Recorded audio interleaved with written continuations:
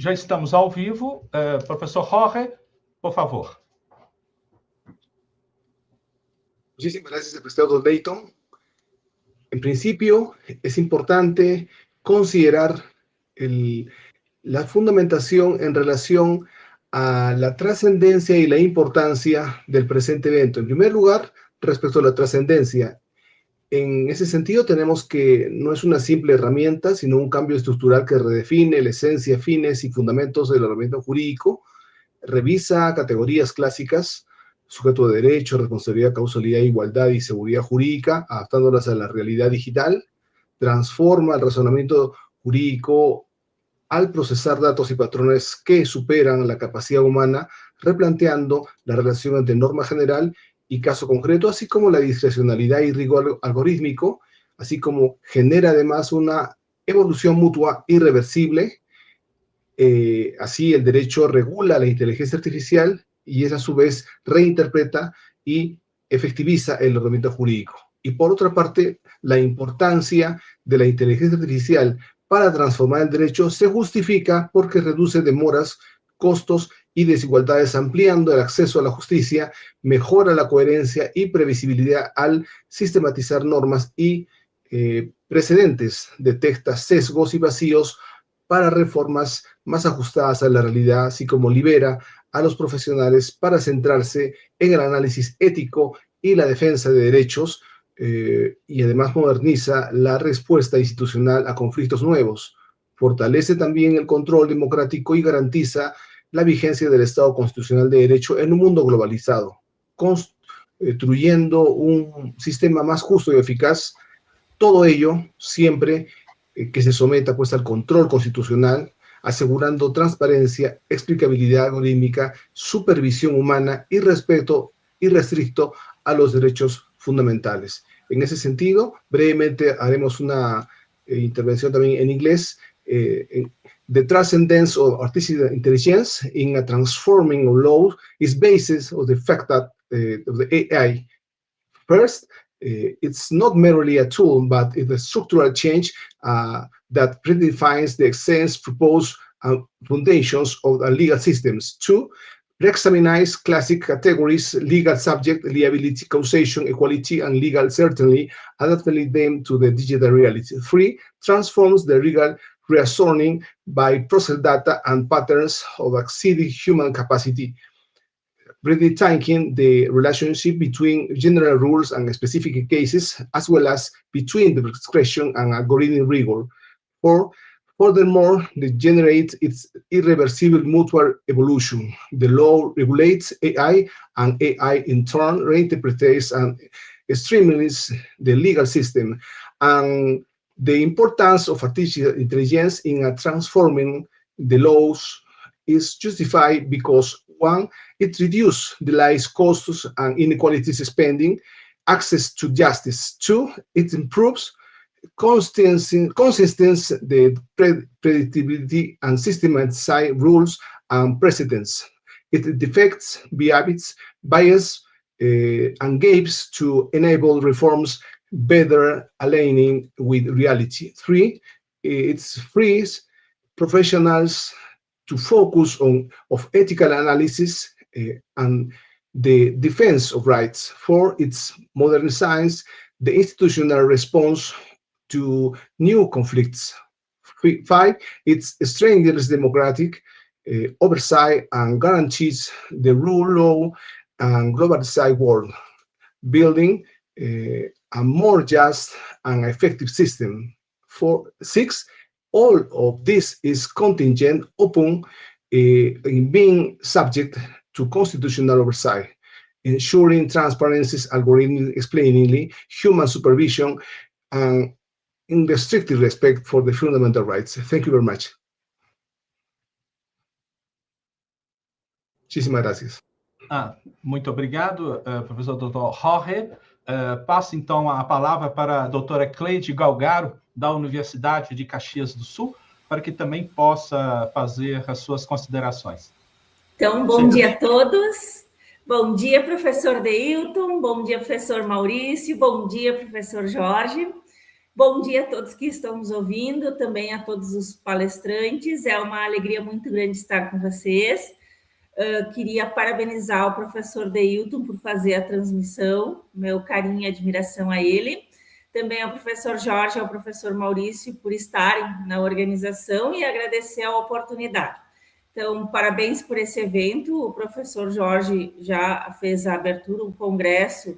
Ele trabalha com um tema muito importante, que é a inteligência artificial como um fator de transformação, tanto do direito, mas também os desafios que ela vai engendrando dentro da nossa sociedade.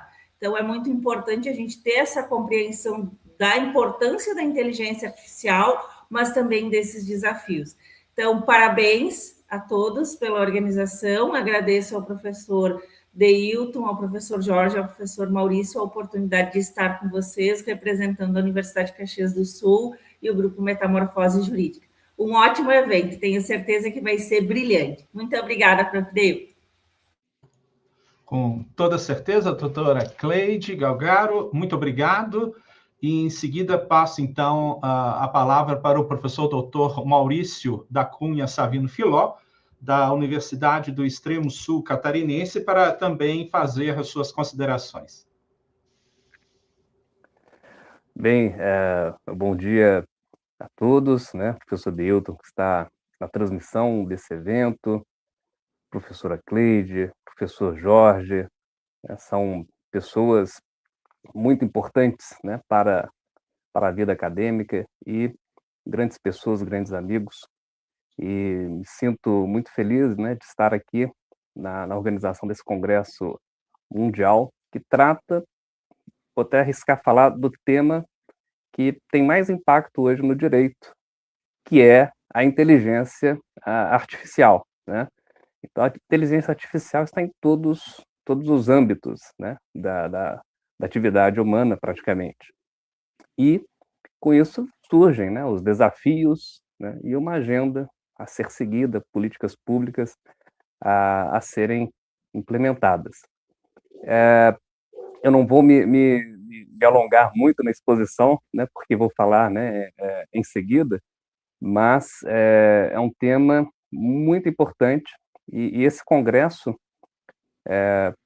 organizado, né, pelos professores, né, no qual tenho a honra de estar aqui, né, representando a Unesc, né, o PPGD daqui, também, né, meu grupo de pesquisa, né, de acesso à justiça, é fundamental para esse debate, e as manifestações de todos, as dezenas de professores do mundo todo que estão aqui, hoje estarão também no próximo dia do evento, é muito importante porque ela difunde um conhecimento sobre vários olhares, né, e várias realidades diferentes.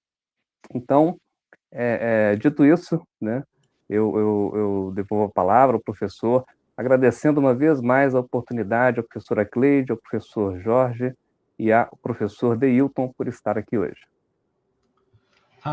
Sou eu quem agradeço, professor doutor Maurício Savino Filó, pelas suas palavras, e aqui também, como representante da Universidade de Itaúna, neste Congresso Mundial, a inteligência artificial como fator de transformação do direito, desafios e agenda pendente. E é importante aqui fazer o registro da organização geral, que é feita pela Escola Interdisciplinar de Derechos Fundamentais, Preeminência e Justiça, pela pessoa do Dr. Jorge Isaac Torres Manrique, que é o presidente, a Universidade de Itaúna, que na minha pessoa, a Universidade do Extremo Sul Catarinense, por intermédio do Dr. Maurício da Cunha Savino Filó, e a Universidade de Caxias do Sul e o Grupo de Pesquisa Metamorfose Jurídica, por intermédio da doutora Cleide Galgaro. Como co-organizadores, nós temos prestigiosas universidades e instituições do Afeganistão, Paquistão, Rússia, Índia, Itália, Espanha, Brasil e Argentina. E aqui eu gostaria de deixar o registro, o nosso agradecimento às instituições e universidades co-organizadoras, como a Rockham University, o Department of Law of Lahore Leeds University, Diplomatic Academy of the Ministry of Foreign Affairs, State Academic University of Humanities, Institute of Legal Studies, Chaudhry Charan Singh University from Meerut, KITT University, da Índia, Faculty of Legal Studies, Motherhood, University Roorkee, Uttarakhand, da Índia, School of Law, Renaissance University, o Instituto Jurídico Internazionale de Torino, Universidade de Las Palmas de Gran Canaria, Programa de Mestrado em Prestação Jurisdicional e Direitos Humanos, a Universidade de Itaúna, a Faculdade de Direito de Franca, a Escola de Direito das Faculdades de Londrina, o Centro Universitário Antônio Eufrásio de Toledo, de Presidente Prudente, Poder Judicial de Santiago del Estero e Associação Sapiência Iuris. E como foi aqui dito, a transmissão ficou a cargo da Universidade de Itaúna. Também eu gostaria de dizer algumas palavras em língua inglesa, and I would like to say that it is a great honor to open the World Congress Artificial Intelligence as Factor in the Transformation of Law, Challenges and the Pending Agenda, taking place on July, today, and the next 24th day. And we sincerely thank the members of the organizing and the scientific committees, the partner institutions, and especially the speakers who have accepted the invitation to contribute to this important international dialogue. The participation of more than 120 speakers from 27 countries demonstrates the academic relevance and global dimension of this Congress.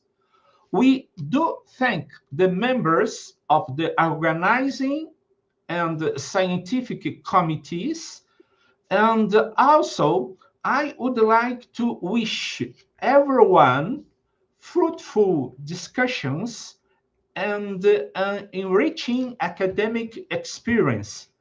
Thank you very much, and I hereby declare this World Congress officially open.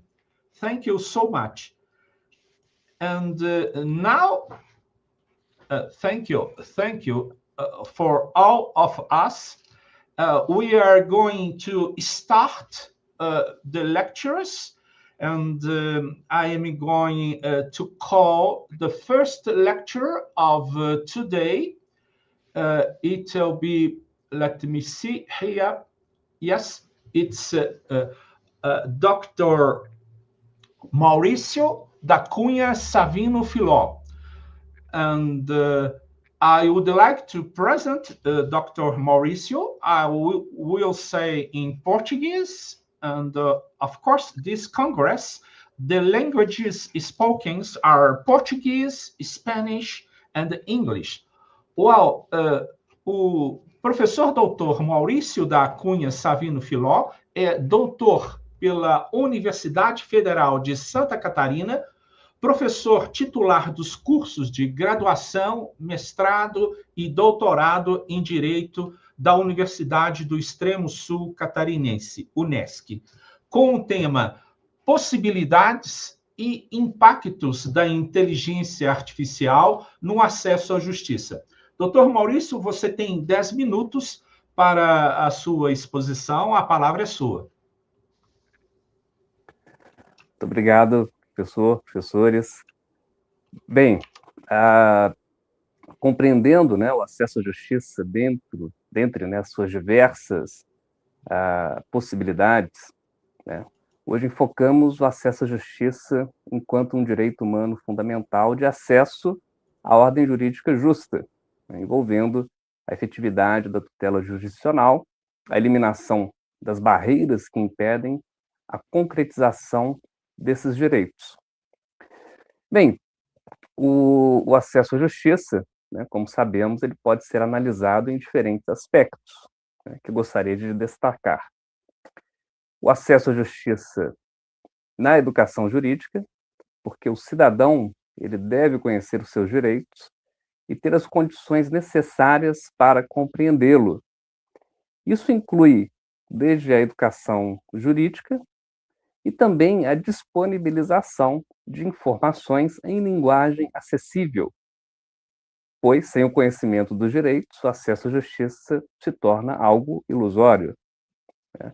E também, nesse sentido, as pesquisas e divulgação de seus resultados devem ser fomentados por meio de políticas públicas adequadas para esse fim.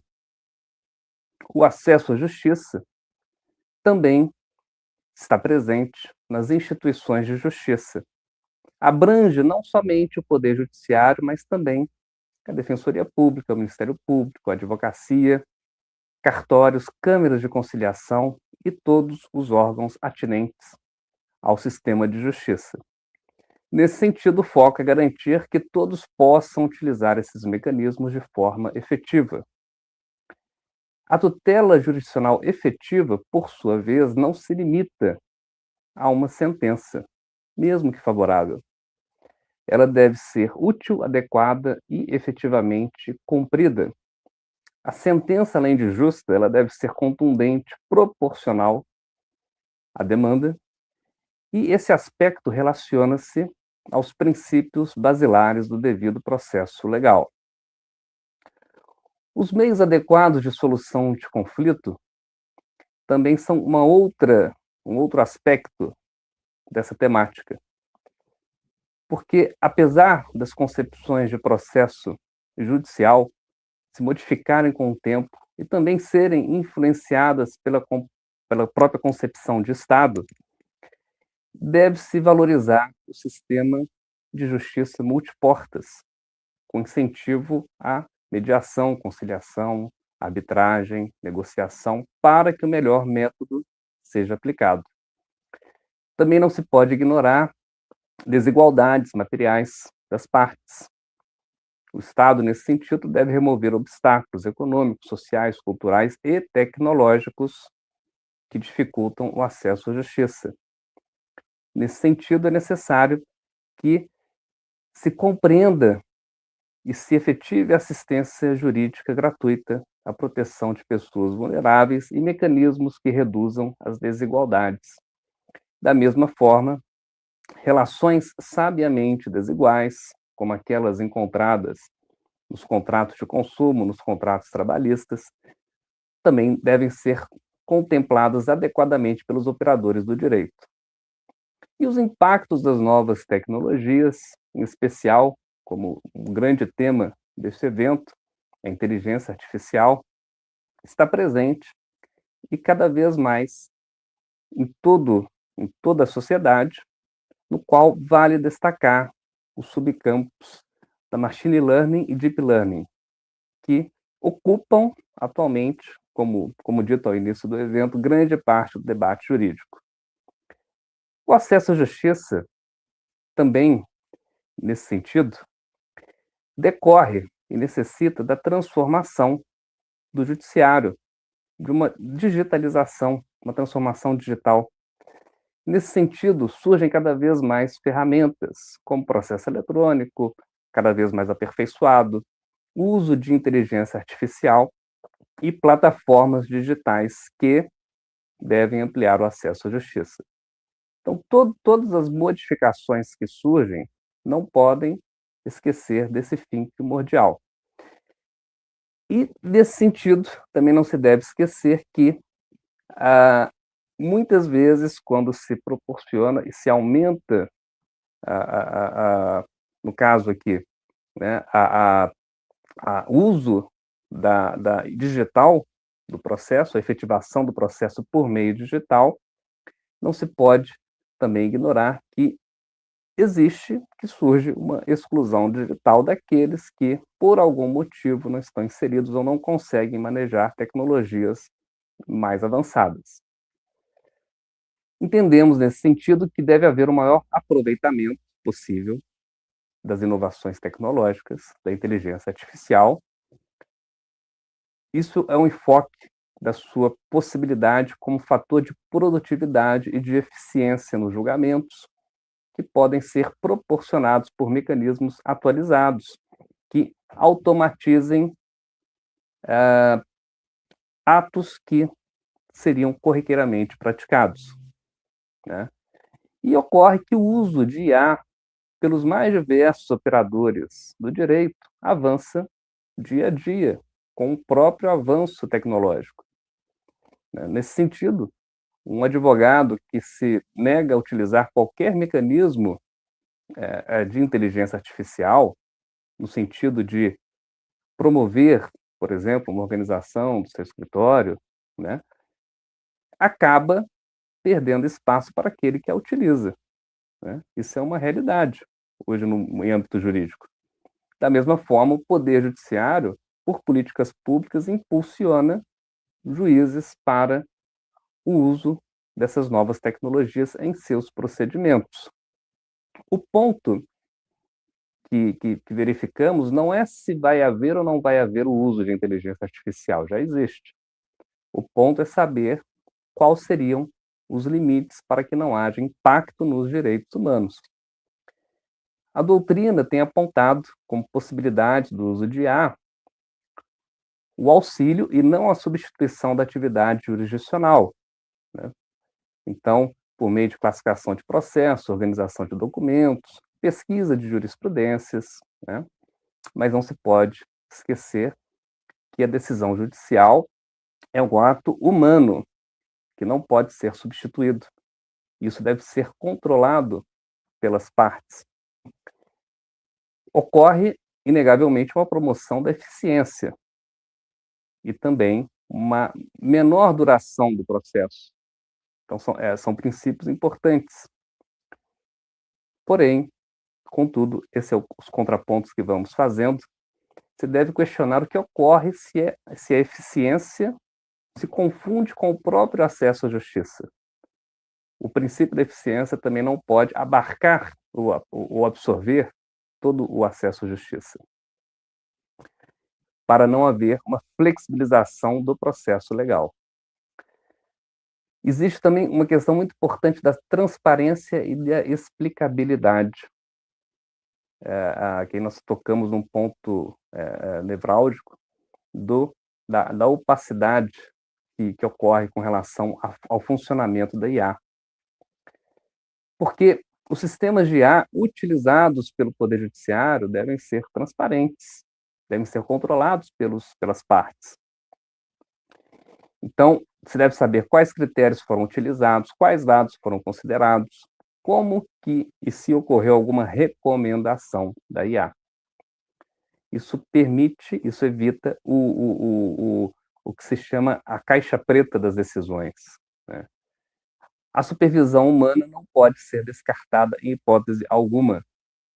A utilização da IA deve estar sempre sujeita à revisão humana. Fiscalização, supervisão e revisão. O magistrado ele sempre é responsável pela decisão, assim como os demais atores do processo.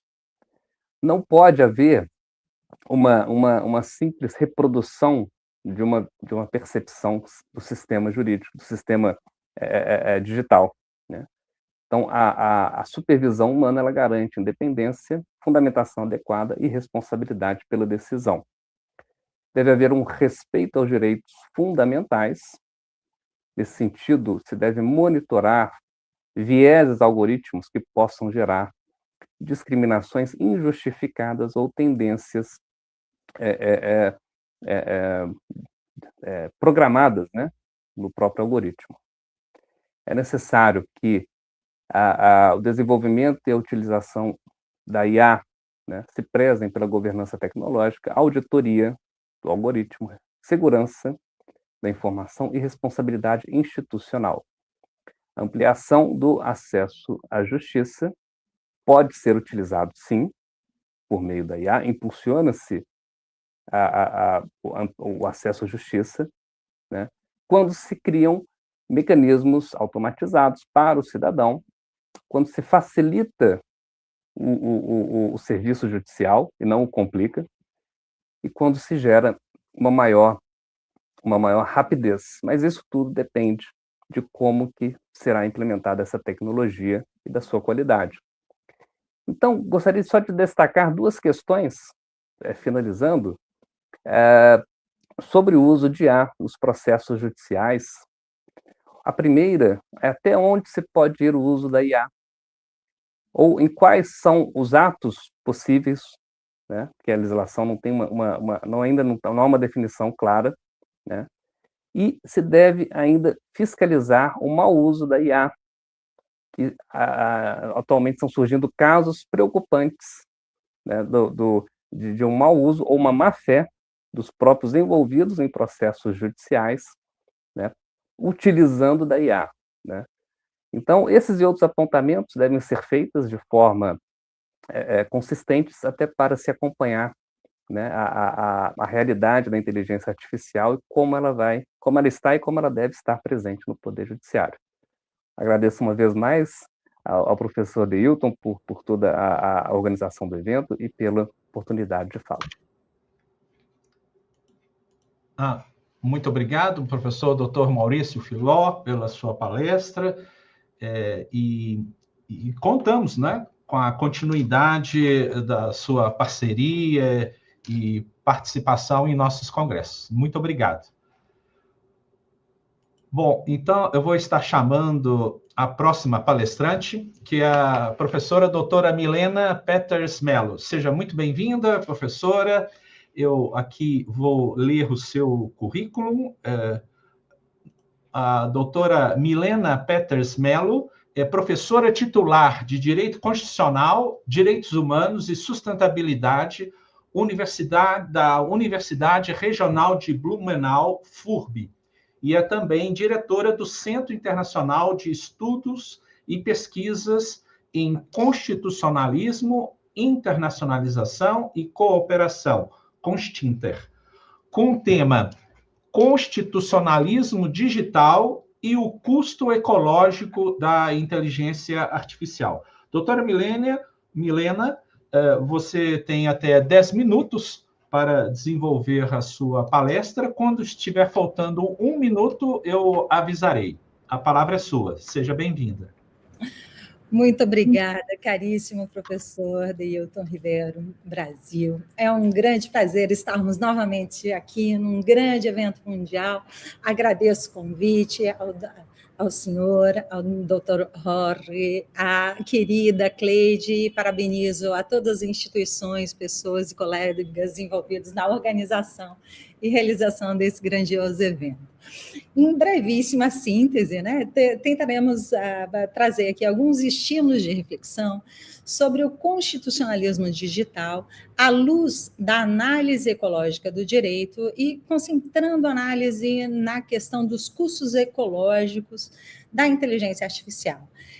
Essa apresentação é resultado de pesquisas desenvolvidas no nosso programa de pós-graduação em Direito na Universidade Regional de Blumenau, no âmbito do macroprocesso voltado para para ações e estratégias para a efetividade dos direitos fundamentais no constitucionalismo multinível, e o grupo focal do que eu faço parte no PPGD, que é o grupo focal em sustentabilidade.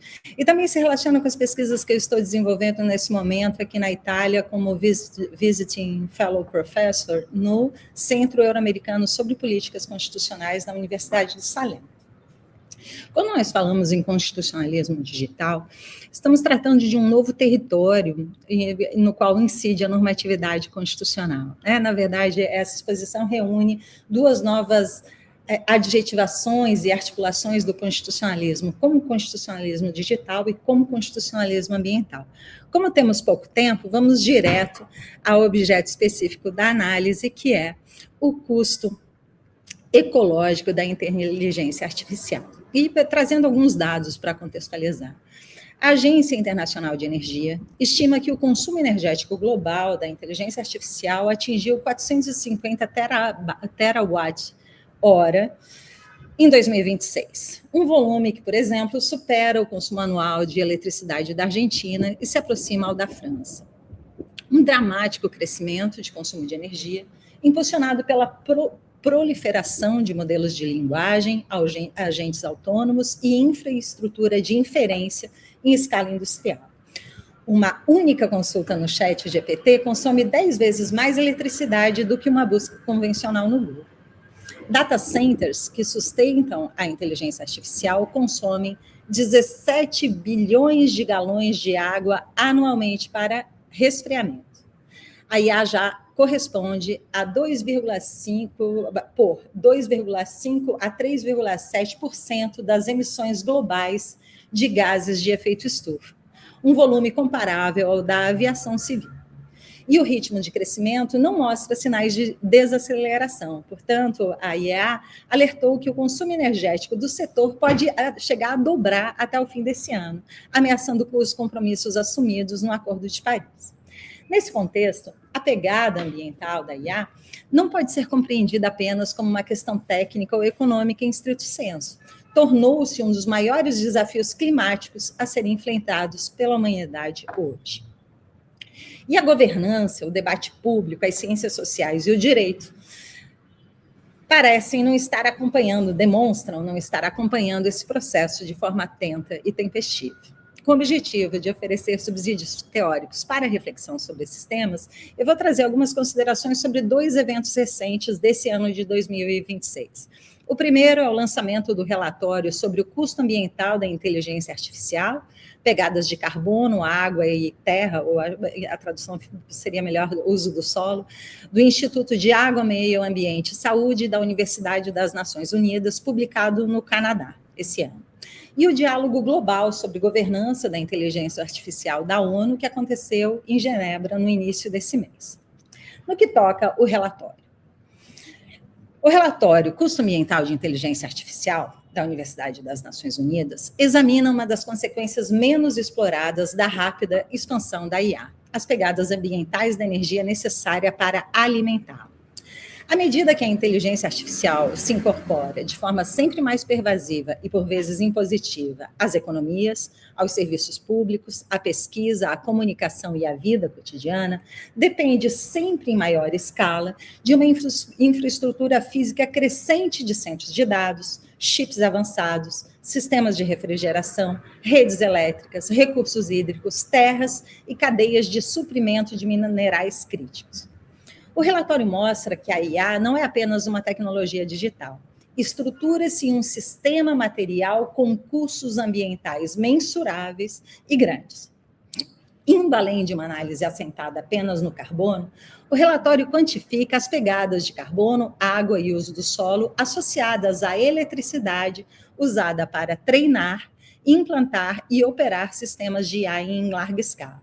Dentre as principais conclusões do relatório, destaca-se que os custos ambientais da IA dependem não apenas da quantidade de eletricidade consumida, mas também de onde essa eletricidade é gerada e quais fontes de energia a alimentam.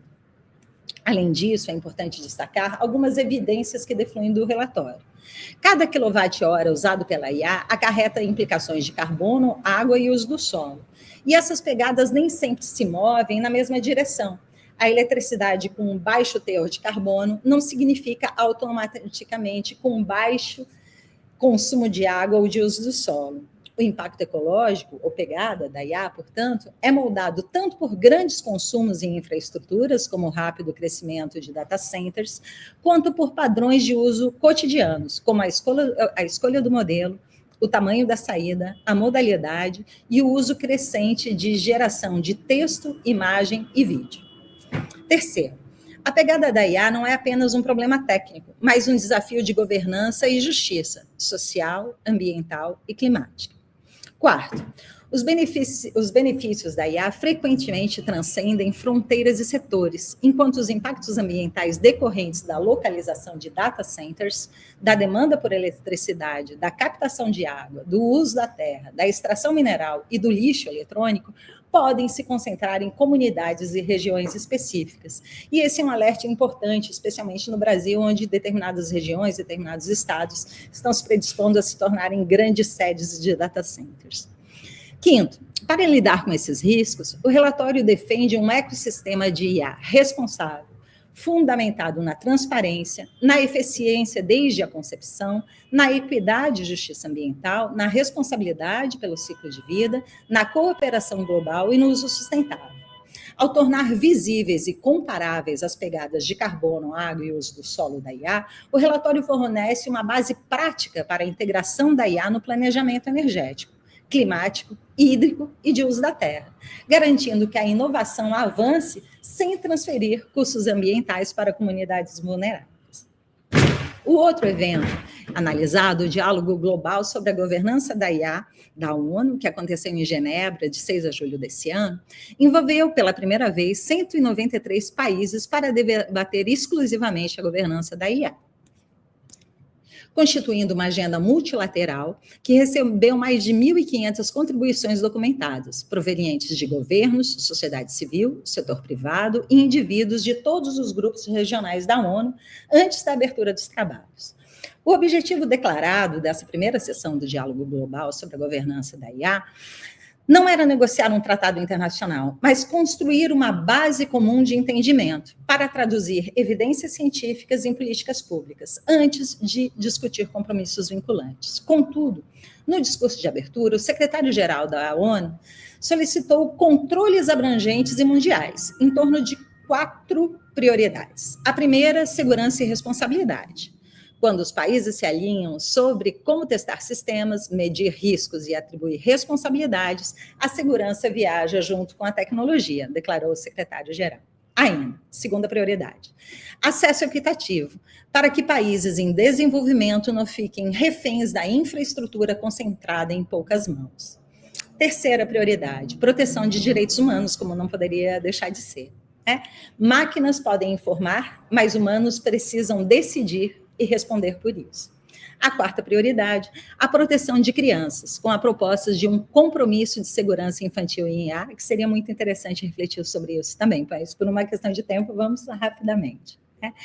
No que toca o uso militar da inteligência artificial, o secretário-geral da ONU alertou para a evidência de que chips cada vez mais potentes, projetados para o uso civil, estão migrando para o campo de batalha, onde robôs assassinos, essas são palavras dele, já são tratados como normalidade em alguns contextos. Indo diretamente para as conclusões, então, podemos observar que o acelerado crescimento da IA compreende um enorme consumo de energia, água e uso do solo, aumentando os desafios ambientais e de equidade intergeracional, social, ambiental e climática em toda a sua infraestrutura e em termos globais.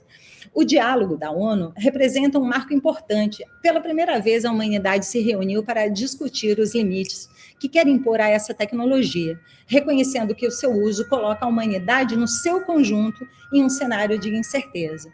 Um marco simbólico que não é o mesmo que um instrumento de governança. E nesse diálogo, um fator determinante que não recebeu a devida atenção é justamente o custo ecológico da IA, como risco concreto. Teríamos outras observações, mas para respeitar o tempo, ficamos por aqui e agradeço a atenção de todos. Muito obrigado, doutora Milena, falou dentro do tempo regimental, e é sempre um prazer ouvi-la. E renovamos os nossos convites para futuras participações. Muito obrigado. Muito obrigada e uma ótima continuação. Obrigado. Well, now I would like to call the next lecturer. It's Dr. Abirlal Mukherjee. Dr. Abirlal? Yeah, I think I am audible to you. Yes, very audible. Very audible. Be welcome. I'm going to read your curriculum. Dr. Abirlal Mukherjee is chair from Digital University Ranking and also Digital Education Forum Open Access Archive from the India Internet Observatory. Doctor, as I said before, be welcome, and your topic will be infancy of unreal and non-human intelligence as a thinker in critical humanities, law, research, and digital education. Doctor, you have 10 minutes for your lecture, and when it will last 1 minute, I will tell you, thank you, welcome, and it's up to you. Thank you so much. Thank you for inviting me for the talk at the International Congress on AI and Law. My topic, as you said, it will talk about AI, non-human intelligence and unreal human intelligence as a thinker in critical humanities, law, research, and digital education. Now, we are focusing on the thinker part in the critical digital humanities that we have been working for long. Now, the biggest question is that when we talk this at a Congress of Law, that is really AI is considered as a legal person. Like if something goes wrong, for example, if I'm drafting a research, if I'm doing something, making a tutorial based on the AI, or I'm making a digital avatar, synthetic, some person that can act as human, who is the legal responsible person? AI is not. AI is not considered in most of the countries, including my country, India, as a valid legal person. And you know that to file a case, to, for example, give somebody the responsibility, we should find out that who is like the legally valid person. So it is always the user, the developer, or maybe a human person who is behind all this. We have to find it out, and we try to find it out as of now. So that is the unreal human intelligence works in these kind of situations in the legal valid person scenario. And humanity has now it appear capable of reasoning, arguing, and teaching as well. If I see just now, I checked with Coursera that they have also deployed the AI exam or graded assessment evaluation. And what they are doing, they are asking the users to learners, particularly in the digital education scenario, to submit their assessment, and the entire thing is graded completely by AI. Now, we are having multiple discussions on that how we can make the AI graders more effective for the learners, particularly, and that's also a huge challenge. That should we also replace the grading part, like if not the teaching part, the grading part with the AI or not? Now, the biggest question is that it cannot be denied that AI or the technology has become a socially real persona. Like AI agents will help you. AI agents will also be found in everywhere now. Like it's not only that the students are using, the teachers are using, the developers are using, the engineers are using, everybody is using. So it's a mass reality of today's world, right? We find the virtual influencers, digital avatars, and chatbot therapists, even like doctors are also like For medical science also, AI is in huge demand. But again, if I come back, like if something is wrong, that is a part of AI, because it is in the infancy stage, who is going to take the responsibility? It became an intellectual partner, and the legal recognition of AI is still pending, because law does not want, it does not consider AI as a thinker, AI as not as a person, as of now, right? Now, can AI be also like the author of the books or the research papers? That is also a very big question. Now, yes, the question is yes, but only a few publications and the big like research platforms accepted the concept that AI can become a valid author, but still it's in infancy stage, and we don't accept the AI written things more than 20% as of the Trinity rules as well, you know. Uh, but AI is challenging every day the human capabilities, and we hope that in the coming years we'll have very good AI as well. But the questions that I want to put at the end of my talk is, like, can intelligence exist without consciousness? Should AI ever receive legal personhood? That is very big question.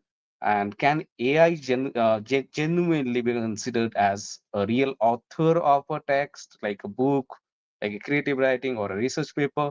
Is AI transforming teachers into learning facilitators?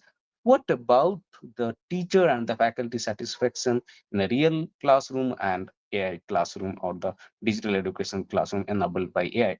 And what are the cheating and like plagiarism detection? And can AI help the bypass, or AI will detect the AI? That is also a big complexity that is created by AI itself. How can educational institutions balance innovation with academic integrity? That is a huge challenge, because in India we are facing huge challenge because of the AI in the classroom. Students, we can't stop them from using AI, but still they are using it. What forms of accountability, responsible AI, and we talk about adaptive AI,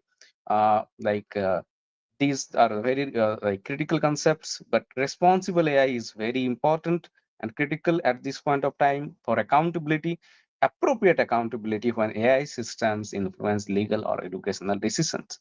Does the rise of AI diminish human capability or the capacity? And what is the future long-term sustainability plan of these AI platforms? Because most of the AI platforms are not launched like policy compliant. They are first launched, and after that policies are coming, right? So they are human tested, so human are getting tested through that. And does it redefine what creativity means? Now, you know that after AI came into picture, the creativity, like the changing editing and all these things, got a new uh, momentum. So that is also a question that we should ask ourselves. With that, I will conclude my talk. Thank you so much again to Brazil, and thank you for calling me for this lecture at the AI and law. Thank you so much. Thank you, Dr. Abirlal, for your lecture. Be welcome. I think you are from Bengaluru in India. Am I Yeah. correct?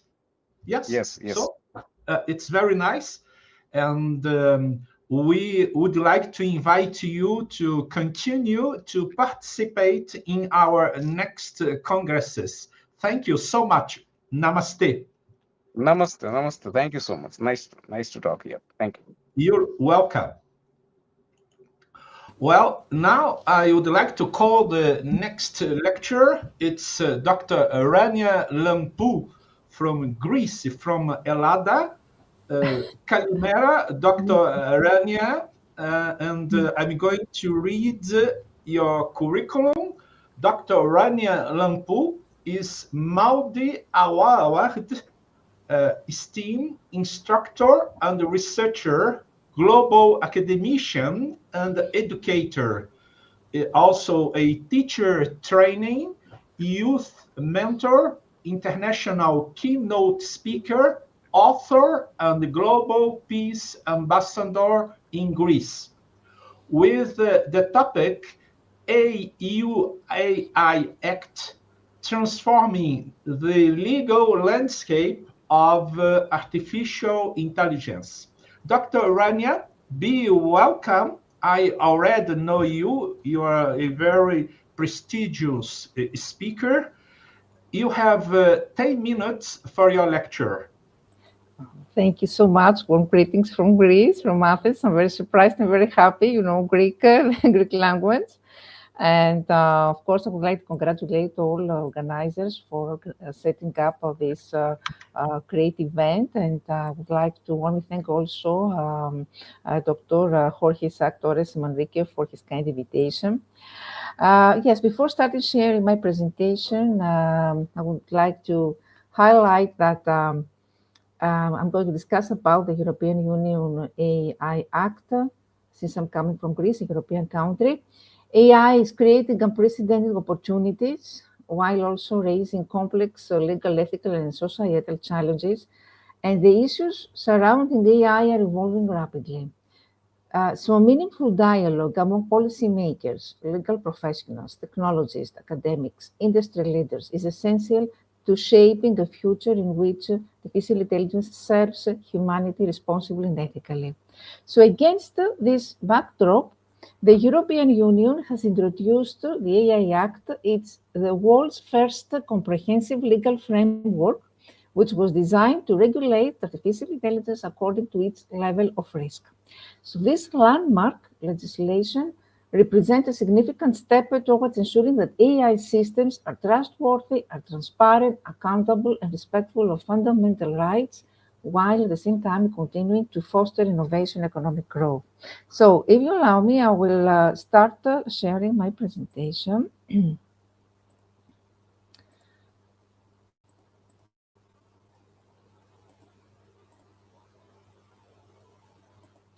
I hope it's visible now. I hope it's moving also. So I mentioned about the challenges. So in response to these challenges, the European Union adopted this AI regulation in 2024, the world's first comprehensive legal framework governing artificial intelligence.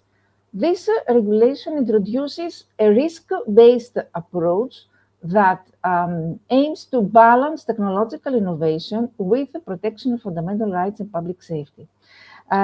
So what was happening so far? Traditional legal frameworks were not designed to regulate autonomous adaptive technologies capable of learning from data and making decisions with limited human intervention. Existing laws such as the General Data Protection Regulation, the GDPR, or consumer protection legislation or product liability rules address only some aspects of AI-related risk. So policymakers recognize the need for a dedicated legal framework specifically addressing artificial intelligence. So the European Union AI Act represents a landmark achievement in digital regulation because rather than prohibiting AI innovation, it establishes a comprehensive governance framework designed to encourage trustworthy AI while at the same time protecting individuals from unacceptable risks. So through a combination of legal obligations, transparency requirements, and enforcement mechanisms, this act seeks to ensure that AI systems are developed and deployed responsibly. So before the adoption of this act, the European Union had already established itself as a global leader in digital regulation. I mentioned about this DPR in 2019. European Commission published the ethics guidelines for trustworthy AI.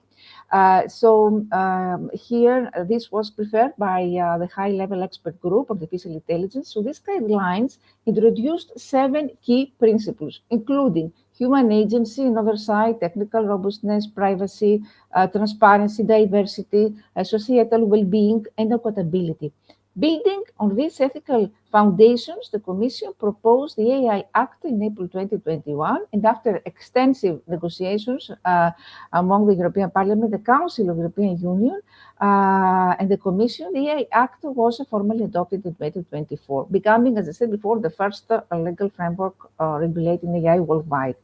So this progression demonstrates the European Union transition from voluntary ethical principles to binding legal obligations, reflecting this way the increasing importance of AI governance. So what are the objectives? The primary objective is to promote trustworthy AI while safeguarding health, safety, democracy, the rule of law, fundamental rights. The legislation aims also to strengthen the European single market by establishing harmonized rules applicable across all member states. So this, we have here several interconnected objectives: how to ensure that these systems are reliable and safe, how to protect the democratic values, promote innovation through legal certainty, increase transparency, accountability, how to strengthen consumer confidence in AI technologies, and how to foster international cooperation on AI governance.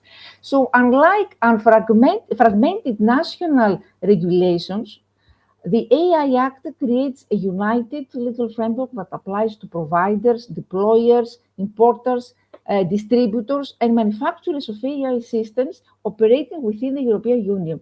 So importantly, its territorial scope extends, as we're going to see, beyond the European Union, applying to organizations outside Europe whenever AI systems affect individuals within the Union.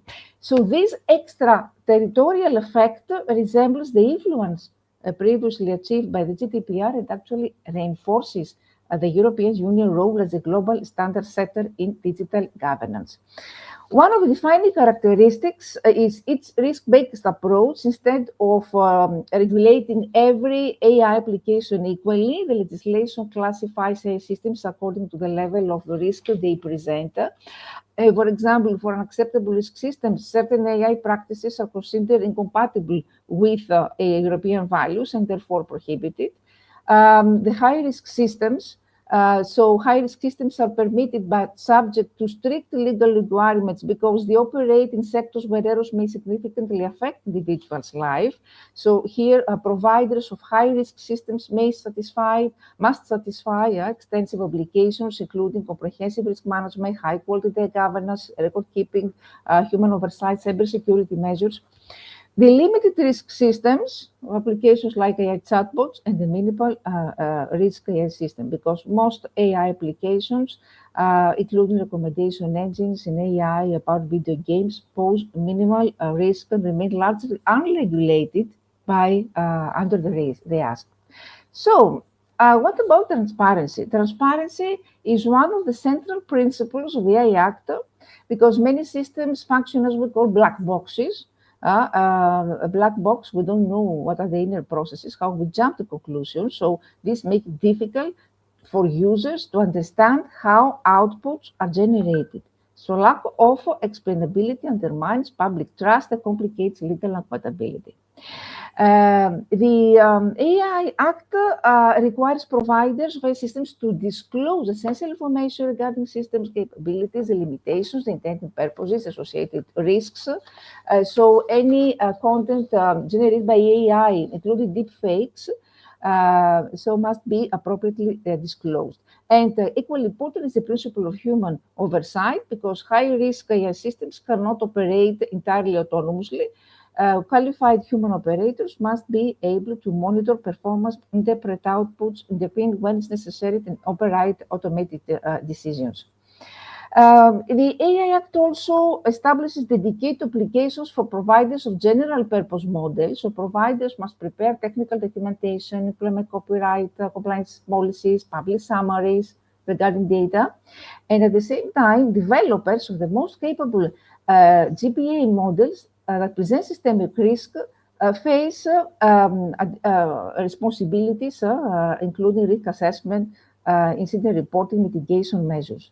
So these provisions reflect the European Union recognition that foundation models require governance extending beyond traditional sector-specific regulation.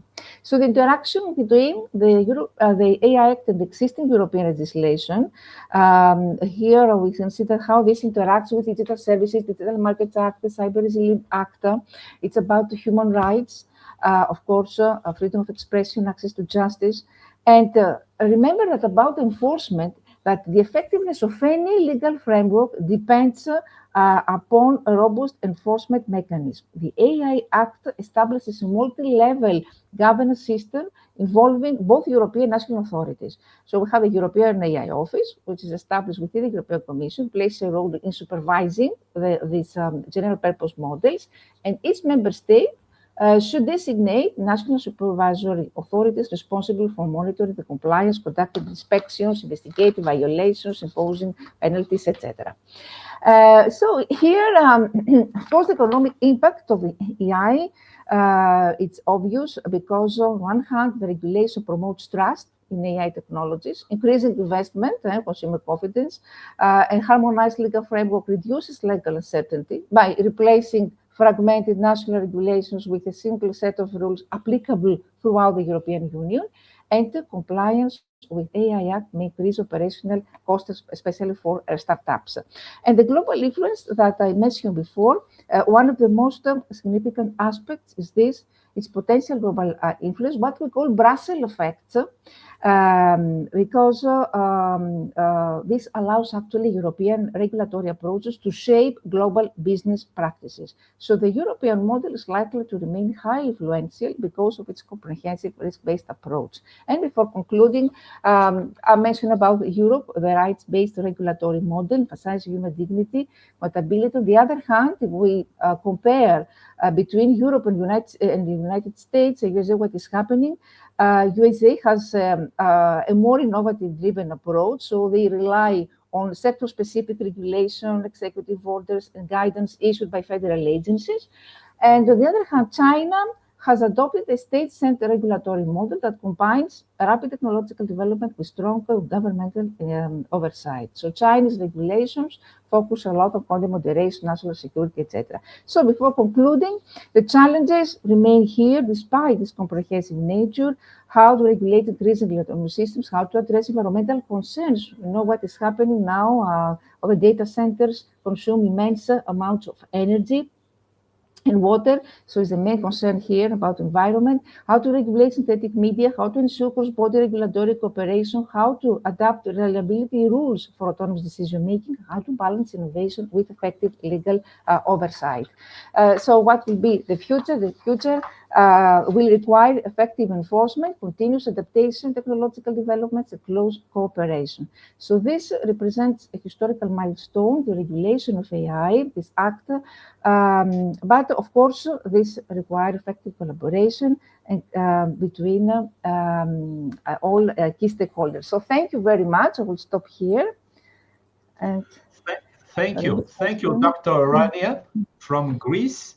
And we would like to invite you to join us in our next congresses. Thank you so much. Of course. Thank you very much for this wonderful opportunity. And I wish you all the best for this great event. Thank you. Thank you for your kind words. Thank you. Yes, always a pleasure. Well, now I'm going to see the next lecturer, but I'm going to call Dr. Amer Fakouri. Dr. Amer, be welcome once again. Always a great pleasure to listen to your speech. Well, Dr. Amer Fakouri is professor of public international law at the American University in the Emirates. And the topic will be artificial intelligence beyond the borders, the emerging international legal framework for global AI governance. Dr. Amer, you have 10 minutes for your lecture, and the floor is yours. Welcome. Thank you, dear colleague, for your nice word. Thank you again for our distinguished colleagues, our respected professors. Thank you again for organizing this important conference. It's a great honor for me to join you today at this World Congress on Artificial Intelligence and the Transformation of Law. Dear colleague, let me begin with a simple question. And this simple question for me is very important to start my presentation. The question, or the main question for me, is where does artificial intelligence actually live? Does it live in a country where a software company is registered? Does it live in the country where the data is collected? Or does it live in the country where the person affected by its decision is located? The honest answer is AI does not live in one country. And this is the most important thing. Artificial intelligence, dear colleagues, crosses borders in seconds, but law normally operates within national boards. So this is the central challenge that I would like to discuss. Let me clarify with a practical example. Let me just imagine a simple situation. Imagine that a company located in a country A develops an AI recruitment system. So the system is trained using data stored in country B. It is sold to a company in a country C. That company uses it to evaluate job applicants from countries, for example, DEF. So one applicant is rejected because the system is biased against a particular, for example, nationality or a particular language or gender or social background. Now, let me ask you a question. Which country's law should apply? Who is responsible? The developer? The company using the system? The data provider? Or perhaps all of them? And where can the affected applicant file a complaint? This is no longer a theoretical question. This is a very important question. Similar situation can arise in employment, banking, even education, even healthcare, immigration, policing, insurance, and even administration of justice. This example, dear colleagues, shows us that national regulation alone is not enough. So what we have to do?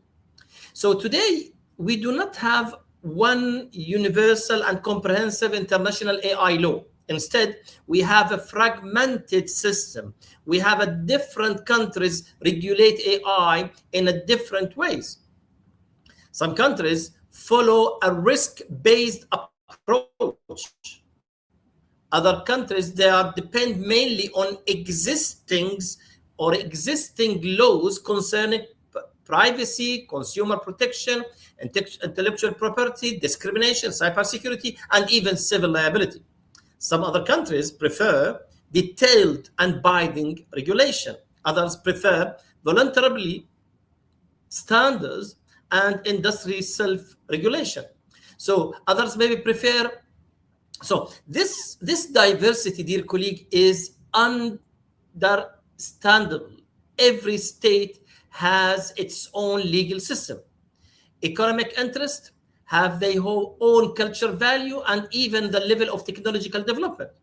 However, the danger is that the same AI system may be legal in one country, restricted in another country, and completely prohibited in a third country. For international companies, this creates uncertainty. For individuals, it creates gaps in protection. And even for government, it makes enforcement extremely difficult. So what is the next step that we have to take into consideration?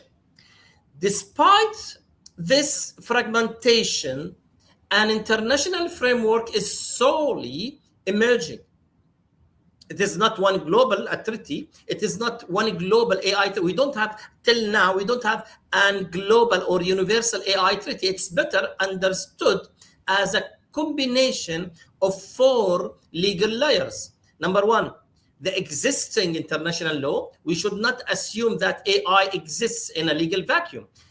Existing international law continues to apply, and this is very important to mention. Number two, human rights law protect privacy, equality, freedom of expression, human dignity, and the right to effective or an effective remedy. However, international humanitarian law applies when AI is used during armed conflict. International criminal law, for example, may become relevant when AI contributes to the commission of serious international crimes. International economic law may apply to digital trade, technology transfer, or even market access and cross-border data flows. Therefore, the first legal message is clear. New technology does not cancel existing legal obligation. States cannot simply say that the decision was not made by an algorithm, not by us. The use of AI does not remove human or governmental responsibility. The second standard that we have to take into consideration is that international principles and standards. The second layer here is to consist of international principles. We have a famous international principles that promote human-centered and trustworthy artificial intelligence. They emphasize transparency, accountability, safety, security, and even respect of human rights. For example, UNESCO has also developed ethical principles for AI. Even the United Nations Global Digital Compact, adopted, if I'm not mistaken, 2024, provides a broader international framework for digital cooperation and AI governance. I remember recently, in July 2026, the United Nations held the first session of its global dialogue on AI governance in Geneva. This represents an important, for me, step toward creating a continuing international discussion between government and even international organizations, experts, and companies, and even civil society. These instruments may not all create the same type of binding legal obligation, but they are important because they are producing common international language.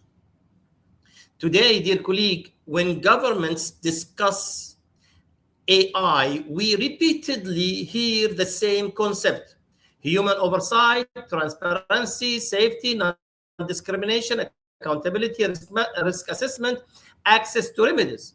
These ideas may eventually become the foundation of stronger international legal rules. The third layer is regional regulation. It's very important here to mention that the European Union AI Act is currently the most developed example of comprehensive AI legislation. It uses a risk-based approach. Some AI practices are prohibited. High-risk AI systems face strict requirements. Other systems are subject mainly to transparency obligation. For example, people should normally know when they are interacting with an AI system or when content has been artificially generated. The majority of European Union AI Act's rules are scheduled to become applicable from 2nd of August 2026, which means within a few days. However, the practical importance of European Union AI Acts goes far beyond Europe. Why? Because an AI company outside the European Union may still be affected when it provides systems to the European market or when the output of its system is used instead the European Union. This creates what we may describe as a regulatory influence beyond border. So companies may decide to apply European standards globally rather than develop a different AI system. So what is the idea here? International declarations are not enough. Let us return to our job applicant who was rejected by an AI system. What would that person actually need? First, the person needs to know that AI was involved in that decision, number one. Number two, the person needs a meaningful explanation of the main factors that affect the decision. There must be an identifiable human or legal entity responsible for the system. And for sure, there must be practical procedure to challenge the decision. So the question is, who should be responsible? Another practical question is responsibility. In many AI systems, dear colleagues, responsibility is distributed across several factors. The developer creates the model, a data provider supplies the training material, a distributor places the system on the market, the public authority or private company deploys it, an employee operates it, and the final decision may be partially automated. So if the law focuses on only one actor, other actors may escape responsibility. Therefore, we need a shared but clearly allocated system of responsibility. The developer should be responsible for design, testing, documentation. The organization deploying the AI should be responsible for the context in which it's used. And the public authority must carry an even greater responsibility when AI affects fundamental rights. So, what should the international community do? In my view, global AI governance should focus on practical priority. And one of the main practical priorities is state should agree on the minimum universal level of protection. This should include human oversight, non-discrimination, transparency, and even safety, even data protection, accountability, and cross-to remedies. States should cooperate on cross-border investigation. A regularity is in one country may need evidence, technical maybe information, and or company records located in other country. So without international cooperation, and this is the point, that enforcement will remain weak. So, Doctor, please, can you conclude? Let me conclude, dear colleague, with one final question. Do we need one single global AI law? Perhaps not immediately. Countries have different legal tradition and different local priorities, but we urgently need a common international legal foundation. We need argument on the minimum principle that no government and no company should violate. We need cooperation between national regulators, and we need clear responsibility across the AI supply chain. Who establishes the rules, who remain responsible, and who protects the human being affected by those decisions? Thank you so much for the time given to me. You're welcome, Dr. Amer Fakouri. Thank you. Thank you. And we'd like to renew our invitation for you to join us in our next congresses. Thank you so much. Thank you for the invitation, sir. Yes, thank you. Well, now I'm going to call the next lecturer. Let me see. It's Dr. Sushma Singh. Dr. Sushma, be welcome, Dr. Sushma Singh. I'm going to read your curriculum.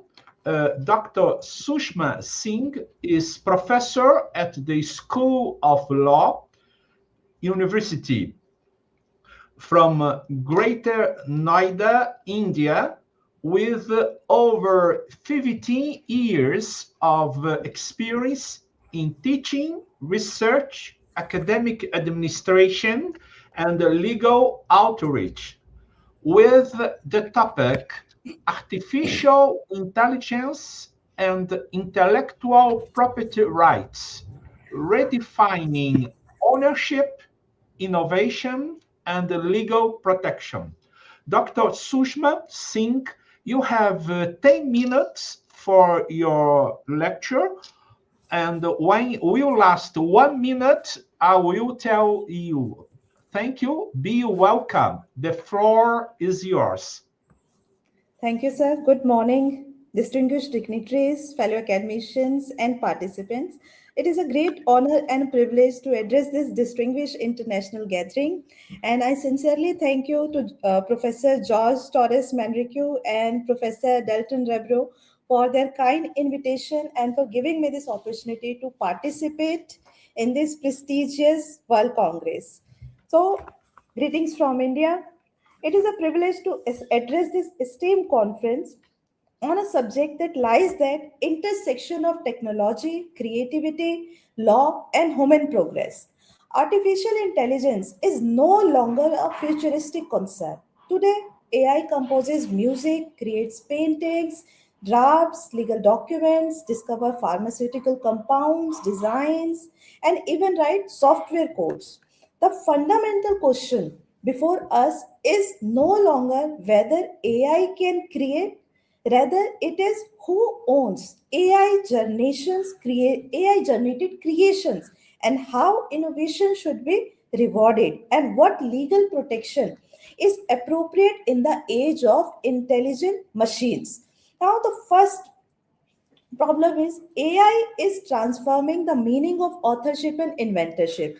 Traditional intellectual property law is founded on a principle, on a simple assumption that creativity originates from human mind and copyright protects authors while patent recognize inventors. However, the generative AI challenges this foundation by producing output that appear original, valuable, and commercially significant without direct human expression in the final result. And second thing, AI is redefining ownership. The next challenge that concern is ownership. Within the AI ecosystem, there are multiple stakeholders contribute to the creative process. First, the developer who builds the AI model, the organization that trains it, the platform that deploys it, and the user who provides prompts and creates final output. So, who rights should prevail? Existing intellectual property framework were designed for a much simpler relationship between creator and creation. And today, ownership has become layered, contractual, and increasingly governed not only by statutory law but also by licensing agreements, platforms, policies, governance, and framework. Third is AI is accelerating innovation. AI has become an extraordinary engine for innovations across healthcare, agriculture, climate, technology, education, cybersecurity. AI is dramatically reducing the time as well as cost of research and development. Patent offices worldwide were witnessed as a rapid increase in AI related innovations. Now, AI assists researchers in discovering the new materials, predicting molecular structures, and developing sustainable technologies that contribute to the achievement of sustainable development goals. The well-known Davis patent case demonstrates that many jurisdictions remain unwilling to recognize AI as an inventor. Courts have consistently held that inventorship requires a natural person. In my opinion, patent law should continue to recognize human inventors while requiring disclosure wherever AI has played a significant role in the inventive process. Fourth is the training data dilemma. Perhaps the most database today concern about the use of copyright works for training AI system. Generative AI models learn from enormous volumes of books, articles, images, music, and other online content. Creators argue that their works are being used without their permission or compensation. Technology companies, on the other hand, argue that AI training representative as a transformative use of essential innovations. Now, the Indian perspective. India presents an interesting example. The Indian Copyright Act recognizes authorship as fundamentally human. However, it contains provisions relating to computer-generated works where authorship attribute to the person who creates that work. And this provision may provide useful foundation for addressing AI-generated content in future. At the same time, India is stressing digital governance framework through data protecting reforms and evolving AI policy discussions. As the one of the world's fastest growing digital economy with a vibrant technology sector and a rich creative cultural heritage, India has a unique opportunity to develop a balanced AI IP framework that promotes innovations and protect creators' traditional knowledge and cultural heritage. Now there is a 5-point roadmap. First, retain human creator authorship and inventorship as the cornerstone of intellectual property law. Second, provide clear statutory guidance for recognizing AI assisting creativity. Third, mandate transparency regarding AI generated content and AI assisted inventions. Fourth is establish fair licensing mechanism for copyrighted work used as AI training data. Finally, strengthening international because AI innovations transcends national borders and require harmonized legal standards. Distinguished colleagues, we are witnessing one of the most technological transition in human history. The challenge before us is not between the AI and intellectual property rights. Rather, it is to ensure that intellectual property rights involves in a manner that promote innovations, protect human creativity, and serve as broader interest of the society. AI generated content AI generated content, but only humanity can define value rights, but responsibility that govern its use. As a legal scholar and practitioner, our collective responsibility is to build legal framework where technology advancement goes hand in hand with human dignity, creativity, fairness, and justice.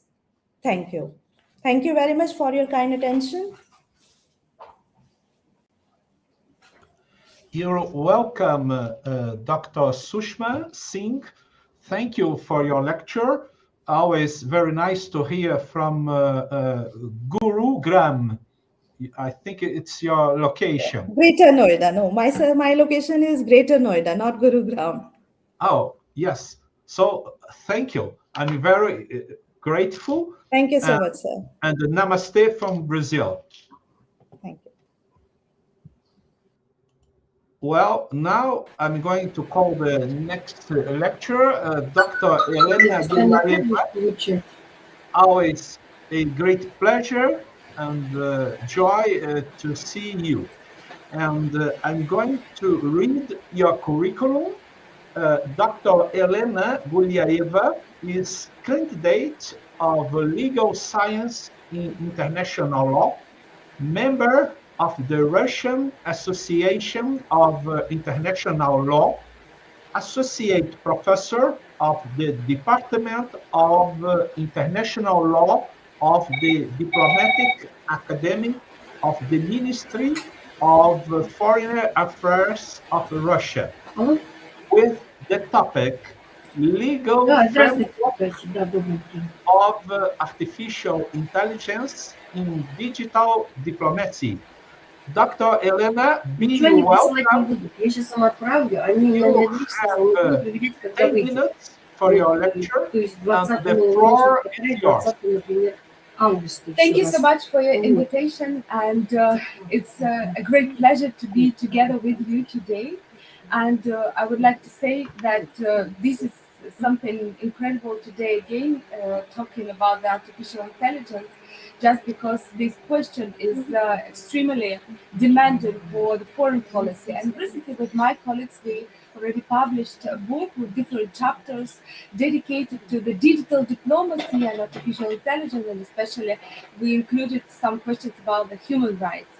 And I would like to say that for the last period of time, for example, some predictions about the future that, for example, in 30 years, we could face with new problems, especially in diplomacy. It means that probably we're going to have a question that some consular and diplomatic agents will stop working as we used to have them today. First of all, I would like to share with you some new technologies and adaptation to this technology and the legal framework for the artificial intelligence, just because this is as well very interesting that we use a lot of the computers, blockchain, and we face the problem of human rights and the confidentiality and some other principles concerning this. And we always have this idea how we're going to go to the future with all of this. If we need to use all the technologies, especially when we have a man who can especially transform many especially options. But the concept of human rights, we know that there are some fundamental freedoms inherent to a person by virtue of birth, regardless to nationality, race, gender, religion, and other characteristics. And human rights serve as a kind of universally recognized universal moral compass that must guide the development of standards of human behavior in society and protect such rights from direct violation by implementing normative protection mechanisms within domestic and international law. It also says that it's inalienable fundamental nature of human rights is firmly established. This perception is rooted in the idea of endowing as individual with such rights due to the belonging to the human race, to human society, or the centuries, the development of civic consciousness, the concept of human rights has undergone significant changes. Its formation has been influenced by landmark historical events, philosophical ideas, and changes in the social political climate. A retrospective of the evolution of human rights fully reflects humanity's ongoing struggle for the recognition and maintenance of the inherent dignity and equal worth of each individual. I would like to say that according to this contemporary period of time, and if we're going to pass through the history, we already had a few revolutions, technological revolutions, and today we are facing with a new technological revolution which will influence to the future. And especially when we're going to look to it, we can see that while the previous focus on ideas and historical, we also can shift to the question of how legal system attempts to integrate artificial intelligence into existing and new normative regimes. This involves not only identifying threats and risks, but also forming rules of the game that make the use of RE legitimate, predictable, and accountable. We also can see that the new technologies, we need international national policies and regulatory frameworks to ensure that these emerging technologies benefit humanity as a whole. And we need a human-centered IE, especially must for the greater interest of the people, not the other way around. And if we're going to look, for example, to the digital technology, we could also see that to achieve, especially purposes, for example, for in international affairs, Russia guarantees the information support for foreign policy activities. In our concept of foreign policy prescribed a goal, which is delivery to the international community of unbiased information about Russia's perspective on key international issues and foreign policy initiatives and efforts, processes, and plans of its socio-economic developments and Russia's cultural and research achievements is an important element of foreign policy activities. Also, it says that it promotes as well Russian language media, global information space, and international information cooperation, necessary steps to counter threats to its information security. And we also can see that experts are thinking about the practical application of IE in the field of international relations. According to their reports, in 45 years, artificial intelligence will be better than people to cope with all types of work, and moreover, is quite applicable in the diplomatic service. So according to, for example, American scientists, by 2024, they said that IE will be better at handling translations. By 2026, this year, it will be able to write essays on given topics better than high school students. By next year, 2027, it will completely replace people driving trucks. By 2049, it will easily write bestsellers, and by 2063, it is better to operate a human surgeon. For instance, a certain amount of automation with the help of AI will not interfere to diplomatic work, not only at the level of consulates and paperwork, but also at the level of international negotiations and public diplomacy. AI could help improve communication between governments and citizens of different countries by removing language barriers, improve the security of diplomatic missions using image recognition and information searching technologies, support international peacekeeping operations, and prevent disruptions, then providing financial assistance to other countries. As Professor Jola said, the benefit of using AI in the work of consulates are clear. Consular services are mostly associated with the repetitive and simple transactions which are carried out on the basis of specific and unchanging rules. Artificial intelligence can, by analyzing large amount of data, organize them, find hidden patterns in them, and thereby greatly simplify the work of a person. Also, we can see that author give us an example of using AI as a digital assistant to the consul. For example, the consulate of a certain state was faced with a problem, for example, of irregular demand for urgent processing of documents. The deadlines for processing were delayed, the number of pending requests grew. In the case, the consulate's reputation suffered, and the relations between the embassy and the foreign policy of the host country worsened. And we see that there are some other also examples. Let's consider the simplest level of use of AI in diplomacy. The AI system enters into the business. Using the method of evaluation and descriptive analytics, it studies the data of the work of the consulate of the past 5 years, for example, revealed hidden patterns and predict the next year the peak demand for passports, visas, and certificates is most likely, for example, in August, May, or December. We see that it's going to be very necessary, and of course, foreign policy countries will use this contemporary technology, and we can see that it's going to be implied, and we're going to see that in 10, 20, and 30 years, also some of the spheres going to be robotized, and we need to face with it, and of course create a legal framework for these especially situations. Also, we will face with some problems in for the protection of human rights and probably for the national security issues. But I think that my presentation is going to be finished right now. But anyway, I would like to say, and I would love to wish to all the participants success. I would love to say one more time, a huge thanks to the organizers, especially to Professor Dayton Ribeiro, Brazil. It is my pleasure always to be part of your events, and I'm very grateful to be together with you today. We have a lot of the projects together, and I'm working on them as well this summer, and I wish all the best. And thank you so much, and warm greetings from Moscow to Brazil and all the world. Thank you so much.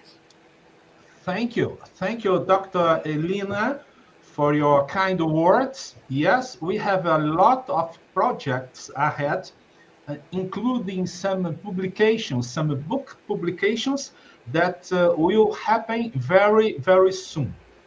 Thank you. And I wish you a very good afternoon and see you soon. Thank you. See you soon. Yes, see you soon. Thank you so much. Have a great success with the conference today. Thank you. Da Escora, pacá, pacá. Da Escora, pacá, pacá. Thank you. You're welcome. Well, now I'm going to call the next lecturer. It's Dr. Vivek Kumar. Be welcome, Dr. Vivek. I'm going to read your curriculum.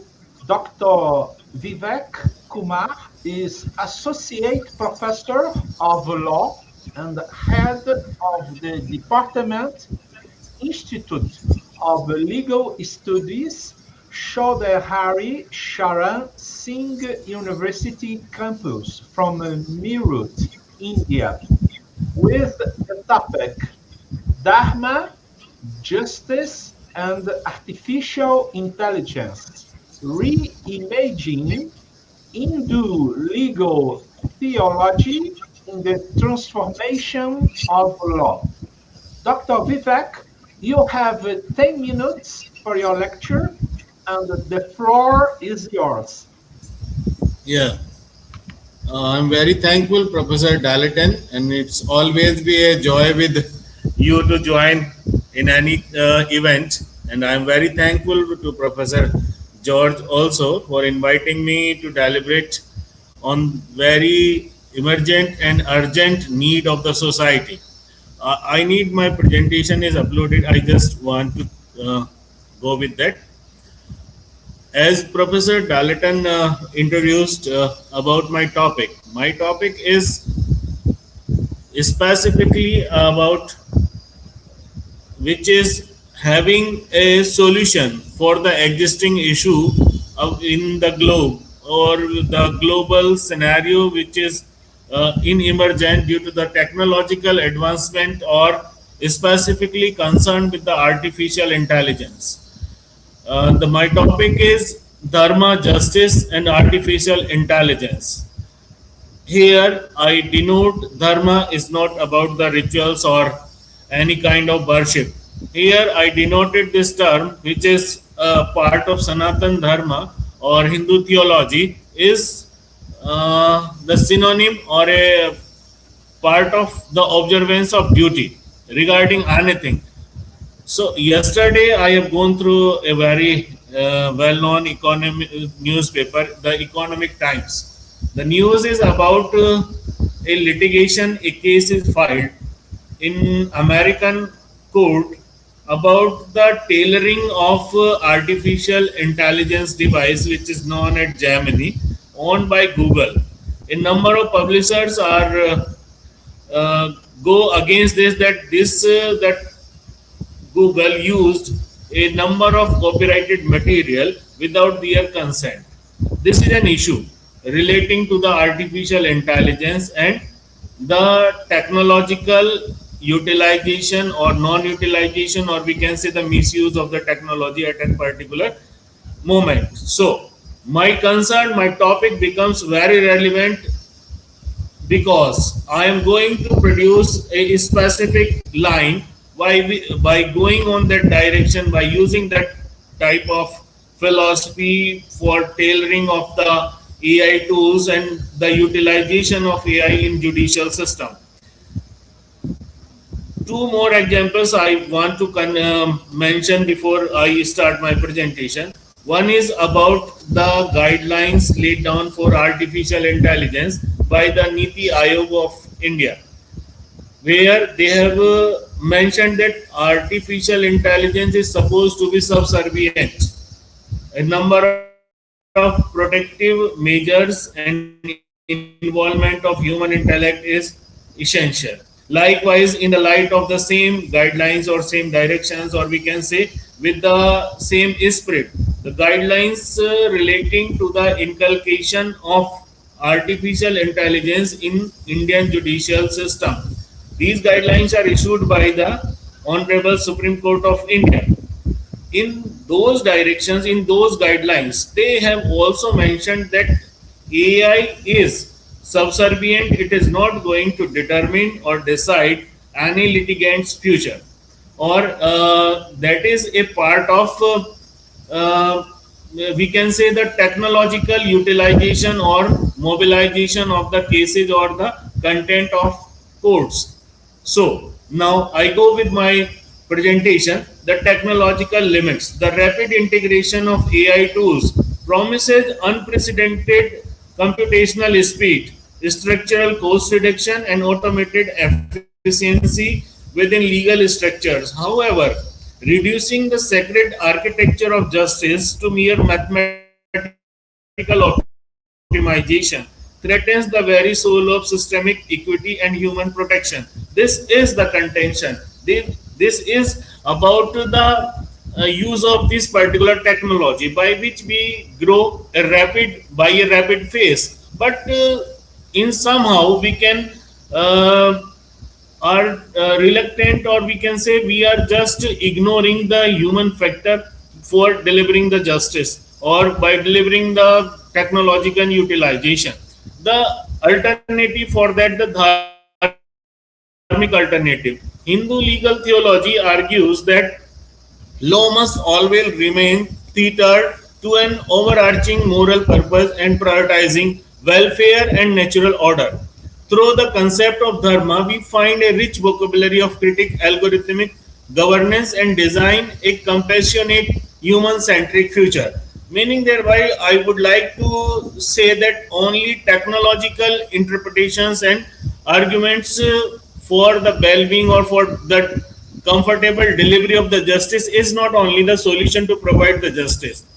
To providing a justice which have a compassionate human behavior, compassionate compensation or compassionate aspect of justice for the litigants or the concerned at stake. So a blending of the duty in the form of dharma is a good path to train the AI tools, whatever way, whether we are going to tailor or train that AI tool, we must consider the human factor in that concern whenever we are tailoring that type of technology or tools.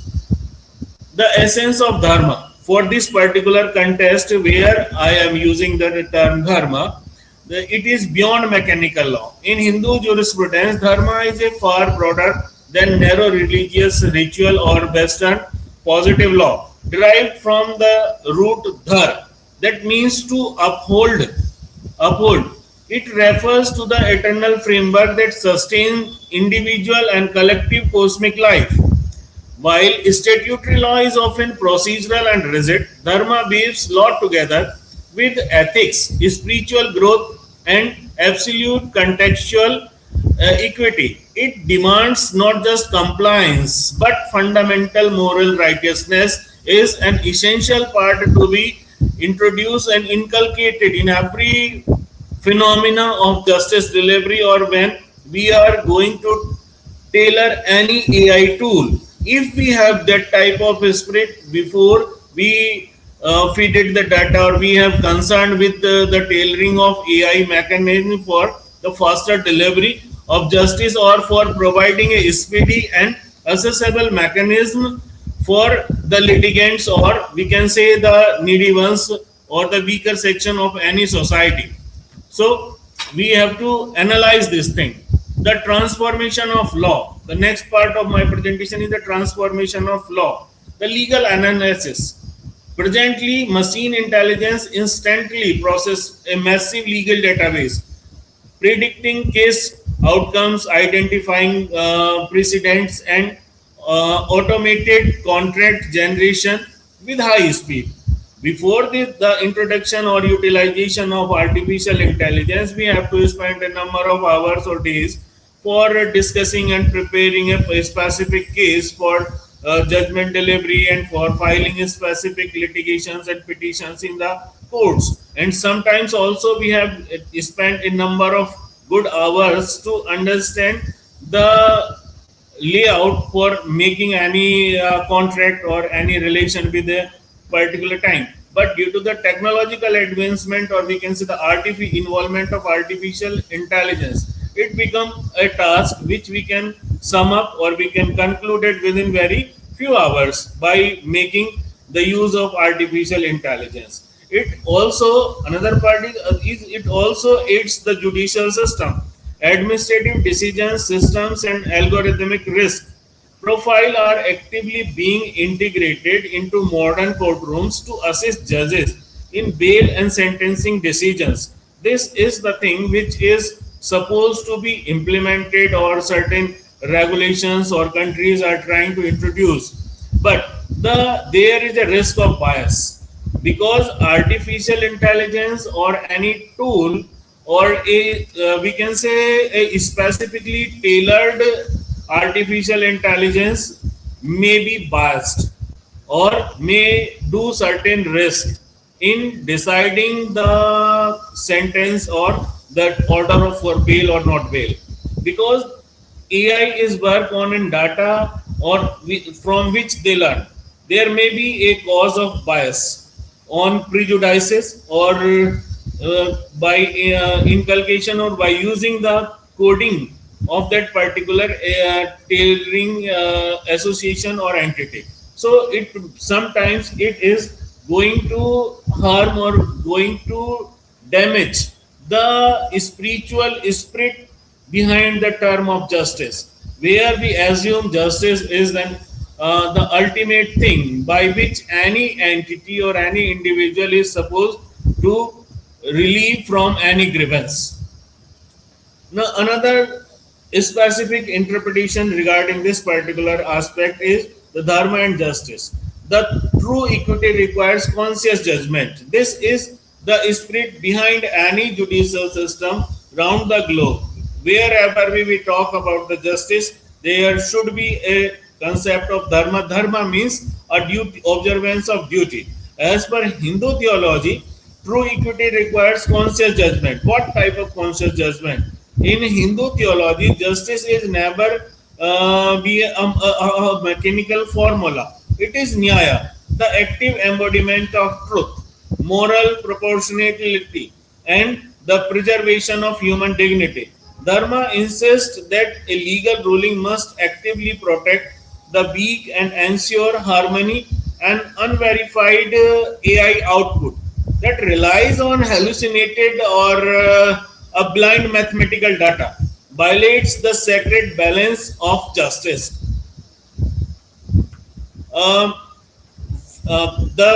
One more ethical pillars for the inculcation of dharmic philosophy and theology for a better AI mechanism: duty over rights, contextual justice, rejecting the rigid automation only. That automation should be required the human factor with which society or which country we are supposed to be implement that AI tool. The moral restraint in Sanatana Dharma, it is yama, asserting that technical possibility does not equal necessity. We must deliberate restrict automation in highly sensitive moral areas. Another one is the absolute karma. Human accountability must be fixed who are the tailoring the devices or the technology. The dilemma is dharmic audits, black box opacity. Decisions are generated through hidden layered waiting hiding system logics.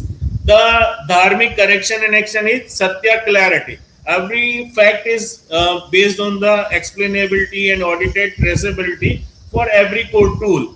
Historical biases.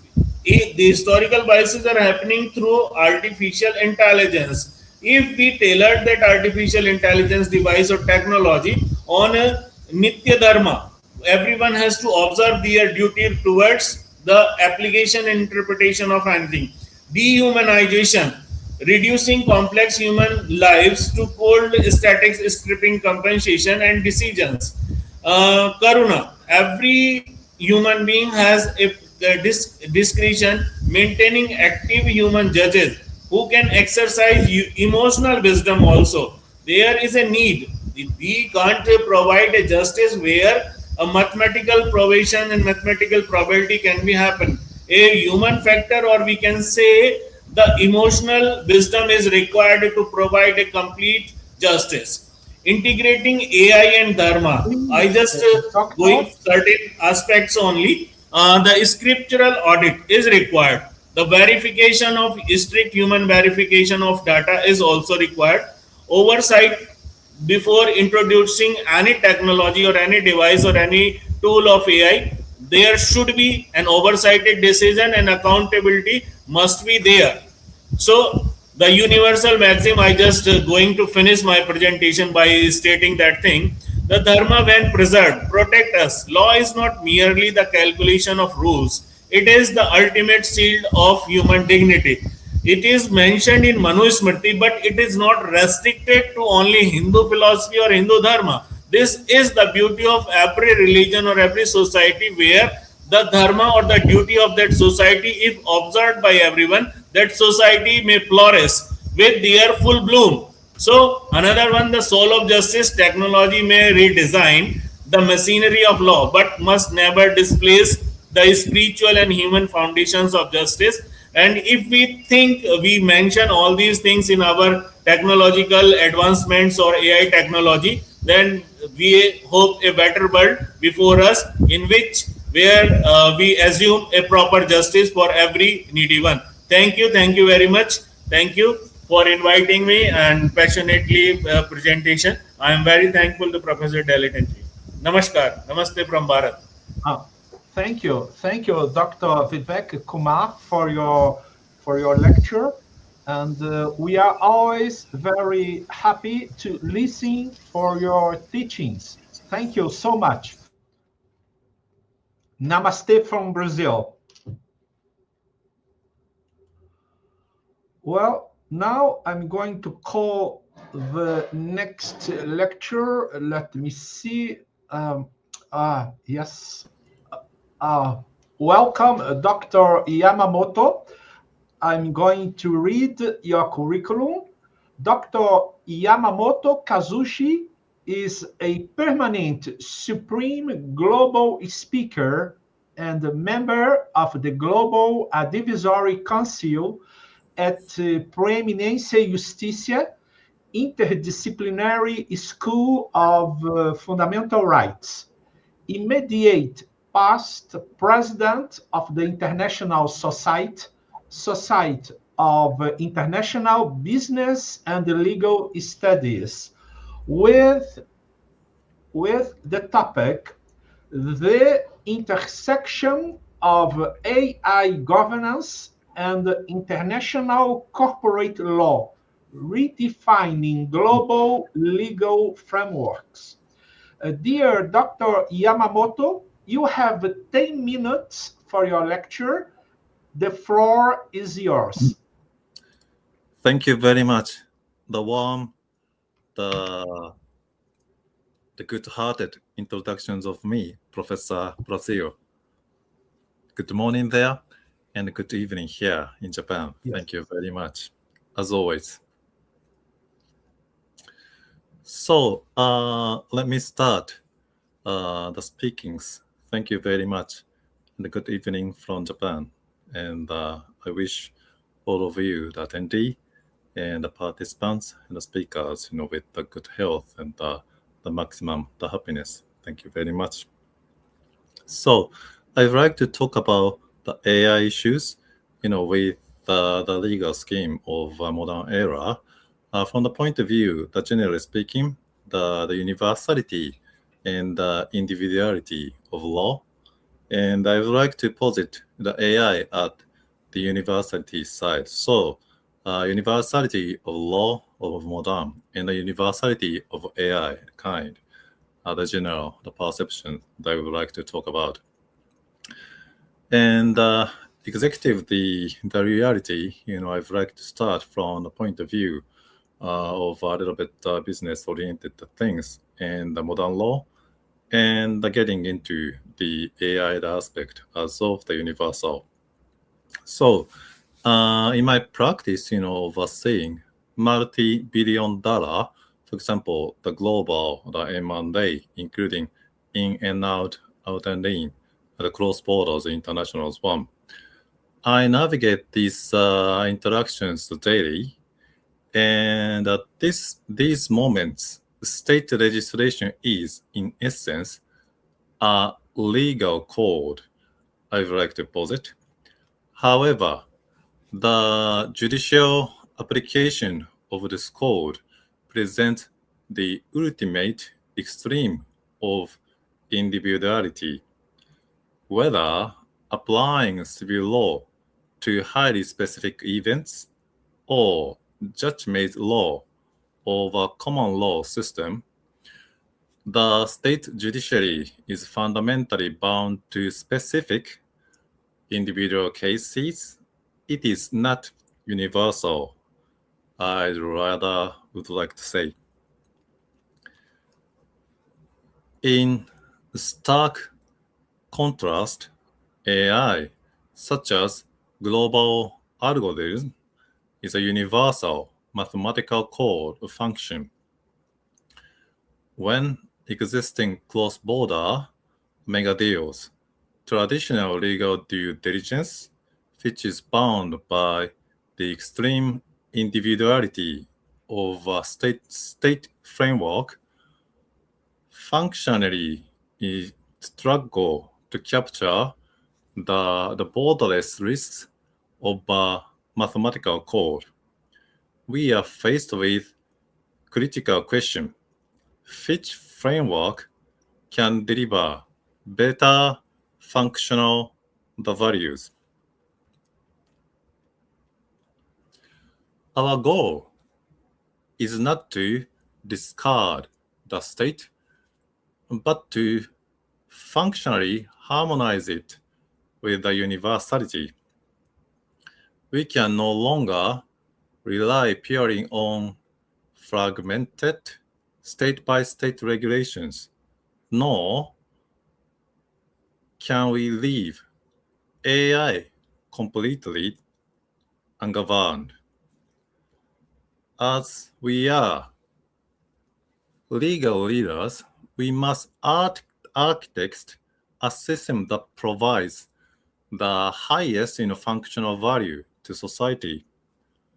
We must design a cross-jurisdictional alignment that integrates high-level ethics and cybersecurity into actionable corporate governance. We need a framework where the fiction of the state and the universality of AI coexist to protect enterprise value. When universal AI causes cross-border friction, we must ask which resolution mechanism provides the most value. While state courts provide authority, alternative dispute resolution, ADR, and international mediation especially, often offer superior functional value for tech-driven conflicts. ADR operates against the backdrop of modern state law, yet it does not strictly depend on it, because it relies on party autonomy. ADR naturally bridges the gap between the state and the universality, offering a highly functional, flexible solutions. In conclusion, the ultimate goal of corporate law in the AI era is not to choose between universality and the state, but to functionally co-design their harmony. I challenge us all today to be the architects of this next generation framework maximizing value for humanity. Thank you to everybody joining today, and thank you to everybody that kindly invites me today, so that accordingly, I believe we can cooperate for the betterness of the humankind and for the betterness of the history of the world. Thank you very much. Thank you, Dr. Yamamoto, for your lecture. Always a great pleasure to listen for your teachings and for your speaking. I'm very, very glad. Thank you so much. Thank you very much, Professor Brazil. Thank you very much. You're welcome. Thank you. Well, now I'm going to call the next lecturer. It's Dr. Shampa Dev. Dr. Shampa Dev from India. Can you hear us, Dr. Shampa? I can hear you. Yes. Can you open your camera? I am just trying to do that. Yes, no problems.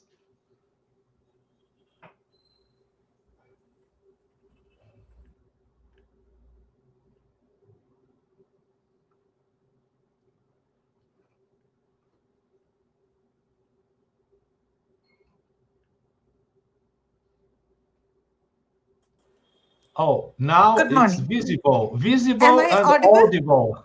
Yes, very audible. Well, be welcome, Dr. Shampadev from India. I'm going to read your curriculum. Dr. Shampa is professor at the School of Law, Christ, deemed to be university from Bengaluru.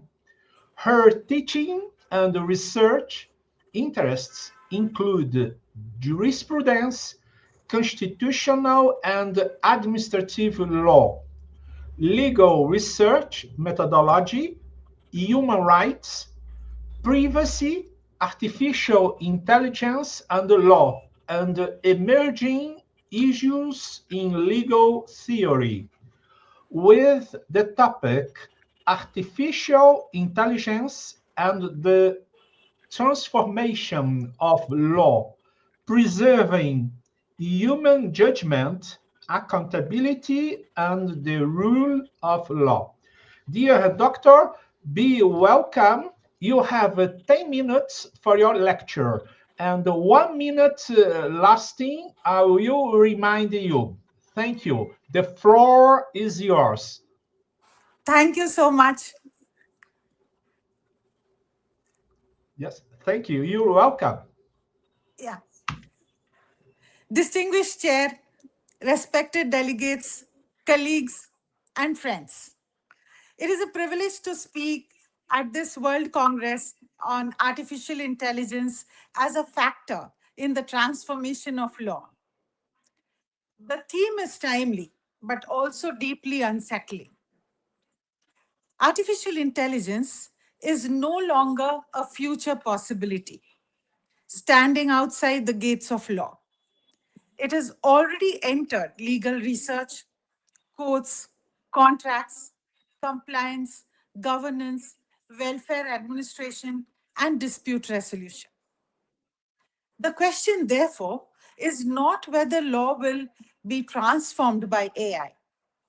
The real question is, what kind of transformation will the law permit?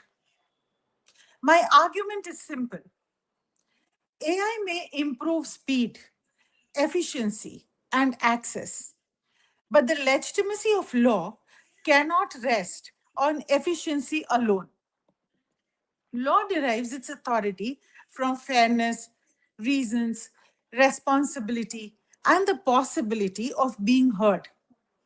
If AI enters legal and public decision-making, it must remain subordinate to human judgment, accountability, and the rule of law. First, we must recognize the scale of the change. Lawyers now use AI-assisted tools for research for contract review, document analysis, due diligence, and risk prediction. Courts are experimenting with digital filing, transcription, translation, case management, and decision support systems. Governments are increasingly drawn to AI in taxation, policing, immigration, welfare delivery, and public administration. This is not necessarily a threat. Legal systems across the world suffer from delay, cost, complexity, and unequal access. If AI can help a lawyer find relevant precedents faster, help a citizen understand basic rights, assist courts in managing errors, or support public authorities in identifying patterns, then law cannot simply reject it. Technology can serve justice, but it can also quietly change the meaning of justice. This brings me to the second point. The real challenge is not the technology itself, but accountability. When a human authority makes a decision, law knows how to ask questions. Who made the decision? Under what power? On what grounds? Was the affected person heard? Can the decision be reviewed? But when an AI system contributes to the decision, these questions become more difficult. Who is responsible? The developer, the vendor, the public authority, the data controller, or the officer who accepts the system's output. Responsibility must not disappear into code, contracts, or technical complexity. The rule of law requires that power must be traceable. If an algorithm affects bail, welfare benefits, employment, credit, immigration, education, or access to public services, the affected person must not face a wall of silence. Every consequential decision must have an accountable human and an intelligible reason. Third, we must confront the danger of opaque algorithmic decisions in rights-sensitive areas. AI systems must learn from data, but data is never entirely neutral. Historical data may carry historical discrimination. Administrative data may reflect unequal access. Policing data may reproduce patterns of over-surveillance. Financial, medical, or educational data may encode class, gender, caste, race, disability, or regional disadvantage. When such data is used carelessly, AI does not become neutral merely because it is mathematical. It may simply convert past injustice into future predictions. Opacity makes this danger worse. If a decision cannot be explained, challenged, or corrected, it begins to resemble arbitrary power. And arbitrary power is precisely what constitutionalism and administrative law were designed to restrain. Explainability, therefore, is not a technical luxury. It's a legal necessity. My fourth point, the legal response must be built on human oversight, explainability, contestability, and ethical governance. Human oversight should not mean a symbolic human signature at the end of an automated process. It must mean meaningful supervision by persons who understand the limits of the system and have the authority to disagree with it. Explainability must be proportionate to risk. The greater the impact on rights, the stronger the duty to explain. Contestability must allow individuals to question, to appeal, to seek correction. Ethical governance must include bias audits, data quality standards, documentation, transparency in procurement, independent review, and continuous monitoring. Here, lawyers have a vital role. AI governance cannot be left only to engineers or vendors. Lawyers must learn enough about technology to ask sharper questions. But we must also bring to technology what law has developed over centuries: fairness, due process, proportionality, reason giving, liability, and institutional responsibility.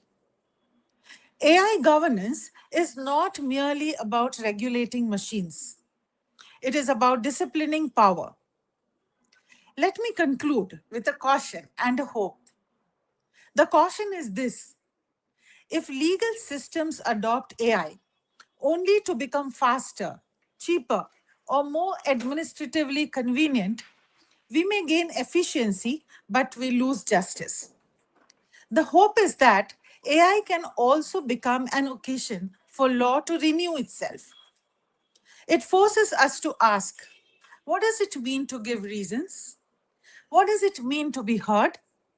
What does accountability require in a technological society? And what must remain uniquely human in the administration of justice? Law must not merely adapt to AI. Law must shape AI.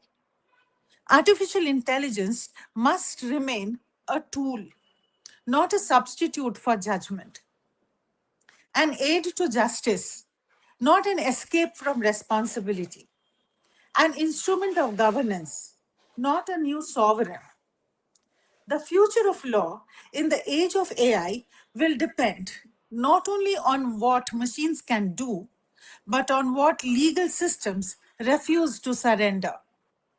And what we must not surrender is the human face of justice, the discipline of accountability, and the moral promise of the rule of law. Thank you.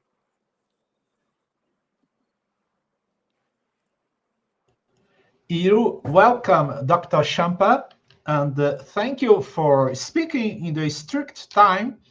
It's very good, and always very nice to hear from you. And we renew our invitations for you to join us in our next congresses. Thank you so much. Namaste. Thank you very from much, Brazil. sir. Thank you. You're welcome. Well, now I'm going to call the next lecturer. It's Dr. Gaurav Kumar. Dr. Gaurav? Yes? Yes, sir. Yes, Am I audible? Yes, very audible Yeah. and visible. I'm going to read your curriculum, Dr. Gaurav. Well, let me see. Yes, here. Well, Dr. Gaurav Kumar Sharma is an assistant professor currently working in ICFAI Law School, the university from Jaipur, Rajasthan, with over 5 years of experience in teaching and 3 years of professional experience in legal practice, with the topic Artificial Intelligence in Cybercrime, Challenges for Modern Legal Systems. Doctor, once again, be welcome. You have 10 minutes for your lecture, and the floor is yours. Thank you, sir, for introducing me. I would like to start my topic with that artificial intelligence in cybercrime, challenges for the modern legal system. AI has become one of the most transformative technologies of 21st century. AI system can analyze enormous data, generate human-like text, images, recognize faces, voices, and even make complex decisions. AI has brought remarkable benefits to healthcare, education, business, banking, and administration of justice. However, the same technology is increasingly being exploited by cyber criminals. This raises a fundamental question that are our modern legal system prepared to deal with crimes committed with the assistance of artificial intelligence?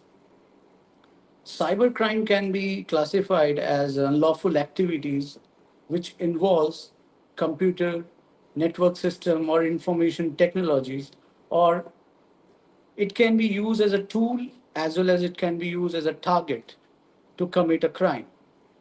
AI had not necessarily created several crimes, but it has made several crimes faster, cheaper, more scalable, and more sophisticated. I would like to give some example that AI-powered phishing. In the past, phishing email were often easy to identify because of poor grammar, spelling mistakes, and suspicious language. Generative AI can now produce highly professional and personalized message. Cyber criminal may collect data from social media and conduct offenses like phishing. I would like to give one more example of like deep fakes.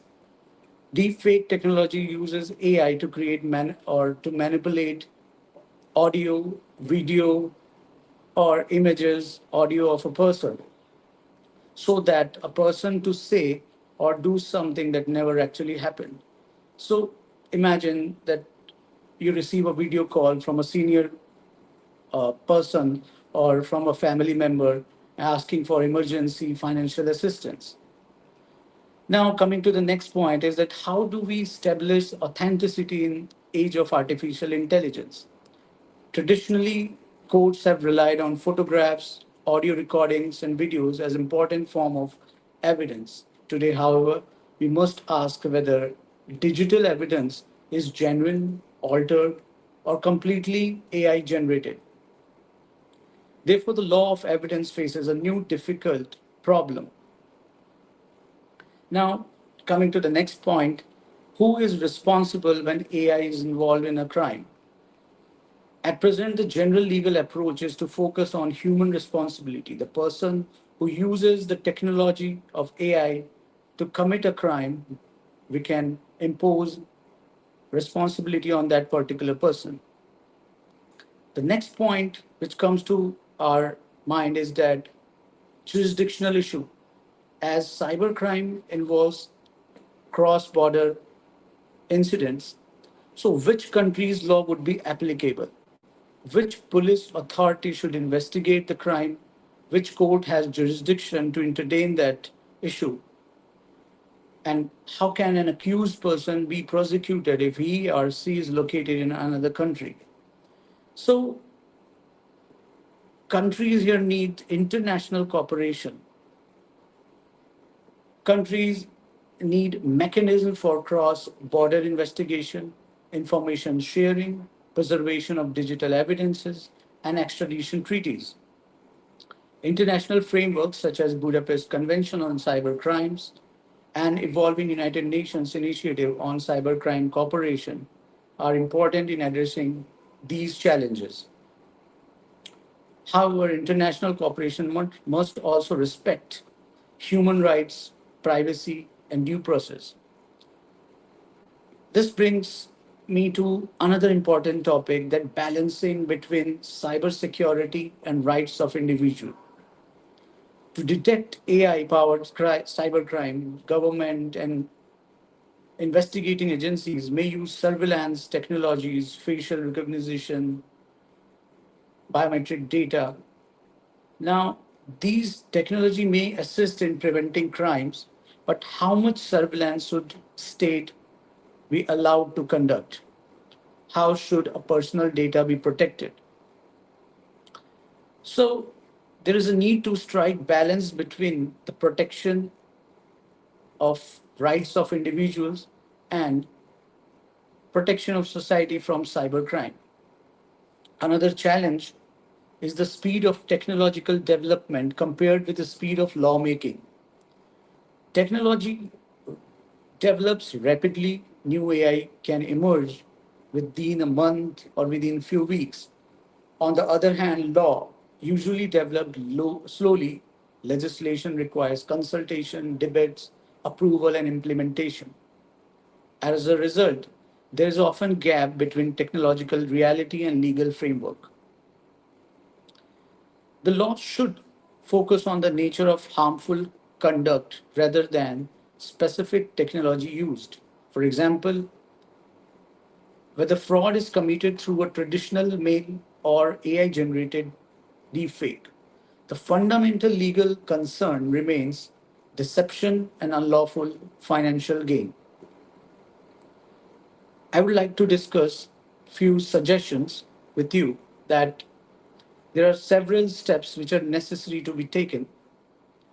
First is existing cybercrime laws must be regularly reviewed and updated to address AI-enabled criminal methods. Secondly, judges, officers, prosecutors, lawyers need specialized training in artificial intelligence and digital technologies. A legal system cannot effectively regulate technology that its professionals do not understand. Third is infrastructural development. Investment should be made in the development of digital forensic, establishment of forensic laboratories, which are very important. Next point is that international legal cooperation must be strengthened because AI-powered cybercrime is a global challenge. I would like to say that the protection of cybersecurity must remain consistent with fundamental rights and constitutional and human rights, including privacy, freedom of expression, equality, right to a fair trial. To conclude my topic, I would like to say that artificial intelligence is neither inherently criminal nor inherently dangerous. It is powerful technology. The real challenge lies with the person who handles it, who controls it, and who uses it. It can be used for good purpose as well as for bad purpose. We should not ignore technological risks simply because the law is slow to change. At the same time, we should not sacrifice fundamental rights in the name of technological security. The objective should be to create a legal framework that is adaptive in nature, internationally cooperative, technologically informed, and firmly based on rule of law. In the age of AI, the question is not whether the law will face new challenges. The real question is, can the law evolve quickly enough to protect society while preserving justice and human rights? Thank you from my side. Thank you, Dr. Gaurav, for your lecture. Be welcome in our Congress, and we renew our invitation for you Thank you for joining giving me us. so much opportunities. Yes, in the near future, with pleasure. So, namaste from Brazil. Thank you. Well, now I'm going to call the next lecturer. It's Dr. Sandra Pillai from India. Be welcome, Dr. Sandra. I'm going to read your curriculum. Let me see here. Yes, just to find. Yes, here. Well, Dr. Sandra Pillai is a distinguished international legal professional and researcher with expertise in international law, environmental governance, climate justice, and human rights advocacy. With the topic, The Architecture of Silence, Comparative Gaps in AI Governance and the Global South. Well, dear Dr. Sandra, you have 10 minutes for your lecture, and the floor is yours. Thank you, Professor. It's once again wonderful to meet you again. And thank you for the platform for giving me this wonderful opportunity. So today's my topic is the architecture of silence, a comparative AI gaps in AI and the governance and the global south. What the matters? Why this matters? The stake of global south. The first problem arises from the digital infrastructure and the access. Uneven connectivity and legislative legacy infrastructure limits the participation in data set acquisition and the model evaluation and the benefits sharing. This structure excludes the amplified algorithm opacity when the model is trained elsewhere and deployed locally. And the second is the regulatory capacity. Many states lack specialized regulatory, technical forensics, capacities, and statutory framework for the algorithm of accountability and creating a governance vacuum exploited by the private actors and external platforms. The third major problem is the economic and social vulnerabilities. Informal workers, marginalized communities, and public service face disappropriate harms from the bias system and surveillance deployment with the weakest resource mechanism. What the comparative landscape, what silence look like? A legislative. There are three silence factors. First is the legislative gap. Many countries lack a comprehensive AI laws where the law exists, but they are often the mirror donor countries model without a localization, leading to the enforcement of mismatch and loopholes around the data flow and the liability. The second is silence is the standardization and certification. Absence and inaccessible standard of the model testing documentation, like example, model cards and proclamation guidelines create a purchase decision based on the cost and the convenience rather than the safety or the fairness. And the third is the litigation and remedies. Judicial system often lack technical expertise and procedure rules to adjudicate the algorithm harms, reducing the deterrence and accountability for the private provider and public agency. Drivers, how this governance gap emerged. First was the globalization, tech stack, and data colonization. Data extraction and cross-model harm. Model training creates dependency, and the model reflect the donor countries' priorities and bias and not the local needs. The second is the rapid procurement without due diligence. Governance and agency often buy AI as a service with open call supply chains and limited contractual safeguards. And the third is resource constraint. Limited budget for audit, low number of domain, specialized engineers, and completing development priorities constrain the oversight. And the fourth and the most powerful the problem was the procurement policy advice. External consultation and vendor provide a template that prioritize the market access over the democratic safeguard, which leads to the problems in the gap of AI. And the manifestation of the concentrated risk and the case analysis. Let's see. The surveillance and right of eviction. Many development for the facial recognition for policy without judicial oversight has proceeds wrongful stop, chilling of a peaceful assembly and disappropriate targeting for the minorities. And the second problem was the financial exclusion, where the proprietary credit scoring model is trained on the bias of proxies and can lock out the informal economic actors from the microcredit and dependency and inequality and clinical and public service risk. Clinical decision support system validate for non-localized population reduction diagnosis, accuracy, and erosion of clinical trust with the potential ethical and the consequences.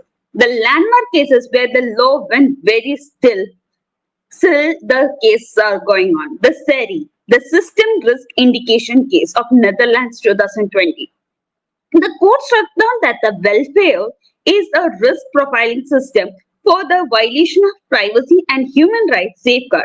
But the case also exposed how hard it was for the affected resident to obtain a meaningful system-wide redress before the harm was already spread. The Aadhaar Biometric Welfare Challenge of India 2018. The Supreme Court held that the ID system, in principle, leaving many exclusion and authentication harm complaint without a strong remedial framework. The litigation showed that the limits of court in grappling with large scale of technical infrastructure and day-to-day welfare denies. The third case was the Lucas or the digital surveillance case of Kenya 2020. The challenge to upon searching, the device extraction and other digital surveillance practice moves slowly and rarely yielding clear duration of remedies and reflecting jurisdictional and evidentiary barriers with technical harms and outraging legal process. The recent developments and the failures of these cases. The Kenya case, a social health authority, AI income predictor of Kenya, 2024 to 26 case thus was, the government deployed an AI system to calculate the healthcare contribution using a predicted income range. But despite the internal assessment, the problem was even the international agencies warned them that the model was systematically overcharged the poorest and lackers advocates and pre-development validation. The Telangana case of algorithm welfare exclusion of India. It was a 20 to 24 case. This an algorithm profiling system denied a food security benefit to thousands of poor residents. And one of the example was Bismail B, a widow woman in an urban slum, was denied the subsidiary rights because her algorithm tag said that the deceased husband owned a car. That made her said that case reached the Supreme Court and exposed how court lacked technical expertise and to the adjudicating algorithm harms. And the third was the Kenya case of WorldCoin biometric data harvest. A foreign company of forensic harvested of iris biometric data from 35,000 plus Kenya citizens without a valid license or meaningful concern, and with data processed on foreign servers and regulatory response lagging behind the development speed. The High Court found the Constitution fundamental rights being violated, right to privacy and human dignity, and the data deletion was ordered in January 2026. When we came about barriers of effective governance, there are 4 points like high yielding accuracy, a high systematic risk, and low systematic risk, and a low strategic accuracy. But these 4 are interconnected to each other. That like the technical capacity shortage, the governance, data governance and sovereign weakness, and the procedure and contracting asymmetry, and the most and the limited civic oversight. These 4 are interconnected. Without one, the other cannot work together. But as we look into the last part of this, the principles and the practical instrument, the one of the major principle was subsidizing and localization of the models. Mandate the local model evaluation and data provenance, check and contest the specific impact assessment before the procedure or the system is development, the system development for that particular country. The second was the capacity building. The investment in national AI labs, forensic teams, and the public data infrastructure, and supporting the twin with the regional university and civil society actors. And the third was the contractual and procurement of the concurrent reforms and redress. The standard model documentation and requirement, that is model cards or the data sheet, audit clause, source code escort for the critical system, and penalty for non-compliance on the private actors. And the third and the last principle was the participatory oversight. Create a statutory oversight impact assessment process that includes affected communities, independent expert reviews, and public reporting obligation. Since we move to the last, how to measure this progress is 3 ways. One is baseline audit completed, the procedure template adopted, and the community oversight bodies of the funded, how the independent civic or the academic body within the resources to review a development and to publish their findings in their university journals and their website. So the next immediate recommendation is commission order the public baseline for all the AI procedures in critical service and adopt the minimum documentation and contract clause in all the new tender within the 6 months. So thank you, Professor, for giving me such an opportunity to be here and tell the architectures of the AI and reforms models of Global South. Thank you.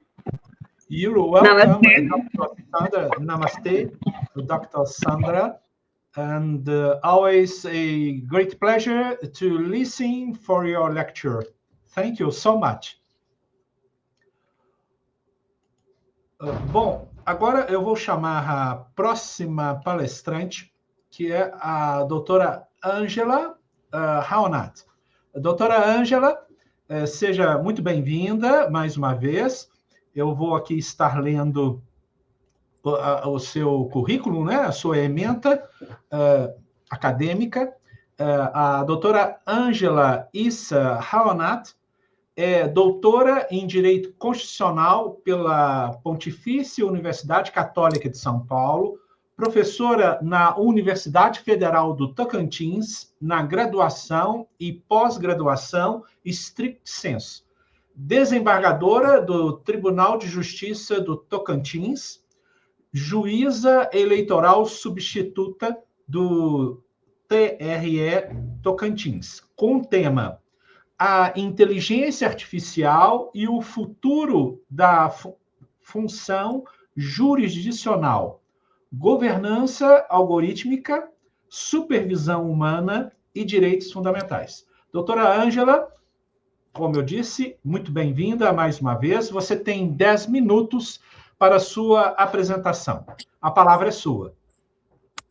Professor Deilton, muito bom dia. Eu gostaria de novamente agradecer o convite ao senhor, ao professor Jorge, e é para mim motivo de muita alegria, né, retornar a este evento desta feita com o tema voltado para a inteligência artificial, né, como fator de transformação do direito, desafios e agenda a ser definida. E já adianto, né, que esse é um tema importantíssimo, não só a nível de debatermos aqui no Brasil, mas é um tema global e que necessitamos aí aprender também, não é, com as pesquisas dos demais países. Por isso, mais uma vez, parabéns pela natureza e grandeza deste evento. Eu trago, então, para falar um pouco da pesquisa que faço no âmbito do Poder Judiciário, mais especificamente aqui do Tribunal de Justiça do Tocantins, que é justamente refletir sobre a inteligência artificial e o futuro da função jurisdicional. Porque hoje nós temos que nos preocupar, não é se a inteligência artificial vai fazer parte do Poder Judiciário, porque ela já chegou, ela já faz parte do Poder Judiciário, e o que nós precisamos, então, é nos preocupar em uniformizar tratamentos, regular tratamentos, e tudo isso ainda num panorama muito incerto de regulamentação. E saindo, então, na frente dessa discussão, o que nos guia no âmbito do Poder Judiciário é a Resolução 615 do CNJ, que vou aqui falar ao longo da apresentação. Antes disso, eu queria desenvolver um pouco o contexto dessa transformação, para falar que nós saímos, de um momento lá antes mesmo da informatização, da justiça analógica, de papel, passamos por um processo de informatização, digitalização, até chegar ao que hoje nós podemos falar de justiça inteligente. E por que que isso importa para a gente? Porque a inteligência artificial, aportando ao Poder Judiciário, inegavelmente, ela altera a forma de se produzir o conhecimento jurídico. Mas, junto com isso, traz aí um grande desafio, um imenso desafio, eu diria, que é o de se preservar a legitimidade da jurisdição. Nós sabemos que a inteligência artificial ela contribui em tarefas que vão aí na vertente de se reduzir números, não é? Possibilidade de contabilizar leitura, resumos de processos, a possibilidade de sugerir possibilidades e caminhos, mas nada disso funciona se a gente não tiver por trás disso a figura do juiz humano, que é insubstituível. Então, dessa perspectiva, a gente faz uma linha mesmo do tempo falando dessa evolução da função jurisdicional, que vai lá desde o Estado liberal, em que nós tínhamos um juiz boca da lei, na perspectiva de Montesquieu, passamos para um Estado constitucional, em que o juiz ele passa a interpretar a lei, a ponderar ali princípios, buscando justiça no caso concreto. Avançamos para um Estado convencional, em que devemos observar os tratados internacionais, e chegamos agora a esse ponto, que é o que nós chamamos dessa justiça inteligente, que vai fazendo uso de todas as ferramentas tecnológicas, fazer valer toda a conquista dessa evolução da função jurisdicional, afastando riscos, vieses. Então, justamente por isso, essa mudança é acompanhada, então, dessas fases. Primeiro, a digitalização, a automação, a inteligência artificial generativa, para chegarmos na governança algorítmica. E aí, a grande pergunta é: o que legitima uma decisão judicial? E isso é inderrogável, que a legitimidade da decisão ela permanece humana. Nenhum algoritmo é fonte autônoma de legitimidade. E isso é muito importante que fique claro, que fique transparente, que possa ser auditável todos esses passos. Porque o juiz, ele deve ter a sua independência, ele deve fundamentar e motivar suas decisões, sempre com base na Constituição e nos direitos fundamentais. E aí, nós temos justamente princípios que vão guiar a ética no uso da inteligência artificial. Então, a transparência, a explicabilidade, a auditabilidade das decisões e, sobretudo, a supervisão humana. Então, daí a importância da resolução do CNJ 615, que traz de forma expressa a observância da transparência, a não discriminação, a evitar, então, os vieses, a supervisão humana e também a explicabilidade daquela decisão. No modelo brasileiro, e então aqui focando bem no nosso caso, nós temos, a partir da resolução do CNJ, primeiro a 332, que era mais principiológica, agora a 615, que traz aí questões importantíssimas, como a definição dos riscos, nós trabalhamos em pôr em prática essa governança algorítmica, porque é importante o cadastramento, a auditoria e o compartilhamento de soluções. E tudo isso segue aqui um movimento em que nós temos a Constituição, que deve ser observada por todos, o CNJ, que vai regulamentar e supervisionar o uso da inteligência artificial, o importante marco regulatório da inteligência artificial para o Poder Judiciário, a plataforma Sinapses, que foi uma grande conquista, em que se compartilha modelos de inteligência artificial, evitando que os tribunais trabalhem, às vezes gastando energia em coisas similares, então temos lá uma plataforma de uso comum, e a partir disso, a possibilidade dos tribunais locais ali, então, adotarem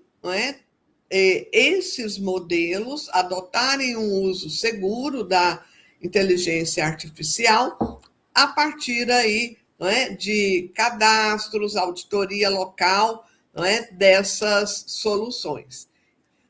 E de tudo isso, o juiz é a figura central.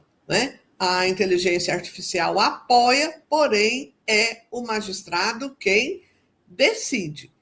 A responsabilidade sempre será do magistrado. A inteligência artificial é ali uma ferramenta que vai auxiliar essa tarefa. Até porque, se deixássemos isso para e tão somente a inteligência artificial, nós estaríamos expostos aí a muitos desafios e muitos riscos, a começar pela questão dos vieses discriminatórios, a opacidade de como isso foi construído, a estrita observância que devemos ter da Lei Geral de Proteção de Dados, segurança e confiança que devem ser transmitidos em toda e qualquer decisão. Então, devemos aqui afastar vieses e essa opacidade no uso da inteligência artificial. Até porque, respondendo um pouco à temática específica do Congresso, se pensar em desafios para o futuro, esse magistrado, que é intérprete, que é supervisor, que é garantidor e gestor dos riscos, no âmbito ali da sua vara, na sua jurisdição, ele deve ser ali rigorosamente observar aí todos esses casos. Por quê? Existe aqui observância em relação à ética, a direitos fundamentais, e a supervisão do uso da inteligência artificial. Por quê? Justamente a perspectiva de que uma decisão judicial, seja ela presente ou futura, ela pode ser assistida pela inteligência artificial, mas a decisão ela é ali, no fundo, ao fim e ao cabo, humana, porque passa por revisão, por validação. Então, ao tempo que ela aumenta a capacidade institucional de produção, é sempre o juiz que preserva a legitimidade. Eu não sei como está meu tempo, professor. Sim, se puder concluir. E aí, para ficando essas 5 ideias.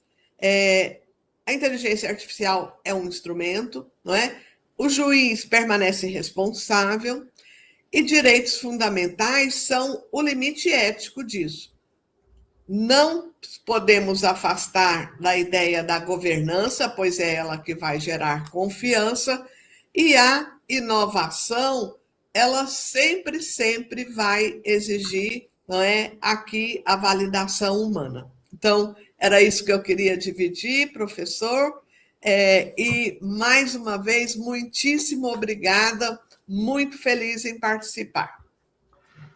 Somos nós quem agradecemos, doutora Ângela, pela sua participação e sinta-se sempre convidada para os nossos próximos eventos. É uma participação muito importante. Eu desejo um excelente dia. Obrigada. Nada. Well, now I'm going to call the next lecturer. It's Dr. Horin Jha. Dr. Horin Jha from India. Dr. Horin, can you listen? Dr. Horin?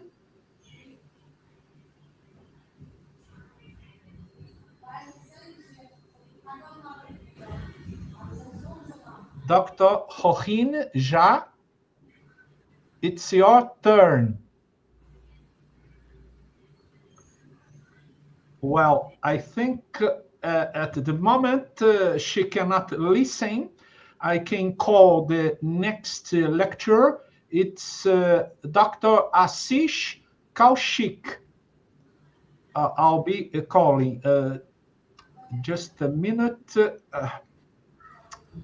Let me try here. Okay. Dr. Ashish Kaushik. Be welcome, doctor. I'm going to read your curriculum. Let me try. Yes, here. Well, Dr. Ashish Kaushik is a DAAD fellow to University of Cologne in Germany from NLS EU from Bangalore, India, and having expertise in international human rights laws. Well, doctor, be welcome. Your topic, AI sovereignty and human rights, with special reference to India, brief CB. So, doctor, you have 10 minutes for your lecture, and the floor is yours. Thank you very much, Professor Delton. I would like to thank and extend my heartiest thanks and congratulations to all the organizers of this World Congress.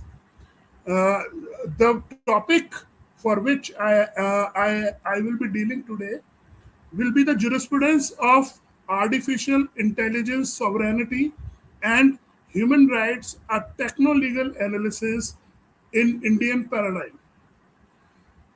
So, before starting, there is a warm namaskar from the part of India.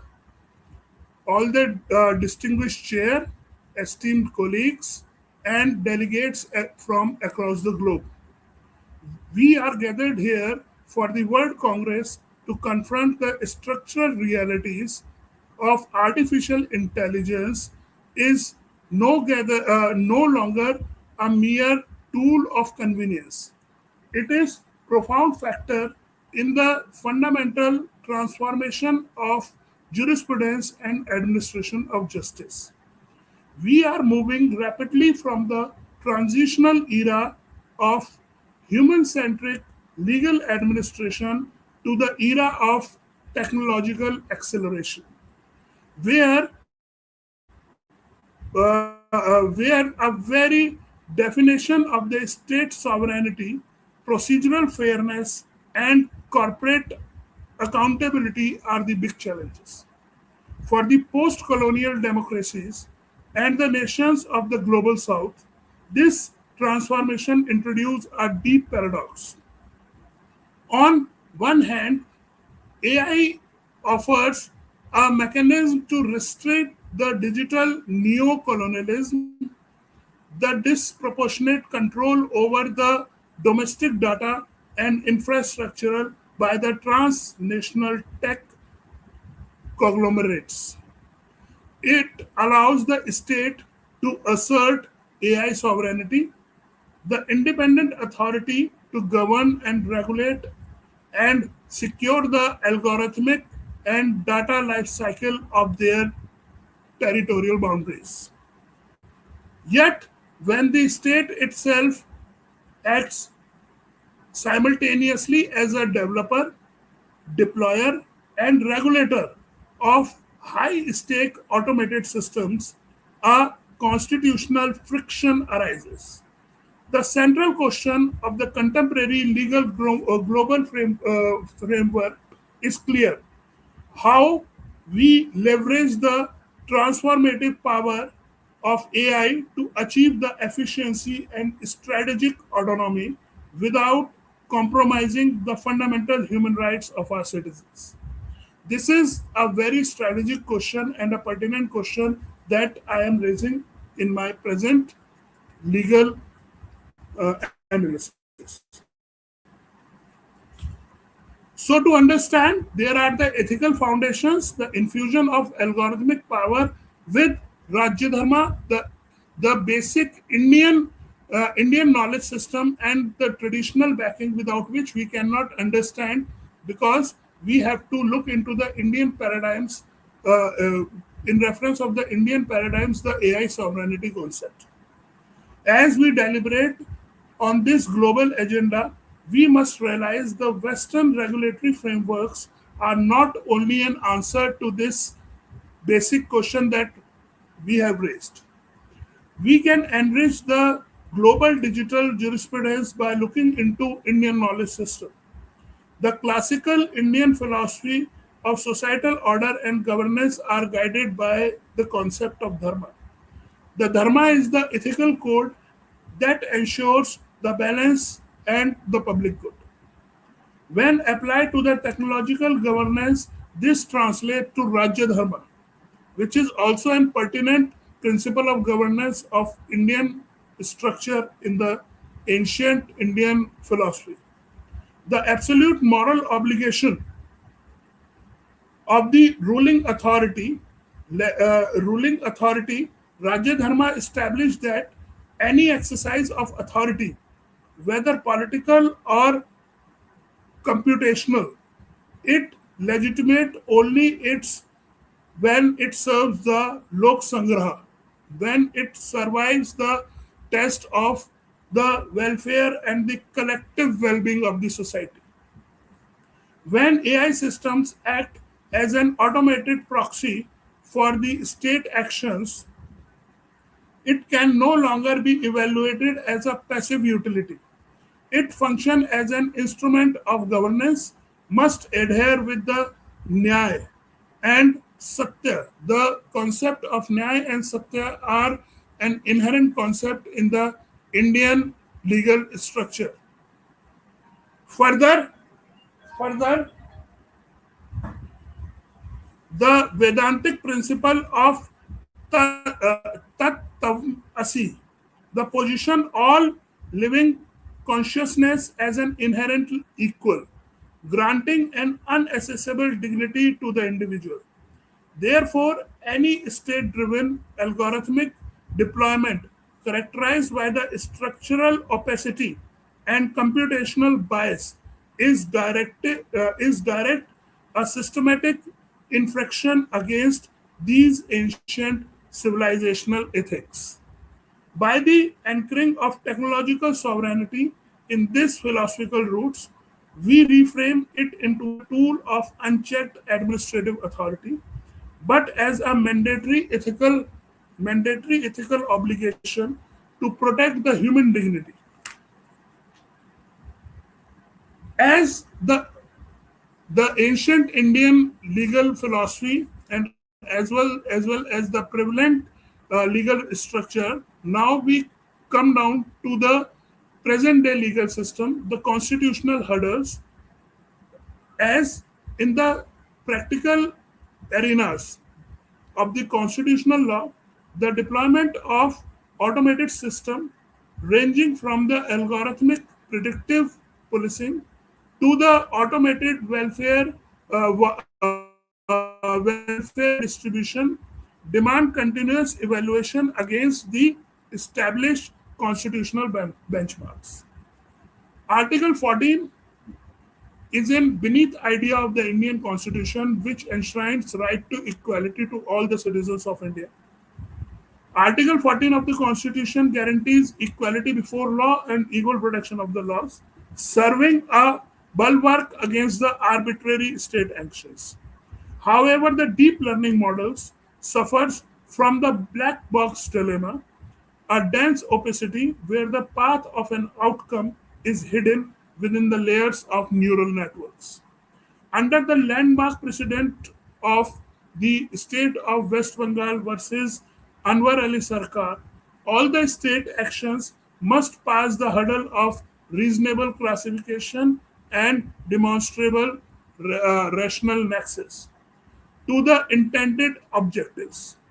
Automated systems trained on the compromised historical data that provides the biased and unpredictable outcomes fails these benchmarks. They institutionalize systematic discrimination and administrative execution without explanation, directly violating the mandate of principle of non-arbitrariness as a basic principle of concept of natural justice, which is also enshrined under the Article 14 of the Indian Constitution. Similarly, individual privacy elevates the apex tier of fundamental rights under Article 21 of the Indian Constitution by a landmark precedent of the Honorable Supreme Court of India in the case of K.S. Puttaswamy versus Union of India. Imposes strict boundaries on state powers. Puttaswamy creates a precedent, a demanding three-tier test for the state intrusion into the personal liberty. Those are explicit statutory legality. Second one, a legislative state objective, a legitimate state objective. And third one is proportionality doctrine, which commands the state to deploy at least an intrusion to mechanism are available. Least of the mechanism available. High intensity facial recognition system, systematic digital tracking, and automated predictive tools implemented under the justification of internal security regularly fails the standards that are set out under the landmark precedent of the Indian jurisprudence laid down by the Honorable Supreme Court of India. So these particular pertinent aspects of Indian Constitution laid down an imperative upon the state functionaries that they should not violate the basic human rights of the people under the garb of the state power. Next one are the statutory adaptations and fictions reality, that is that India has adopted a new law that is called Digital Personal Data Protection Act in the year 2023.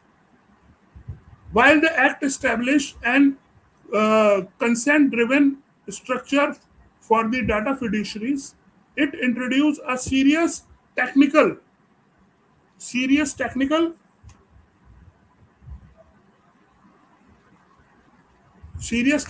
and legal frictions when applied to the advanced data learning models.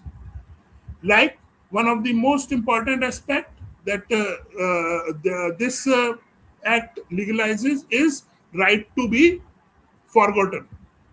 The right to erasure is made available under Section 8 of this Digital Personal Data Protection Act, which is one of the most landmark achievements of the Indian legal system to the world, because right to be erased is not being introduced as a legislative right apart from European countries to any other nation.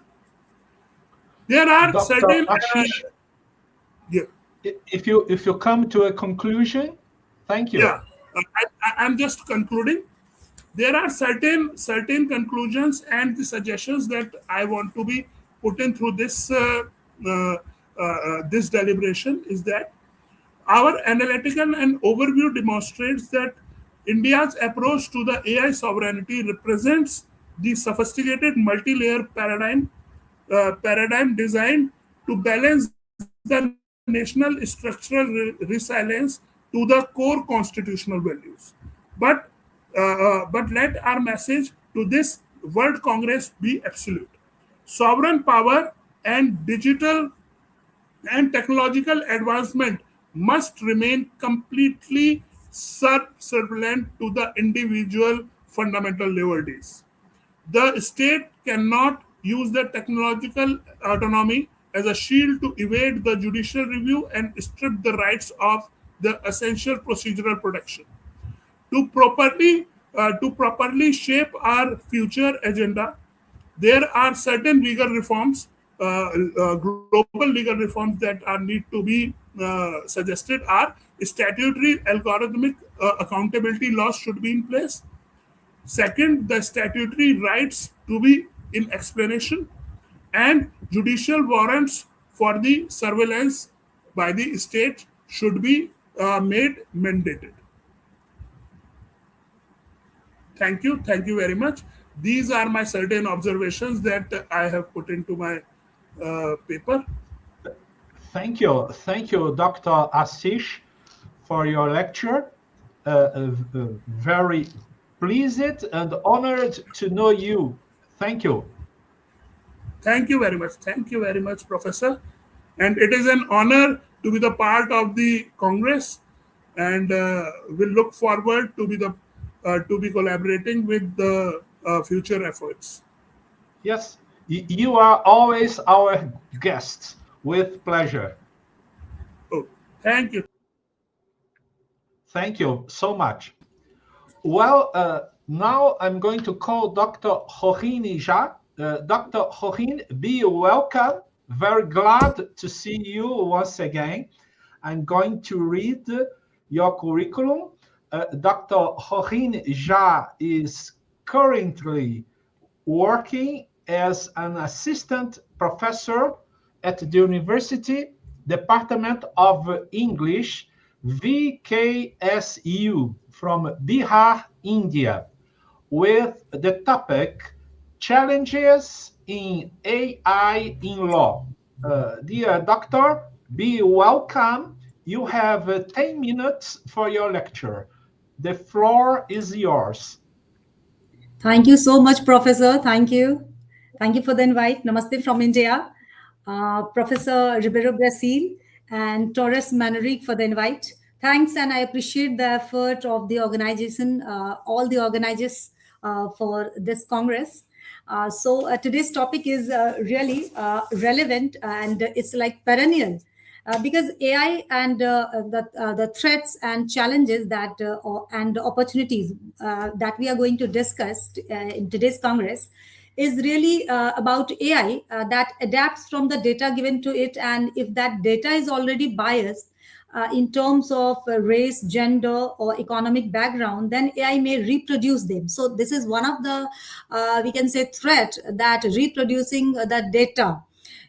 So privacy and data protection, wherein AI could breach the data and affect the decision-making process and ultimately changing the conclusion or verdict of the case. So cases and law, these are the root, or we can say the foundation of any constitution or any country, for any country globally. So deterioration of human capacities, we see that AI, it lacks in promoting skills or critical thinking or humanitarianism. So here it is comprehending the legalities and citing non-existent court cases. So there are so many cases wherein misquoting statutes are really a threat for the legal system, and providing outdated legal precedents. The professional negligence could be reoccurring if facts are not updated or verified. So here we see that the updation or upgradation of the facts is required, and wrong legal strategies could lead to the tampering of arguments and consequently affecting the final verdict or decisions. So again, it's very delicate, and it's like completely threatening that the verdict are not credible, or they are not from the credible sources, or they are misleaded, or they are changed. And wrong legal strategies could lead to the tampering of arguments and consequently affecting the final decision. So it hampers the reputation sometimes and status quo of a person or the complete legal firm. So AI we see as a kind of revolutionizing AI and revolution. So it's impactful in legal industry, no doubt. In India, we have Vidur AI, although limited utility for cross-border or international research, but it is utilized by the Indian legal sector experts. And Manupatra AI, Case Mine, SSC Online AI, and so many. So are revolutionizing AI, as these allow to know Indian Qanun databases, but just knowing or understanding Indian Qanuns will not be enough or sufficient. But ultimately, the final decision, we need to go for article analysis of laws, policies, and contextual histories, no doubt. So nyaya or justice could never be achieved through data feed or the data that has been fed. So it must be it must be achieved through a proper study or going through particular data. So rather it requires the knowledge of legal philosophies and laws rather than relying upon AI or relying completely upon the data that has been fed and moreover they are updated, not updated. They are old, they have become archived. So it's very important in legals or laws that we must take care of it. And AI handles ethical tensions as Senex. So here we saw that the threat is already so many, but when it comes to handling or something that the AI is providing us, that is it handles ethical tensions as Senex. Ironically, being in its infantile stage, it feeds upon the data that has been provided, like justice, liberty, privacy. And the Senate analogy I have, I would like to mention it or quote. Likewise, councils in Greco-Roman antiquity, AI can advise leaders with data-driven insight, but not authenticate with authentication. So AI for mitigating the anomalies in the public distribution system. So it's kind of or ration distribution system. It leads towards the establishment of egalitarian society. So it is definitely it is giving something, and it is lacking, or it has loopholes, no doubt. So we see that AI has come up with something challenging or threatening when it comes not only law, but there are so many strata, so many spheres that we are facing this threat or challenges. So I would like to end up by saying that yes, the conclusion, I cannot come or reach to a certain conclusion when it comes to AI, but yes, archival space may be moth eaten, may be flooded or burnt, but the data in binary form, that is 0, is zipped and is placed for eternity. So coming to a conclusion when it comes to AI is quite sort of difficult for me. But I feel like it's a derided horizon. Like we feel like something that we understand AI, it can be used or it can't be used in any strata, any sphere. Like today's Congress theme is law related to we are relating AI with law. So I feel like it's derided horizon. Like we we think that we are reaching it, but ultimately when we reach it, it's not there. So it's very difficult to conclude or come up with some conclusion about AI. That's it. Thanks for listening. Thank you. You're welcome, Dr. Horin. Thank you for your lecture. And we count with your participation in our next congresses. Thank you. Thank you, sir. Thank you, sir. Namaste from Brazil. Namaste. Thank you so much, sir. You're welcome. Well, now I'm going to call the next lecture. Let me see here. Just a minute. Oh, yes. Okay. It's Dr. Juvari Sarkawi from Indonesia. Be welcome, doctor. I'm going to read your curriculum. Let me read. Dr. Juvari is an associate professor, is a scholar who received an award of peace and humanity from the World United Humanitarian Organization, based in the United Kingdom in 2026.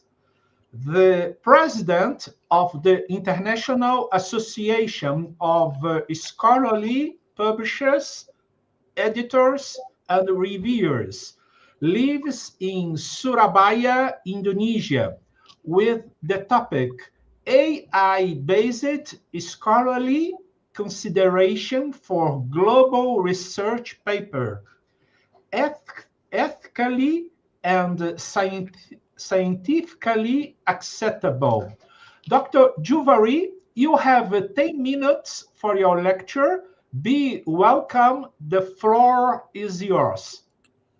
Thank you very much. Yeah, good evening from Indonesia, Surabaya. Yeah, thank you, Dr. Delton Libro from Brazil.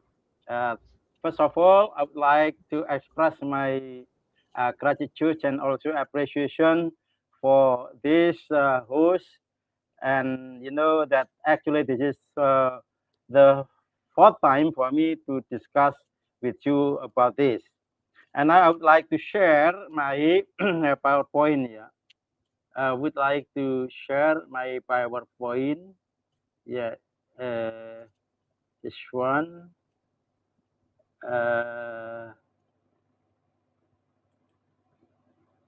Yes.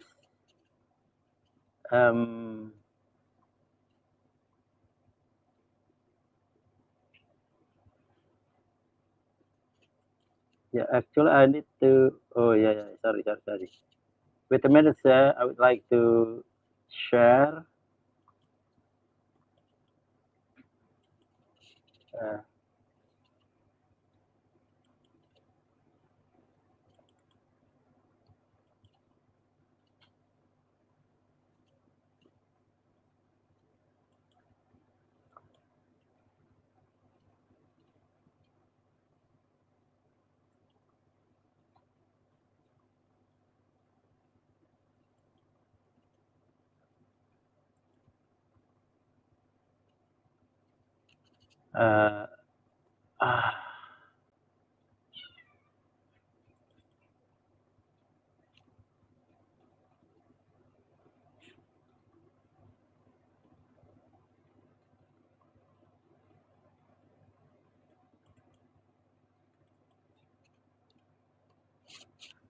Yeah, can you see, sir?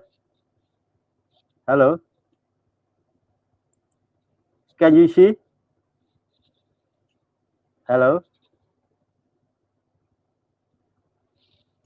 Hello? Yes, it's working now. Can you see my PowerPoint? Yes, right. Please. Thank you.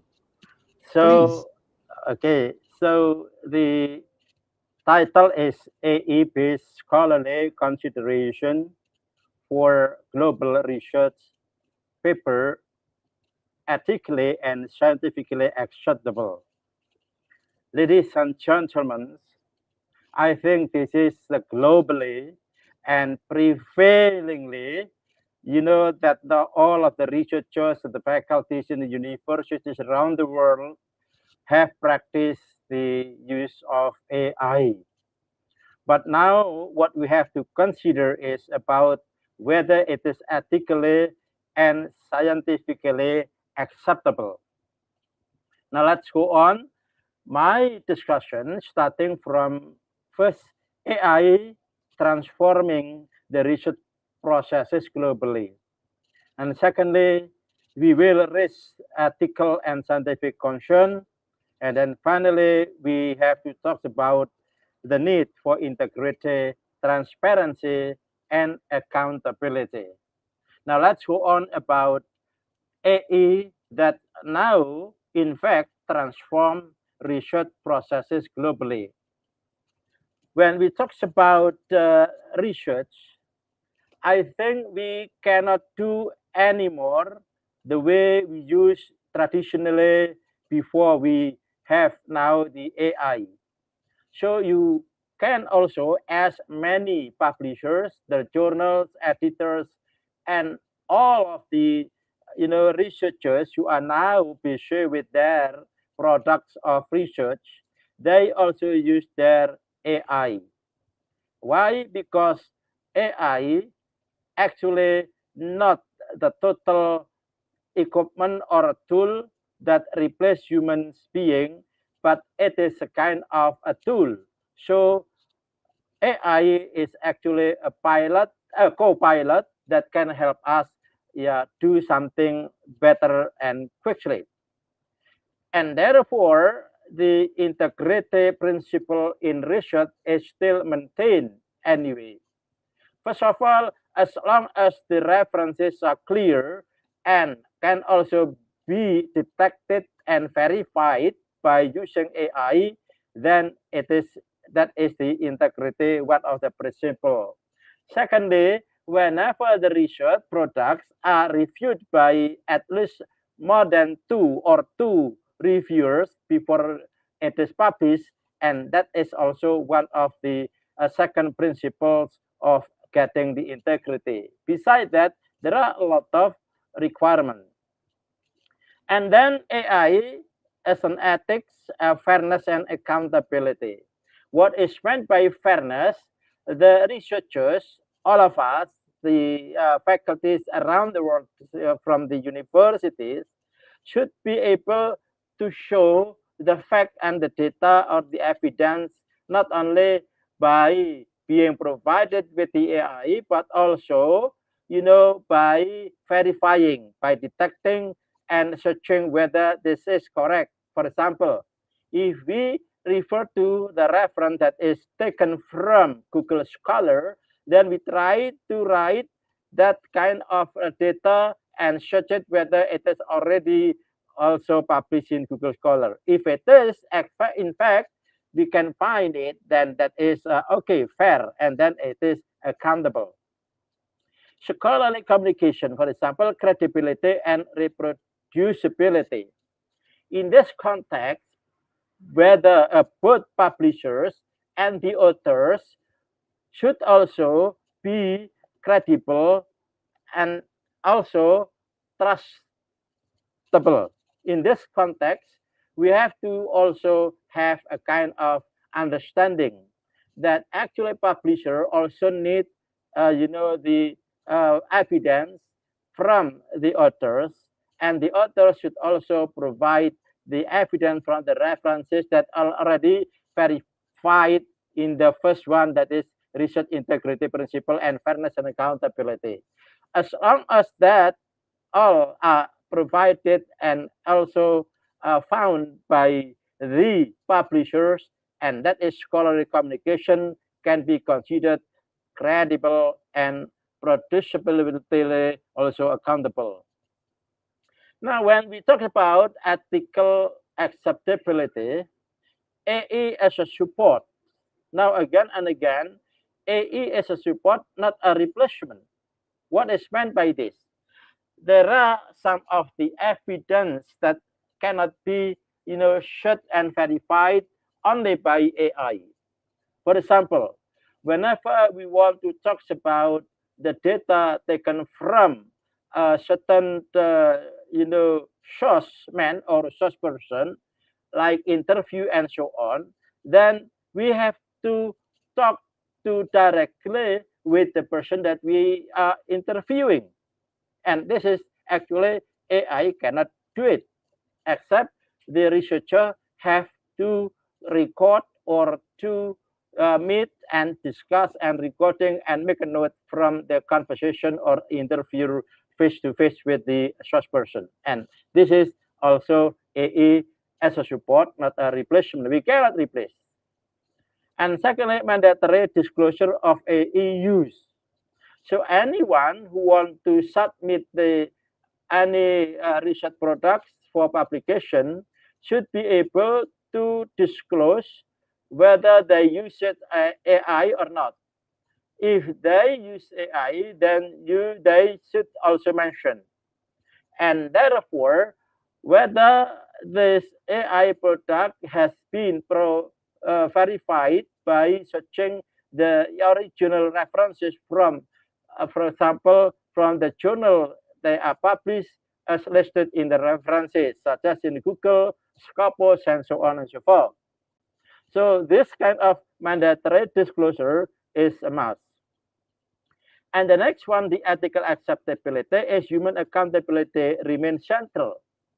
What is meant by human accountability is that whatever product that is produced by using AI, it still remains to be the responsible or responsibility of the writer or the authors or the researchers. In that case, the accountability should be referred to the previous requirements that I have already mentioned in the previous slide. And the next one is scientific acceptability. After we have already been able to provide the evidence like verifying the research documents and research evidence from the source originally, then we have to accept whether it is scientifically acceptable or not. So accuracy and reproducibility is required, and risk of hallucination and bias, and needs for verification mechanism. So accuracy and reproducibility required here. We have again and again, not only the authors, but also the reviewers or the publisher, the editors, should also use their, equipments or technology to detect whether it is 100% produced by AI or modified by the author using their own, language and also their own engagement with the real data. One of the example is the, interview with someone. It cannot be done by AI, but it should be done by the author or the researchers. And risk of hallucination and bias here can also be done by doing in the second slide, that is by referring to the original references, for example, verifying all of the stated or cited references in the text and the list of references that is given by the AI should be also detected by the researcher by looking at the original, the original source or the website that is, linked in that kind of the data document provided by the AI, and that is the verification mechanism. And therefore, whenever we go to global challenges, then even AI adoption in Indonesia, in Asia, in Western country, in America, and around the world. When we talk about global changes, then there is uneven AI adoption if we really adopt AI acceptable and ethically, for the research production. You know that not only around the world, even in one country, in my country, there is also technology divide. So we cannot give the similarity of having how to use the AI, the implementation throughout the country, even throughout the world. In this case, meaning that even though we, for example, implement using AI for the researchers in education, domain, it doesn't mean that all of the universities or faculties around the world have the same, accessibility, and therefore it is also a global challenges. Secondly, Western-centric data bias. Mostly, all of the technology are produced by the Western countries, or especially the modern, countries, industrial countries, and therefore, mostly of the data-centric can be also biased in relation to whether they are also resembling the whole nation around the world, and lack of unified policies. Well, this morning I read an article from a certain, especially from a certain country in Australia, that there are some perception of better using of AI in education, even though they also scared about the danger of critical thinking. However, in the last of that article of the research, it is also recommended anyhow we still use AI, because not all of the human being way of thinking or intelligence can be replaced by the AI, like our collaboration, our feeling, our engagement, contact, and personal communication with warmth and ethical and so on and so forth cannot be replaced by the AI. So that is the lack of unified policy, considering that we still are able to use AI in education, in research, and so on, but we also need the unified policies around the world, ethically and scientifically. Now that is Dr. Juvari, yes? if you come Yes. to a conclusion. Yes, that is the references. Finish. Sure. So that is actually, we still use AI, but we consider of the integrity and verifying the evidences, and then we also have some challenges around the world about imbalance of acceptability of using AI. Thank you very much. Yes, thank you very much. You're welcome, Dr. Juvari. Always a great pleasure to listen to your lectures. And greetings from Brazil to Indonesia. Yeah, thank you. You're welcome. Thank you. Thank you. Well, now I'm going to call Dr. Dilendra Hiran. Dr. Dilendra Hiran. Oh, yes, here. Dr. Dilendra Hiran, be welcome. I'm going to read your curriculum. Dr. Dilendra Hiran is a PhD in computer science with 26 years of academic and research experience, with the topic AI in the courtroom. Can artificial intelligence deliver justice? Dr. Dilendra, you have 10 minutes for your lecture, and the floor is yours. Thank you, Dr. Riverio. Yes, welcome esteemed colleagues and legal professionals. AI in the courtroom. Can AI deliver justice? Today we stand at a critical crossroads where centuries of legal tradition meet the rapid of computational power. Over the next 8 minutes, we will explore whether algorithm can preserve our constitutional ideals or if automating judgment threats the very soul of human justice. What is AI in law? Cognitive text processing. To understand AI in the legal domain, we must look past the pop culture myth of robotic judges presiding of physical courtrooms. At its core, legal AI refers to sophisticated, highly specialized software engines designed to digest, synthesize, and categorize vast volume of unstructured text.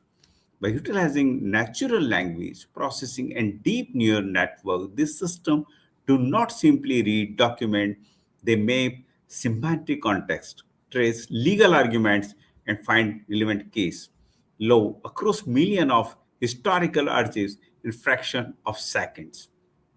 Semantic pattern discovery.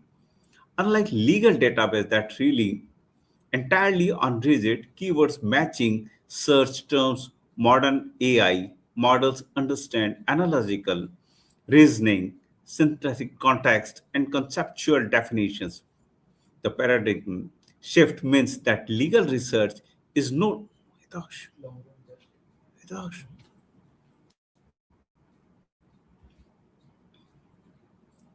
capture definition. The paradigm shift means that legal research is no longer just a process of retrieving static document. Instead, it has become an interactive cognitive mapping system where legal assistant, paralegal, and attorneys can use automated algorithm to test legal theories, identify hidden cache strategy, and predict how a specific statute will apply. How courts use AI today. Operation and predictive system. In our current judicial landscape, AI is deployed across two distinct channels. The first channel is operational and administrative. Algorithms silently manage heavy courts dockets, optimize calendar scheduling, generate real-time code transcripts with extreme precision, and automatically route and categorize thousands of daily legal filings.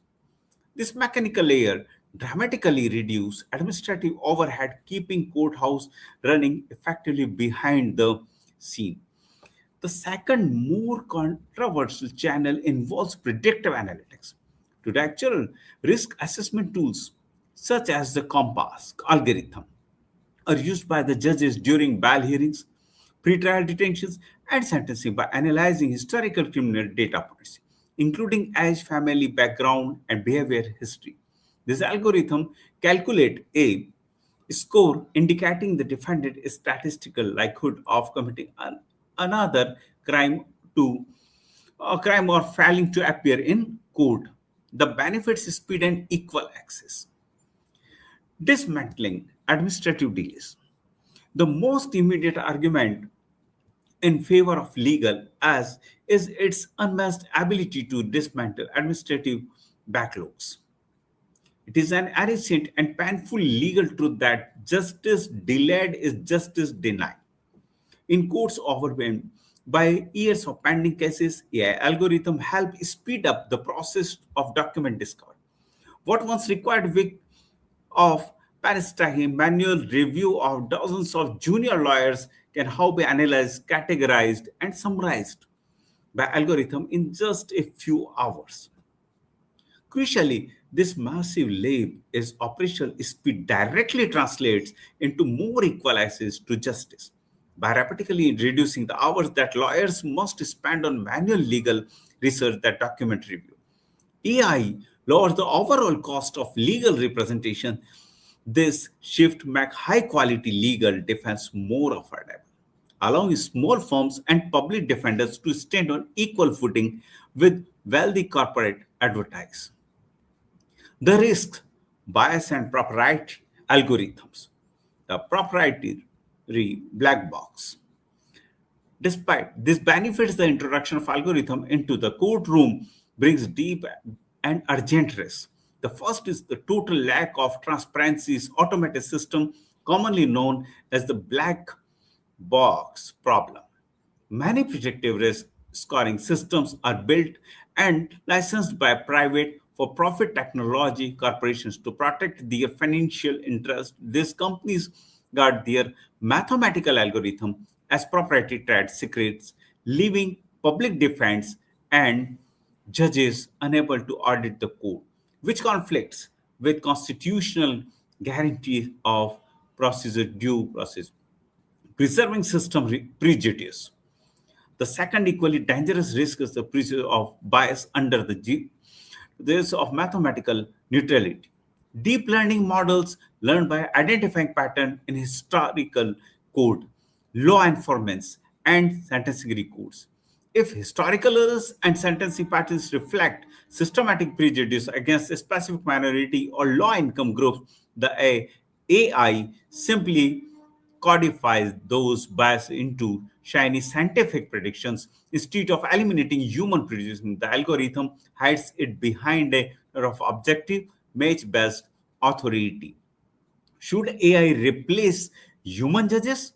The human core of judicial discretion.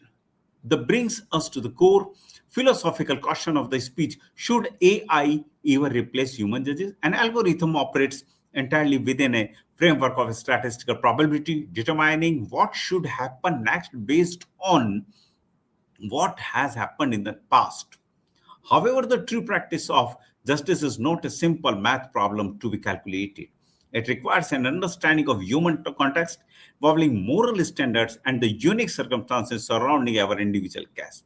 While a mathematical model can access the risk based on a database, it cannot evaluate genuine human remorse.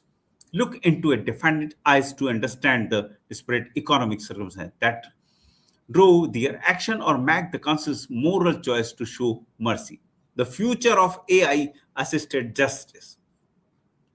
Regulation. Mandatory algorithm audit laws are passed globally, making explainable AI a legal standard and ending black box sentencing model. Second, automation. Fully automated online tribunals resolve small claims, disputes, contracts, disagreements, and traffic citation to clear court words. Next, simulation. Advanced pretrial systems simulate entire case timeless or both sides, helping prosecutor and defense lawyer negotiate fair plea deals. Co-pilots. A balanced standard is reached where AI acts as an advisory co-pilot, leaving the final moral judgment to humans. Conclusion. Governing the balance, a hybrid model for justice. In conclusion, the integration of AI into our legal system is not a distant possibility. It is an active, unavoidable reality.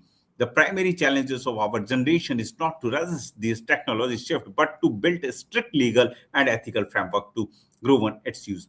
When managed with deep ethical care, AI will be an incredible force for good, helping to clear massive court dockets, lower legal fees, and make justice accessible to everyone. But as we embrace speed and efficiency, we must never let the cold math of algorithm overshadow our empathy. Technology must be used to clear the path to the courtroom, but the scared responsibility of moral judgment must remain forever in human hands. Thank you. Thank you, Judge Torres, and thank you.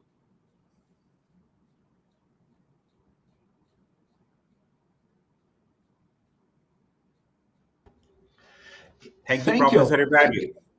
Yes, thank you, Dr. Dilendra, for your lecture. And we invite you to join us for our future congresses. Thank you so much. Namaste from Brazil. Thank you so much, sir. Thank you. You're welcome. From India. Well, I have a special request from the general organization, and I'm going to call Dr. Raj Kumar Yadav. Dr. Raj Kumar Yadav, be welcome. And I'm going to read your curriculum, Dr. Raj Kumar Yadav is a senior assistant professor at the Central University of Punjab, India, with over 8 years of teaching and research experience and 6 years of academic administrative experience, with the topic strengthening trade secret protection in the age of artificial intelligence, challenges and the policy pathways. Dr. Raj, you have 10 minutes for your lecture. Please, the floor is yours. Thank you, sir.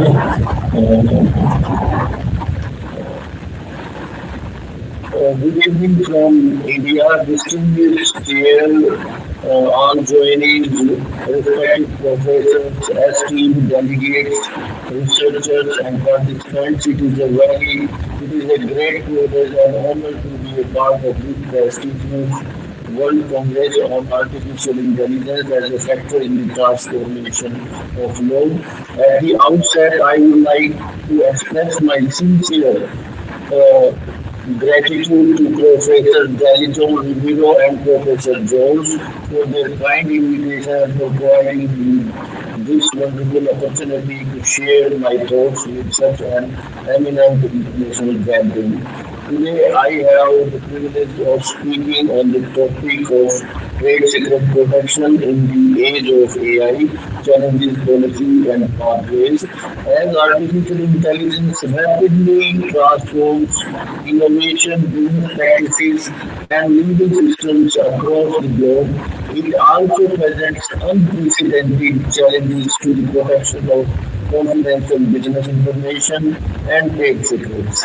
This lecture aims to explore how existing legal frameworks can respond to these emerging challenges and what policy measures are necessary to ensure effective trade secret protection in the AI-driven economy. AI has transformed the way businesses create, process, and utilize confidential information. Trade secrets, unlike patents and copyright, derive their value from secrecy and provide businesses with a competitive advantage. AI technologies, particularly generative AI and machine learning, have significantly increased the risk of unauthorized disclosure, data extraction, and reverse engineering. This presentation examines how AI challenges traditional trade secret protection and proposes legal and policy reforms to address these emerging concerns. When we try to understand trade secrets, the trade secret is a confidential business information that possesses commercial value because it is not generally known and is protected through reasonable security measures. Examples include manufacturing processes, algorithms, customer databases, source codes, pricing strategies, and business methods. Unlike patents, trade secrets do not require registration and can remain protected indefinitely forever as long as confidentiality is maintained. Their protection depends entirely on effective secrecy management. AI is seen as a game changer. Artificial intelligence processes enormous volumes of data at remarkable speed and accuracy. Machine learning models can analyze confidential data sets, identify hidden patterns, and sometimes analyze proprietary information. Organizations increasingly use AI tools for research, legal drafting, healthcare, finance, and manufacturing, making confidential information more vulnerable to accidental disclosure or unauthorized access. Consequently, AI fundamentally alters the traditional assumptions underlying trade secret law. Majorly, when we see major legal challenges then we find that AI creates several unprecedented legal challenges for trade secret protections. These include modern memorization of confidential information, AI-assisted reverse engineering, employee misuse of generating AI tools, cross-border transfer of proprietary data, and difficulties in proving misappropriation due to the opaque nature of AI systems. Existing legal frameworks were largely designed before AI technologies emerged, and they struggle to address these complex issues effectively. And in India, presently we lack a dedicated Trade Secret Protection Act. Protection is primarily derived from contractual obligations, common law principles, equitable remedies, confidentiality agreements, and provisions of the Indian Compact Act 1872. Although courts recognize confidential business information, the absence of comprehensive legislation creates uncertainty, particularly in disputes involving AI-generated data, cloud computing, and multinational business operations. And when we say international governments, several jurisdictions provide statutory protection for trade secrets. The US enacted the Definitive Trade Secrets Act 2016, while the European Union adopted the Trade Secrets Directive 2016. These frameworks provide civil remedies, injunctions, and compensation for misappropriation. International organizations such as WIPO also encourage harmonization of trade secret standards, although significant differences remain across jurisdictions, especially in the AI context. When we see the policy challenges, the rapid advancement of AI has exposed gaps in traditional trade secret law, determining liability when confidential information is disclosed through AI systems, defining reasonable security measures for AI-enabled businesses, establishing standards for AI-assisted reverse engineering, and addressing jurisdictional conflicts remain major policy concerns. Furthermore, industry challenges arise because AI decision-making process often function as a black box, making a misappropriation difficult to prove, and policy pathways strengthening trade secret protection in AI era requires comprehensive reforms. Governments should enact AI-specific trade secret legislation, establish clearer standards for organizational cybersecurity, require AI governance and audit mechanisms, promote international cooperation through WIPO, and encourage businesses to adopt technical safeguards such as encryption, differential privacy, secure data environments, and federated learning. Legal reforms must evolve alongside technological innovation. Future outlook, the future of trade secret protection lies in integrating legal, technological, and organizational measures. AI governance frameworks, transparent data management practices, ethical AI development, employee awareness programs, and cross-border legal cooperation will become essential component of intellectual property protection. As AI continues to evolve, trade secret law must adapt to ensure that innovation remains protected without impeding technological progresses. Now, concluding remarks. The trade secrets have become one of the most valuable forms of intellectual property in the digital economy. Artificial intelligence has expanded opportunities for innovation while simultaneously increasing risks of confidential information leakage and misappropriation. Protecting trade secrets in the AI age requires modern legislation, stronger corporate governance, and international harmonization and advanced technological safeguards. A balanced approach that promotes both innovation and confidentiality will be essential for the future of global intellectual property law. Thank you. Thank you, Professor Pradipal. You're welcome, Dr. Raj Kumar Yadav. Always a great pleasure to listen to your lectures. Thank you so much. Namaste from Brazil. Namaste, sir. Well, now I'm going to call the next lecturer. It's Dr. Ratna Sisodia. Dr.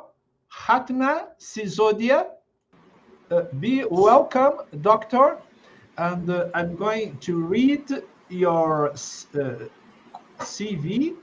Well, Dr. Ratna Sisodia is an associate professor and a research supervisor at the School of Law, Renaissance University, Indore, with expertise in constitutional law, human rights, criminal justice, and social legal research, with the topic AI and online child safety, strengthening human rights protection against digital exploitation. Dr. Sisodia, be welcome. You have 10 minutes for your lecture. The floor Thank is you, yours. Professor. Thank you so much, Professor Barrow. And coming directly to the point, my topic is artificial intelligence and online child safety, strengthening human rights protection against digital exploitation. So first, we'll be talking about how there are emerging risks to children.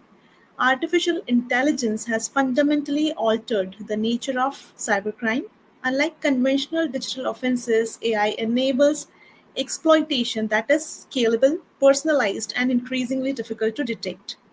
Key emerging risk includes AI-generated child sexual abuse material and deepfake and voice cloning, AI-assisted grooming, where automated systems manipulate children through highly personalized interactions, and algorithm profiling, exposing children to harmful and inappropriate content through recommended systems.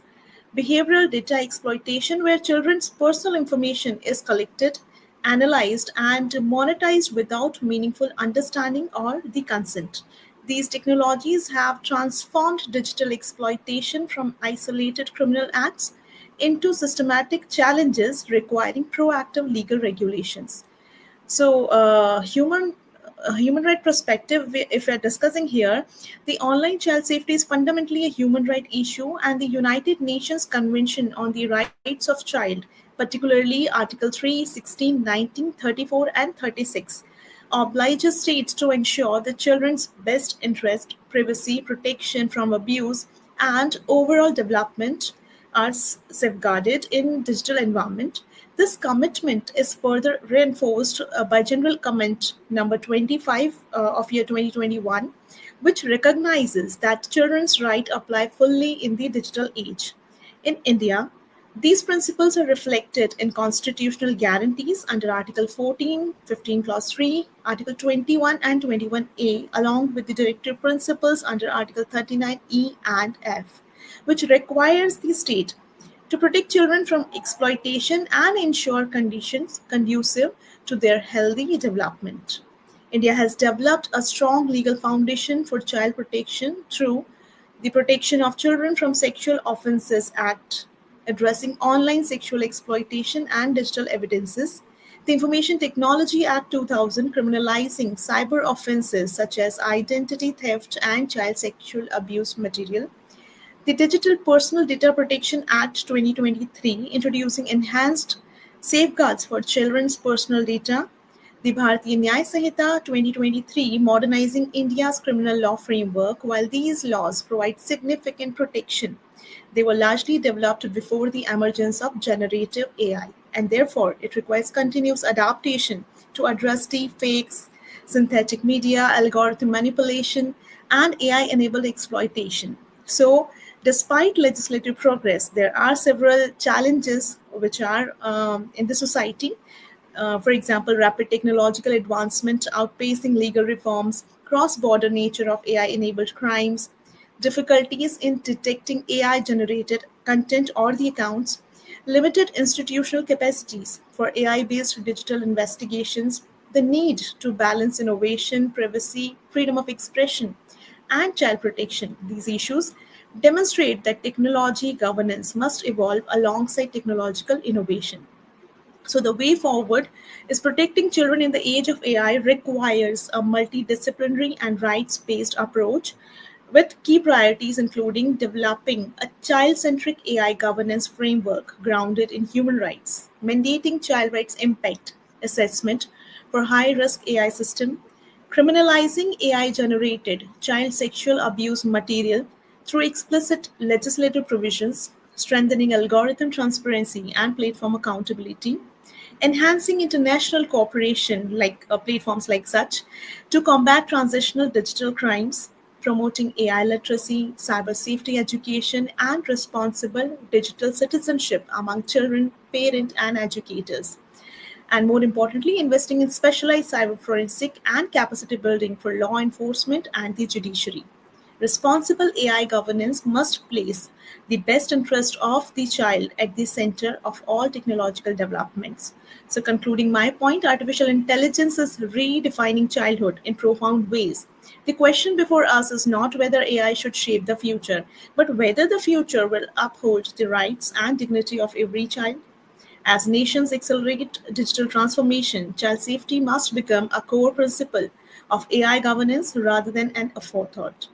India's evolving legal framework demonstrates a strong commitment in protecting children in digital space. However, the complexity of AI-enabled harms demands continuous legal innovation, international collaborations, and ethical technology design. By integrating constitutional values, international human rights standards, and responsible AI governance, we can create a digital ecosystem where technology empowers children without compromising their safety, privacy, and fundamental freedom. So this version is concise, and the true measure of artificial intelligence will not be its capacity to imitate human intelligence, but its ability to safeguard human dignity, especially the dignity of every child in digital age. So thank you so much, Professor Ribeiro and Professor George, for having us here. And we are looking forward for more such collaborations. You're welcome. It's always a great pleasure to receive you at our congresses. Thank you so much. Namaste from Brazil to India. Thank you. Thank you. Well, we have Dr. Arunendra.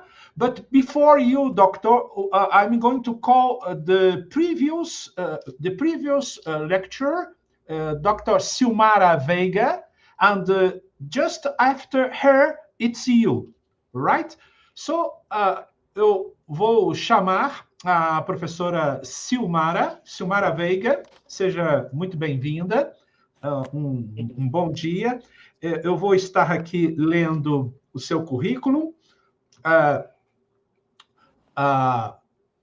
É advogada, doutora em Direito Ambiental Internacional pela Universidade Católica de Santos, é pós-doutora do Instituto de Estudos Avançados da Universidade de São Paulo, com atuação em governança climática, regularização territorial, ESG e políticas públicas ambientais, com o tema inteligência artificial, governança territorial e seguridade jurídica, desafios para o direito ambiental.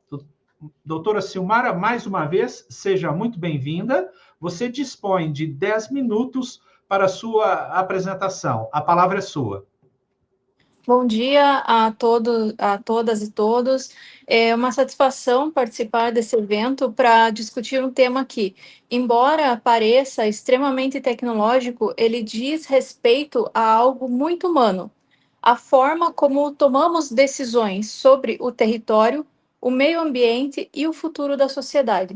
Quando nós pensamos em inteligência artificial, normalmente nós imaginamos computadores capazes de realizar tarefas complexas, automatizar processos e analisar grandes volumes de dados. Mas talvez a pergunta mais importante não seja o que a inteligência artificial consegue fazer. A pergunta que, a meu ver, devemos fazer é: quem decide como ela será utilizada? Essa pergunta nos leva diretamente ao conceito de governança, pois a inteligência artificial não é neutra. Ela é construída por pessoas, treinadas com dados, produzidos por pessoas e utilizada para orientar decisões que afetam pessoas.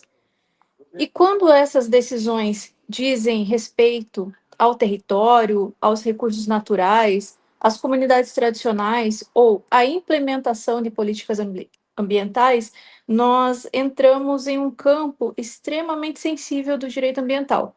Hoje nós vivemos um paradoxo.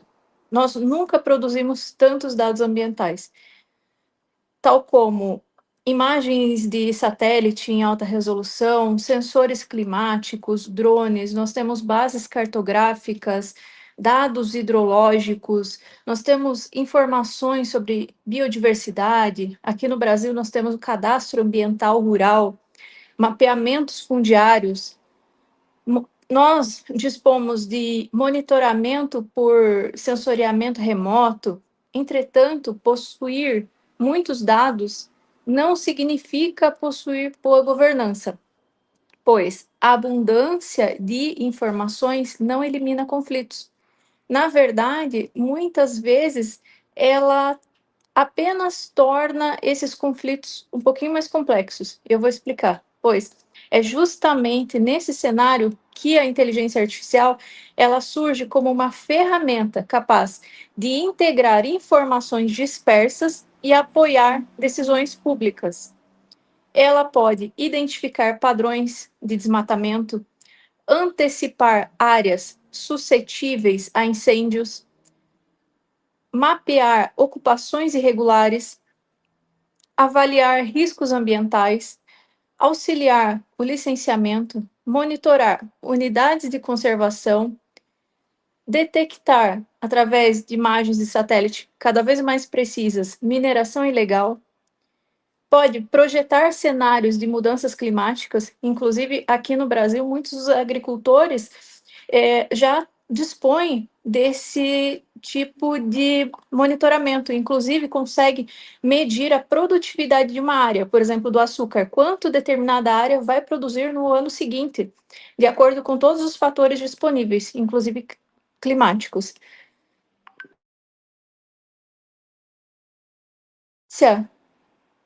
Desculpa. Em outras palavras, a inteligência artificial amplia significativamente a capacidade do Estado de compreender a realidade territorial.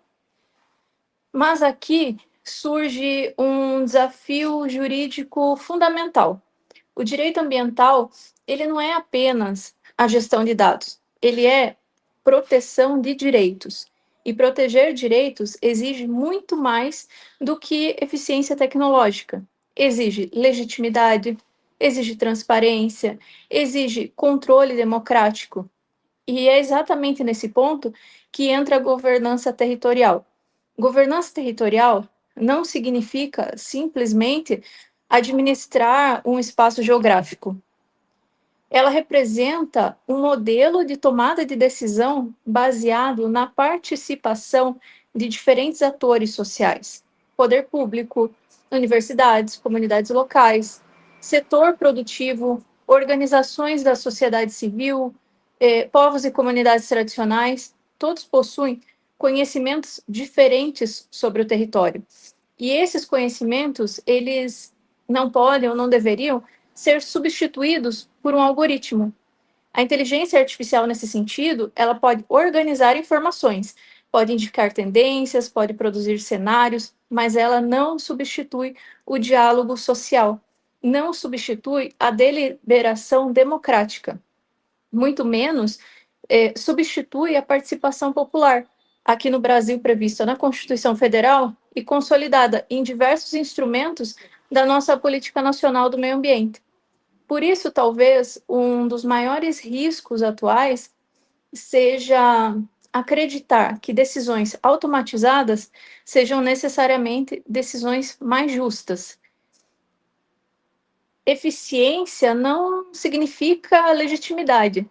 Rapidez não significa justiça e a precisão estatística não significa proteção ambiental. Um algoritmo ele pode indicar onde existe maior probabilidade de desmatamento, mas ele não vai compreender sozinho os aspectos culturais, por exemplo, de uma comunidade quilombola. Ele não vai compreender a relação espiritual de um povo indígena com um determinado território. Não vai compreender, por exemplo, o modo de vida de comunidades caiçaras. Esses elementos, eles fazem parte da dimensão humana do direito ambiental. E justamente por isso, a governança, ela continua sendo indispensável. Outro aspecto importante é a segurança jurídica. Nos últimos anos, nós observamos uma crescente judicialização de questões ambientais. Conflitos fundiários, licenciamentos, compensações ambientais, mudanças climáticas, proteção da biodiversidade, direitos da natureza, regularização ambiental. Em muitos desses casos, a produção de provas técnicas ela é extremamente complexa. A inteligência artificial pode contribuir significativamente para qualificar essas informações. Pode aumentar a rastreabilidade de dados, melhorar auditorias, cruzar bases públicas, produzir análises espaciais, identificar inconsistência. Tudo isso fortalece a tomada de decisão administrativa e judicial. Entretanto, também surgem novos desafios. Quem responde quando uma decisão baseada em inteligência artificial produz danos? Quem é o responsável pelos erros do algoritmo? Como garantir transparência em sistemas conhecidos como caixas pretas, cujo funcionamento sequer pode ser explicado pelos próprios desenvolvedores, muitas vezes? Como assegurar o contraditório quando uma decisão administrativa decorre de um processamento automatizado? Essas perguntas, a meu ver, mostram que segurança jurídica não depende apenas da qualidade da tecnologia, depende da qualidade das instituições. E aqui, o direito assume um papel central. O direito ele não deve impedir a inovação, mas ele deve estabelecer limites para que a inovação permaneça compatível com os direitos fundamentais. Nesse contexto, por exemplo, a própria União Europeia já vem desenvolvendo um modelo regulatório baseado em avaliação de riscos para sistemas de inteligência artificial. E a ideia é bem simples. Quanto maior o impacto potencial sobre direitos fundamentais, maior deve ser o nível de controle jurídico.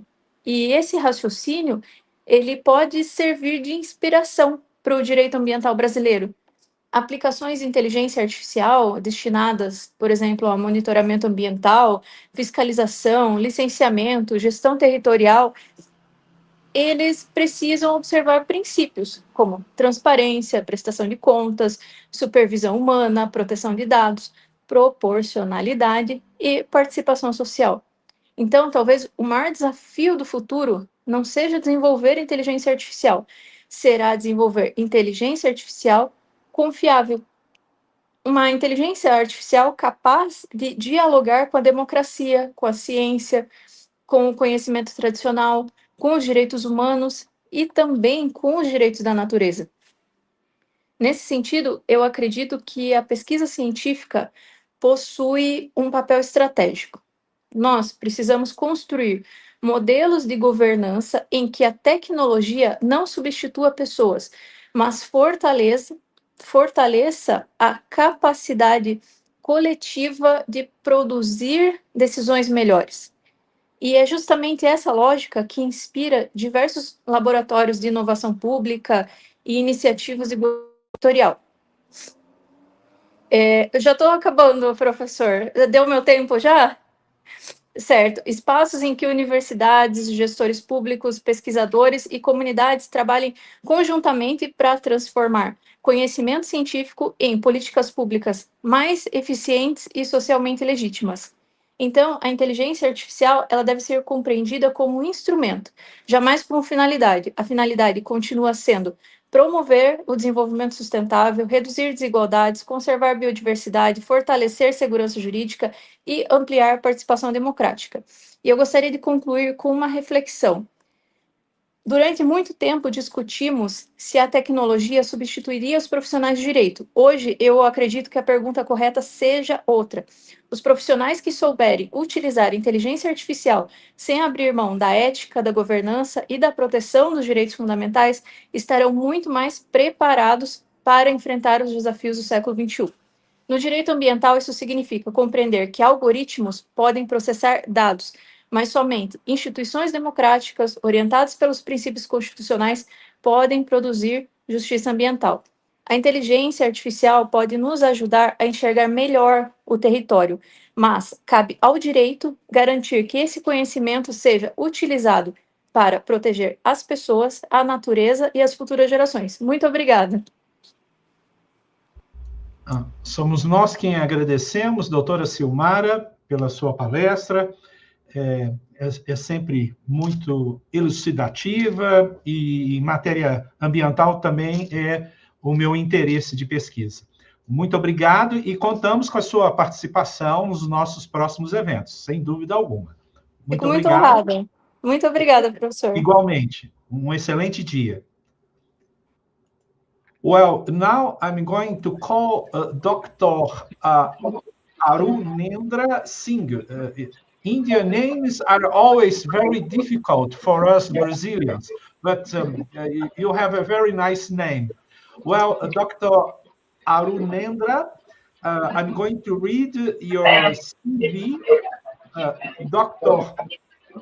Arunendra Singh is assistant professor at Renaissance University and a NLSEU alumnus specializing in legal research, commercial contract drafting, and law and technology.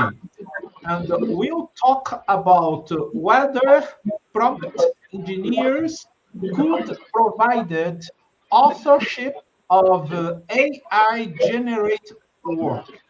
That's a very good hypothesis, and I'd like to listen to your answer. So, Doctor, you have 10 minutes for your lecture. The floor is yours. Thank you so much, Ravirio. We are Indians. Our names are quite difficult to pronounce, and they are sometimes very large, but so as our hearts. And I'm very thankful for giving me opportunity in this World Congress, Artificial Intelligence as a factor in the transformation of law, challenges and issues. Distinguished members of the General Organizing Committee and President George, esteemed panels and legal scholars across the globe. Hello, this is Assistant Professor Arunendra Singh, and in India it's evening, so good evening to everyone. It's my privilege to present one of my research paper here, whether prompt engineers could be provided authorship of AI-generated work. So almost all of us might have used some sort of AI tools like ChatGPT, Grok, DeepSeek, Gemini, or any other AI tools of such nature. So imagine two people, they are putting a prompt for the information. I would say that prompt is the words which we put in, which the command we give to the any AI tool. So first person says create an image of a cat. Meanwhile, the second person spends 2 hours writing and refining that prompt. Create a hyper-realistic Victorian era oil painting of a Persian cat sitting beside candlelit library window during a rainfall, inspired by Rembrandt's lighting techniques. So both will receive an AI-generated image. But the question arises, should both receive the same legal treatment? Or should the second person's creativity be legally recognized a little more? So the simple question becomes the foundation of my research. So artificial intelligence is no longer just writing answers, just answering the questions, but it is writing novels, creating paintings, composing musics, writing computer codes, producing videos, and every day millions of people create content on by using AI. But copyright law was designed in a world where only humans created original work. Today, the law faces a completely new challenge. If AI creates the output, who is the actual author of it? The programmer, the AI company, the user, or the prompt engineer? And for all the members, I would like to suggest clarify this point that authorship is something which only can be given to a living being, living human. Neither a company nor any tool can be given. So first, let's look into the current legal positions of different countries. United States follows the strict principle of human authorship requirement, and the recent judgment of Taylor and Pultmer decision clearly stated that copyright protection requires human author. The US Copyright Office also introduces the idea of sufficient creative control. So according to this approach, simply giving prompts is not usually enough because prompts are treated more like suggestions than commands. The AI still decides how to generate the output. Meanwhile, United Kingdoms follow a more flexible approach. Its Copyright Design Patents Act recognizes some computer-generated work. Instead of asking who wrote this, the law asks who made the necessary arrangements for creating it. So this necessary arrangement requirement somewhere raises an interesting possibility. Could a skilled prompt engineer be a person making the necessary arrangements? Is the question we will be discussing. China has another approach. It focuses on whether the substantial intellectual creativity by human is present in the making of that process, in the making of the output. This shows that there is currently no international consensus regarding AI generated work. This is where my research differentiates from the existing scholarships. Most legal discussions assume prompting is simply typing instructions, and I argue that modern prompt engineering has evolved into a creative discipline. Most of people use AI just like merely Google searches, but the professional prompt engineers do much more than writing a single statement. They understand behavior of AI, possess technical expertise, repeatedly refine the prompts, analyze outputs, modify artistic styles, curates results, combine the AI outputs, and finally produce a creative work. Think like a film director. The director does not physically operate every camera, but yet the director makes thousands of creative decisions. Similarly, a prompt engineer continuously shapes the creative process. Therefore, their contribution is not mere technical. It's artistic, it's intellectual, and it also deserves some legal recognition. I have few very interesting analogies. For example, AI and criminal liability. What will happen if a prompt engineer produces an output which is illegal or criminal in nature? We have seen this such kind of case in India, in the Rashmiga Mandana case, where a 24 years old engineer made a deepfake video of an actress and was finally arrested in a criminal liability. So the question arises, if a prompt engineer be awarded with the criminal liability because of the output coming out of the AI tool, an AI generation tool, then why can't we think of providing positive credit in form of authorship? There's one more analogy which I have to come with, the painting analogy. Recall the primitive humans, including Neanderthals. They used to paint. They used the cave walls to paint along with the naturally occurring colors. With the advent of paper, we got various very painters like Picasso who drew paints on with the paints and brushes using the sheet of paper. And further, with the development of technology, now we can see Apple Pencil and iPad, and people do use to paint things and get copyright over that, get authorship of that. So when we are okay with awarding authorship, even by using these tools, why not climb one more step and question what why can't we consider the AI tool as a tool? Even photographers get copyright over photography, and they are producing something using that tool called camera.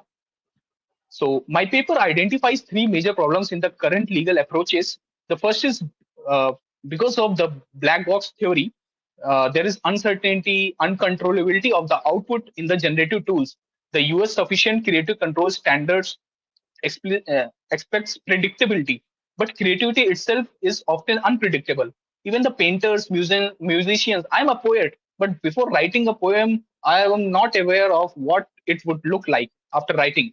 Even photographers cannot fully predict their final masterpiece in the initial stages. And so why should we burden the AI tools for the same? Second problem with the existing law is it creates a binary distinction, either AI assisted or AI replaced by human. So either a work can be human made, either it can be AI. But we can thought of a system where we can work with a collaborative thing where AI has something to give and also human combined, which usually occurs while doing the prompt engineering. Third problem is current laws ignore the enormous investments made by the prompt engineer. Some prompts require hours, sometimes days of refinement. The efforts resembles the traditional artistic labor, yet it has no recognition. So I have came in my research paper with a 5-step creative contribution test, and let's see just why should we ask that how much control did the human have? I propose something different, a different question. How much creative contribution did a human make? My proposed creative contribution test evaluates on 5 factors.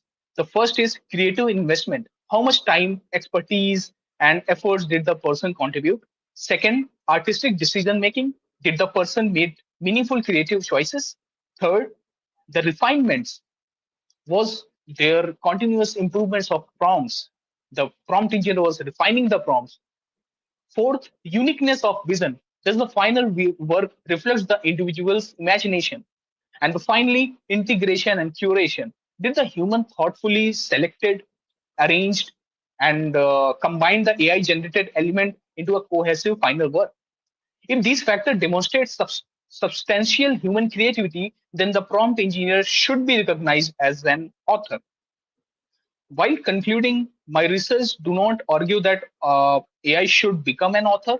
Rather, it argues that human creativity should continue to remain at the center of the copyright law. However, copyright law must evolve to recognize, as our Dr. Ratna Sisodia said, that we need a different approach. We need changes in law. With a change in technology, we have change in law. We have BNS in India superseding the older criminal laws. So with the advent of time, because the law and society, they are dynamic subjects. So copyright law must evolve to recognize new forms of creativity emerging through the collaboration with artificial intelligence. So the real question is no longer should AI receive copyright.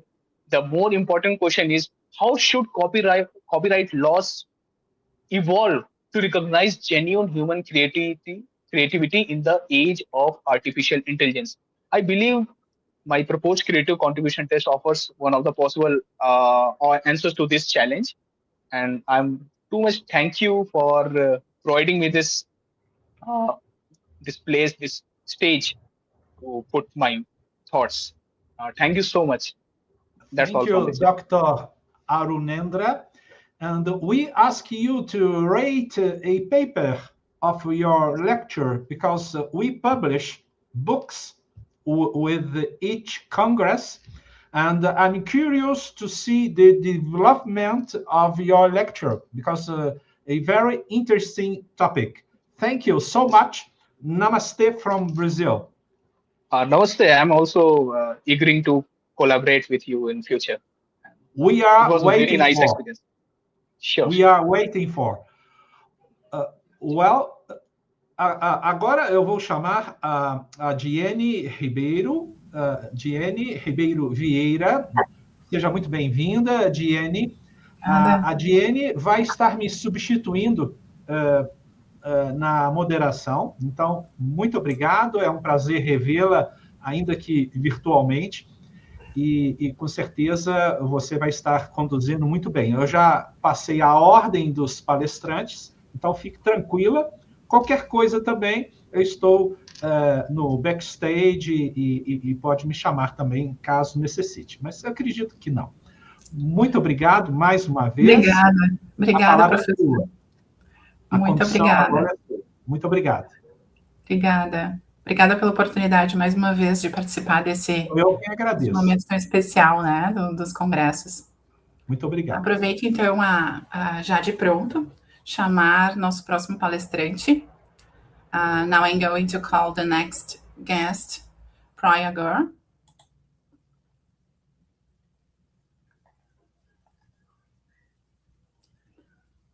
Professor Prayagar.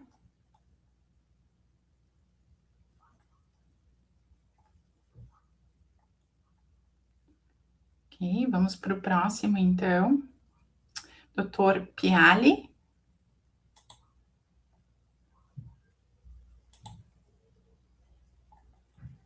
Me ouve? Yeah, ma'am, I'm here. Vamos para os próximos, então.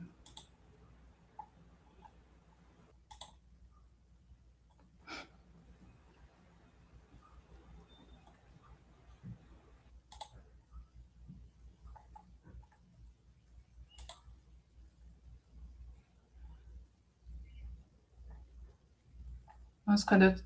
você chegou, Piali, Dr. Piali. Dr. Piali Chan. Can you hear me? Yes, Professor, I can hear you. Okay. Yes, I can hear you. However, present on the top of a second. Piali. AI in reproductive healthcare, balance innovation, ethics, and women's human rights. Your curriculum is associate professor and head on department at Metz Law School, Metz University, Jaipur from India.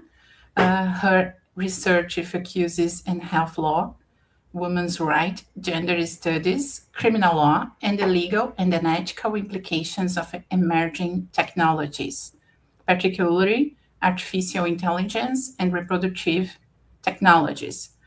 Professor, you have 10 minutes for your presentation. You have the floor. Yeah. Good evening, everyone. Namaste. Today, I'm going to speak on AI in reproductive healthcare, balancing innovation, ethics, and women human rights. So first of all, I would like to thank the organizer and Professor George and Professor Dilton for giving me this opportunity to speak on a topic that is rapidly transforming the future of medicine, law, and human rights. Today, artificial intelligence is becoming an integral part of almost every aspect of healthcare. From disease diagnosis to robotic surgery, AI is revolutionizing medical practices. One of its most fascinating and controversial application is the reproductive healthcare, particularly in the development of artificial womb technology, also known as ectogenesis. So the objective of today's presentation is to understand what artificial womb technology is, how AI is transforming reproductive healthcare, and what ethical, legal, and human rights challenges accompany this innovation. More importantly, we must ask whether technology progress can truly be considered successful if it compromises human dignity, women reproductive rights, or social justice. Before discussing modern science, I would like to begin with something interesting. Many people think that artificial womb are a completely new concept. However, if we look at ancient mythology, we find several stories that resemble the idea of extrauterine gestation. In the Mahabharata, Gandhari gave birth to a mass of flesh which Sage Vyasa divided into 100 pieces and placed in a pot filled with ghee. Eventually, this developed into 100 karvas. Although this is a mythological narrative, it symbolically reflects the idea of gestation occurring outside the human womb. Similarly, the birth of Lord Kartikeya involved multiple stages of biological transfer before his birth, while in Greek mythology, Athena emerged fully developed from Zeus's head after he swallowed the pregnant goddess Metis. Of course, these stories are symbolic and religious rather than scientific. Nevertheless, they demonstrate that humanity has imagined alternative methods of reproduction for thousands of years. Today, science is attempting to convert those imagination into reality. So, what exactly is artificial womb technology? Artificial womb technology or ectogenesis is a technology where gestation, like for now, if you see, if the gestation will be done outside the human body, it's not like a normal pregnancy where the entire pregnancy will be carried by a woman inside her womb. But here, the pregnancy will be carried outside the human body. And even unlike IVF, which assists only fertilization, and artificial womb supports the entire gestation process after conception. This technology was originally developed to save extremely premature baby. According to WHO, more than 3 lakh women die every year due to pregnancy-related complication, while premature birth remains one of the leading causes of death among children under 5 years of age. Artificial womb technology, therefore, has tremendous medical potential. It could reduce maternal mortality, eliminate many pregnancy-related complications, improve the survival of premature infant, and provide reproductive opportunity for women who cannot carry pregnancy because of medical condition such as hysterectomy or severe uterine disorder. For countries facing declined birth rates such as Japan and South Korea, this technology also viewed as a possible demographic solution. So artificial intelligence is making this technology even more advanced. One example is IctoLife. I think last year we all have seen the video that has gone viral related to IctoLife. So IctoLife is a conceptual artificial womb facility where AI continuously monitors the fetal growth through advanced sensor.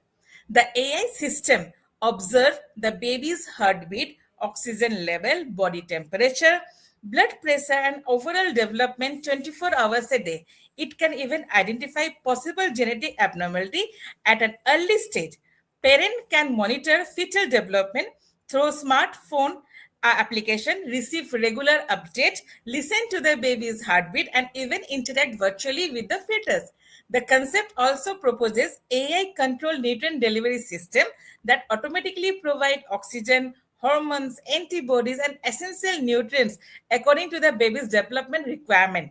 Although IctoLife is currently a conceptual design rather than an operating medical facility, it demonstrates the direction in which reproduction technology are rapidly moving. So this naturally raises an important question here that whether artificial womb technology is still a science fiction. So my answer is no, because scientific research has already demonstrated that artificial wombs are becoming a medical reality. In 2017, a researcher at Children's Hospital of Philadelphia successfully developed the BioBag, which sustained extremely premature lamb for several weeks in an artificial amniotic environment. Researchers in Australia, Japan, and Netherlands are currently working on similar systems designed to improve survival rate for premature babies. Recently, AI-assisted embryo selection has been demonstrated successful in Mexico. This developed an essential partner in reproductive medicine.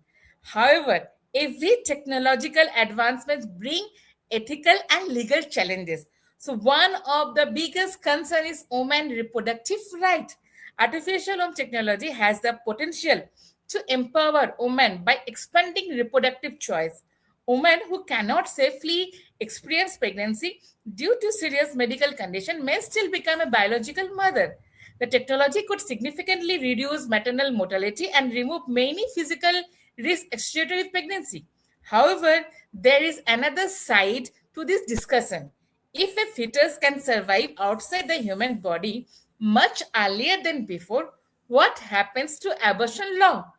Will technological viability replace biological viability? Could government begin to impose greater restriction on women's reproductive choice simply because technology allows fetal survival outside the womb? This question directly affects women's bodily autonomy and reproductive freedom. Therefore, while AI offers extraordinary opportunity, it also has the potential to reshape the existing reproductive right in a way we have not yet fully understand. Artificial intelligence has also raised several other ethical issues. First is dehumanization. If babies are developed entirely inside laboratory, there is a risk that reproduction may gradually become industrialized, reducing human life to a manufactured product. Second is commercialization. Could private companies establish own factory where reproduction becomes another commercial service? Third is the genetic enhancement. AI combined with genetic gene editing technologies such as CRISPR may allow parents to choose characteristics like intelligence, height, eye color, or physical abilities. While preventing inherited disease is undoubtedly beneficial, selecting non-medical trait creates serious ethical concern about designer babies and social inequality. Finally, accessibility is another major issue. Will only wealthy families be able to afford this technology? Because it's our first experience also. We have seen that when surrogacy was introduced, when IVF was introduced, it was only the rich family. They were only able to afford those facility. So the same question again arises here also, whether ectogenesis will be available only to wealthy family, or it will be available to all needy family who really want to have their own baby. The legal questions are equally complex here. Who will be the legal mother? If a baby is born outside a human womb, in that case, who will be the legal mother? The genetic mother, the intended mother, or someone else? At what stage does an embryo growing inside an artificial womb acquire legal right? This is another question, legal question that we have to think about it. Who makes medical decision during gestation? So this is also another question that also we have to think about it. If an artificial womb system fails, who will be legally responsible? The doctor, the engineer, or the technology company? Current laws governing IVF and surrogacy cannot adequately answer this question. Artificial womb technology therefore requires entirely new legal and regulatory framework. In my opinion, technology innovation must always be accompanied by ethical responsibility. Government should develop comprehensive legislation regulating artificial womb technology and AI-assisted reproduction. International cooperation is equally important because reproductive technology easily cross national borders. We have in India, particularly if I talked about India, during 2008, 2010, we have prior to 2015, when commercial surrogacy was allowed, we have seen many cases of violation of rights of surrogate mother, cases of violation of this baby's right also. So there are many, landmark cases in India relating to surrogacy. Baby Manji case is there. So these cases shows that whenever this technology has been advanced related to assisted reproductive technology, in that case we have seen that number of human right violation cases has also increased. So all these cases shows that whenever technology advance, we should advance our law also, so that no one right should get violated. So to conclude, artificial intelligence has the importance to revolutionize reproductive health care. It can reduce maternal mortality, improve neonatal survival, enhance fertility treatment, and provide new reproductive opportunity for millions of people. At the same time, it challenges our traditional understanding of motherhood, parenthood, family, human dignity, and reproductive autonomy. Therefore, the real question is not whether artificial womb technology should exist. The real question is how we regulate its responsibility, ensuring that innovation serves humanity rather than replacing the value that define it. So as legal scholar, healthcare professional, and policymaker, we must ensure that scientific progress is always guided by ethics, human rights, equality, and justice. Only then can artificial intelligence truly become a force for human welfare rather than a source of new invention. So thank you very much for your patient listening. I look forward to your valuable question and discussion here. Thank you. Thank you, Dr. Piali, for joining us. And it's a privilege and a pleasure to welcome you to our event. See you soon. Thank you. Now I'm going to call the next guest. Is Dr. Prayagar. Good morning, Prayagar. Hello. Yes, hello, Professor. We are honored to have Dr. Prayagar with us today. Dr. Praya, who will be present on the topic of generative AI, and I'm going to read your curriculum. Is law assistant profession and PhD scholar with expertise in constitutional law, corporate law, and legal research, passionate about legal education, research, and academic excellence, with experience in teaching, curriculum development, and scholarly writing, committed to fostering critical thinking and practical legal skills among students. Dr. Praya, you have 10 minutes for your presentation. The floor is yours. Thank you. Thank you so much for the introduction, Professor. Namaste and good evening to all the distinguished members of the AI Congress. The title of my research paper is Copyright Infringement in the Era of Generative AI Training.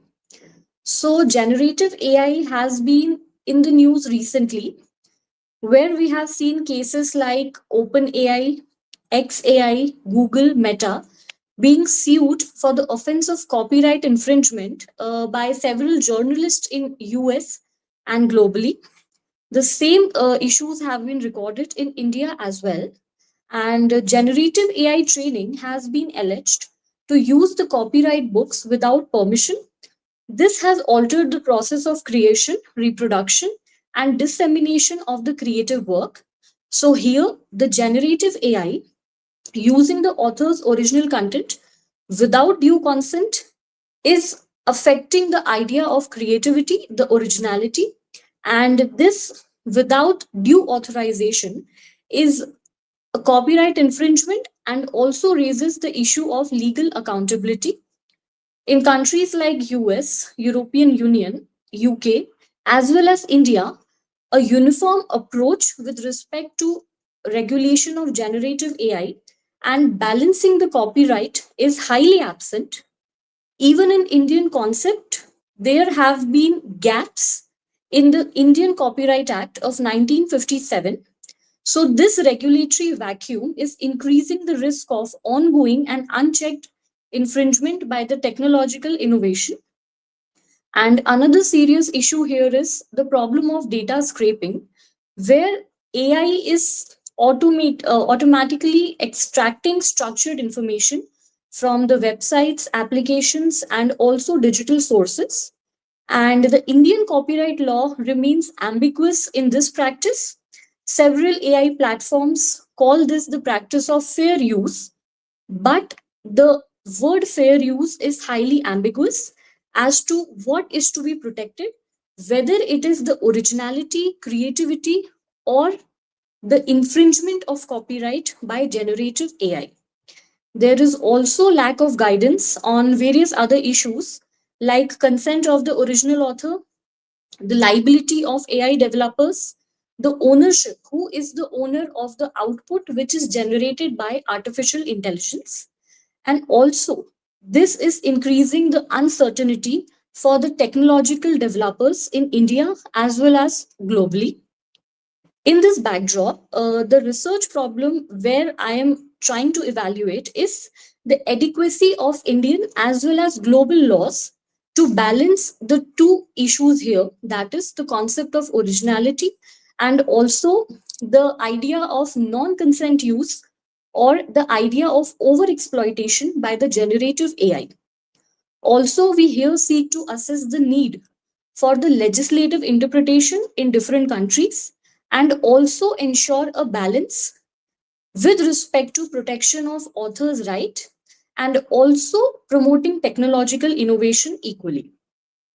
So the core issues I would highlight is the AI training data, where there is the concept of fair use, but there is also the problem of data scraping.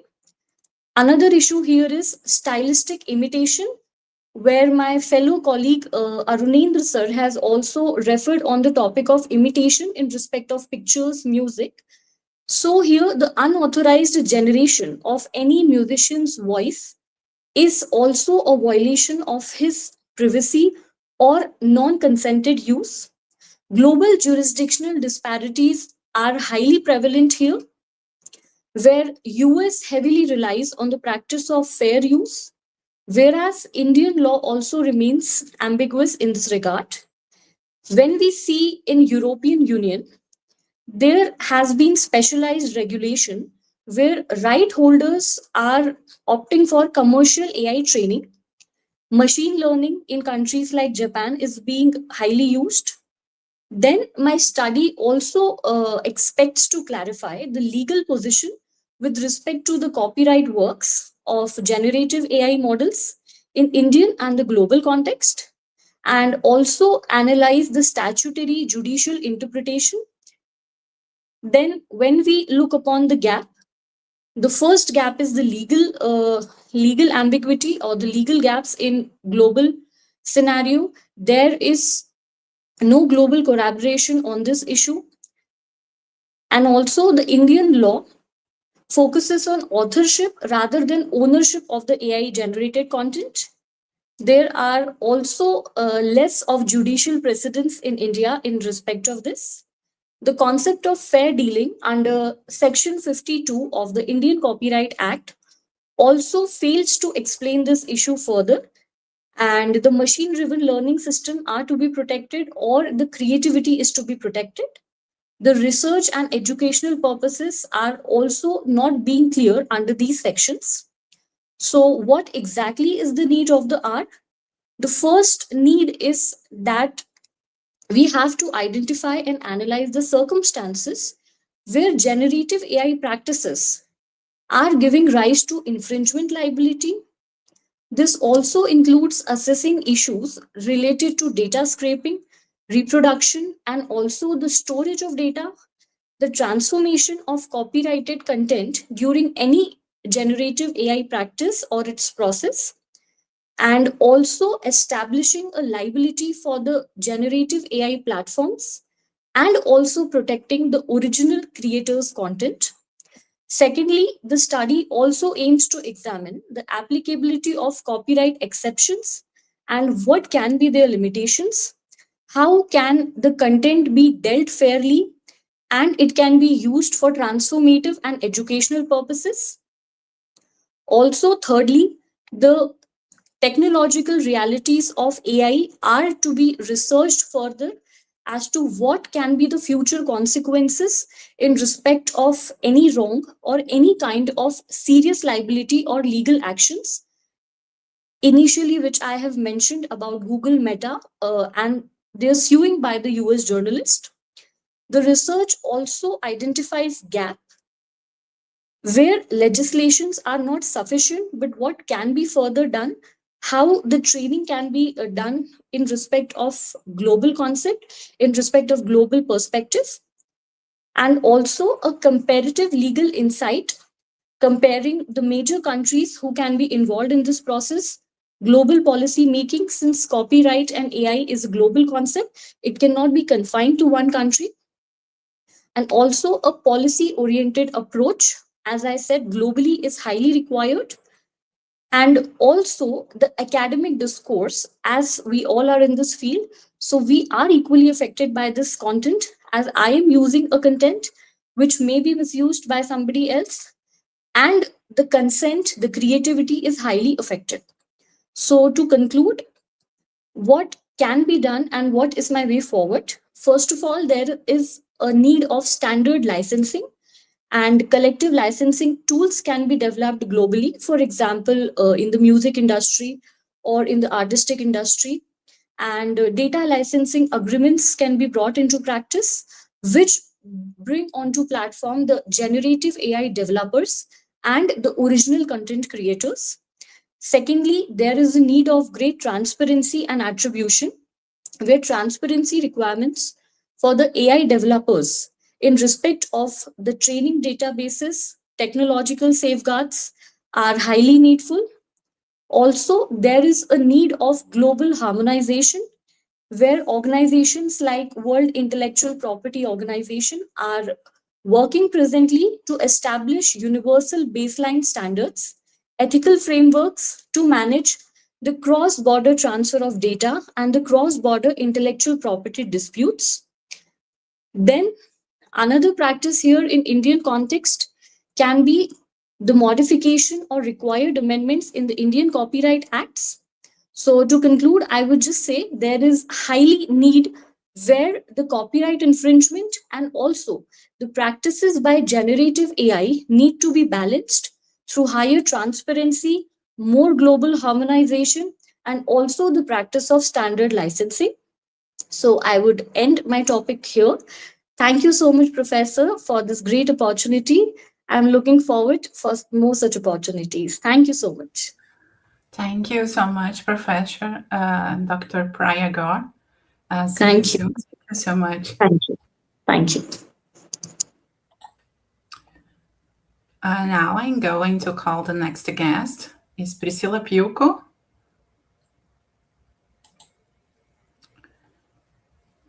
Bom dia, Priscila, tudo bem? Tudo.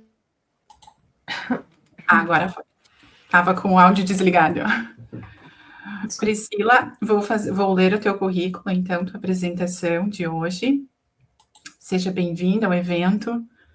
Priscila hoje apresentará para nós Inteligência Artificial, desafios para a proteção das pessoas com deficiência.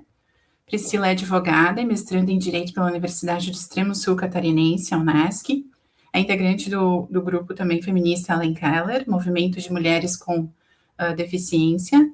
É investigadora do Observatório Latino-Americano de Investigação e Defesa dos Direitos Humanos, do Núcleo de Estudos em Política, Estado e Direito da UNESC, e também do Núcleo de Estudos em Gênero e Raça da mesma instituição. Priscila, uma ótima apresentação, você tem 10 minutos para a sua ponência, fica à vontade. A palavra é sua. Muito obrigada, Jenny. Prazer ser apresentada pela minha colega de tantos eventos agora nessa altura, né? Muito obrigada, Jenny. Obrigada. Então, começando a apresentação, vou tentar ser bem breve, porque é um tópico muito grande, né? Mas tentei encurtar ao máximo.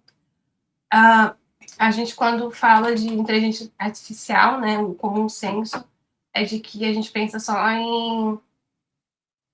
nessas generativas, né, de ChatGPT, essas coisas assim.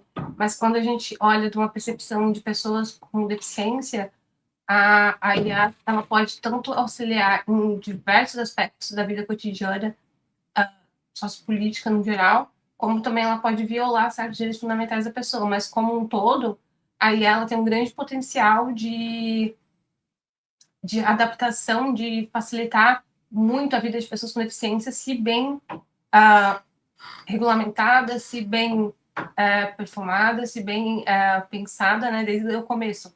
Porque o que a gente vê é que quando ela não é pensada para comportar essas pessoas com deficiência e suas necessidades dentro dessas plataformas, o problema só vem depois porque não foi pensado antes, mas aí a violação de direito já aconteceu, então, né, o custo já foi pago pela pessoa com deficiência. Então, a gente tem vários países, vou trazer alguns exemplos, perdão se tiver muito barulho por causa do vento que está aqui no sul, vários países que trazem, já pelos governos, utilização de IA. O Brasil mesmo, recentemente, fez um investimento de 10 milhões de dólares numa IA para combater fraudes previdenciárias. Então, é uma coisa que não é só de uso pessoal, né? Já passou para o uso governamental. Então, é uma preocupação muito grande, porque, como eu falei anteriormente, pode ajudar muito, mas também pode violar muito o direito de pessoas com deficiência. Tem muitas ferramentas assistivas de pessoas com deficiência que são excelentes o uso da IA, né, quando pensadas por esses, sem, né, ignorar essas lacunas das pessoas com deficiência, como, por exemplo, leitores de tela, que daí é um dos problemas também que, por um lado, pode ir IAs que tenham esse acesso de leitor de tela, mas alguns aplicativos não estão preparados para isso, por exemplo, então essa tecnologia não consegue, né, suportar essa leitura. Reconhecimento facial facilita para muitas pessoas com deficiência, mas também é um impeditivo para muitas outras. E o reconhecimento facial hoje está sendo amplamente usado como quase que o único meio de verificação no Brasil, por exemplo, pela principal plataforma que a gente consegue utilizar tudo, do Gov.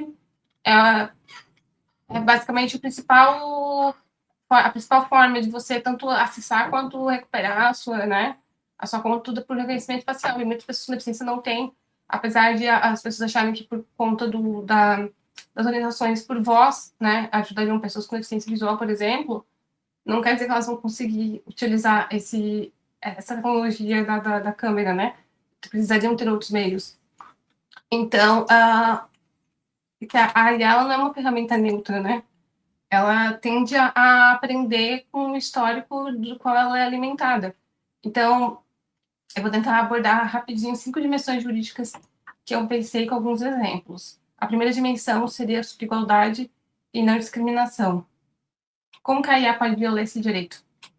Teve um caso na Holanda que um sistema preditivo, eu creio que se pronuncia Siri, ele cruzava dados de cidadãos para tentar prever fraude de benefícios. A gente tem que lembrar que benefícios assistenciais, benefícios sociais, eles são amplamente utilizados, eles são amplamente dados a pessoas com deficiência, porque são grupos marginalizados, né, no mercado de trabalho, então são pessoas que precisam desse acesso a benefícios assistenciais. Então, a gente tem que pensar que uma boa parcela dessas pessoas eram pessoas com deficiência. E esse sistema foi barrado pela própria justiça holandesa por violação de direitos humanos, porque ele fazia uma previsão de fraude de benefícios completamente quase que arbitrária. Ele usava os dados de uma forma que não era policiada, né? Não era revisada.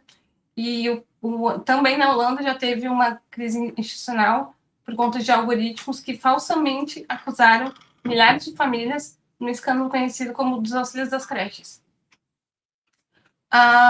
Muitos outros países também usam a IA para acessos a benefícios sociais. O Brasil está usando, a gente tem o DataPrev, que recentemente, como eu tinha comentado, já comprou uma tecnologia de IA para fazer esses cruzamentos de dados de atestados médicos digitais, assinaturas e comportamentos fraudadores para neutralizar quadrilhas que criam identidades falsas. Com isso, por um lado, é uma segurança da previdenciária, por outro, é um perigo para a pessoa com deficiência. Por quê? Antigamente, o cidadão tinha que, no Brasil, né, tô falando, se autodeclarava suas informações no CRAS, que é o Centro de Referência de Assistência Social. E esse cruzamento acabava demorando meses, né? E hoje, ela já aponta a divergência na hora. É claro que essa divergência, ela te dá, pelo menos no Brasil, ela dá um prazo para você apresentar uma defesa, né, quando acontecem essas divergências, que elas aparecem de imediato por conta dessa tecnologia. Contudo, um dos grandes problemas é que foi pensado quando para dar esse prazo, porque alguns países tiveram problemas justamente por esses cruzamentos de dados apontarem divergências e não darem um prazo de contestação de resposta da pessoa. Então, no Brasil foi editada a Instrução Normativa número 18 de 2026, que padronizou o que é considerado indício de irregularidade. Então, quando o sistema aponta que tem algo errado, o pagamento é suspenso preventivamente e o cidadão ganha um prazo legal para atualizar o cadastro, e exercer sua ampla defesa. O problema é que eu vejo, particularmente, perdão pelo barulho, que eu vejo nesse aqui é por conta assim. Se a gente pensar que os benefícios, as pessoas com deficiência no Brasil, elas têm aposentadoria por deficiência, que daí a gente está falando do campo previdenciário, mas se a gente passar para o campo assistencial, a gente tem o BPC, que é, por muito tempo, acho que até hoje em dia muitas pessoas confundem com a aposentadoria por invalidez, mas o BPC é um benefício de prestação continuada, que é dado para pessoas com deficiência, pessoas idosas, que não têm condições de trabalhar, mas também não tiveram contribuições previdenciárias. Então, a assistência faz esse papel de um salário mínimo, né, para contribuir com essas pessoas que não estão inseridas no mercado de trabalho. Grande parcela dos beneficiários do BPC são pessoas com deficiência. Então, quando a gente pensar que esse pagamento é suspenso preventivamente, ele vai impactar diretamente muitas pessoas com deficiência. E muitas pessoas com deficiência precisam de cuidadores, então depende desse pagamento. Muito bom que tenha esse prazo no Brasil, porque alguns países não têm de um prazo legal para contestar esse indício de irregularidade. Porém, esse bloqueio preventivo do BPC, em específico, ele vai afetar diretamente muitas pessoas com deficiência. E a IA, a gente tem que pensar que ela vai aprendendo com o histórico, ela vai se adaptando, né? Ela não é perfeita de imediato, então vai haver algumas irregularidades, como já aconteceu, que eu mencionei na Holanda, que foram dados cruzados e arbitrariamente, falsamente acusaram famílias de indícios e de irregularidades que não existiam, na verdade. Então, essas falhas possíveis que tem na tecnologia hoje em dia, que não, por isso a necessidade de revisão humana desses resultados quando acontecem, deveria haver uma revisão humana, né? Não já suspenso preventivamente, porque vai afetar mais as pessoas com deficiência do que qualquer outro grupo marginalizado. E os idosos também, porque os idosos, né, no caso eu estou falando de pessoas com deficiência, mas os idosos que recebem BPC também, na sua maioria, precisam, se estão recebendo BPC, porque não conseguem trabalhar, não conseguem estar inseridos no mercado de trabalho, então precisam de cuidadores ou pessoas da família que estão ajudando e dependem daquela renda. Então, esse bloqueio preventivo do pagamento é um dos grandes problemas que eu vejo de violação de direitos da dignidade humana da pessoa com deficiência, que é o resultado do uso de uma tecnologia que, né, por um lado é bom porque a gente sabe que tem muita fraude, mas acaba violando um direito humano que é importantíssimo das pessoas com deficiência, né? Eu trouxe alguns outros exemplos que houveram. A Dinamarca, por exemplo, ela emprega algoritmos de controle de fraude também baseado em dados para monitorar perfis familiares de pessoas que recebem auxílios. O Reino Unido também usa a ferramenta de análise avançada para sinalizar erros e fraudes em benefícios como o Universal Credit, que é utilizado por pessoas de condições mais baixas, e a gente sabe que eu não tenho esse dado no momento, mas as pessoas com deficiência, só pelo número de BPC, a gente sabe que no Brasil, por exemplo, uma grande parcela é de renda baixa. Então, uma coisa não é só no Brasil, aconteceu em vários países, né? Mas o que todos esses sistemas têm em comum? Eles aprendem com dados históricos, e historicamente, pessoas com deficiência foram menos contratadas. E daí que a gente vem com outro problema. Por exemplo, no Brasil, a gente chama de CNIS, que é o Cadastro das Informações de Contratações de Pessoas. Eu vou me preparar para encerrar. Por exemplo, um outro tipo de uso de IA no Brasil são aquelas plataformas de processo seletivo de empresas, né? Que são computadorizadas completamente e não tem um RH ali que atende para a sua entrevista. Essas plataformas, por exemplo, quando elas vão analisar o currículo ou o histórico, que seja da pessoa que está sendo candidatando, ela vai aprender com o histórico, ela vai entender pessoas com deficiência foram menos contratadas, tiveram períodos de afastamento maiores, pessoas hoje que estão inseridas no mercado de trabalho, no caso, né? Então, vão ter ali períodos maiores de afastamento, vão ter períodos, às vezes, sem contratação, porque a gente sabe da dificuldade de contratação. Então, esse sistema, ele vai ler essa pessoa como menos eficaz para o cargo, porque ela ou trabalha pouco, ou se afastou muito, ou porque ela não teve tanta contratação, porque ela não passou de 3 meses de experiência, sendo que muitas vezes as empresas, para não tomarem a multa do Ministério Público, dão a vaga para a pessoa com deficiência e demitem depois dos 3 meses, né, para evitar uma jogada que acontece no Brasil, então a pessoa às vezes não passa da experiência, e o sistema de contratação acaba lendo isso e prejudicando o acesso da pessoa ao mercado de trabalho por uma leitura da IA que é já automatizada, ela vai entender que a pessoa... porque ela não entende o contexto que é de uma pessoa com deficiência, porque não tem uma pessoa por trás, né? Então, essa é uma outra dimensão do acesso ao mercado de trabalho, que também faz parte da dignidade humana das pessoas com deficiência, que a gente tem que tomar muito cuidado, apesar de ser muito... Eu, como mulher com deficiência, eu sou cadeirante, eu uso a IA para algumas coisas. Automatizações na minha casa, tem várias, porque a IA também é sobre máquinas, né, sobre plataformas e aplicativos, sites. Então, assim, eu uso muita automatização que me deu uma liberdade muito grande, independência muito grande. Eu sou muito a favor do uso da IA, mas a gente tem que pensar nas pessoas com deficiência quando estamos produzindo essas IAs, para esses erros não aparecerem lá na frente quando o prejuízo já foi feito, para a gente poder evitar lá no começo. E também haver uma regulamentação do uso dessas IAs para ver uma revisão quando... Porque a IA não vai entender por si só esse contexto da pessoa com deficiência. Então, para a gente evitar que a IA se torne um vilão contra a pessoa com deficiência, né? Eu entendo que esses são os principais, assim, como eu coloquei no título, os principais desafios que a gente tem para a proteção das pessoas com deficiência no campo da IA. Desculpa se eu passei um pouquinho. Obrigada, Jenny. Nós que agradecemos, Priscila, nossa colega aqui na moderação.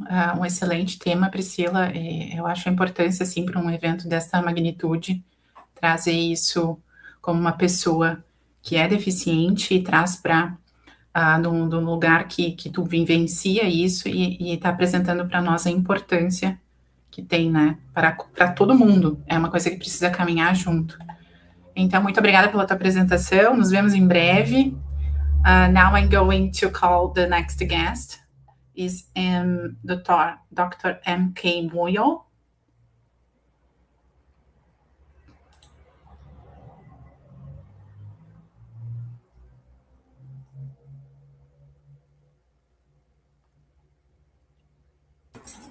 It's a pleasure to introduce Dr.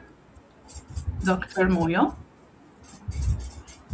Thank you, ma'am. We are honored to have Dr. Moyo with us today, who will be present on the top of Dr. Moyo, artificial intelligence in the future of gig work is India's labor law.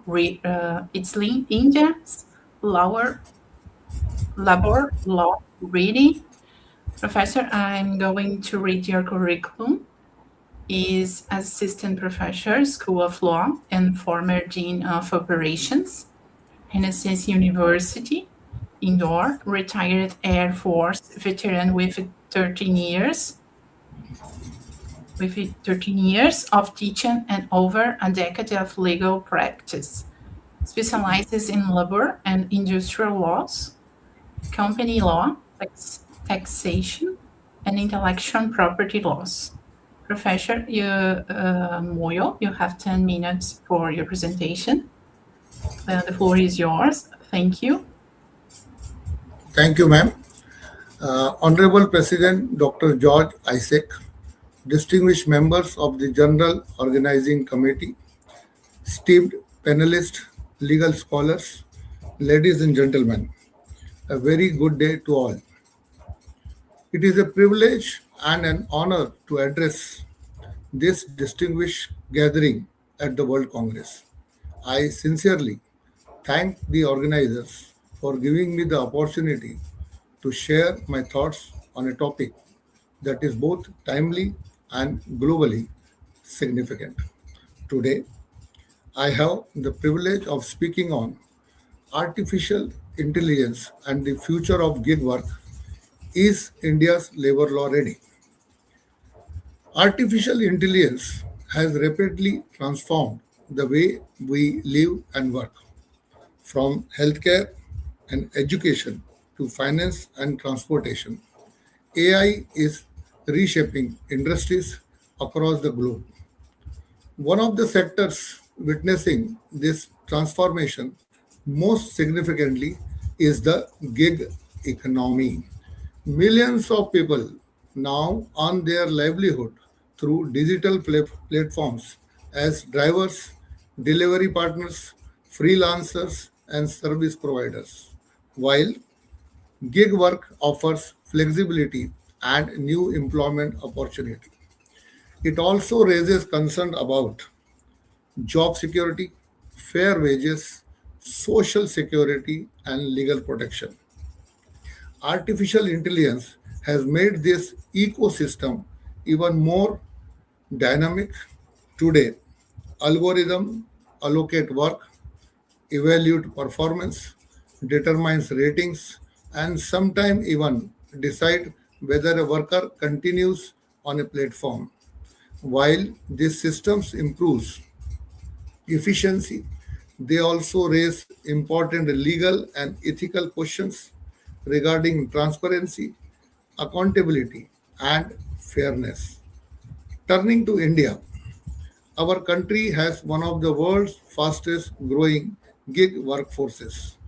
Recognizing this emerging sectors, the Code on Social Security 2020 introduced legal recognition for gig workers and platform workers.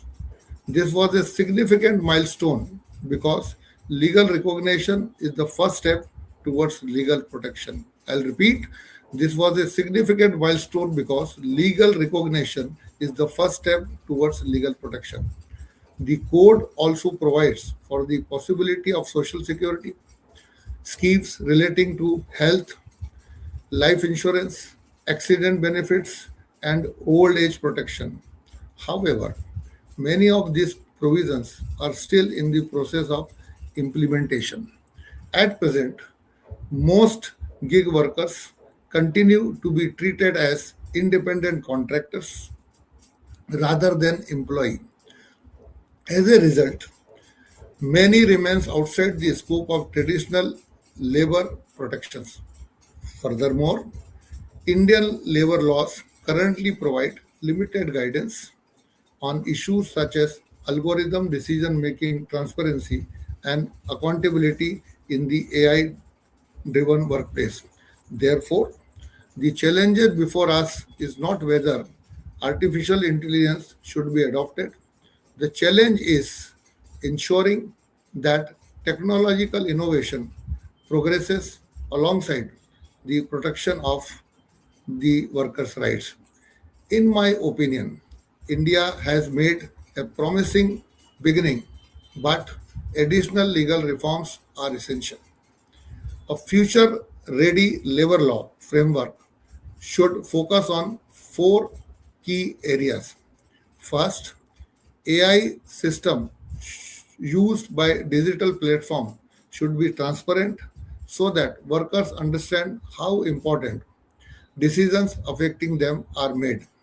Number two, workers should have access to a fair mechanism for human review whenever automated decisions significantly impact their livelihood.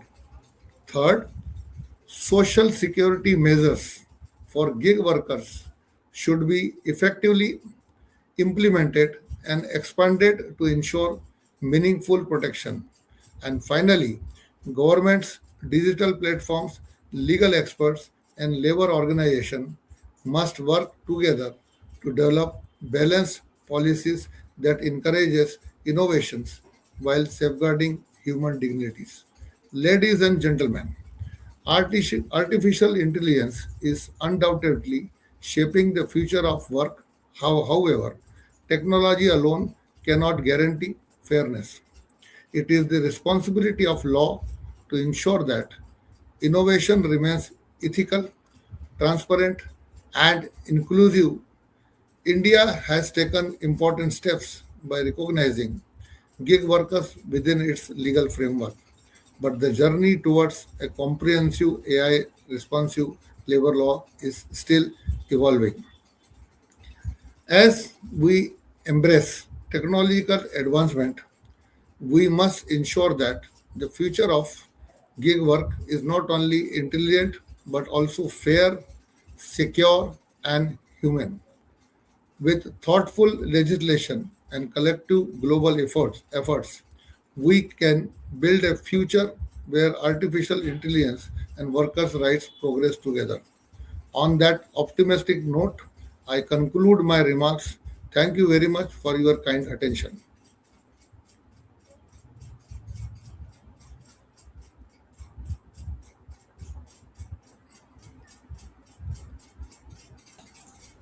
Thank you, Professor Dr. Moyo. Thanks a lot, ma'am, for giving me this opportunity, and also I'm looking forward to work with you in future too. It's a privilege and a pleasure to welcome you in our event. See you soon. Thank you, ma'am. Thanks Thank a lot. you. Now I'm going to call the next guest. Is Dr. Sambagi. Microfone.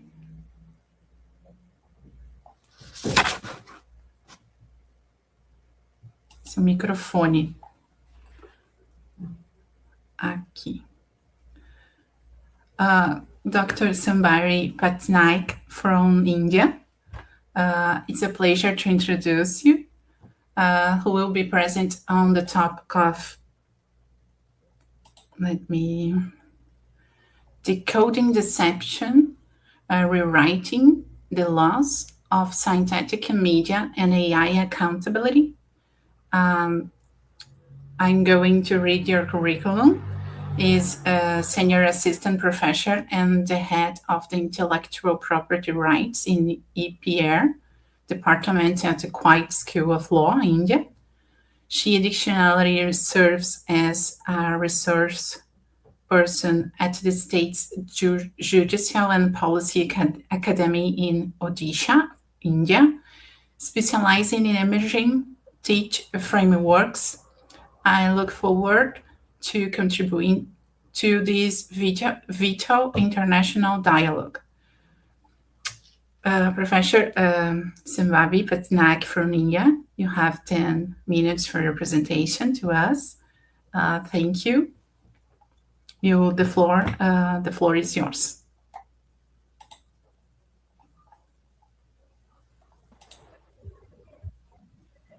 Namaste, good evening. Hello everyone. Distinguished colleagues and my fellow scholars, wishing you a very good day. I want to begin our discussion not with a legal statute, but with a simple, unsettling truth. We have officially entered the post-truth era of evidence.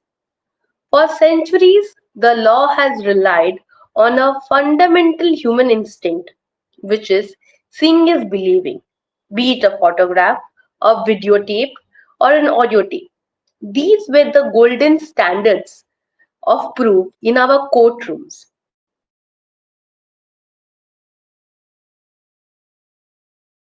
Today, with AI can clone a human voice with just 3-second audio sample.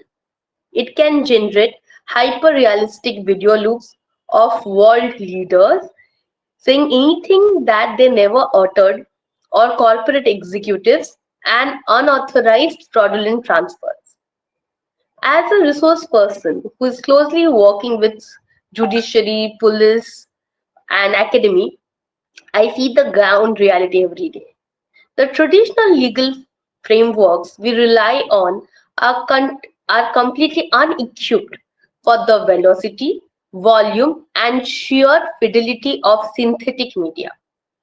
So, then what is synthetic media?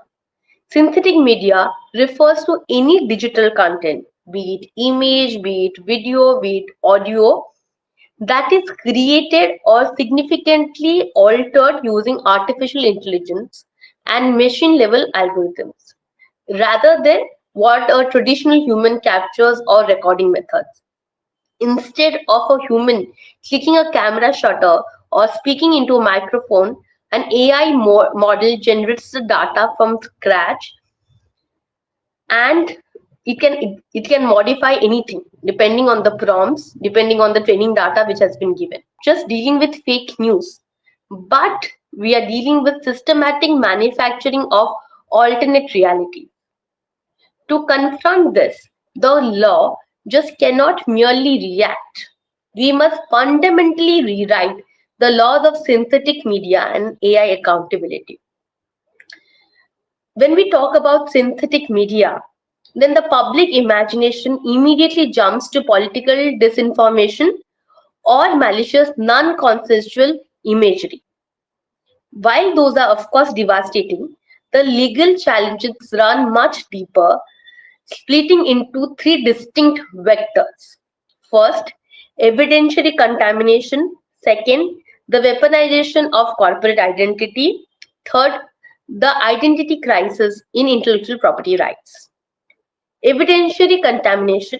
What happens when a piece of digital video presented in a model trial can be alleged to be AI generated? We are living in a double-edged sword, where guilty actors can claim that the evidence is just a deepfake. Second, fabricated evidence will slip through traditional verification methods, corrupting the streams of justice. When it comes to weaponization of corporate identity, in commercial sphere, synthetic media can download a clone that replaces them entirely, and then they can bypass biometric bank security, deepfake CEOs, causing stock market crashes. When we come about identity crisis in IPR, in intellectual property rights, if an AI model trains on a voice actor, then it can catalog and create a synthetic downloaded clone of that, which replaces the actor himself or herself. Current copyright regime across countries protect expressions, not the fundamental essence of a human persona. So, how is global jurisprudence going to respond to it? Right now, we are stuck in a dangerous game of legal vacuum. Traditional tort laws, defamation, and existing criminal codes are failing for structural reasons. First, the anonymity and the borderless nature of AI. The creator of a malicious deepfake can be a teenager who's sitting in an apartment hallway across the world using an open source model running on an encrypted decentralized network.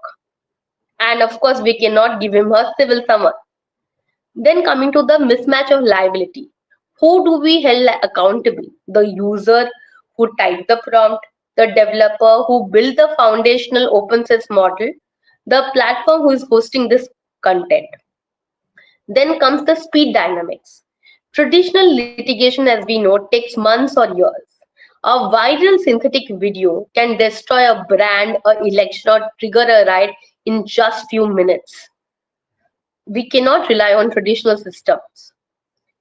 We are trying to fight a 21st century algorithm war using 19th century legal tools. Then how do we rewrite these rules? The solution requires a paradigm shift from receptive punishment to proactive systematic accountability. In my research, I have proposed a three-tier framework. The first one is technological provenance by law, which is the C2PA standards. We must legally mandate digital watermarking and cryptographic provenance. Just as we know, food manufacturers are legally required to list ingredients, AI developers must be legally mandated to inject immutable metadata into synthetic outputs. Courts must adapt to recognize this cryptographic verification. So what is the C2PA? C2PA essentially is a tamper-evident digital nutrition level for media, where it embeds metadata directly into files like images, videos, audios, and documents, which gives us the records of what is the creation details, like who created the data, when was it created, by which device it was created, editing history. So if any meaningful edit or any change has undergone, or the AI involvement, whether generative tools were used to create or modify the media. Second, shifting the liability vector, strict liability for platforms.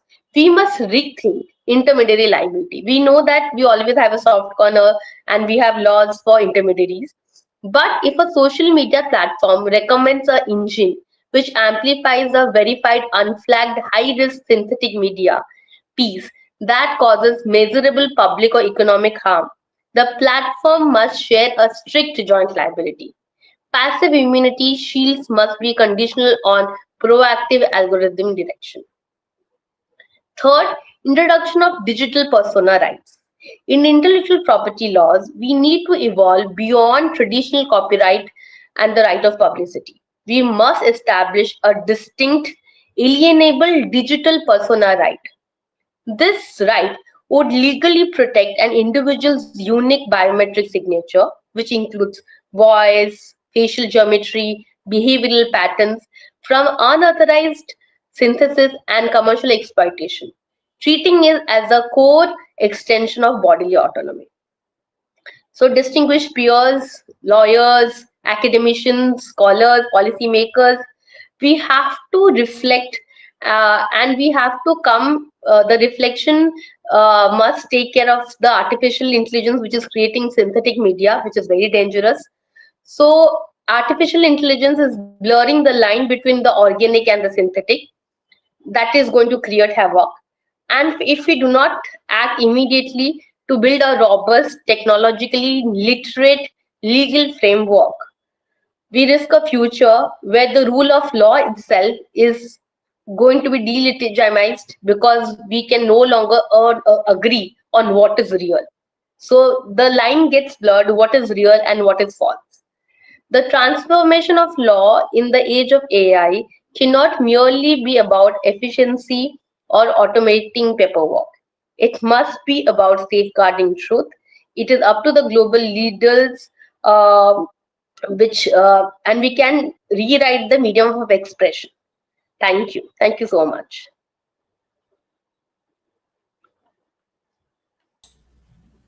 Thank you, Dr. Sambabi. Thank you for joining us. It's always a privilege and a pleasure to welcome you. See you soon. Thank you. Thank you so much. See you soon. Now I'm going to call the next guest is Dr. Rogério Canguço. Bom dia, Dr. Rogério.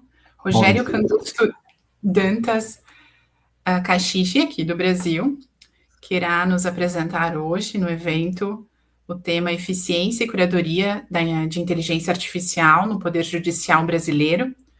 O currículo do Dr. Rogério, né, pós-doutorado em Direito pela Universidade de Marília, Unimar, é doutor em Direito sob orientação do professor Dr. Jonathan Barros Vita e com orientação do professor Dr. Carlos Luciano Montagnoli, mestre em Direito pelo Centro Universitário Eurípides de Marília, Univem, sob orientação do professor Dr.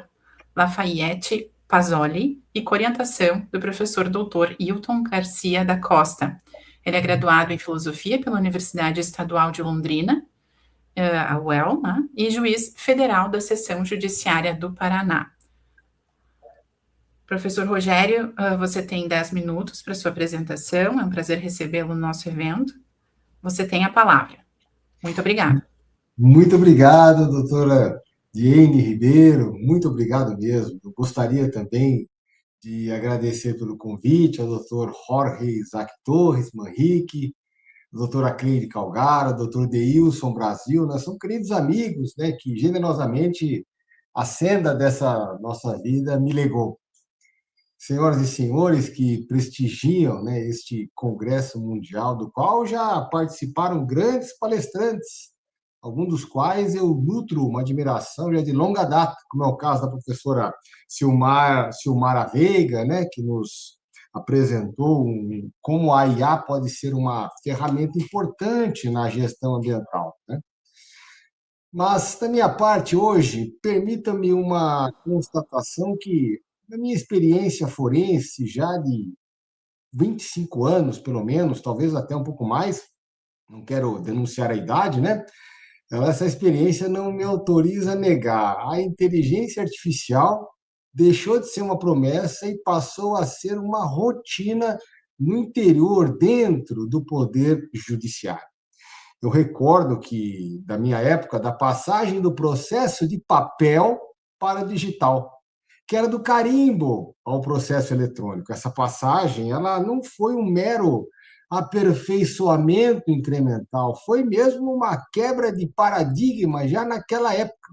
Aqui no Brasil, na quarta região, isso remonta a 2004, 2009, há muito tempo já.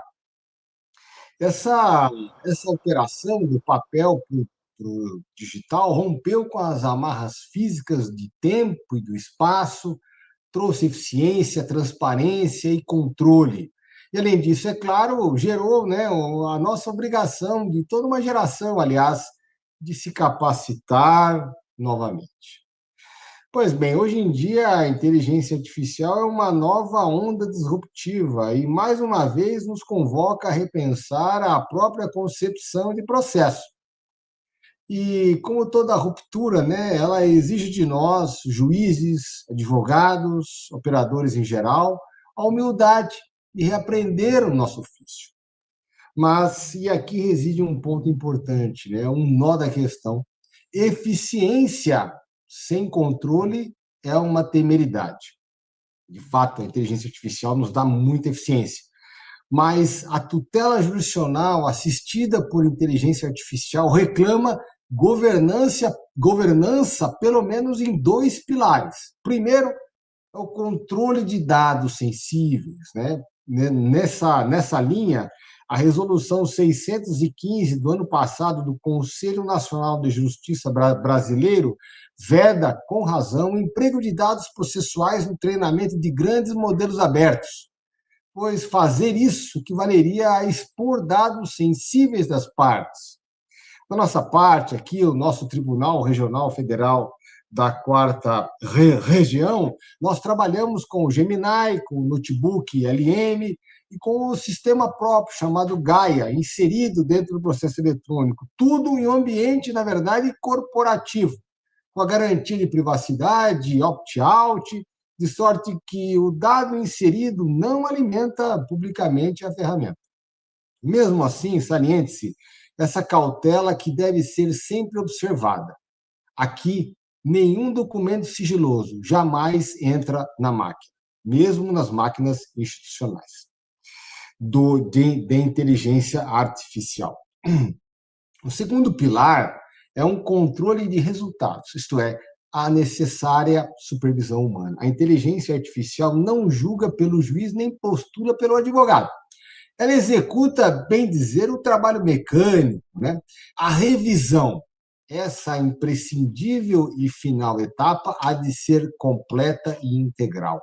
Quem assina a peça, a petição, a sentença, assume por inteiro a responsabilidade pelo conteúdo que está lá. Não há aqui possibilidade de delegação da responsabilidade ao algoritmo da inteligência artificial. Essas são as balizas, né? Controle de dados, revisão humana mínimas, que, sejamos práticos, né? O juiz e o advogado, ele deve ter, mas ele é pago para pensar, não para atividades mecânicas. Aí sim, uma função da inteligência artificial dentro do judiciário, né? Deixamos o trabalho pesado para a inteligência artificial. Ao ser humano cabe pensar, refletir. Eu cito aqui rapidamente algumas hipóteses reais de uso que nós temos utilizado. A inteligência artificial é capaz de ler o processo e filtrar, né, pontos controvertidos e até, na preparação de audiências, sugerir, né, perguntas às partes e as testemunhas, facilitando, assim, a revisão do processo para que seja produzida uma boa prova. Também a inteligência artificial tem transcrito os depoimentos em vídeo, né, que não deixam essas transcrições de ser conferidas para que possam ser utilizadas em sentenças, por exemplo, né, em decisões também. Já hoje em dia, as emendas de acordos, né, acredito eu, já são criadas por inteligência artificial no padrão definido pelo próprio CNJ, numa performance até superior à humana, né? Também nós vemos a inteligência artificial utilizada com grande eficiência quando nós fazemos plantão judicial.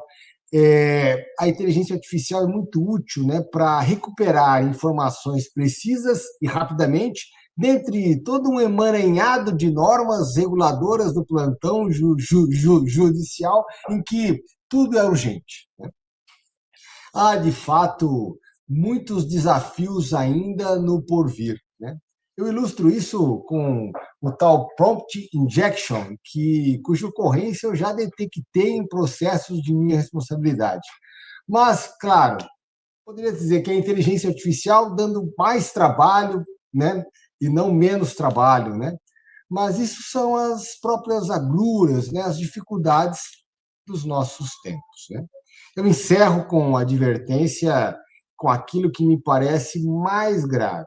Eu já fui perguntado e também já me perguntei, no futuro, a inteligência artificial não passaria a ditar o livre convencimento do magistrado? Eu respondo sem eufemismo aqui. A máquina é, de fato, incansável e extraordinariamente persuasiva. E onde falta o espírito crítico, essa persuasão degenera-se em manipulação do magistrado. Porém, por isso é que o norte para o judiciário eficiente e controlado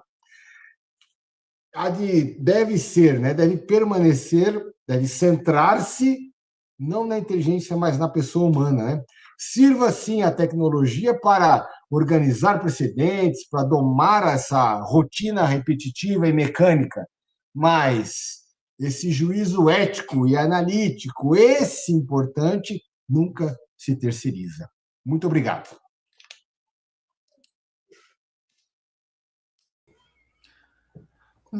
No tempo exato, né, doutor Rogério?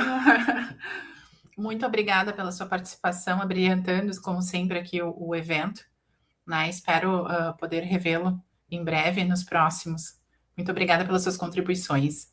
Muito obrigado. Te vejo em breve. Até. Obrigada. Now, I'm going to call the next guest, is Professor Roberto Gareto. Bom dia, professor Roberto. Roberto from Itália. Graças, buenos dias. Professor, você vai falar em espanhol? Apresento você em espanhol? Sí, voy a hablar en español. Ok. Professor Roberto Gareto, da Itália, apresentará para nós hoje sesgos em algoritmos e exigibilidade de responsabilidade em sistemas de inteligência artificial de alta criticidade. Doutor, las atividades curriculares del profesor es doutor en Derecho Civil y Legalidad Constitucional por la Universidad de Camerino, institución con la que continúa vinculado académicamente. Su investigación actual se centra en las metodologías de enseñanza aplicadas a la educación jurídica.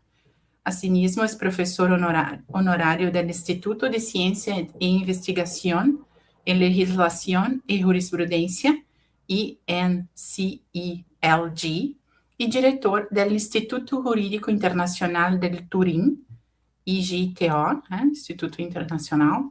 Sus publicaciones, redactadas en inglés, español e italiano, abordan cuestiones relativas al derecho de la persona y los derechos fundamentales en derecho matrimonial y de familia, los desafíos jurídicos de la inteligencia artificial y las tecnologías emergentes en el derecho animal y derecho ambiental.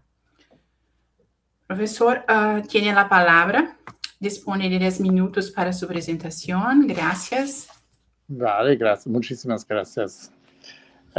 Agradezco al comité organizador del Congreso por esta amable invitación que me da la oportunidad de hablar sobre temas nuevos y estimulantes para la investigación jurídica.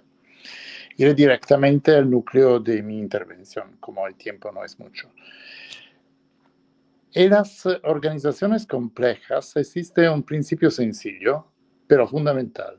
Aquello que no comprendemos es también aquello de lo que no podemos protegernos. Esta idea resulta especialmente relevante hoy en el ámbito de la inteligencia artificial.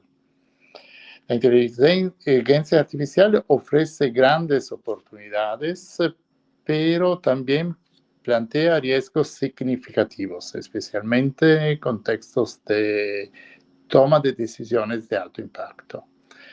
El potencial de la inteligencia artificial es evidente. Sin embargo, también existen problemas de carácter estructural. Uno de los principales es la opacidad.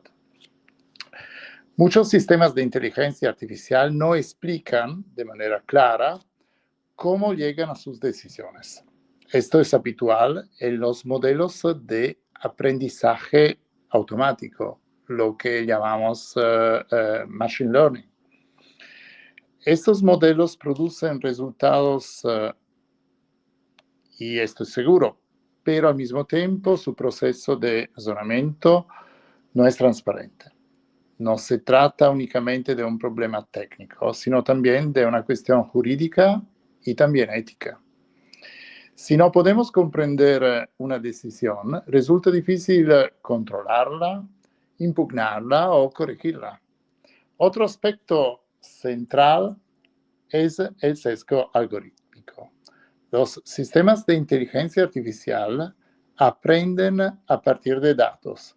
Si dichos datos contienen sesgos sociales, el sistema puede reproducirlo o incluso amplificarlo. Esto puede dar lugar a fenómenos de discriminación, por ejemplo, por razón de género, de origen étnico, de orientación sexual. No siempre se trata de una consecuencia intencionada. Con frecuencia es el resultado del propio proceso de entrenamiento.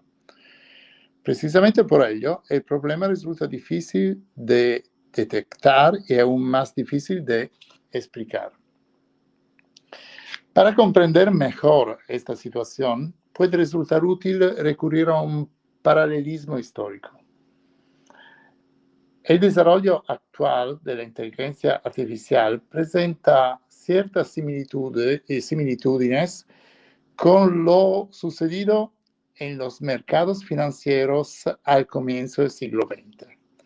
Era aquella época en que el crecimiento de las sociedades mercantiles hizo que los estados financieros fueran cada vez más complejos y no siempre fiables. Ello generó un problema de confianza. La respuesta fue la introducción de mecanismos de control y validación, como la auditoría. Los sistemas de inteligencia artificial son complejos y no plenamente transparentes. Por ello, necesitamos sistemas estructurados de validación, que además sean continuos y no se limiten a una única verificación. Desde una perspectiva jurídica, la cuestión central es la responsabilidad. Si decisiones relevantes son influidas o adoptadas por sistemas de inteligencia artificial, ¿quién responde por ellas? Los sistemas de inteligencia artificial dependen de grandes volúmenes de datos y con frecuencia resulta difícil reconstruir el proceso de decisión. Incluso una tasa mínima de error puede producir efectos muy significativos, dado que la inteligencia artificial es capaz de generar un número enorme de resultados. En consecuencia, el error no constituye un aspecto marginal, sino un elemento estructural que debe ser gestionado. Nos encontramos ante un verdadero cambio de paradigma. Ya no basta con desarrollar sistemas de alto rendimiento. Es imprescindible garantizar que sean fiables, transparentes y controlables. Ello exige cambios en la práctica empresarial, en los sistemas de auditoría y en la regulación. Las empresas necesitan mecanismos internos de validación y supervisión. Las funciones de auditoría deben integrar competencias tanto técnicas como jurídicas. Asimismo, los reguladores deben establecer estándares comunes, aun cuando la tecnología evoluciona a gran velocidad. En este contexto, cobra cada vez mayor relevancia el debate sobre la denominada calificación de la inteligencia artificial o el rating. Se trataría de un sistema estructurado destinado a evaluar los modelos de inteligencia artificial. Podría medir la calidad de los datos, la gobernanza, el nivel de riesgo y la fiabilidad. La lógica es comparable a la de las calificaciones financieras. El objetivo consiste en hacer visibles y comparables aquellos aspectos esenciales que permiten fortalecer la confianza y la reducción de cuentas. La necesidad de mecanismos de validación se ha intensificado con el desarrollo de la inteligencia artificial generativa. En los últimos años, estas tecnologías han experimentado un crecimiento extraordinario. Sin embargo, la regulación no ha evolucionado al mismo tiempo. Esto ha generado una brecha entre el desarrollo tecnológico y los mecanismos de control. Como consecuencia, resulta cada vez más difícil garantizar la transparencia, especialmente en lo relativo a los datos de entrenamiento, los criterios de decisión y los sesgos incorporados con los modelos. La confianza es especialmente importante en sectores de alto impacto como la salud, la educación, la finanza y los servicios públicos.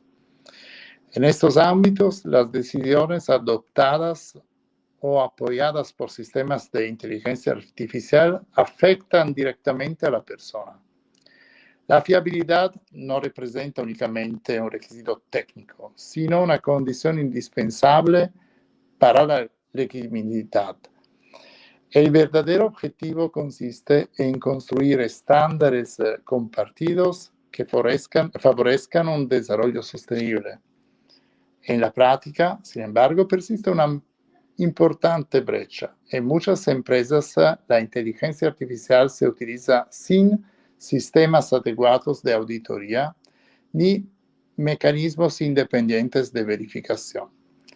Los algoritmos desempeñan un papel central en la toma de decisiones, mientras que los controles continúan siendo insuficientes. Ello genera riesgos operativos, jurídicos y reputacionales. En conclusión, el futuro de la inteligencia artificial no dependerá exclusivamente del desarrollo de tecnologías cada vez más avanzadas. Dependerá, sobre todo, de nuestra capacidad para hacer que la inteligencia artificial sea fiable, transparente y sometida a mecanismos efectivos de rendición de cuentas. Tras una primera etapa centrada en la innovación, estamos entrando en una nueva fase en la que conceptos clave serán la validación, la gobernanza y la confianza. Muchas gracias por su atención. Muchas gracias, profesor Roberto Gareto. Es un placer tenerlo con nosotros en nuestro evento. Espero poder ver você novamente em seguida, né? Em outros eventos também. Graças, professor Roberto. Gracias a usted. Now I'm going to call the next guest is Professor Gonçalo Nicolau. Professor Hello. Gonçalo Nicolau Cerqueira Sopas de Melo Bandeira, de Portugal. O professor apresentará hoje para nós, who will be present, Artificial Intelligence, Law and Ethics in Cybersecurity. I'm going to read your curriculum, Professor of Fundamental and Criminal Law at the School of Management of IPCA, Polytechnic of Cavado, and NAVE, and Integrated Researcher at JUSGov, University of Minho, PhD in Law from the University of Coimbra, visiting profession in Brazil, Spain, Germany, USA, among others. Author of numerous publications. Professor Gonçalo Nicolau, you have 10 minutes for your presentation. The floor is yours. Thank you. Muito obrigado a todos os colegas. Obrigado a todos os colegas do Brasil e que falam português, a todos os colegas também que falam castelhano. Hello to all colleagues from around the world. I hope you are okay. And thank you very much for this opportunity to be with you with so much knowledge from around the world. And I hope that you will enjoy what I have to say to you. We only have a few minutes, but we will try to speak everything and to tell you about everything. So I will talk about artificial intelligence, law and ethics in cybersecurity in European, especially in European Union. Portugal is a country from European Union since 1986, and from some places from the world. We are living through a paradox, as you know. The same technology that promises to revolutionize our defenses against cyber threats is simultaneously arming attackers with tools of unprecedented sophistication.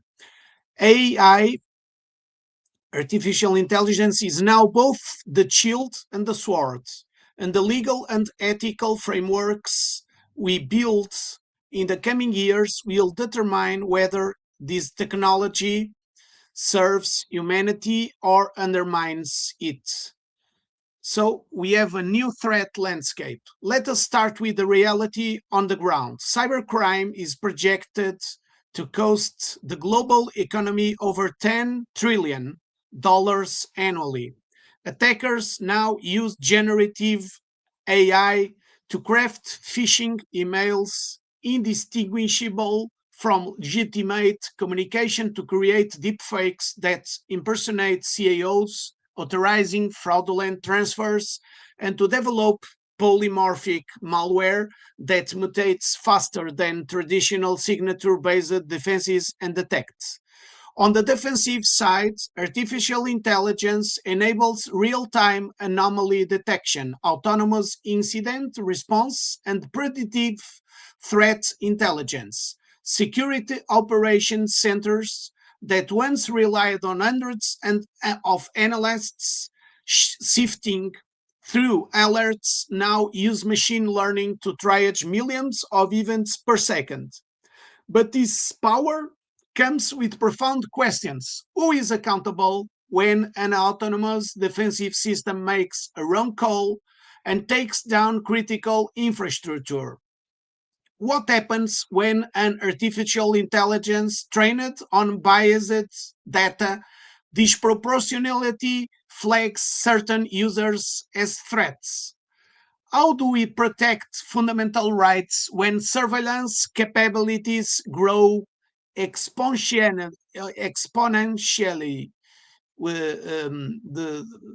by a way that is very big. The European Union's approach. The European Union has positioned itself as the world's regulatory pioneer. The AI Act, which entered into force in August 2024, is the first comprehensive horizontal regulation of artificial intelligence anywhere in the world. Its risk-based approach classifies AI systems into 4 categories: unacceptable risk, high risk, limited risk, and minimal risk.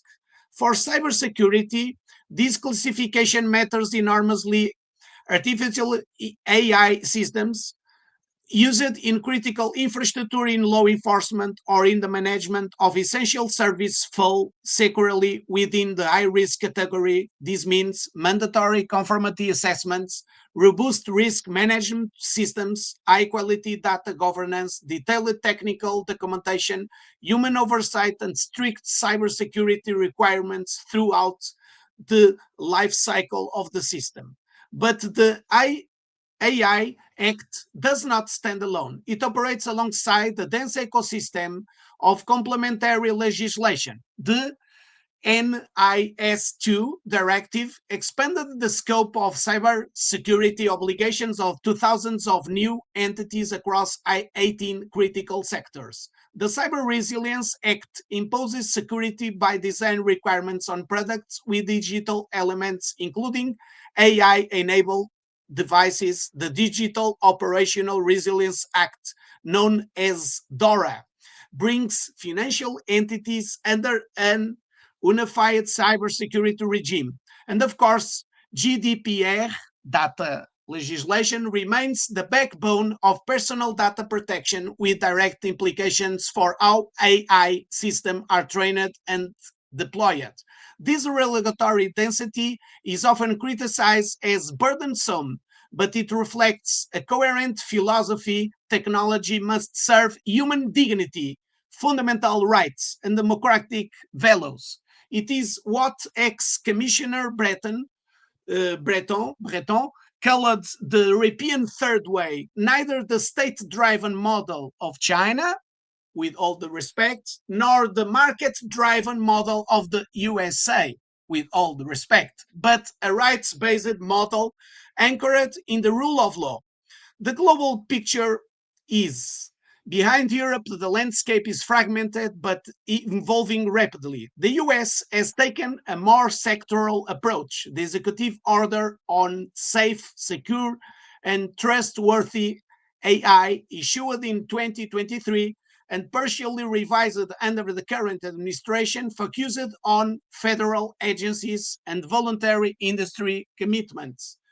NIST's AI risk management framework has become an influential soft law instrument globally. Individual states, particularly California and Colorado, have moved ahead with their own binding rules.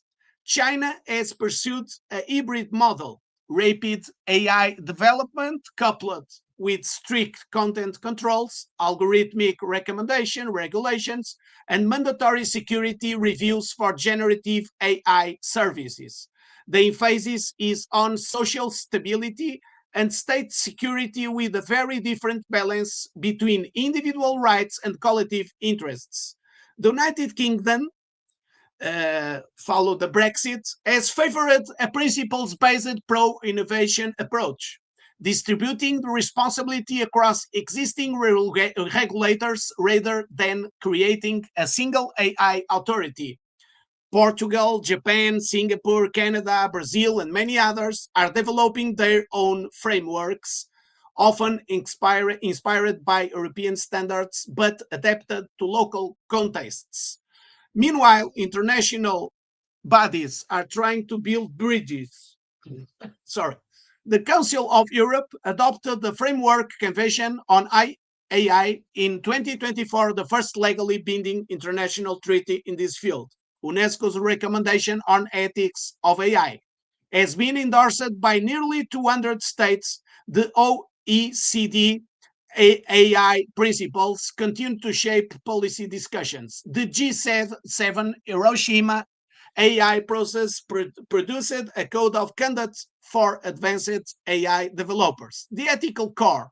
Behind every legal rule lies an ethical question, and in cybersecurity, these questions are particularly acute. First, there is the tension between security and privacy.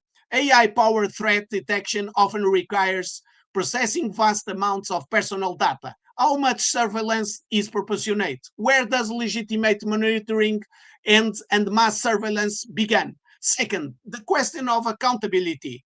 When AI system autonomously blocks a transaction, isolates a network segment, or attributes an attack to a specific actor, who bears responsibility for errors? The developer, the operator, the AI itself? Our legal traditions are built on human agency, and stretching them to accommodate machine decisions requires careful thought. Third, the problem of dual use. The same AI model that helps a defender identify vulnerabilities can help an attacker exploit them. Fourth, the fairness dimension. AI systems trained on historical data can perpetuate and amplify biases. In cybersecurity, this can mean overflagging certain communities, misattributing attacks, or creating systems that work well for some users and poorly for others. Fifth, transparency and explainability. Can we trust a defensive decision we cannot understand? The black box problem is not merely technical. It is a democratic issue when public authorities rely on opaque systems. So let me close with three convictions. First, regulation is not the enemy of innovation. Second, international cooperation is not optional. Cyber threats do not respect borders. Third, ethics cannot be an afterthought. It must be embedded in the design of AI systems from the very first line of code. This means diverse teams, meaningful human oversight, continuous auditing, and culture that rewards caution as much as speed. So the next decade will test whether we can build an high-powered digital society that is not only secure, but also just transparent and human-centered. The technology will not decide this for us. We will. Thank you very much to all colleagues from around the world. Muito obrigado, Brasil, colegas do Brasil. Muchas gracias, hermanos de língua castelhana e similares.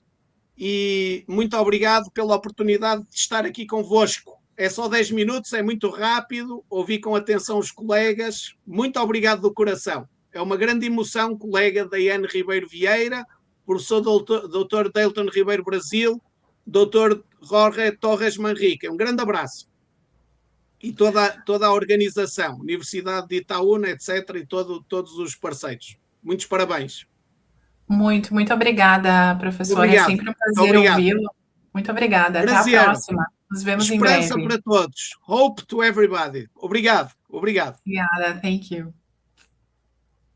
Now I'm going to call the next guest. It's Dr. Rubem. Estou aqui. Boa tarde. Rubem Miranda. Buenos días. Buenos días para Brasil. Tengo un PowerPoint, por si me lo puedes poner, para que... Sí.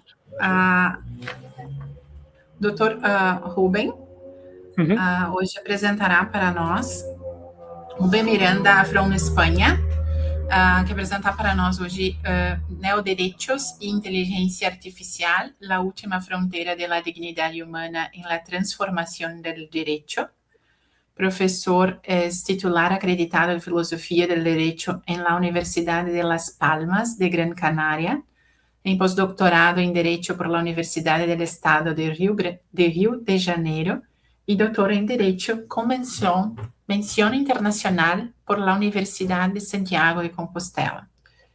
Dr. Rubem dispondrá de 10 minutos para su presentación. Tiene usted la palabra, tiene una presentación, ¿eh? Sí. Vamos a colocar. Ahí está, Okay. Muy bien. Bueno, pues muy buenas tardes desde España a todas y a todos. Permítame que inicie mis agradecimientos a los organizadores de este evento los queridos amigos, profesor doctor Jorge Torres, Deilton Ribeiro y Cleide Calgaro, y también a nuestra moderadora, siempre tan amables. Bueno, como pueden ver ahí en la presentación, yo les voy a hablar sobre una cuestión que tiene que ver con los neuroderechos, que, como saben, es un tema que se encuentra en una frontera entre la neurociencia, la tecnología, la ética y, en lo que nos ocupa, el derecho.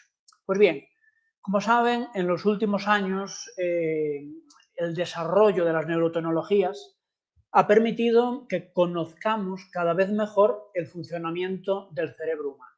Entonces, han aparecido herramientas como la resonancia magnética funcional, la electroencefalografía, la estimulación cerebral y también las interfaces cerebro-máquina que pueden registrar la actividad neuronal e incluso establecer una comunicación directa entre el cerebro y determinados dispositivos electrónicos. Pues bien, estas tecnologías ofrecen, no vamos a negarlo, importantes beneficios. Por ejemplo, pueden ayudar a tratar enfermedades neurológicas, recuperar funciones motoras o incluso mejorar la comunicación de personas con parálisis. ¿Qué ocurre? Que frente a estos beneficios también plantean una pregunta fundamental. ¿Qué sucede cuando la tecnología no solamente observa nuestro cerebro, sino que pueda acceder a nuestros pensamientos, a nuestras emociones o a nuestras decisiones? Y es aquí donde aparece el concepto de los neuroderechos, ¿no? Ese conjunto de derechos que están destinados a proteger la mente humana frente al uso de las neurotecnologías. Y aquí nos encontramos pues, con la privacidad mental, la libertad cognitiva, la integridad cerebral, la identidad personal o el acceso equitativo a las mejoras cognitivas y la protección frente a los algoritmos sesgados. La privacidad mental pretende impedir que la información cerebral de una persona sea registrada, almacenada o utilizada sin su consentimiento. La libertad cognitiva que busca, bueno, garantizar que cada individuo pueda controlar sus propios procesos mentales. Y la integridad mental lo que hace es proteger a las personas frente a intervenciones que puedan modificar su actividad cerebral, mientras que la identidad personal lo que busca es evitar que una tecnología altere aquello que nos hace ser pues, quienes somos. Entonces, los riesgos no son solamente teóricos, ¿no? Vamos a pensar, por ejemplo, en dispositivos capaces de medir la concentración de estudiantes mediante sensores cerebrales, ¿no? Bueno, aunque puedan presentarse como herramientas para mejorar el rendimiento académico, también están permitiendo recopilar información neuronal que probablemente pues, esos estudiantes no comprendan las consecuencias de ese tratamiento de datos. Y luego existen riesgos también en el ámbito comercial. ¿Por qué? Porque los datos relacionados con nuestras emociones, con nuestras preferencias o incluso con nuestras reacciones pueden utilizarse para desarrollar estrategias de neuromarketing más eficaces. Si una empresa, por ejemplo, conoce cómo responde nuestro cerebro ante determinados estímulos, pues puede intentar influir en nuestras decisiones de consumo sin que seamos plenamente conscientes. Pero además, las neurotecnologías también generan dudas sobre la responsabilidad jurídica. Piensen ustedes en una persona que utiliza un implante cerebral que está influyendo en su comportamiento y que luego comete un delito. Claro, ¿es responsable únicamente la persona? ¿O también puede serlo la empresa que diseñó el dispositivo? ¿Y qué ocurre si la voluntad individual ha sido alterada tecnológicamente? Bueno, pues estas preguntas que nos hacemos obligan a revisar conceptos tradicionales como la autonomía, la culpabilidad y el libre albedrío. Y ante estos problemas, claro, la doctrina no es pacífica y aquí hay dos posiciones principales. La primera, quienes sostienen que debemos reconocer a los neuroderechos como una nueva categoría de derechos humanos, que defienden esta postura, pues que los que defienden esta postura consideran que los derechos tradicionales pues, fueron formulados cuando no existía la posibilidad real de acceder directamente al cerebro. Entonces, claro, conceptos generales como privacidad, integridad, etcétera, podían resultar insuficientes para proteger estas cuestiones tan importantes. Y luego tenemos una segunda posición dentro de la doctrina que consideran innecesario crear nuevos derechos. Entonces, frente a los que dicen que sí hay que crear nuevos derechos, tenemos otro bloque de la doctrina que dice que no, que basta con considerar que la privacidad mental, ¿no?, ya se puede proteger mediante el derecho a la intimidad que existe hoy en día, o la protección de datos, y que la autonomía cognitiva podría integrarse en la libertad individual, ¿no?, y el libre desarrollo de la personalidad. Bueno, esta segunda postura, como ven ahí en pantalla, también advierte sobre el peligro de una inflación de derechos. ¿Por qué?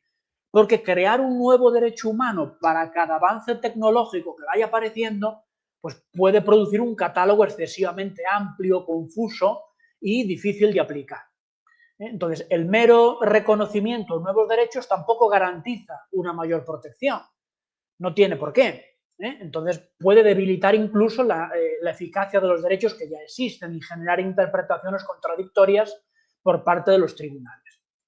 ¿Cómo estamos ahora mismo a nivel internacional? Bueno, pues Chile fue el primer país que incorporó en la Constitución una referencia específica a la protección de la actividad cerebral.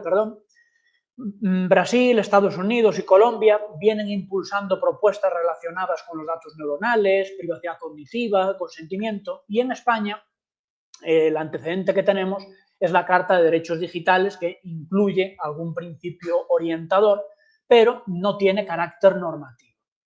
Bien, concluyo. Yo creo que como conclusión podemos decir que el debate no debe centrarse únicamente en cómo denominamos a estos derechos, sino que lo verdaderamente importante es garantizar una protección efectiva de la dignidad humana, de la autonomía mental y de la privacidad cognitiva. Entonces, yo creo que debemos adaptar y reinterpretar los derechos humanos que ya existen, acompañándolos de regulaciones específicas, claro, y que estas normas, bueno, pues exijan un consentimiento previo, libre, informado, que reconozcan a los neurodatos como información especialmente sensible, que garanticen la posibilidad de retirar el consentimiento y prohibir el uso de las neurotecnologías si hay fines de manipulación comercial, política o social, y, en definitiva, que la neurotecnología pues, contribuya al bienestar humano. ¿Vale? La cuestión central no es elegir entre progreso tecnológico y derechos humanos. Yo creo que el verdadero reto, desafío, llámenle como quieran, es conseguir que el progreso esté siempre al servicio de las personas. Entonces, concluyo con una frase, que proteger nuestra mente significa proteger nuestra libertad, nuestra identidad y también nuestra dignidad como seres humanos. Pues muchas gracias, muy amables. Professor Dr. Rubem, gracias, muchas gracias. Es siempre un placer tenerlo con nosotros nos eventos. Espero vê-lo em breve. Muito obrigada pela sua apresentação. Gracias. Professor Deilton irá me substituir na moderação. Sim. Professor Deilton. Muito obrigado, Diene, pela sua moderação. Eu agradeço sempre a sua colaboração e sabe também que o que depender tanto de mim quanto do Dr. Jorge, nós estamos à sua disposição da mesma forma. Muito obrigado. Agradecida, fico à disposição também, professor. Muito obrigada. Eu que agradeço. Bom, gente, então, dando continuidade, eu apenas tenho que fazer aqui só uma questão de ordem em relação à lista, porque eu estou com a doutora Viviane Celos Quinoer, que está na estrada, juntamente com o marido, e pediu que se poderia fazer a apresentação. Então, se a Júlia Mesquita não se importar, eu vou estar chamando a doutora Viviane, e logo em seguida já é você, tá bom, doutora Júlia? Muito obrigado. Eu então, aqui já estou com a doutora Viviane Celos e o doutor Fernando Quinoer, Fernando Gustavo. Eu vou aqui fazer uma breve apresentação, muito rápida, dos dois. Nós temos, então, a doutora Viviane Coelho de Celos Quinoer e o doutor Fernando Gustavo Quinoer. né? E vão estar, são professores titulares da Curitiba, né? Professores do PPGD, mestrado e doutorado, que vão estar falando sobre o garantismo jurídico e a virtualização das relações sociais. Agradeço o esforço, né? Como a gente pode perceber que vocês estão no veículo, né? Certamente estacionaram o veículo automotor para poder estar falando e dar a contribuição de vocês. Então, por favor, tenham a palavra, vocês têm a palavra pelo tempo de 10 minutos, estamos todos a ouvi-los. Bem-vindos. Muito obrigada, querido amigo professor Deilton e querido amigo professor Jorge. Nós os saudamos e nas suas pessoas saudamos a todos os participantes desse evento que é incrível, que realmente une os continentes. Também fazemos uma saudação ao professor Rubem Miranda, que falava antes de nós, e realmente até matamos um pouquinho a saudade, vendo o Rubem falando, né? E realmente nós estamos na estrada, pegamos um congestionamento, porque encontramos uma obra, e paramos num posto de gasolina. Esse posto, como ele não tem uma estrutura muito boa, muito barulhento, a gente preferiu falar de dentro do carro, eu peço desculpas por isso, mas vamos aqui ao que interessa, que é essa reflexão que a gente propôs fazer sobre o garantismo jurídico e a virtualização das relações sociais, né? E nós propusemos esse tema exatamente por estarmos, inclusive, diante de situações concretas que envolvem reflexões.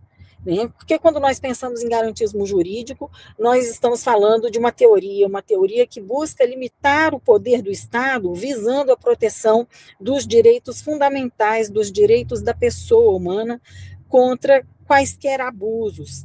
E aí, quando nós pensamos em abusos perante a virtualização das relações sociais, nós temos aí um grande desafio, porque a internet pode facilitar a vida humana, como facilita e, por exemplo, nos permite estar aqui nesse momento, da mesma forma que também facilita, por exemplo, violações de privacidade, cybercrimes, assédios, enfim, situações que envolvem o desequilíbrio entre as garantias constitucionais e a sua efetividade, ou seja, aquilo que é permitido, aquilo que é previsto, aquilo que é obrigado e aquilo que, de fato, o Estado consegue alcançar, aquilo que o Estado consegue alcançar, né? Por quê? Porque os impactos dessa sociedade virtual, dessa transformação da forma em que vivemos, realmente faz com que nós tenhamos também uma transformação ou uma transição necessária na própria organização do sistema de justiça ou da organização do Estado. Então, temos que pensar, primeiro, na proteção e privacidade de dados, né? O garantismo exige que o Estado e as grandes empresas forneçam condições de segurança aos particulares para que o uso de tecnologias não deixem de permitir que a privacidade dos indivíduos seja garantida. Temos, como, por exemplo, no Brasil, a LGPD, a Lei Geral de Proteção de Dados, que visa garantir essa proteção, mas fica a interrogação, como isso pode ser feito.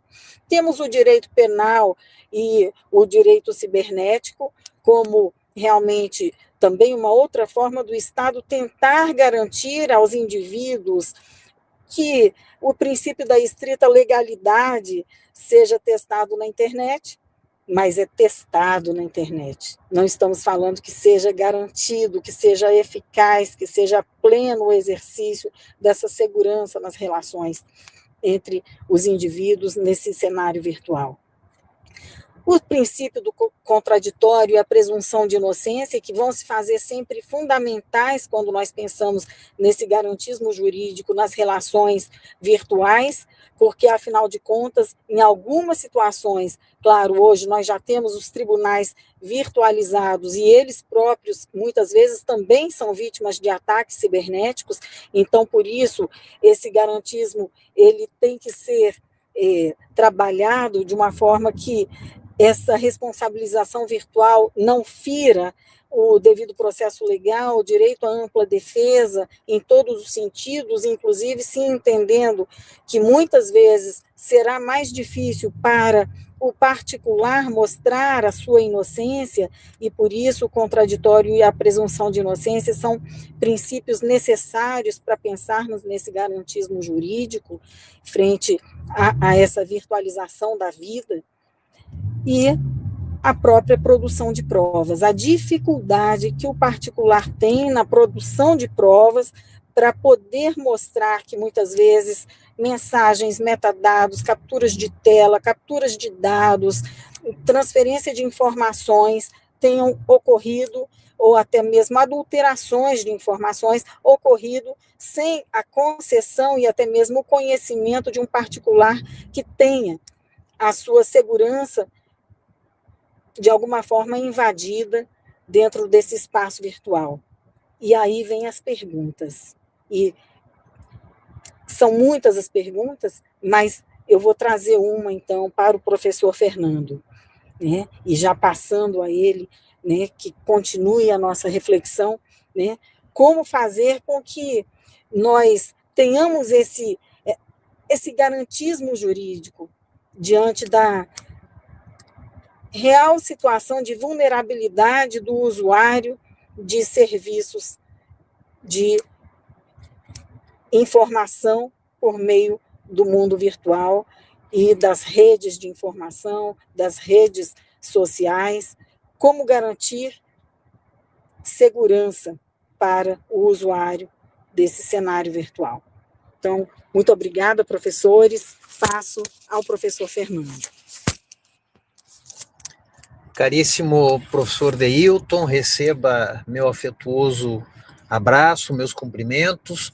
Quero também saudar ao professor Jorge e agradecer o convite para participar deste sempre muito prestigiado evento, sempre uma grande honra poder participar deste evento e também ouvir as preciosas contribuições que todos os professores que dele participam sempre trazem, sempre aportam.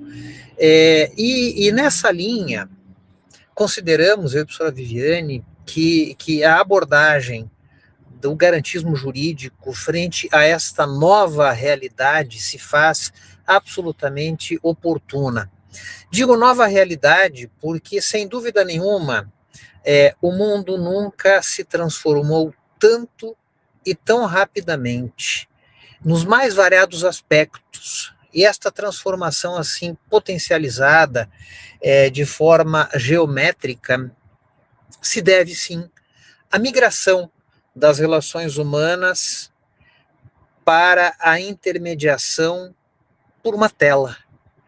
As relações humanas são cada vez menos pessoais, cada vez menos até presenciais, e são cada vez mais, na progressão inversa, na escala inversa, intermediadas, volto a dizer, pela tela de um aparelho de telefone celular, de um computador, por telas de uma câmera, por telas em geral.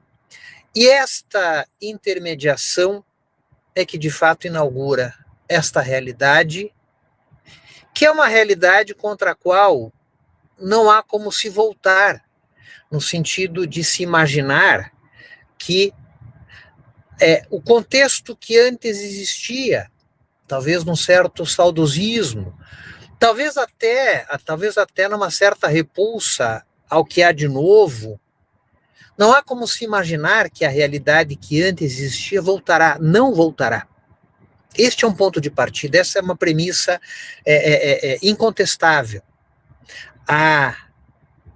A intermediação das relações humanas pela tela significa a migração das relações humanas do ambiente presencial para o ambiente virtual, portanto, a virtualização das relações humanas é de fato um dado que veio para ficar.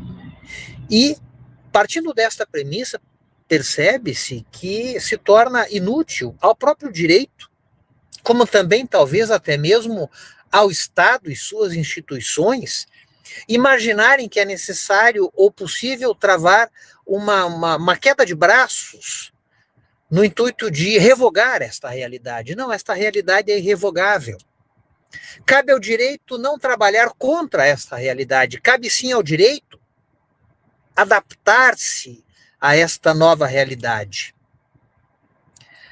Buscar andar de mãos dadas com esta nova realidade. Isso não significa, evidentemente, e aqui entra o garantismo jurídico, uma rendição do direito nos seus postulados e princípios.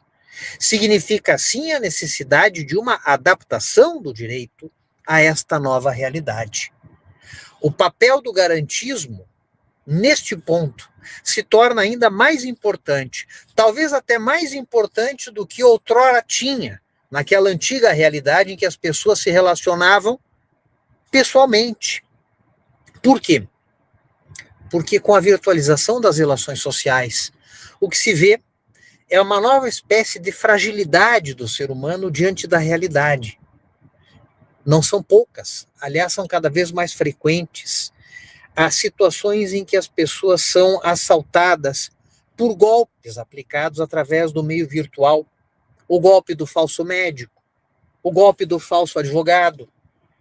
E valendo-se da fragilidade de pessoas idosas, de pessoas que não sabem transitar bem no meio virtual, talvez até por falta de uma instrução mais aprimorada, pessoas que, portanto, ingressam numa nova categoria de hipossuficiência, a hipossuficiência digital, e que precisam de uma proteção jurídica diante destas armadilhas que o mundo virtual traz. Não que não houvesse armadilhas nas relações presenciais. Havia, mas eram outras. Há outras armadilhas, armadilhas distintas, riscos distintos nas relações virtuais. E é diante destes riscos distintos e que aparecem em graus maiores ou menores que o direito deve se adaptar para fazer frente a esta nova realidade, volto a dizer, sem ceder nos seus princípios, sem ceder no seu papel protetivo, sem abrir mão do garantismo. Por exemplo, o golpe do falso advogado é muito comum e as demandas se multiplicam geometricamente.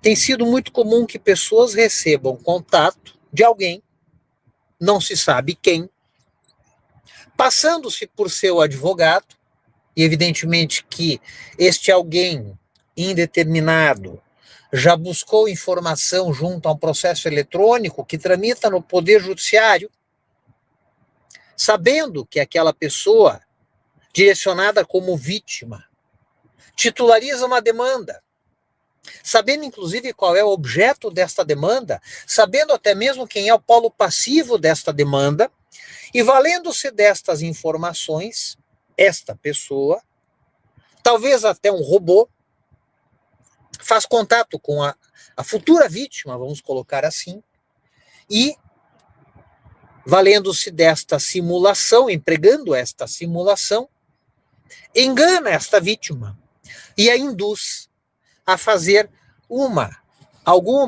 várias transferências bancárias. Entra um outro aspecto nesta relação, que é, e sempre enfatizando o papel garantista do qual o direito não pode abrir mão, que é o papel da própria instituição bancária, em detectar, por seus mecanismos também informatizados, portanto virtualizados, a realização de operações atípicas por seu cliente que está sendo vítima de um golpe virtual. Cabe ao banco identificar estas operações atípicas, cabe ao banco colocar em prática mecanismos de segurança, tais como o bloqueio da operação, fazendo contato com seu cliente através de uma mensagem por celular, através talvez até mesmo de um contato telefônico, perguntando ao cliente se é ele mesmo quem está fazendo essa transação bancária, se é ele mesmo quem está pretendendo fazer esta transferência de recursos, levando adiante esta operação atípica. Cabe ao próprio banco, portanto, cercar-se de mecanismos de segurança virtual que permitam detectar o golpe, a fraude, e colocar em prática e colocar em cena operações de segurança para evitar que o golpe alcance seu objetivo e que o cliente do banco seja lesado. É de se notar que na realidade virtual, este envolvimento da instituição bancária soa como algo que não havia anteriormente, porque anteriormente, e digo anteriormente me referindo a um mundo que existia há pouco tempo atrás, mas que era muito diferente do mundo que se tem hoje, quando as relações eram pessoais, quando as pessoas iam ao banco, falar com o caixa, falar com o gerente, movimentar pessoalmente a sua conta corrente, fazer aplicações, saques em dinheiro vivo, e usava-se dinheiro vivo, o que hoje soa até estranho, mas usava-se dinheiro vivo. De qualquer forma, também havia golpes, também havia fraudes, mas eram diferentes. E estas fraudes não envolviam a responsabilidade do banco. Hoje, com o mundo virtual, com a virtualização, inclusive, do comércio eletrônico, das relações bancárias, o banco necessariamente se envolve como parte responsável pela fraude. Não por perpetrá-la, não, mas por não se cercar, quando não se cerca, de mecanismos de segurança que venham a impedir o objetivo, o atingimento do objetivo final da própria fraude. E é de se notar mais. É claro que esta fraude também só poderia ocorrer se alguém abriu uma conta num banco com um nome falso, com uma identificação fiscal, CNPJ ou CPF, forjados ou falsos, contas ou conta para a qual ou para as quais este dinheiro, estes recursos obtidos com a aplicação do golpe, são remetidos.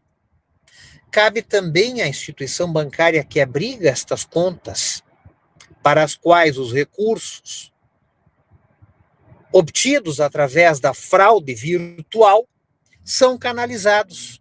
Cabe também a estas instituições bancárias diligenciar sobre a legitimidade dos documentos empregados para abertura e movimentação dessas contas. Portanto, outros bancos também podem ter sua responsabilidade objetiva envolvida nesta relação bancária de consumo. Claro que trago aqui apenas um dos exemplos, pincei porque muito comum e por isso me parece bastante emblemático, para demonstrar que o papel do direito não é o de trabalhar ou de lutar contra esta nova realidade, não, mas sim o de adaptar-se a esta nova realidade virtual para que nós, cidadãos, para que as empresas, os bancos, que usei no exemplo, não fiquem desguarnecidos da necessária segurança que incumbe ao próprio direito fornecer. Espero sinceramente ter, com esta minha pequena intervenção, contribuído para o evento, para o debate. Agradeço a atenção e a oportunidade de me manifestar. Muito obrigado, professor Deilton, a quem devolvo a palavra. Sou eu quem agradeço, doutor Fernando, Gustavo, também a doutora Viviane. É sempre um prazer, uma honra ouvi-los, estar com vocês, ainda que virtualmente, né? Tenho saudades dos nossos encontros presenciais em seminários na Universidade de Itaúna, na própria Unicuritiba, e que certamente ainda teremos uma oportunidade num futuro próximo. Muito obrigado, agradeço o esforço de vocês por estarem presentes e, como se diz, aproveitem o recesso acadêmico, né, que nós temos, que eu nem chamo de férias, é apenas alguns dias, né, que os professores ainda dispõem de julho. Muito obrigado, uma excelente tarde e até breve. Muito obrigado. Obrigado, professor. Um forte abraço. Obrigada. Para vocês também. Bom, dando continuidade, eu gostaria, então, de estar chamando a doutora Júlia, deixa-me ver se ela se encontra presente. Ela não está no momento, então, deixe-me ver. A doutora Júlia Mesquita não se encontra presente. Doutora Júlia Mesquita. Bom, então eu vou chamar o próximo palestrante e, caso ela apareça, eu faço a chamada novamente. O doutor Alex Munguia Salazar também não se encontra. Então, vamos para o Equador, né? Quito, Equador. É sempre uma honra, também um privilégio estar com o amigo, doutor Alex Vale Franco, né? Parceiro aí de muitos projetos que nós estamos desenvolvendo juntos, né? E sempre agradeço. Vou fazer aqui a sua apresentação. O doutor Alex Ivan Vale Franco, ele é docente titular principal da... Eu acredito que depois a sigla eu não a conheço por extenso, mas eu acredito que seja a Pontifícia Universidade... Sí. É isso mesmo? Sí, es mesmo. Pontificia Universidad Católica del Ecuador, querido doctor. Ah, sim, muito bem. É uma instituição de prestígio. Eu estava receoso de cometer algum equívoco. Docente titular agregado do Instituto de Altos Estudos. Bom, e com o título Sesgos Algorítmicos e Vulneração de Derechos Humanos. Apreciado Dr. Alex Ivan Vale Franco, bem-vindo. É sempre um prazer poder escuchá-lo. Tiene 10 minutos para sua charla. Bueno, en primer lugar, buen día a todos. Muchísimas gracias por la gentil invitación al profesor Deilton Rivero, al profesor Jorge Torres, a la profesora Cleide Cálgaro. Siempre es una alegría compartir con gratos amigos, profesores a quienes se admira mucho, se respeta mucho, y nuevamente gracias por la organización de estos eventos que van uniendo al mundo, a Latinoamérica. Bueno, voy a hablar sobre los sesgos algorítmicos. Este es un tema, creo desde mi punto de vista, importante, porque actualmente con el tema y el avance de la inteligencia artificial es evidente que los usos de la inteligencia artificial pues se dan a diario, pero muchas de las veces uno no sabe si es que efectivamente la inteligencia artificial, sus usos, pueden vulnerar los derechos humanos. Y como nosotros sabemos, los ingenieros en sistemas, las ingenieras en sistemas, las grandes compañías, las grandes empresas, van nutriendo de datos, van poniendo datos a todo lo que significa las nuevas plataformas, la inteligencia artificial y demás.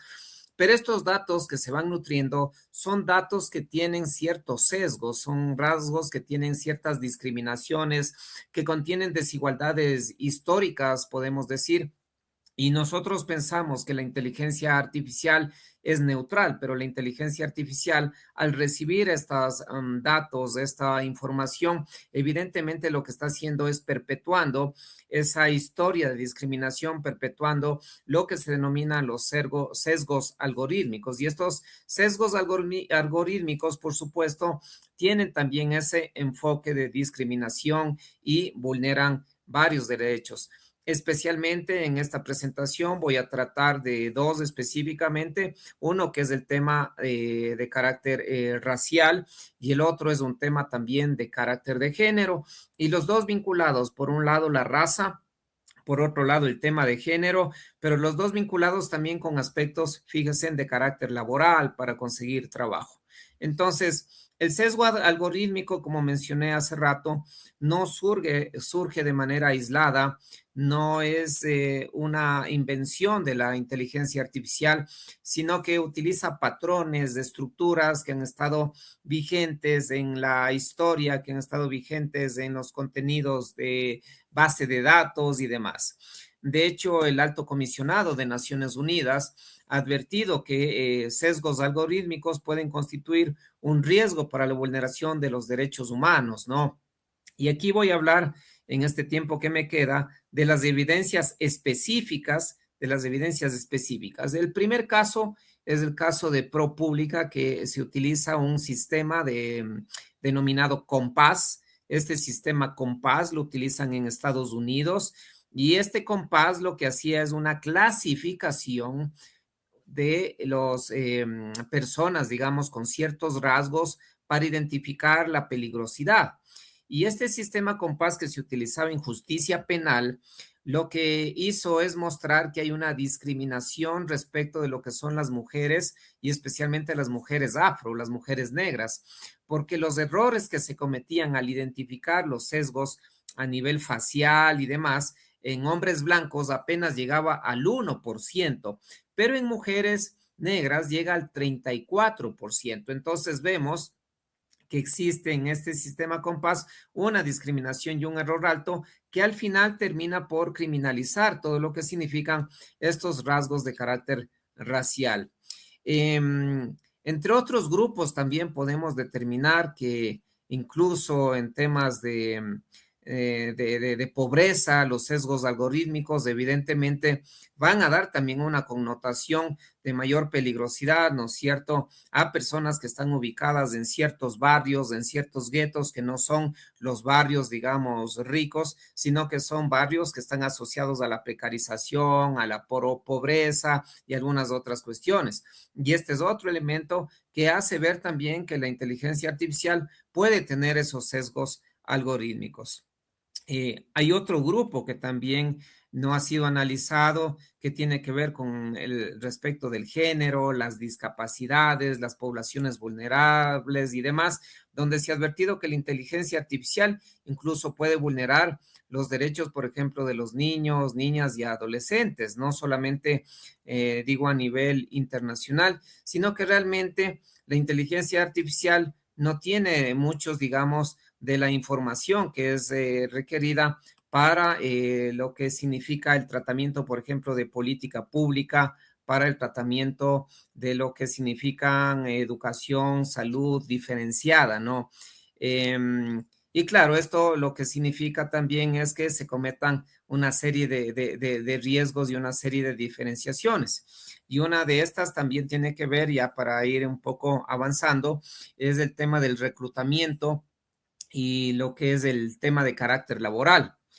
Si nosotros vemos dentro de la IA y ahora mismo buscamos en el Google, por ejemplo, un empleo, y nosotros no damos mayor información sobre, por ejemplo, las maestrías, el doctorado, el grado académico, sino simplemente ponemos soy un hombre de 30 años, una mujer de 25 años, etcétera, estoy buscando un trabajo, vamos a ver ahora mismo cómo la inteligencia artificial, como el Google, plataformas de búsquedas, tienen estos sesgos directamente que al hombre le ponen posiciones y trabajos, por ejemplo, encaminados a la construcción, a la obra, incluso algunos puestos de directivos y demás, mientras en el caso de las mujeres automáticamente va colocando también ciertos roles predeterminados como, por ejemplo, temas de enfermería, temas de secretaria, de recepcionista para dar información, etcétera. Y aquí hay un sistema, por ejemplo, que tiene que ver con todo lo que es Science, Technology, ingenierías, que hace una diferenciación de al menos un 22% de los perfiles, prefiriendo, ojo, prefiriendo los perfiles de los hombres antes que de las mujeres, especialmente en carreras de ciencia, lo cual nos hace ver que también hay una discriminación fuerte en el que prioriza más a los trabajos de los hombres, a puestos directivos, empleos, ¿no es cierto? Y entre otras, y en el caso de las mujeres les deja de lado. Sumado esto al tema de la discriminación también que se produce, la discriminación racial o los temas de personas con discapacidades y vulnerabilidades, vemos que los sesgos algorítmicos pueden generalizar la información y esto lo que va a dar como resultado es un perfilamiento de vigilancia, por ejemplo, con los sectores pobres, un perfilamiento de vigilancia racializado, como fue en la Alemania nazi. Puede esto también servir para cierta manipulación y control de información en los entornos de educación virtual específicamente, y por supuesto los problemas al final en la vulneración de derechos humanos es que la vulneración de derechos humanos en el caso concreto es respecto del principio de igualdad y del principio de no discriminación. Pero el problema principal es que esto de aquí, desgraciadamente, va a seguir perpetuando los índices de pobreza, va a seguir perpetuando los índices de discriminación, va a seguir perpetuando, por ejemplo, los roles de género respecto de los trabajos, va a seguir perpetuando, por ejemplo, las desigualdades en materia de trabajo, de salud y educación. Y un poco entonces, ¿qué hacer? Porque vemos ahora el problema, ya conocemos cuál es el problema de los sesgos algorítmicos y el problema es tomar nuevos marcos normativos, pero a nivel internacional.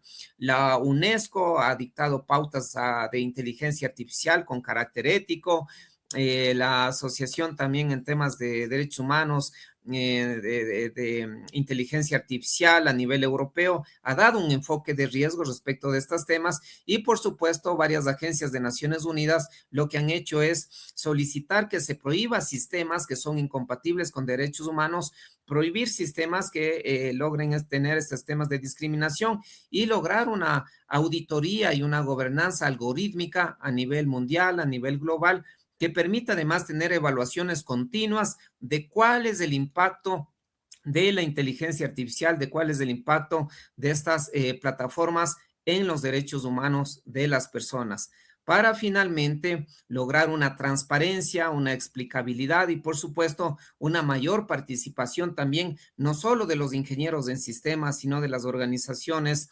civiles, de las universidades, de todo lo que significa la academia, en la contribución a mejorar los patrones algorítmicos, evitando en sí la discriminación y la vulneración en materia de derechos humanos. No quiero con esto finalizar diciendo que la inteligencia artificial es mala, que la tecnología es mala. No, es muy buena, es de mucha utilidad, pero creo que si vamos mejorándolo dentro del marco de la ética, dentro de el marco de lo que son auditorías democráticas y mayor participación, creo que tendrá un mayor uso y un beneficio para la humanidad. Muchísimas gracias por su gentil atención. Muito obrigado. Sou eu quem agradeço. Nosotros que agradecemos por su charla, muy interesante, y contamos con su participación en nuestros próximos eventos.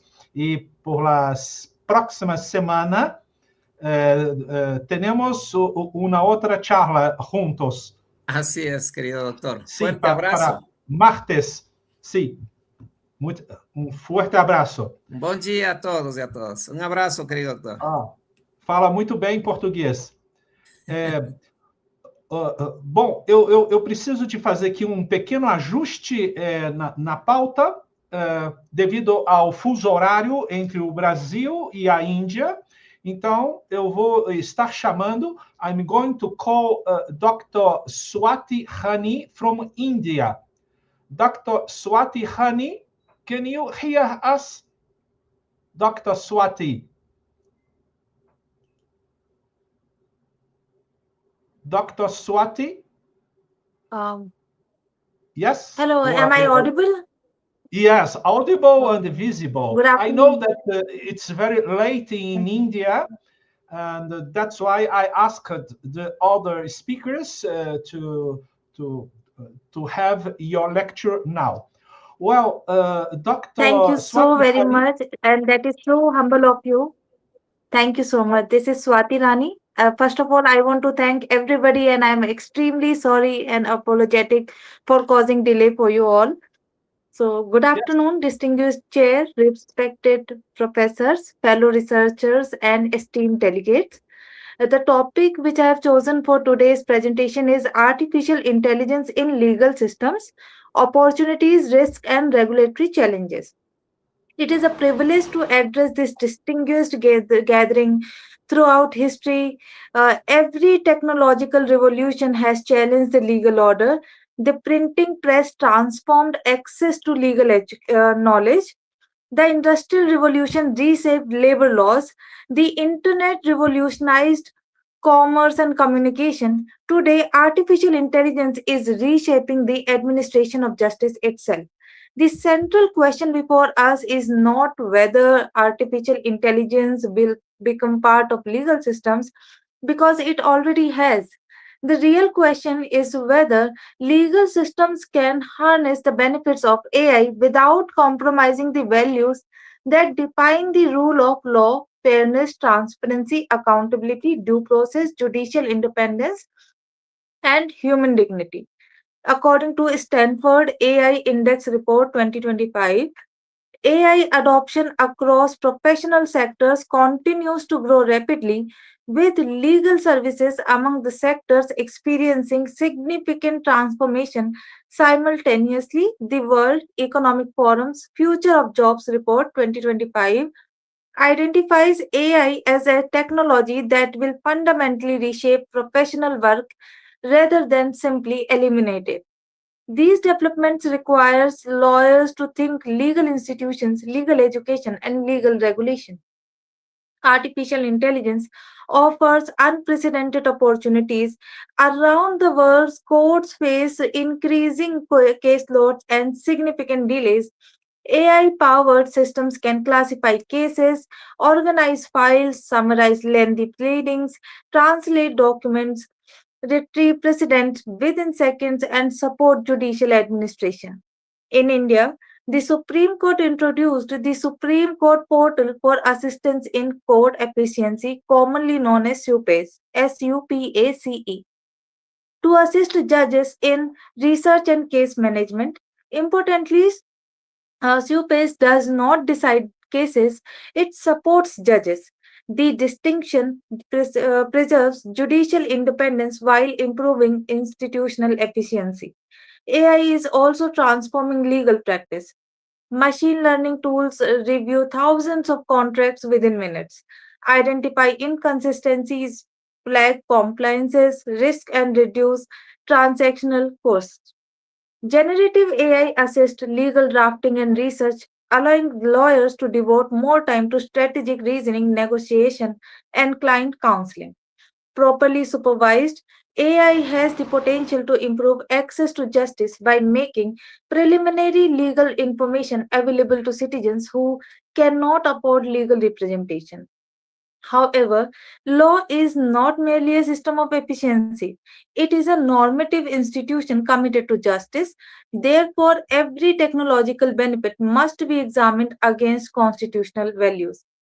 The first challenge is algorithmic bias. Artificial intelligence learns from historical data sets. If those data sets contain discrimination based on race, gender, ethnicity, or socioeconomic status, or any other status, AI may reproduce or even amplify those inequalities. The widely discussed Compass risk assessment system examined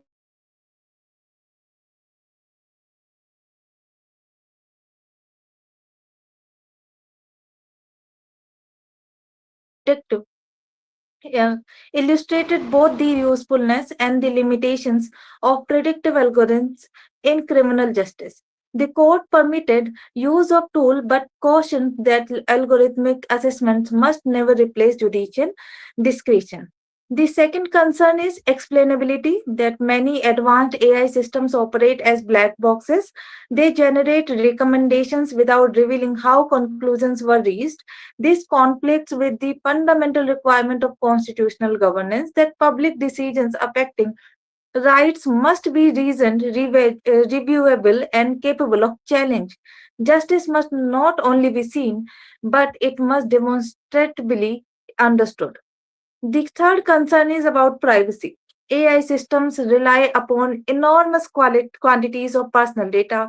Courts and legal institutions process highly sensitive information relating to health, finance, family disputes, and criminal investigations. Weak governance create risk of surveillance, profiling, and misuse of personal information. Robust data protection frameworks, including India's Digital Personal Data Protection Act 2023, therefore become indispensable companions to AI deployment. Professional responsibility represents another important issue.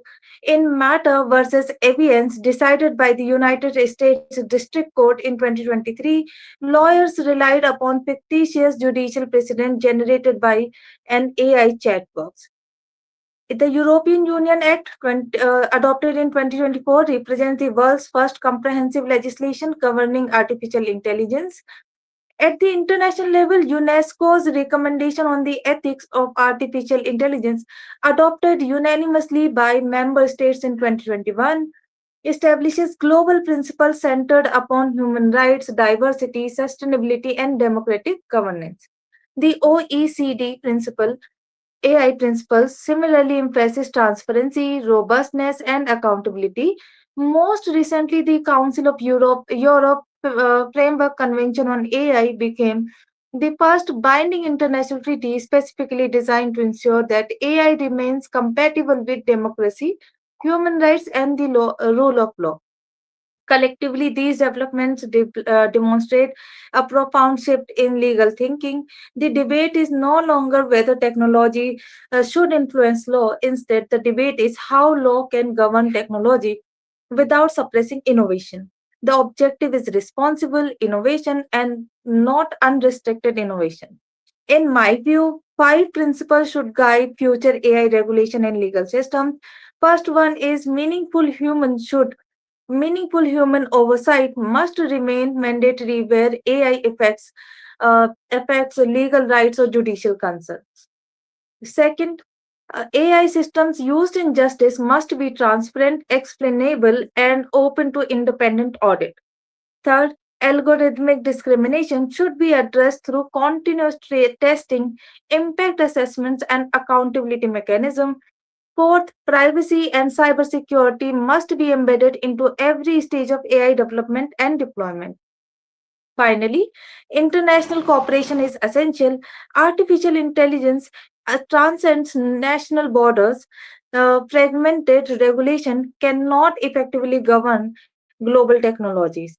Allow me to conclude that artificial intelligence is not simply another legal tool. It is testing the resilience of constitutional democracy itself. The legitimacy of legal systems has never depended solely upon efficiency. It has always depended upon public trust. Citizens obey judgments not because they are impossible, but because they believe those judgments emerge from a fair, transparent, and accountable process. So, technology may accelerate legal processes, it may improve consistency, it may expand access to justice, yet no algorithm can replace judicial wisdom, ethical judgment, empathy, or constitutional morality. The future, therefore, does not belong to AI-governed justice. It belongs to human-centered justice, strengthened by responsible artificial intelligence. Our responsibility as legal scholars is not to resist innovation nor to celebrate it uncritically, but to ensure that every technological advancement remains firmly anchored in the enduring values of the rule of law, human dignity, and justice. As as Professor Richard Susskind reminds us, the future of legal services is not about replacing lawyers with machines, but about building better systems for delivering justice. Let us ensure that artificial intelligence becomes a servant of justice, never its master. Thank you very much for your patience and the opportunity provided to me. You're welcome, Dr. Swati Hani. Always a great pleasure to listen for your lecture, for your teachings. And we count with your participation in our next congresses and also your papers. Please send your papers for our books publication. Will definitely do, sir. Thank you so much. Have a good day. Namaste. Well, now, agora eu me vou a chamar o Dr. Alex Munguia Salazar, de México. Sí, bienvenido, apreciado Dr. Alex. Eu me vou a ler su currículum. O doctor é professor investigador de la Benemérita Universidade Autônoma de Puebla, de México, con el tema Los retos de la educación superior ante la instrumentación de la inteligencia artificial. Apreciado doctor, tiene 10 minutos para su palabra. Muy bien. Creo que está viciando el audio. ¿Sí me escuchan bien? Hay un eco. Hay un eco, pero no sé cómo quitarlo. A ver.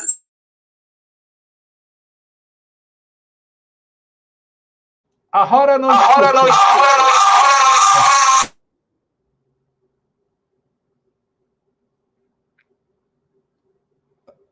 No. A ver. Voy a bajar el volumen, tal vez es esto, pero no sé, ¿me escuchan? ¿Me escuchan? Nosotros podemos escuchar, pero hay muchos aparellos conectados. A ver, apago esto y vuelvo a conectar. Un segundo. Sí. Lo aguardamos. Lo esperamos.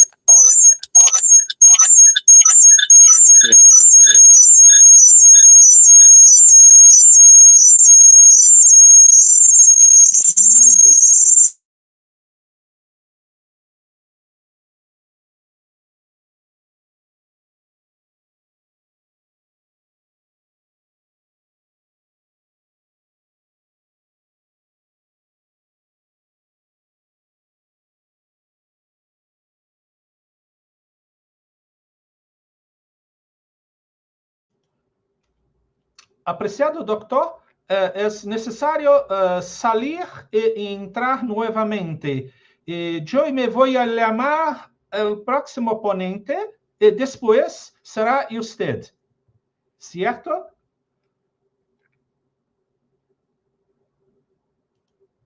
Bom, então, ainda fazendo os ajustes da pauta, eu vejo que a doutora Júlia Mesquita já retornou. Doutora Júlia, me ouve? Professor, eu estou aqui. Muito bem. Eu estava em débito com a doutora, eu estava até preocupado. Imagina. Então, enquanto o professor Alex Salazar ele faz os ajustes técnicos, eu vou, então, estar fazendo a sua apresentação, que já era para ter acontecido.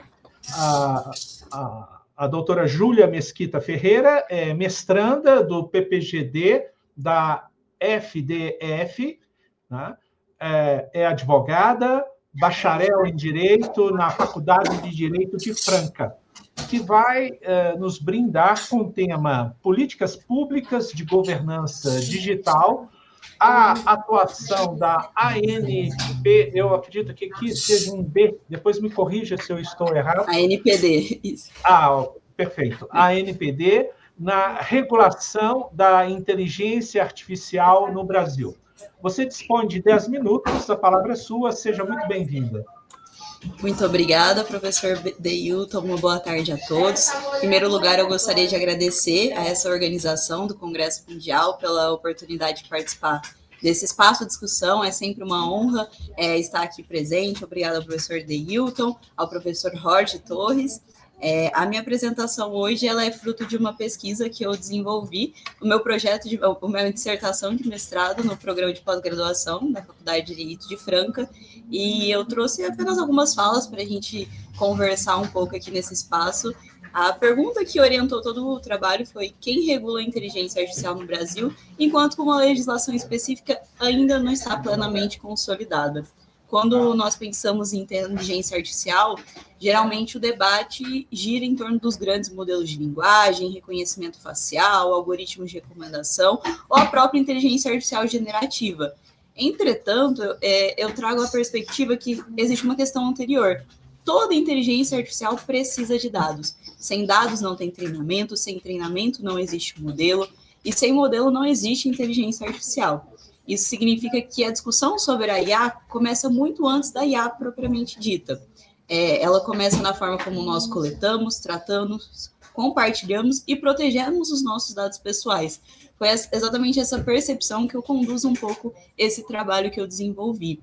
E a Autoridade Nacional de Proteção de Dados, agora transformada em agência reguladora esse ano, ela foi criada originalmente para aplicar a Lei Geral de Proteção de Dados. Porém, ela passou gradualmente a exercer um papel muito mais amplo.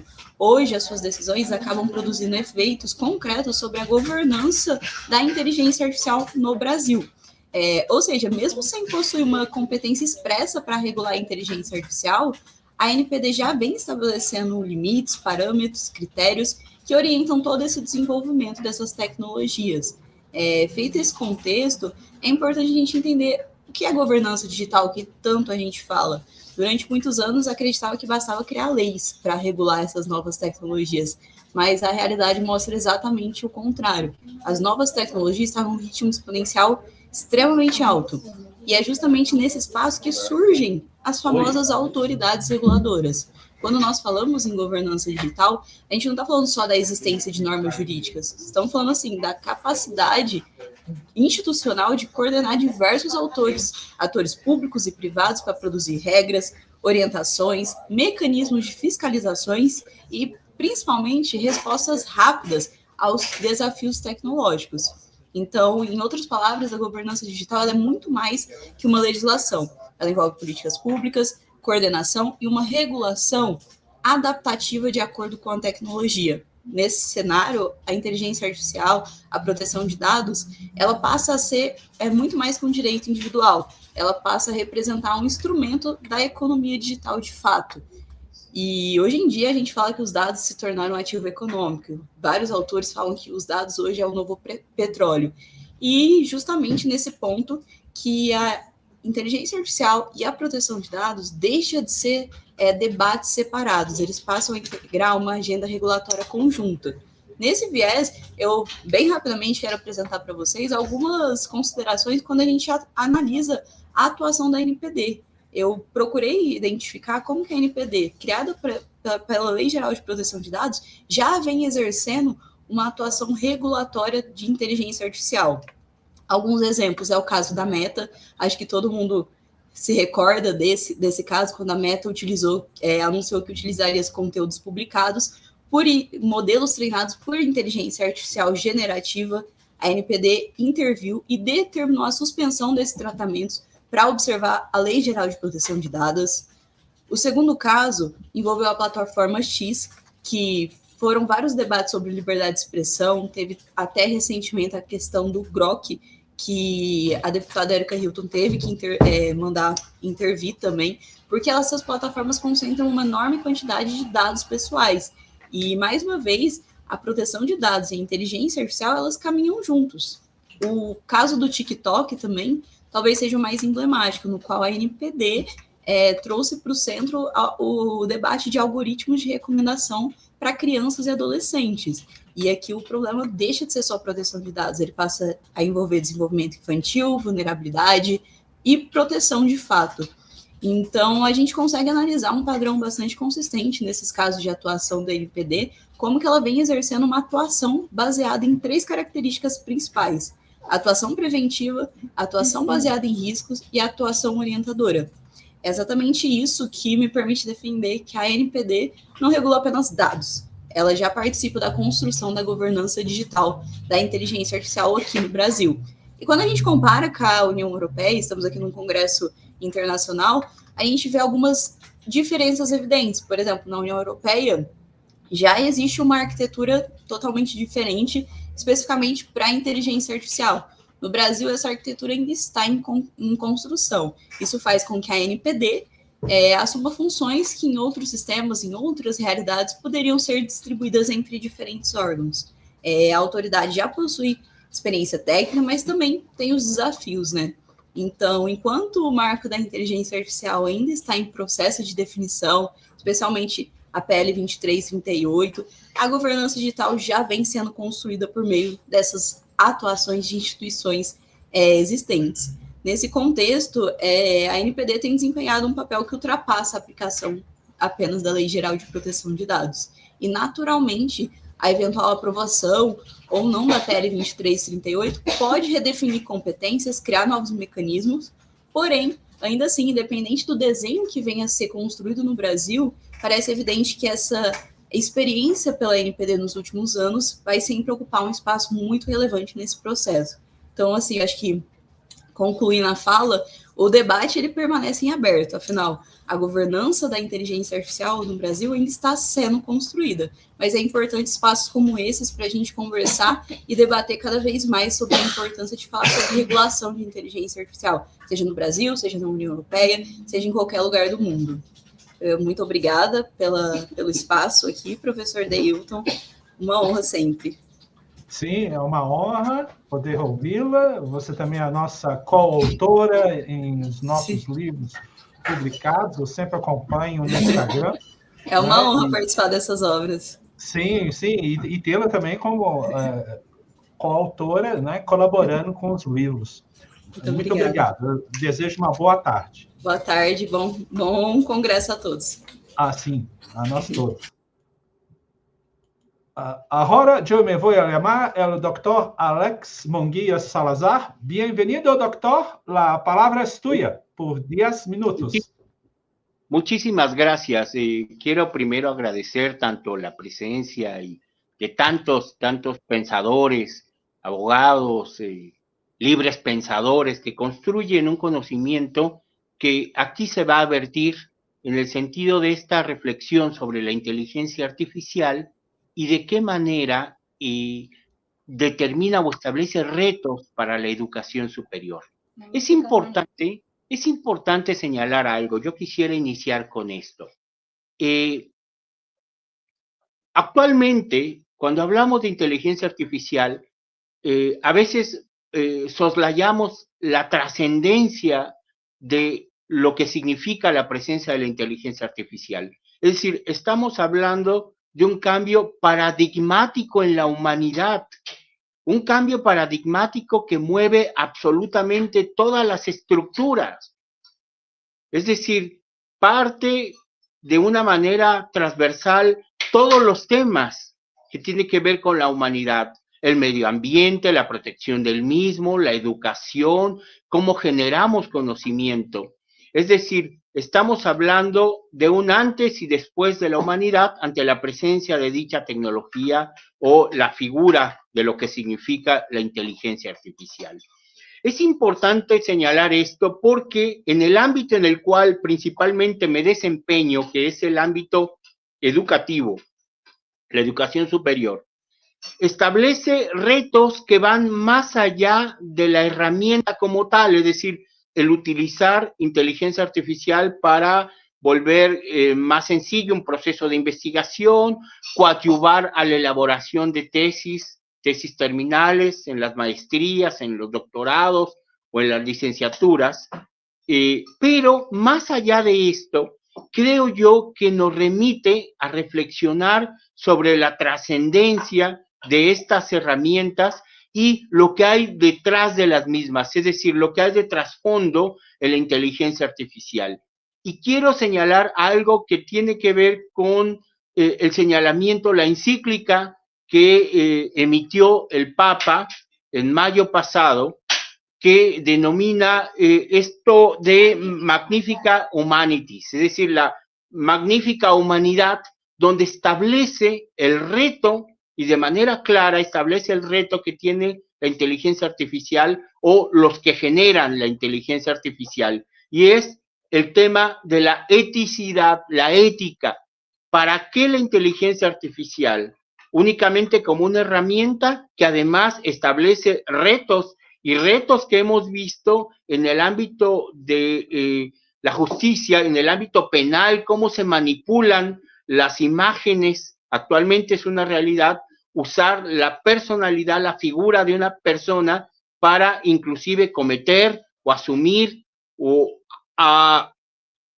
asumir que han cometido un delito a partir de esta manipulación de información, manipulación de imágenes. Sin embargo, algo que es muy importante es que debemos reflexionar sobre la eticidad que hay de trasfondo. El Papa estableció que este carácter ético tenía que ser algo que se debe irradiar en todos los ámbitos de la vida universitaria.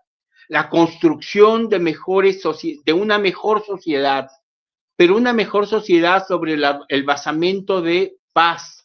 La construcción de una paz es finalmente el sustrato de dicha encíclica, es decir, preocupado por el avance de la tecnología, por esta inteligencia artificial cada vez más autónoma, que inclusive en el ámbito de los conflictos que estamos viendo actualmente en el mundo, como en el caso de la guerra entre Rusia y Ucrania, o lo que estamos viendo, la existencia de este conflicto terrible en Irán y la agresión por parte del Estado israelí y los Estados Unidos, ante esta irracionalidad de los actos, señala dicha encíclica que se debe construir sobre la base de la paz, la construcción de la negociación, la construcción de un mejor futuro, de una mejor humanidad, respecto a esta discusión permanente, respecto a lo que hay detrás de la inteligencia artificial. Es decir, hablamos de inteligencia artificial, es un cambio paradigmático en el planeta. Nunca antes vimos esta tecnología o esta capacidad de generar productos, de generar conocimiento, pero a la par de este avance tecnológico, lo que debemos reflexionar, lo que debemos generar como un espacio de reflexión al interior de las universidades es dicha inteligencia artificial, sí, pero ¿qué hay de trasfondo? ¿Cuál es el leitmotiv? ¿Cuál es el fundamento? ¿Hacia dónde avanzamos con la inteligencia artificial? Porque si dicha inteligencia artificial únicamente genera temor, genera incertidumbre en la sociedad, no estaríamos asumiendo con una visión crítica esta herramienta, sino que es necesario reflexionar sobre cómo utilizamos dicha herramienta para construir un mejor mundo, un mundo más democrático, un mundo respetuoso de la diversidad racial, un mundo donde no se discrimine, un mundo donde se construya una mejor realidad. Se mejoren viviendas, se mejore el servicio del agua potable en las ciudades, en nuestras ciudades, porque hay algo que yo quiero señalar y tiene que ver inclusive con el ejercicio pedagógico. En América Latina, en nuestras sociedades, no debemos perder de vista respecto a ese enorme contingente, esa asignatura pendiente que todavía tenemos como un lastre, pero algo que nos debe motivar, y digo un lastre en términos de la mala instrumentación de políticas públicas que generen mejor vivienda, mejor salud, mejor educación, que la gente se sienta segura en las calles, es sobre lo que tenemos que trabajar todos nosotros, pienso yo como mexicano, la mayoría de los profesores como brasileños, pero hay bolivianos, ecuatorianos, de la India inclusive. Esas asignaturas pendientes que debemos trabajar para solucionarlas, para generar una mejor vida a partir del uso, sí, de la herramienta de inteligencia artificial, pero no para generar muerte y destrucción, no para las armas, sino para partir de la generación de conocimiento, de la ayuda real, efectiva de esta herramienta, pues construir mejores estados, mejores sociedades. Tenemos mucho que hacer nosotros en América Latina para sacar adelante enormes contingentes de nuestra población que históricamente han sido hechas a un lado y que hoy en día bajo la inteligencia artificial se puede proveer de agua potable sin necesidad de adquirir en botella el agua potable para que la gente pueda consumir el agua en las ciudades con absoluta seguridad. Podemos generar mejores viviendas en términos tecnológicos, pues si la inteligencia artificial nos ayuda a construir de una mejor manera, tenemos la posibilidad de generar menos contaminación si nos abocamos a cómo podemos manejar el tema del uso de los recursos no renovables de manera adecuada para una mejor sociedad. En el ámbito, quisiera establecer esto de manera muy clara, en el ámbito educativo, en el ámbito de las universidades, es imprescindible establecer el carácter ético de la inteligencia artificial como esa asignatura imprescindible que es la vigencia de los derechos humanos. Así como hemos generado durante los últimos 40 años un trabajo incesante sobre hacer efectivos los derechos humanos amplios, no nada más los civiles y políticos, sino los derechos económicos, sociales y culturales, pues así como se ha generado este interés, debemos generar un espacio de reflexión en todos los ámbitos de la vida universitaria, donde se utilice la herramienta, pero sobre las bases de una visión crítica, reflexiva. Es decir, sin inteligencia artificial, pero hay que utilizarla como una herramienta efectiva en nuestras sociedades para generar mejores espacios de vida. Una vida digna, una vida de paz, una vida de construcción de una mejor realidad, de una mejor sociedad, y no una vida de violencia, una vida de guerra, una vida de sangre, que desafortunadamente, y con esto quisiera cerrar, desafortunadamente el mundo, tal y como lo conocemos actualmente, por eso es un cambio paradigmático, establece enormes incertidumbres, pero también enormes retos. Occidente como tal, Occidente como lo conocemos, es decir, históricamente siendo nosotros latinoamericanos, asumimos que Occidente era el detentador del conocimiento y de la verdad. Tenemos que modificar profundamente esa visión. Yo creo que ahora la verdad, el trabajo, la visión reflexiva, la visión de construcción de paz está del lado de América Latina. Nosotros tenemos ya la responsabilidad de generar un mejor mundo porque desafortunadamente la apuesta de Occidente es más guerra, no negociar políticamente, generar una aportación al armamento, a la sangre, a la destrucción, asumir como válido esa degradación de la humanidad. Yo creo sinceramente que debemos apostar a la propuesta que ha hecho esta encíclica, independientemente de los credos que uno pueda profesar. Creo que debemos apostar a dicha encíclica, impulsarla, porque el planteamiento de la eticidad en la inteligencia artificial es el elemento sustantivo, creo yo, para construir un mejor mundo. No todo está perdido, podemos construir una mejor sociedad, una mejor educación, una mejor vivienda, mejores condiciones laborales a partir de la aplicación de la inteligencia artificial, pero con un respeto a la dignidad humana y del entorno en general, es decir, desde una visión integral, el medio ambiente, los seres vivos en este planeta tenemos derecho a una mejor vida. Tenemos las condiciones, existe el material y podemos construir una mejor realidad. Y yo con esto quisiera terminar regresando la palabra a los organizadores, no sin antes agradecerles infinitamente el que sean ustedes generadores de este espacio de reflexión para una mejor vida en el planeta. Muchísimas gracias. Somos nosotros que agradecemos, apreciado doctor, por su charla, siempre muy prudente, con mucha sabiduría. Muchísimas gracias. Agora vou chamar a doutora Cleide Galgaro. Doutora Cleide Galgaro, seja muito bem-vinda. Eu vou estar lendo aqui uma breve ementa, porque o seu currículo é muito mais amplo. A doutora Cleide Galgaro é doutora em Ciências Sociais, em Filosofia e em Direito. Pós-doutora em Filosofia e em Direito. Atualmente é professora da graduação e pós-graduação, mestrado e doutorado em Direito na Universidade de Caxias do Sul.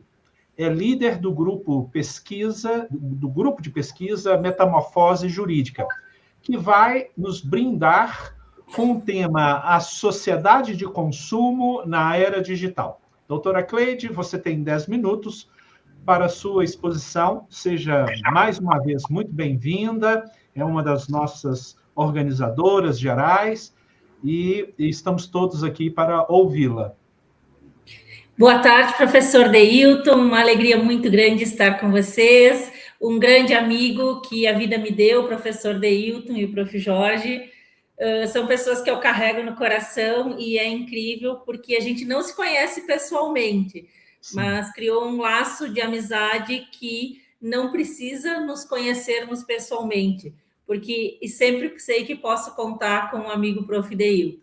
Eu sempre digo aos acadêmicos, mestrandos e doutorandos, que quando eu tenho alguma preocupação é o prof. Deilton que eu ligo. Então, muito obrigada por essa amizade, queria fazer esse agradecimento ao prof. Deilton e ao prof. Jorge, por esses longos anos que nós trabalhamos em conjunto, e é sempre bom poder dizer que eu tenho muito orgulho de estar com eles e muito orgulho de saber que eles fazem parte da minha trajetória acadêmica. Meu carinho, minha admiração e meu amor fraterno de amizade a vocês, meus amigos queridos. Muito obrigada. Então, eu queria agradecer a todos que participaram como palestrantes. Como o professor Deilton colocou, a ideia aqui é trabalharmos um pouco a sociedade de consumo na era digital.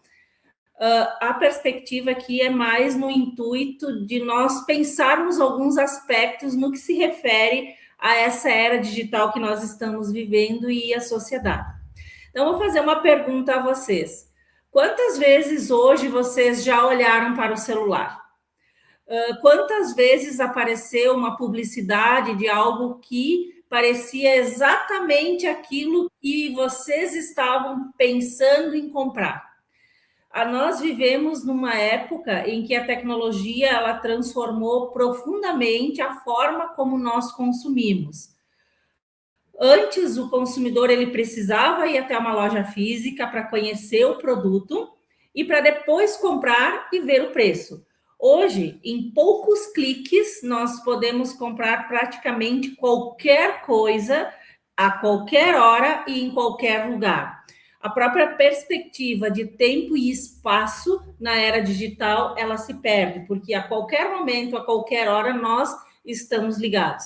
E o próprio Congresso acaba sendo um exemplo disso, porque nós temos palestrantes, ponentes de vários locais do mundo, cujo o local é incerto, seja em qualquer país, e o tempo também não é o mesmo tempo cronológico. Então, essa era digital, eu diria que ela trouxe praticidade, novas oportunidades, mas também criou uma sociedade cada vez mais conectada à estrutura de consumo. É importante nós pensarmos o que é a sociedade de consumo, porque a sociedade de consumo é um modelo em que a compra de bens e serviços ela ocupa um papel importante na vida das pessoas e na economia. Então, o consumo hoje, ele não é apenas uma necessidade básica, ele deixou de ser isso. Ele passou a ser um estilo de vida, uma identidade pessoal, um status social e um pertencimento a determinados grupos. Muitas vezes, as pessoas vão comprar apenas um produto, mas elas não vão comprar, desculpem, apenas um produto, mas elas vão associar esse produto a uma ideia de felicidade, a uma ideia de reconhecimento, a uma ideia de sucesso, a uma ideia de beleza. O próprio Lipovetsky trabalhava muito no livro A Era do Vazio com o consumo atrelado à felicidade. Então, é um ponto para que nós pensemos, porque quando eu inicio a fala, eu quero demonstrar para vocês que, na atualidade, se vive numa sociedade que perpassou a sociedade de consumo e ela hoje é uma sociedade consumo-centrista. E é importante pensar o que é essa ideia da sociedade consumo-centrista, porque o consumo, ele se torna o centro dessa sociedade. O consumo, ele é a base da estrutura social. Hoje é importante pensar o que isso significa, porque com a tecnologia, ao entrar nessa sociedade consumo-centrista, muitas questões são deixadas de lado. Até como o professor Alex Salazar colocava, nós precisamos pensar na sociedade, nós precisamos pensar nos problemas sociais e ambientais. Então, é um ponto que, dentro dessa estrutura consumo-centrista, como é que fica a questão tecnológica? Então, hoje nós temos uma sociedade pautada dentro dessa estrutura consumo-centrista e é importante pensarmos no papel e na utilização da tecnologia. Nós temos novos paradigmas, como muitos colegas colocaram, transformação digital, a gente tem a própria questão de como vai ser o futuro e como vai ser a sociedade com os seus indivíduos daqui a um tempo. Hoje, a transformação digital ela vai invadir atividades econômicas, vai invadir cenários jurídicos, como colegas apresentaram. Claro, a gente tem ganhos, como diz o prof. Alex, a gente tem ganhos tecnológicos na saúde, na educação, nós temos oportunidade de estarmos aqui. Então, é importante, sim, ver o aspecto positivo dessa inteligência artificial, dessa tecnologia, mas também há necessidade de pensarmos qual é o impacto da era digital no consumo. Então, a internet e essas novas tecnologias, elas mudaram completamente, eu diria assim, o próprio comportamento do consumidor. Hoje, a gente tem publicidades personalizadas, as empresas, elas utilizam dos dados coletados nas plataformas digitais para entender como é que são os nossos interesses e apresentar anúncios direcionados. A gente tem a rede social e a influência. Por exemplo, a rede social, ela cria novas formas de consumo, ela vai influenciar na vida da sociedade. Hoje, a gente tem influenciadores digitais que mostram produtos e estilos de vidas que vão poder despertar desejos de compra e vão poder despertar novas formas de pensar da sociedade.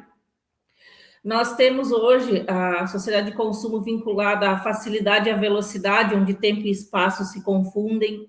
Então, hoje a gente tem compras online, aplicativos e pagamentos digitais que tornam o consumo mais rápido e acessível, mas, por outro lado, essa facilidade pode estimular, muitas vezes, compras por impulso e consumo excessivo, até porque tempo e espaço, eles acabam, muitas vezes, se miscuindo, se juntando, e nós não temos mais essa perspectiva de qual é o tempo e de qual é o espaço. É importante pensar nas consequências dessa sociedade consumo-centrista na era digital, porque ela vai apresentar pontos positivos e vai apresentar, sim, pontos negativos que precisam ser pensados. Eu diria que, como pontos positivos, o fato de nós estarmos aqui é um ponto positivo, o maior acesso a produtos e informações, a facilidade para comprar, até por preços também, você pode comprar e pode comparar os preços, o crescimento de pequenos negócios através da internet e a própria questão da inovação e do desenvolvimento econômico.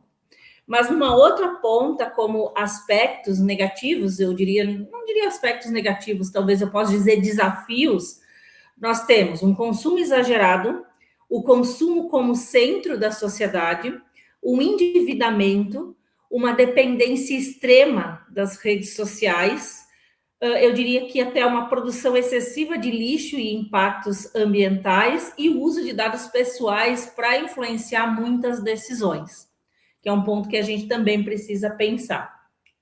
Por isso, eu diria que surge aqui a importância de nós verificarmos como ressignificar essa sociedade de consumo, a importância de um consumo consciente, porque eu preciso efetivar ou preciso raciocinar, ter consciência de pensar antes de comprar, avaliar as minhas necessidades reais e considerar o impacto das minhas escolhas. Então, até como conclusão, eu diria que a tecnologia não é um problema, ela é uma ferramenta, mas o desafio está em como nós utilizamos essa ferramenta. Na era digital, nós somos consumidores, mas também somos produtores de informação. Eu diria que cada clique, cada compra, cada compartilhamento, nós ajudamos a construir o mercado do futuro. Então, a pergunta que eu deixo aqui como parte, para que nós possamos fazer uma reflexão, o que eu posso comprar? Tá? Então, a ideia da pergunta aqui, se eu pensasse o que não devemos fazer, pensem, o que eu posso comprar? Será que eu preciso disso? Será que o impacto da minha escolha vai gerar qual efeito na sociedade e no planeta? Então, consumir faz parte da vida, mas consumir com consciência é uma escolha que pode transformar a sociedade. E eu diria que o efeito do desenvolvimento dessas tecnologias vai reproduzir subjetividades e novas necessidades. Vai trazer aqui um ponto onde a gente precisa pensar que futuro nós queremos. Para encerrar, Prof. Deilton, eu acho que o futuro é determinado pelas ações presentes. Por isso, nós precisamos pensar nas nossas atitudes e o que queremos deixar para as gerações futuras. Muito obrigada a todos. Agradeço ao professor Deilton, parabéns pela organização. O professor Deilton é incansável. Eu não sei como é que ele consegue ter tanto pique, ele fica 24 horas direto e tudo bem. Eu tento, né? Depois a gente fica daquele jeito, mas depois se recupera, né? Isso aí faz parte da vida acadêmica, né? Mas o que é o mais importante é que tudo que a gente faz e que gosta, fica mais leve o fardo não fica tão pesado, ele fica leve. Então, é isso que me move, é gostar de fazer aquilo que nós estamos fazendo agora. Muito obrigado pela sua apresentação, sempre muito concisa, precisa, muito didática, e sempre aprendendo com a professora doutora Cleide Galgaro. Muitíssimo obrigado. Muito obrigada, Prof. Deilton, meu carinho, minha admiração de sempre. Um beijo grande e, olha, continuo dizendo, lhe admiro muito. São muito obrigado. A admiração é recíproca também. É recíproca a admiração. Muito obrigado. Beijo. Até mais. Bom, agora, dando continuidade, eu vou estar chamando o doutor Jorge Isaac Torres Manrique, nosso presidente da Preeminência e Justiça, né? É ele, o cérebro pensante, o organizador desse e desses congressos mundiais, e vou estar aqui fazendo, então, a sua apresentação. O professor Dr. Jorge Isaac Torres Manrique é consultor jurídico global, presidente da Escola Interdisciplinar de Direitos Fundamentais, Preeminência e Justiça, advogado, doutorados em Direito e Administração, né? É autor e diretor de mais de 180 livros e tratados das diversas áreas jurídicas, com um enfoque em direitos fundamentais e interdisciplinaridade, com publicações em 19 países.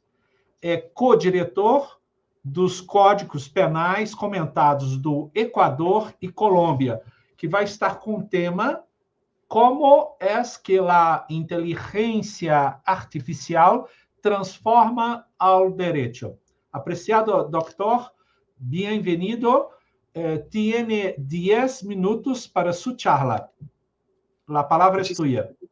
Muchísimas gracias, apreciado Dr. Dayton. En principio, agradecer de sobremanera la transmisión gigante que hace la Universidad de Itaúna, cuyo representante es su persona, y que permite la materialización del presente evento. Además, también felicito la presentación importante de la doctora Cleici, que me antecedió. En ese sentido, como bien se ha señalado, mi participación versa sobre cómo la inteligencia artificial transforma el derecho. Ello a la luz de la denominación del presente evento que hemos tenido a bien designar, como, o en todo caso, la inteligencia artificial como factor de la transformación del derecho. ¿Y por qué hemos elegido este tema para poder desarrollar y plantear como título del evento? En vista que no es suficiente decir que llega la inteligencia artificial y transforma el derecho. Está bien, es una cuestión clara, pero no está demostrada, no está explicada y no está fundamentada. Por supuesto que sí, los diversos ponentes lo explican desde un punto de vista específico, ¿no? Ya sea desde la materia penal, administrativa, ambiental y así. Pero vamos al fondo del asunto, vamos a explicar, vamos a fundamentar cómo es que se transforma. No es inmediato, no es por poner un título, hay unas etapas, ¿no? Y cómo es que al final se llega a transformar el derecho a causa de la inteligencia artificial. Y es que la inteligencia artificial no es simplemente una herramienta nueva para abogados, jueces y legisladores, constituye una transformación estructural que reconfigura los fundamentos, las fuentes, los métodos y los fines del derecho mismo, desde la automatización de tareas repetitivas hasta la redefinición de conceptos como responsabilidad, sujeto de derecho o igualdad. La inteligencia artificial penetra cada capa del sistema jurídico en un proceso gradual, no abrupto, que atraviesa 3 etapas claramente diferenciadas: optimización pragmática, reestructuración institucional y revisión paradigmática. Entonces vamos a analizar dicha transformación con un rigor conceptual y evidencia empírica, fundamentando cada cambio en la teoría jurídica, la experiencia internacional y los debates académicos actuales. Examinaremos cómo la inteligencia artificial altera, primero, el modo en que se hace el derecho, luego, el modo en que se organiza el sistema jurídico y finalmente el modo en que entendemos qué es el derecho y para qué sirve. Entonces, en principio, tenemos que, ¿qué significa transformar el derecho con inteligencia artificial? Entendemos por inteligencia artificial aplicada al derecho todo sistema informático capaz de aprender, razonar o decidir con cierto grado de autonomía sobre información jurídica, normas, precedentes, hechos, mediante procesamiento del lenguaje natural, aprendizaje automático o modelos generativos, a diferencia de la información tradicional que digitaliza documentos sin cambiar su lógica. La inteligencia artificial replica y amplía operaciones intelectuales propias del razonamiento jurídico. Estamos hablando de interpretar, clasificar, contrastar, predecir y argumentar. Entonces, a continuación, también es importante señalar en su transformación, la inteligencia artificial y el derecho opera pues en doble vía. En principio, el derecho para la inteligencia artificial. El derecho para la inteligencia artificial. Estamos hablando de nuevas normas que regulan el derecho, uso y responsabilidad de los sistemas inteligentes, por ejemplo, el reglamento de la Unión Europea sobre inteligencia artificial, la ley de inteligencia artificial de Brasil y el proyecto de ley de inteligencia artificial de Perú. Y en segundo lugar, la inteligencia artificial para el derecho. Estamos hablando de la aplicación de sistemas inteligentes en la producción, interpretación y aplicación del reglamento vigente. Ambas vías se refuerzan mutuamente. La experiencia del uso de la inteligencia artificial revela vacíos normativos y la regulación condiciona qué usos son permitidos y con qué garantías. Entonces, tenemos por otro lado también el tema de la transformación del derecho por la inteligencia artificial. Choca con principios clásicos de derecho. Obviamente tiene que hacerlo porque estamos hablando de una transformación. Obviamente tendrán que respetarse, pero hay una confrontación inicial, no es una ocasión pacífica, ¿no? Estamos hablando que en principio hay el tema de la seguridad jurídica, ¿no? La opacidad de los algoritmos de aprendizaje profundo pone en riesgo la previsibilidad de las decisiones. La justificación. Toda decisión jurídica debe ser explicable, exigencia que los sistemas de caja negra dificultan. La discrecionalidad y equidad, estamos hablando que la inteligencia artificial tiende a la uniformización. mientras que el derecho requiere adaptación al caso concreto y consideraciones éticas no formalizables. Y también el tema de la responsabilidad. Si el sistema decide por sí mismo, ¿quién responde por sus errores, ¿no? Ahora sí ingresamos a las etapas graduales de la transformación. La adopción y el impacto de la IA no ocurre de golpe, sino en una secuencia de 3 ondas superpuestas, identificadas por estudios de Thomson Reuters del 2025 y validados por los sistemas judiciales de América y Europa. Entonces, tenemos la etapa 1. La etapa 1 se denomina la inteligencia artificial como asistente. Se ubica entre los años 2010 y 2025. ¿Cuáles son sus características centrales? Se aplica a tareas bien definidas, repetitivas y sin margen de discrecionalidad. Búsqueda normativa, clasificación de expedientes, transcripción de audiencias y revisión de cláusulas contractuales estándar. El ser humano conserva el control total y la decisión final. La IA reduce tiempos y costos entre un 40% y un 70% en tareas administrativas y de investigación. Por ejemplo, tenemos el caso de el uso de copilot en la Corte Suprema de República Dominicana, herramientas de revisión automática en contratos de bufetes internacionales y sistemas de alerta de precedentes en tribunales europeos. Ahora, ¿cuál es el impacto a nivel jurídico? Mejora el acceso a la justicia, al reducir barreras económicas y acortar demoras procesales. Revela la desproporción entre tareas mecánicas y trabajo intelectual en la formación jurídica tradicional. No modifica las normas ni las instituciones, pero obliga a actualizar códigos procesales para admitir documentos y análisis generados por la IA. En la etapa 2 se denomina la IA como socio-organizacional. Estamos hablando del año 2023 hasta el 2035. ¿Cuáles son sus características centrales? Se integra en procesos completos, gestión de carga judicial, detección de riesgos procesales, propuesta de proyectos de sentencia, análisis de impacto normativo, cambia las estructuras profesionales, disminuye la demanda y tareas auxiliares, crecen perfiles híbridos, en este caso abogado, analista de datos, juez especialista en gobernanza y algorítmica. Se redefinen los modelos de negocios, el precio por hora cede al precio al valor estratégico, surgen los servicios jurídicos digitales accesibles sin intermediación presencial, se establecen marcos de gobernanza, obligación de revisión humana, auditorías de sesgos y derecho a la explicación. ¿Y cuál es el impacto jurídico? Modifica la división de las funciones entre operadores jurídicos, el juez deja de ser el que revisa todo para ser el que valida y decide lo esencial. Introduce el principio de transparencia algorítmica como un nuevo componente del debido proceso. Obliga a repensar, en este caso, la formación universitaria. Se integran ciencias de datos, ética de tecnología y gestión de sistemas inteligentes. Y la etapa 3, denominada la IA como factor de cambio conceptual, que va desde el 2030 en adelante. Estamos hablando básicamente de manera general como características que la IA influye en la definición misma de las categorías jurídicas, sujeto de derecho, daño, causalidad, culpa, propiedad intelectual. Se debe la atribución de la personalidad jurídica limitada a sistemas autónomos o la creación de fondos de responsabilidad colectiva. Surgen normas adaptativas que se ajustan automáticamente a datos sociales y económicos bajo supervisión democrática.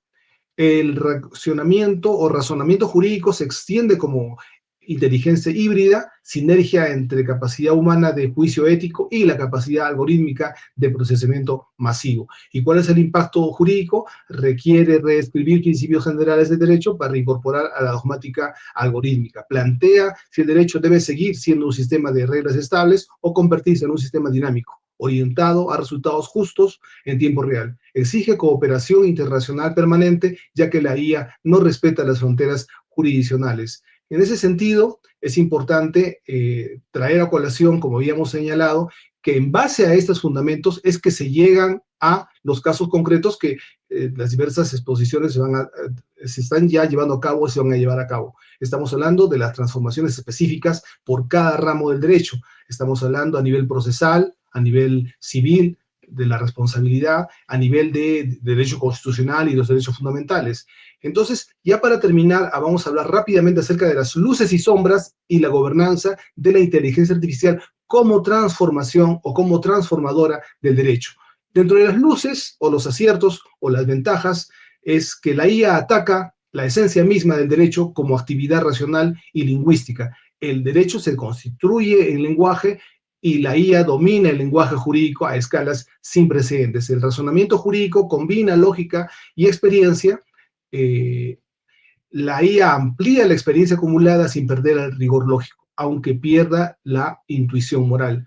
El derecho busca la justicia mediante la generación o generalización y adaptación, y la IA potencia la primera y exige la mayor atención humana sobre la segunda. Y respecto de las sombras, estamos hablando que hay un sesgo algorítmico. Si los datos reflejan desigualdades históricas, la IA las reproduce y amplía. En ese caso, estamos hablando mayor probabilidad de sentencias condenatorias contra grupos vulnerables en modelos de predicción de reincidencia. La opacidad, modelos de aprendizaje profundo, no revelan su razonamiento interno, lo que contradice la existencia clásica de la motivación de las decisiones. Y la desprofesionalización indebida, estamos hablando del uso acrítico de la IA, puede debilitar la capacidad crítica y la empatía necesarias para administrar justicia. Y la gobernanza, para que la transformación fortalezca el Estado constitucional de derecho, se requiere jerarquía. Entonces, el ser humano siempre tiene que tener la última palabra en decisiones que afectan los derechos fundamentales, la transparencia en lo que respecta a la publicidad de los objetivos, criterios y límites, en este caso, digamos, relacionados a lo que corresponde a la concreción y a la, digamos, enfoque a la materialización de, digamos, de darle, digamos, ese no retroceso, ¿no? Y lo que corresponde también al tema relacionado a la auditoría es que la revisión periódica por organismos ajenos a los desarrolladores y usuarios, y finalmente la participación social, estamos hablando de la definición de qué es justo en los algoritmos, no puede quedar solo en manos de los técnicos. Entonces, ahora sí, en base a lo desarrollado y fundamentado, colegimos que la inteligencia artificial no sustituye el derecho, pero lo obliga a crecer, a dejar de ser solo un sistema de reglas escritas para convertirse también en una arquitectura de decisiones responsables y transparentes en el espacio digital. La transformación avanza por etapas porque el derecho sí, o en este caso, es por esencia prudente. Necesita verificar que cada innovación no rompa los lazos de confianza que sostienen la convivencia. Hoy ya no es posible imaginar el derecho sin la IA, pero tampoco es deseable que la IA sin derecho exista sin que la oriente hacia el bien común. El desafío final no es tecnológico, sino político y ético. Queremos que una IA que reproduzca las desigualdades existentes o una que ayude a construir un ordenamiento jurídico más justo, accesible y sensible a la dignidad humana. La respuesta se escribe cada día, cada norma, cada decisión, cada línea, cada código que la une, la inteligencia sintética con la sabiduría jurídica. Muchísimas gracias.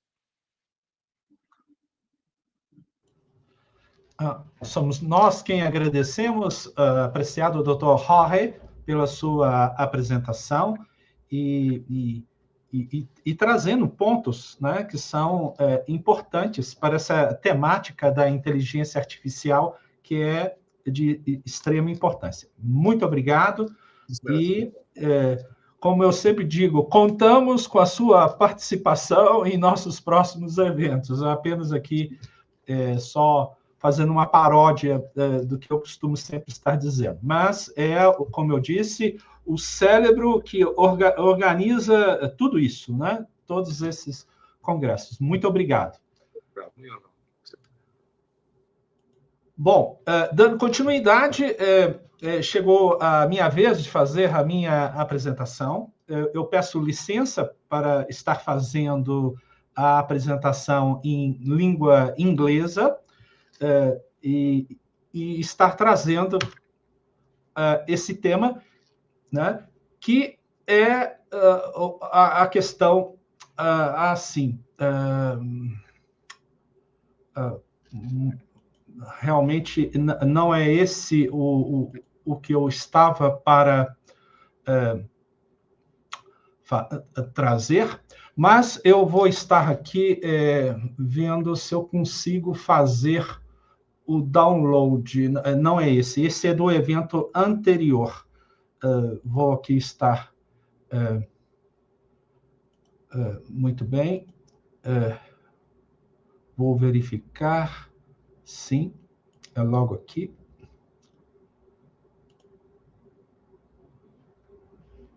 Sim.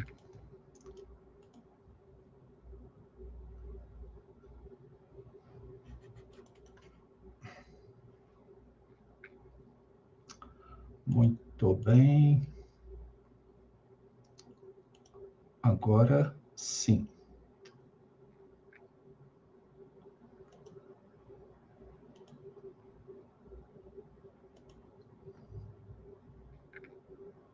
Não, mas não é esse.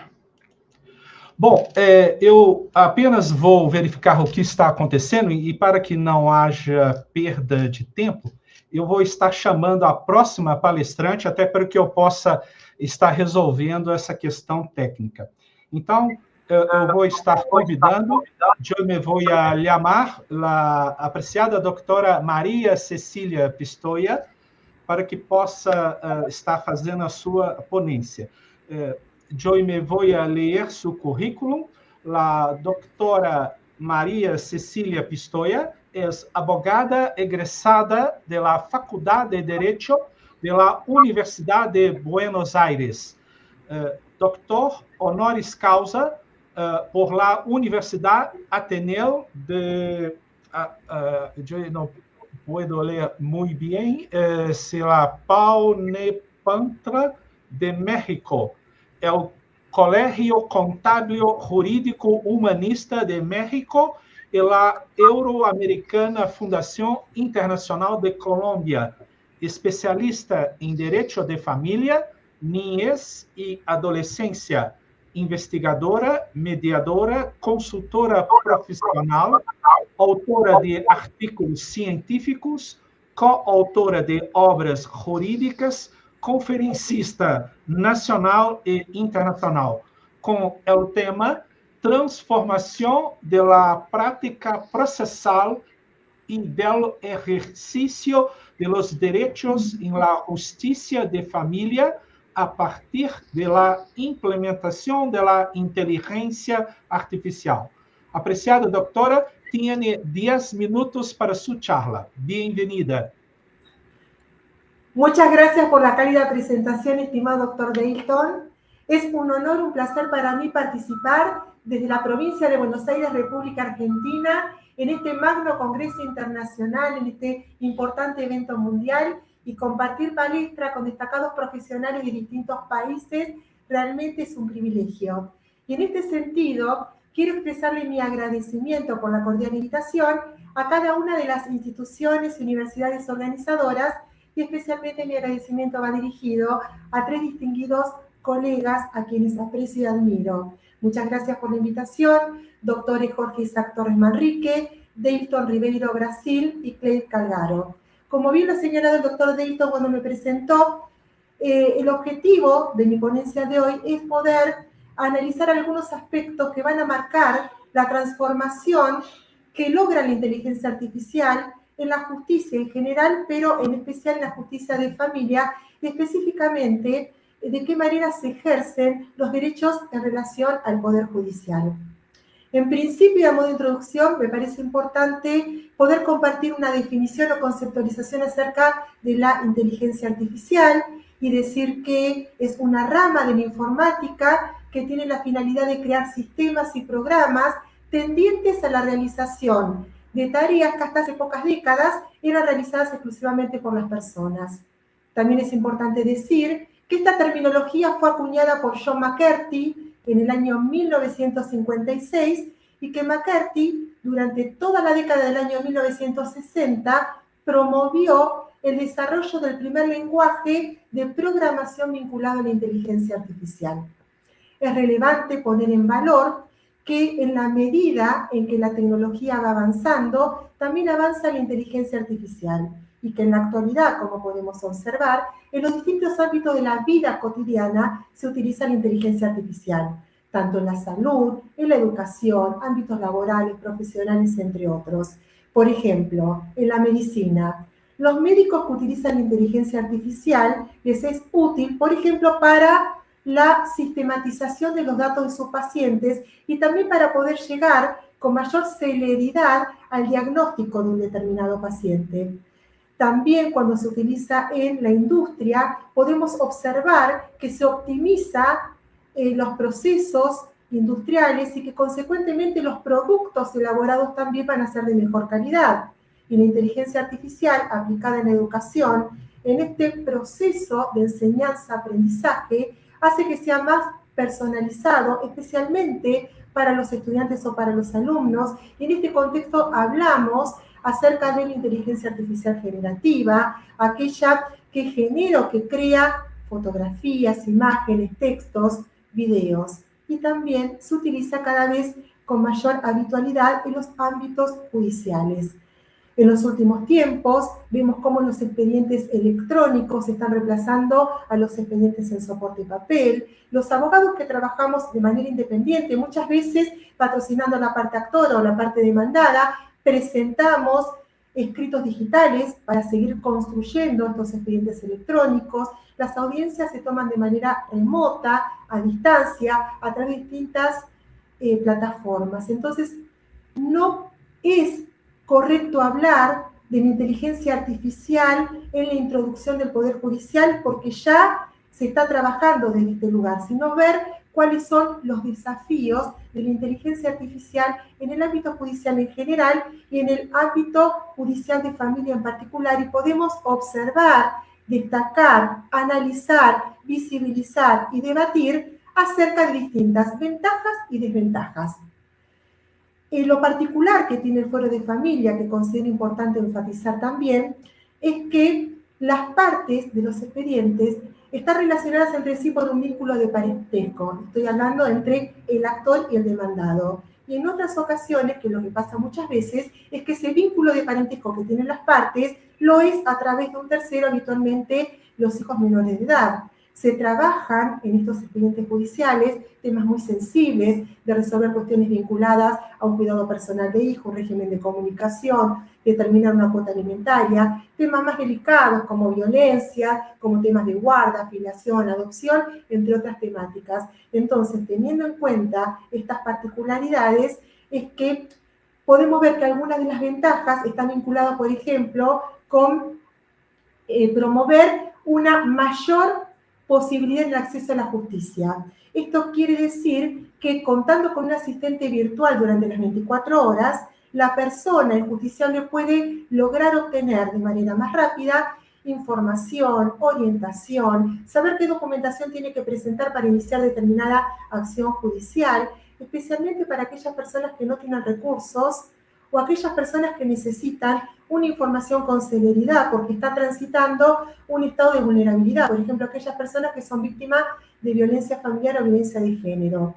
Pero por otro lado, también como algo positivo, puede colaborar en la desburocratización de los procesos judiciales, por ejemplo, sistematizando la documentación, observando si falta alguna documentación, analizar algunas cláusulas específicas de algún contrato que se presente en un determinado expediente como parte de la prueba documental, o inclusive la inteligencia artificial puede ordenar expedientes. Y de esta manera, ocupándose de algunas tareas, podemos decir administrativas, dentro de los juzgados, facilitaría a que los jueces, otros funcionarios, empleados, los equipos técnicos que interactúan permanentemente en los juzgados de familia, como psicólogos, trabajadores sociales y psiquiatras, pueden dedicarse más tiempo a resolver cada caso en particular, a trabajar desde la empatía, la escucha activa, desde la percepción, desde la interpretación del lenguaje verbal y no verbal,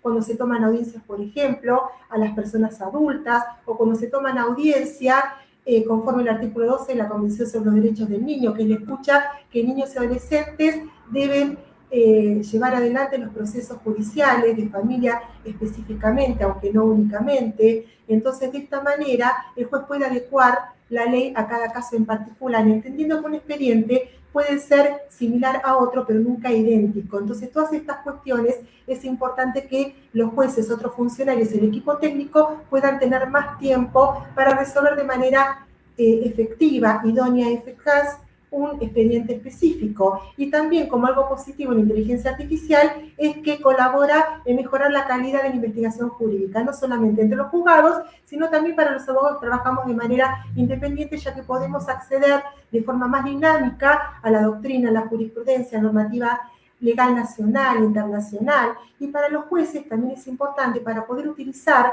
estos fundamentos para sus sentencias y lograr fundamentos que sean más sólidos, más consistentes. Y lo que voy a decir a continuación lo quiero enfatizar. La inteligencia artificial no debe reemplazar de ninguna manera la función judicial. Lo que yo sugiero como algo positivo es que el juez puede utilizar la inteligencia artificial, si la utiliza de manera correcta y no abusiva, como una herramienta, como un recurso que pueda hacer que su trabajo dé un mejor resultado. Pero de la misma manera que existen ventajas, hay desventajas también. Una de las desventajas podría ser la deshumanización de la justicia, especialmente la justicia de familia, porque estamos hablando de cuestiones subjetivas. En el caso de que se automaticen los expedientes y se trabajan todos los expedientes de la misma materia como si fuesen iguales, puede causar daños porque no se puede tener en cuenta los casos concretos o particulares, porque no se puede, en el caso de la automatización, valorar específicamente el interés superior de los niños o el decretar una sentencia trabajando previamente en el expediente con perspectiva de género, o priorizar también el ejercicio de los derechos, especialmente de los sectores más vulnerables. Entonces, una de las desventajas, como les decía, es la deshumanización de la justicia. Y otra desventaja que se ve mucho en el fuero de familia es la afectación a la privacidad. Los expedientes de familia son reservados. Tramitan en el expediente también, con las presentaciones digitales que les mencioné, documentación sensible, se hace referencia a informes médicos, informes psicológicos, estados patrimoniales de determinadas personas, y rige por sobre todas las cosas el principio de confidencialidad. Entonces, la desventaja es que si se utiliza de manera abusiva la inteligencia artificial, lo que puede suceder es que se dé a conocer o que trasciendan todos estos datos personalísimos de cada una de las partes del proceso, y lo que hay que evitar a través de generar también un sistema que sea de protección. Entonces, no hay que llegar a que la inteligencia artificial reemplace la función jurisdiccional. En este caso ya sabemos que la inteligencia artificial no reemplaza la inteligencia humana, sí la utilización moderada como un recurso o una herramienta válida, y en el fuero de familia también, que no le impida al juez llevar adelante esta característica fundamental que es la inmediación, nuestra cercanía que el juez tiene que tener con las partes, como le decía, a través de la empatía, escucha activa, interpretación del lenguaje verbal, no verbal, para, antes de dictar la sentencia, poder valorar esta cercanía que tiene con las partes conjuntamente con otros elementos probatorios. Es importante decir entonces que la cuestión ética es fundamental en este caso, y que la capacitación constante y permanente también es fundamental.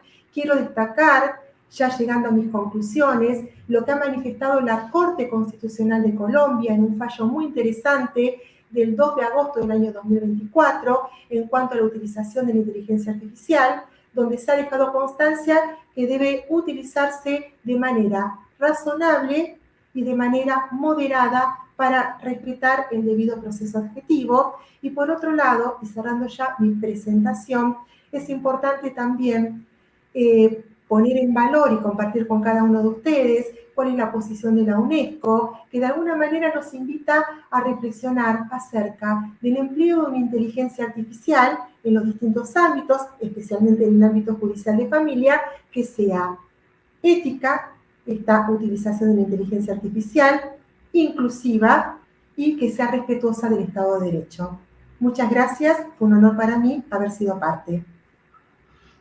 Muchísimas gracias, apreciada doctora María Cecilia, por su charla. Es siempre un placer escucharla y contamos con su presencia en nuestros próximos eventos. Muchas gracias.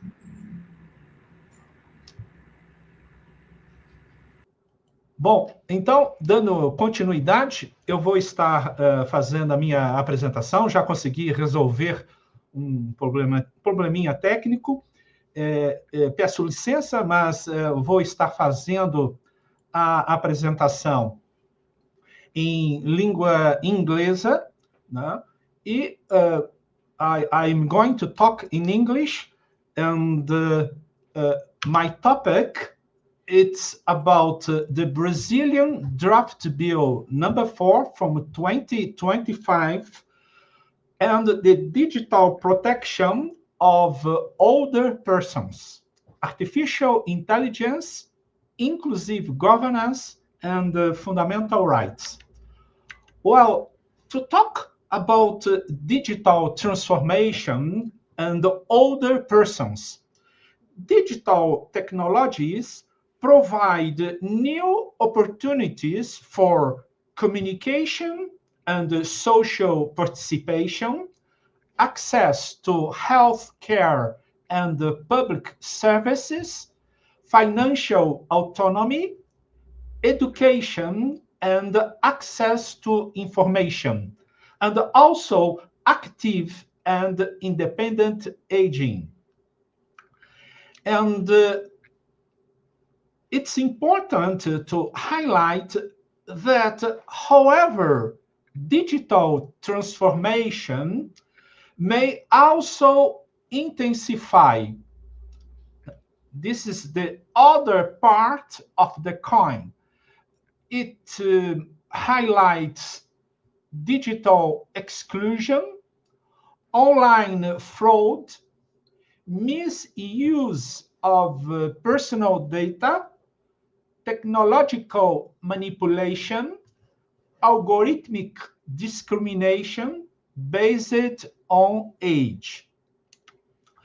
And the central research question of my topic today, of my research, is how can Brazilian law promote the digital protection of older persons without restricting their autonomy or reinforcing age-based stereotypes? Well, so it's important to add that digital protection must not be based on the assumption that aging necessarily implies incapacity. The challenge is to promote protection plus autonomy plus accessibility and plus digital participation.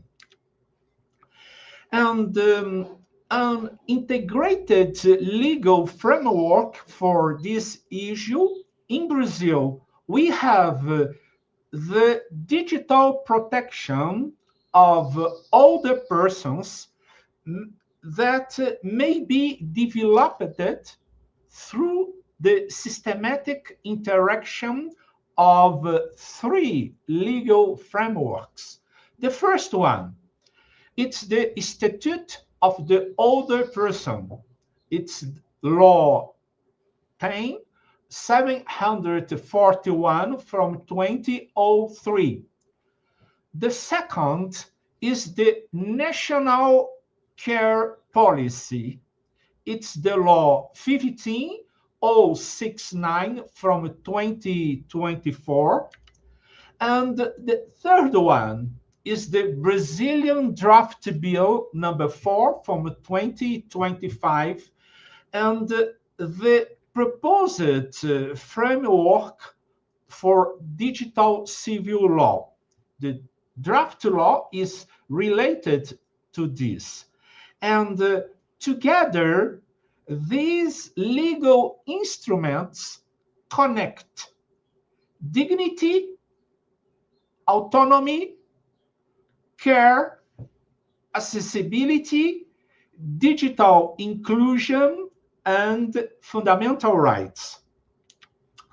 And talking specific about Law 10-741 from 2003, we pinpoint the key words that are dignity, autonomy, and digital inclusion.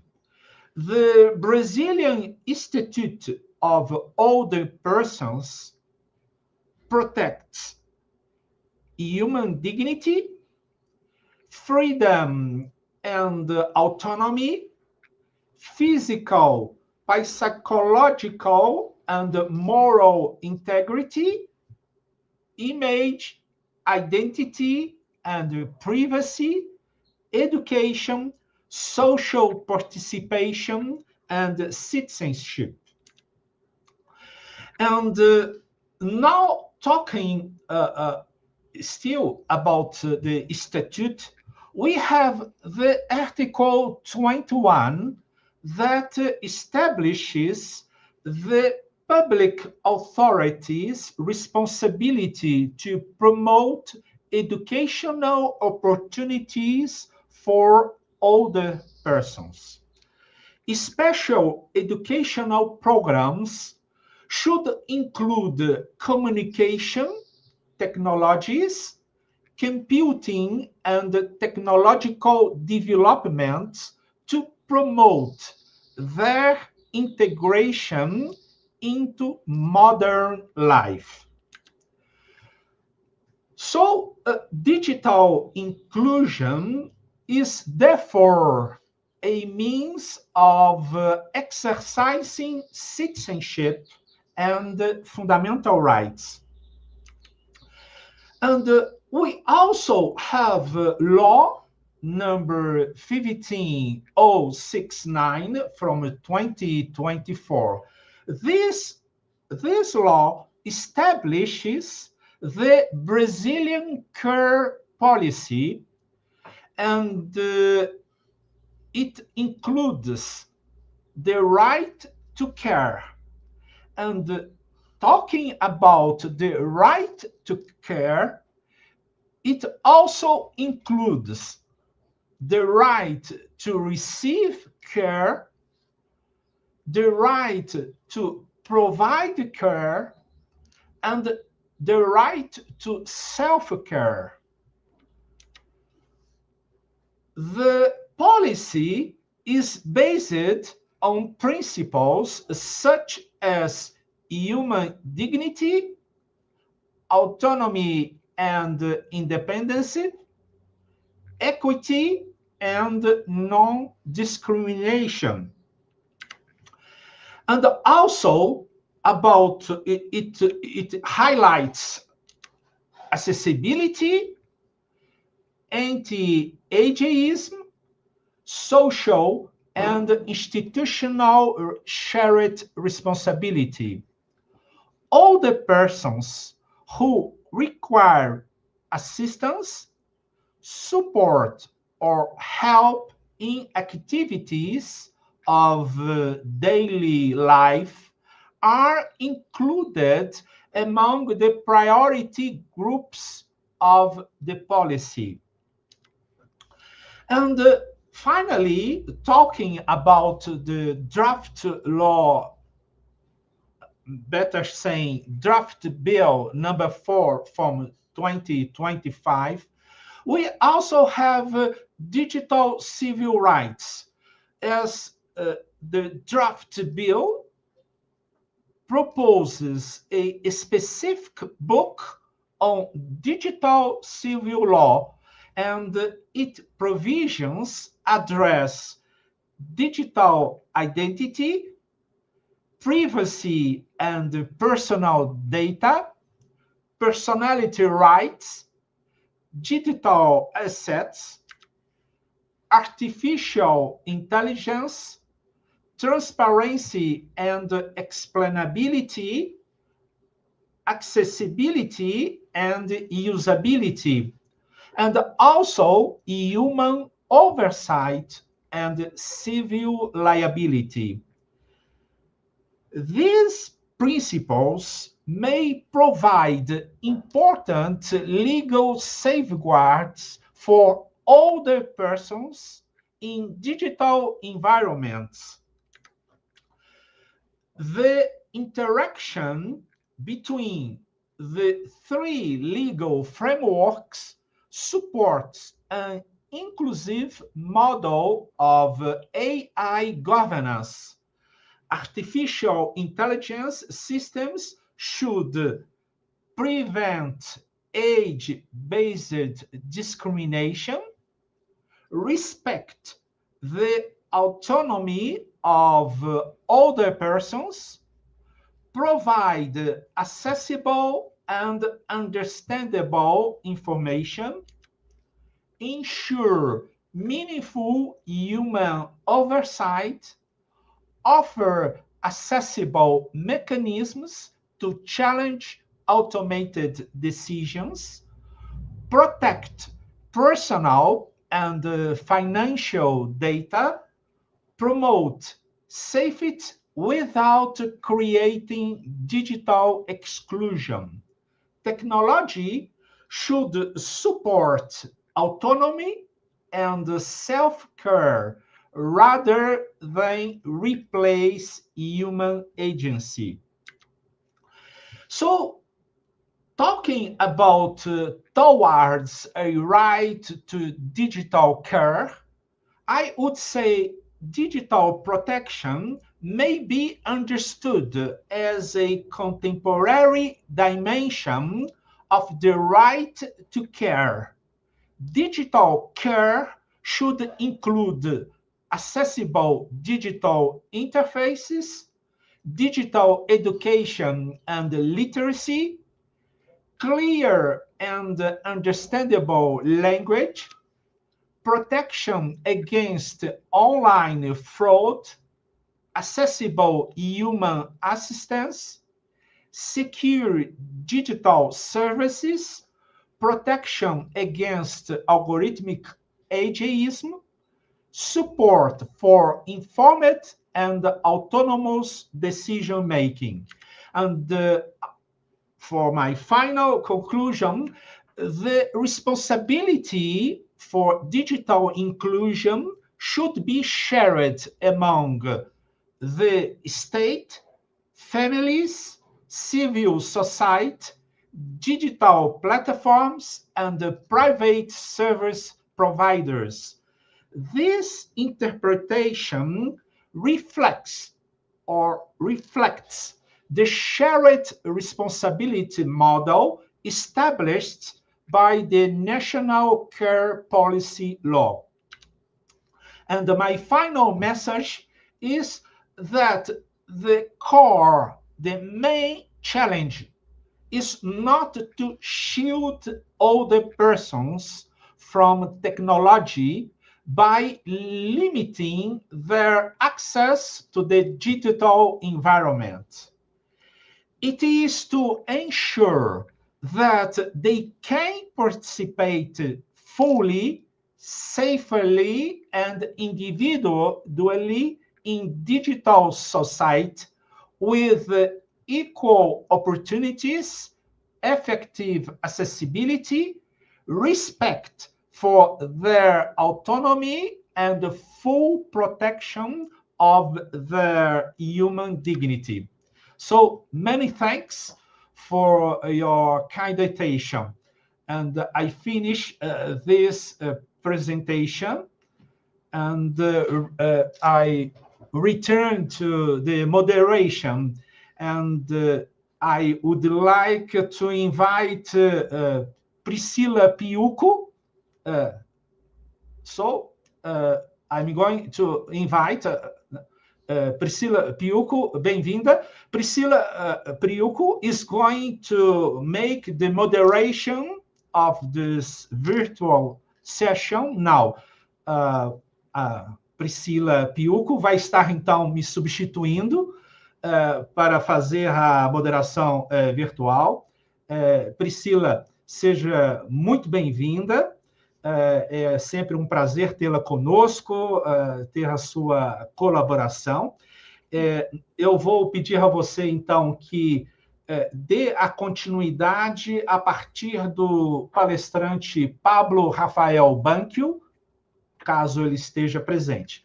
Muito obrigado e só tenho gratidão a demonstrar. Eu que agradeço.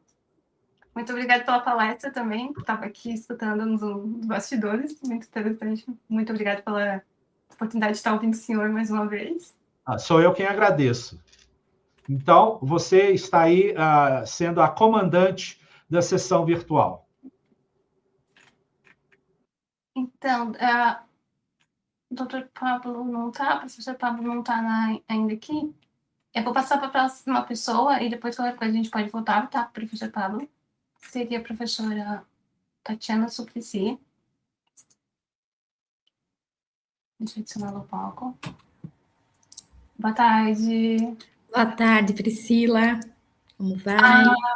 A palestrante Tatiana Suplicy Barbosa, ela vai falar sobre governança jurídica da inteligência artificial, proteção dos direitos fundamentais frente aos desafios da transformação digital.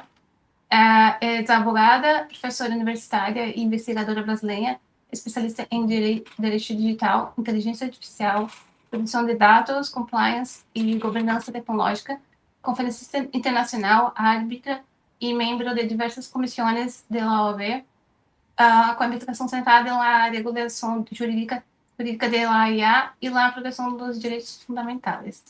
Professora, muito bem-vinda. A senhora tem 10 minutos. Quando estiver pertinho, eu apareço para dar um aqui para a senhora. Muito obrigada pela sua participação. Pode iniciar, tá bom? Obrigada. Agradeço, Priscila.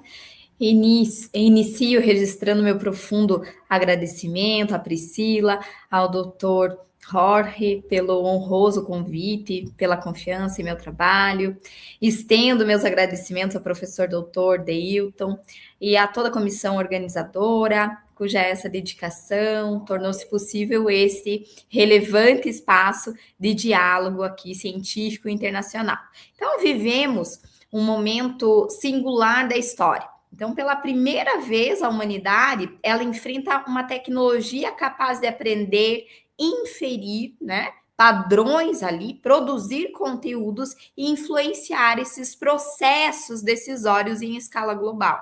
Então, essa transformação, ela desloca o debate jurídico da mera regulamentação tecnológica para uma questão muito mais profunda, né? Então, como preservar os direitos fundamentais em uma sociedade governada por sistemas algorítmicos? Então, é sobre isso, esse desafio que proponho aqui refletirmos hoje. Então, a evolução histórica, sempre ela exigiu respostas do direito. A Revolução Industrial, ela transformou o direito do trabalho, a expansão da internet, impulsionou o direito digital e agora a inteligência artificial, ela inaugura um novo paradigma regulatório. Então, a IA, ela não representa apenas uma inovação tecnológica, ela constitui uma infraestrutura decisória, capaz o quê? De influenciar essas relações econômicas, sociais, políticas, jurídicas,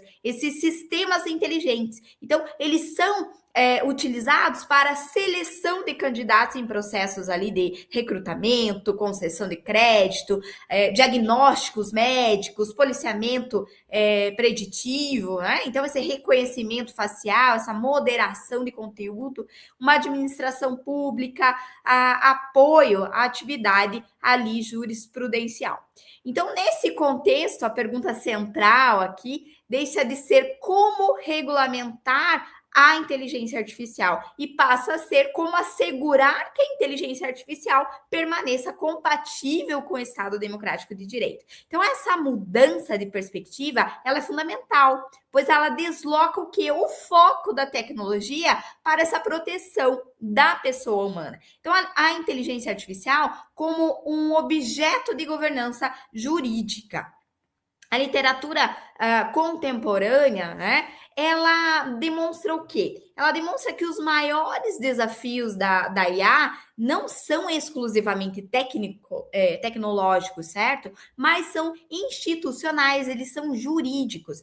Então, a OCDE, ela, ao estabelecer que esses princípios para a inteligência artificial, ela afirma que os sistemas de IA, eles devem promover crescimento inclusivo, certo? Respeitar os direitos humanos, os valores democráticos, a privacidade, a transparência, a responsabilização, ali de todos esses atores envolvidos no ciclo da vida, da tecnologia.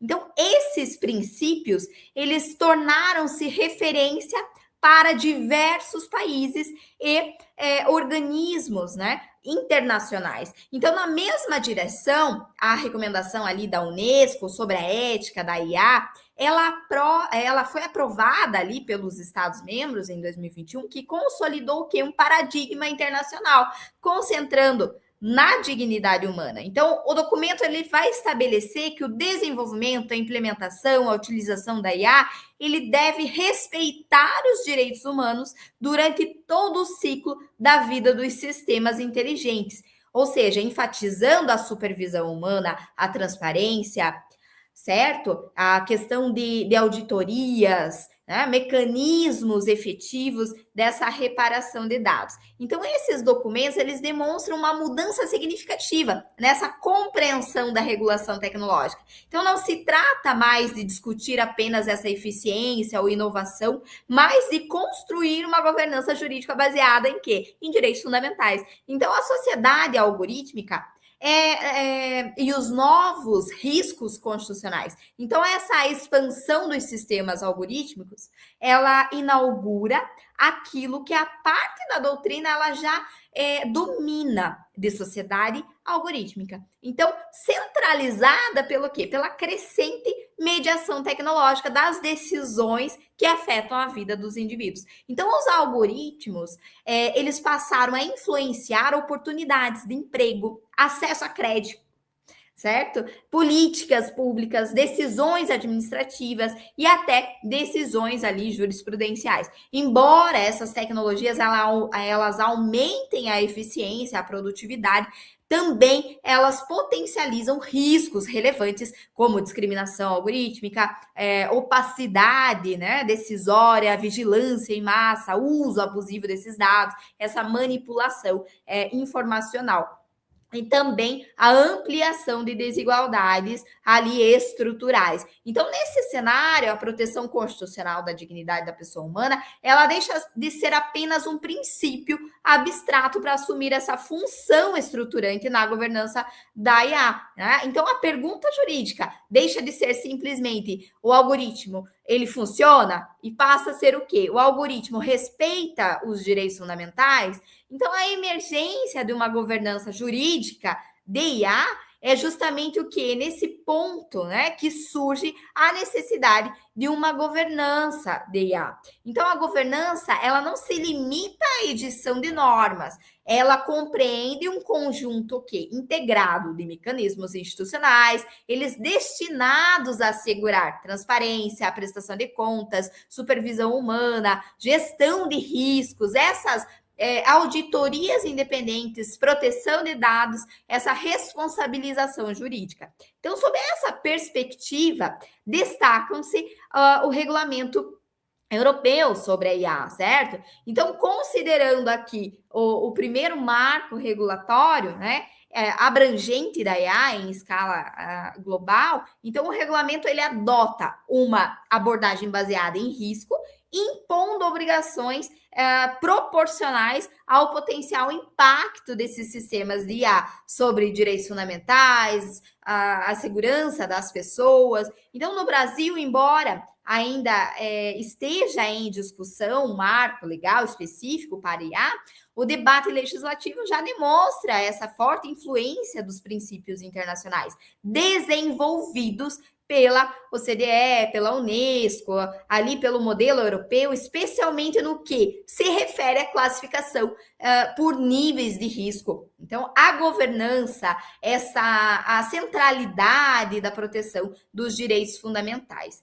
Então, essa convergência regulatória, ela evidencia que a governança de IA, ela não constitui apenas um tema nacional, mas um verdadeiro ali desafio global, exigindo essa essa cooperação entre os estados, entre as universidades, entre os organismos internacionais, setores, o setor privado, a sociedade civil, certo? Então, agradeço imensamente ao doutor Jorge, ao doutor Deilton, a toda a organização, a doutora Priscila, muito obrigada. Sempre uma honra estar aqui.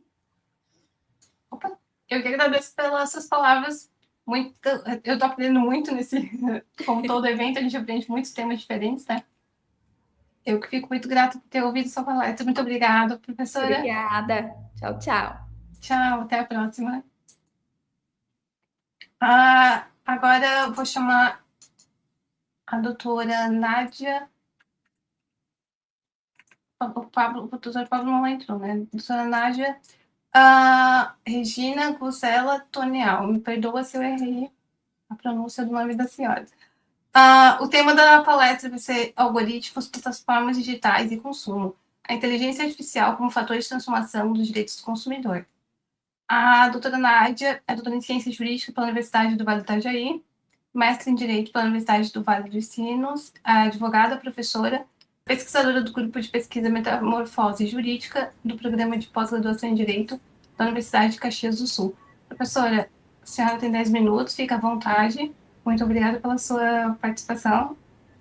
Muito obrigada que participam desse painel, em especial a doutora Priscila, que está fazendo a mediação. Gostaria de parabenizar a Escola Premência Justiça do Peru, a Universidade de Itaúna, a Unesc, a Universidade de Caxias do Sul, nas pessoas dos professores doutores Jorge Torres Manrique, Deilton Ribeiro Brasil, Cleide Calgaro, Maurício Filó, pela brilhante organização do evento. Então, como a nossa mediadora colocou, a exposição que eu passo a fazer agora, ela envolve, então, a inteligência artificial à luz do direito do consumidor. Quais são, então, as consequências e os desafios que nós temos no âmbito do direito do consumidor? Então, inicialmente, cumpre mencionar que a incorporação da inteligência artificial às relações de consumo representa uma das mais significativas transformações experimentadas pelo direito do consumidor. A digitalização dos mercados, ela deslocou o eixo das relações negociais do espaço físico para ambientes virtuais que são mediados por plataformas digitais, nas quais os algoritmos desempenham funções decisivas na organização da oferta, na definição de preço, na segmentação dos consumidores e na formação das escolhas individuais. Nesse novo cenário, a inteligência artificial deixa de constituir apenas uma ferramenta tecnológica para converter-se em um elemento estruturante das relações econômicas, alterando profundamente a dinâmica da vulnerabilidade e exigindo uma releitura dos institutos básicos da proteção do consumidor. Desse modo, a ascensão das plataformas digitais consolidou um novo paradigma econômico, caracterizado pela centralidade dos dados pessoais como principal ativo das relações de mercado. Assim, diferente do modelo tradicional do consumo, em que a circulação de bens e serviços constituía o núcleo da atividade econômica, a economia de plataformas, ela organiza-se em torno da coleta, do processamento e da monetização de informações comportamentais. E essas informações são produzidas pelos próprios consumidores durante sua interação virtual. Conforme explica Zuboff, a experiência humana, ela converte-se em matéria-prima para sistemas de inteligência artificial destinados a prever e influenciar comportamentos futuros, transformando a informação em instrumento de exercício do poder econômico. Nessa linha, o consumo deixa de representar apenas um ato jurídico de aquisição de produtos para integrar complexos processos de exploração econômica da identidade digital do consumidor. Nesse contexto, os algoritmos assumem posição central na estrutura das relações de consumo, pois, embora apresentados como mecanismos neutros de processamento matemático, eles operam mediante modelos estatísticos treinados a partir de grandes bases de dados, identificando padrões, classificando indivíduos e interferindo sobre preferências, hábitos e chances de consumo. Como observa Pasquale, tais sistemas funcionam como verdadeiras caixas pretas, em que os critérios decisórios permanecem inacessíveis aos consumidores. Essa opacidade tecnológica compromete a transparência das relações de consumo e dificulta o exercício dos direitos fundamentais, à informação, à autodeterminação e ao controle das decisões automatizadas. Assim, a utilização da inteligência artificial, ela potencializa práticas comerciais altamente sofisticadas de personalização de ofertas, por meio de sistemas de recomendação, mecanismos de publicidade direcionada, precificação dinâmica e perfilamento comportamental, que permitem aos fornecedores adaptar os seus serviços, os seus produtos e as suas estratégias de marketing às características individuais de cada consumidor. Embora essas tecnologias possam ampliar a eficiência econômica, também intensificam a assimetria informacional, que fundamenta a tutela consumerista. A empresa passa a conhecer detalhadamente o comportamento do consumidor, enquanto esse permanece alheio aos critérios utilizados para a construção do seu perfil digital e para a definição das ofertas que lhes são apresentadas. Essa nova configuração altamente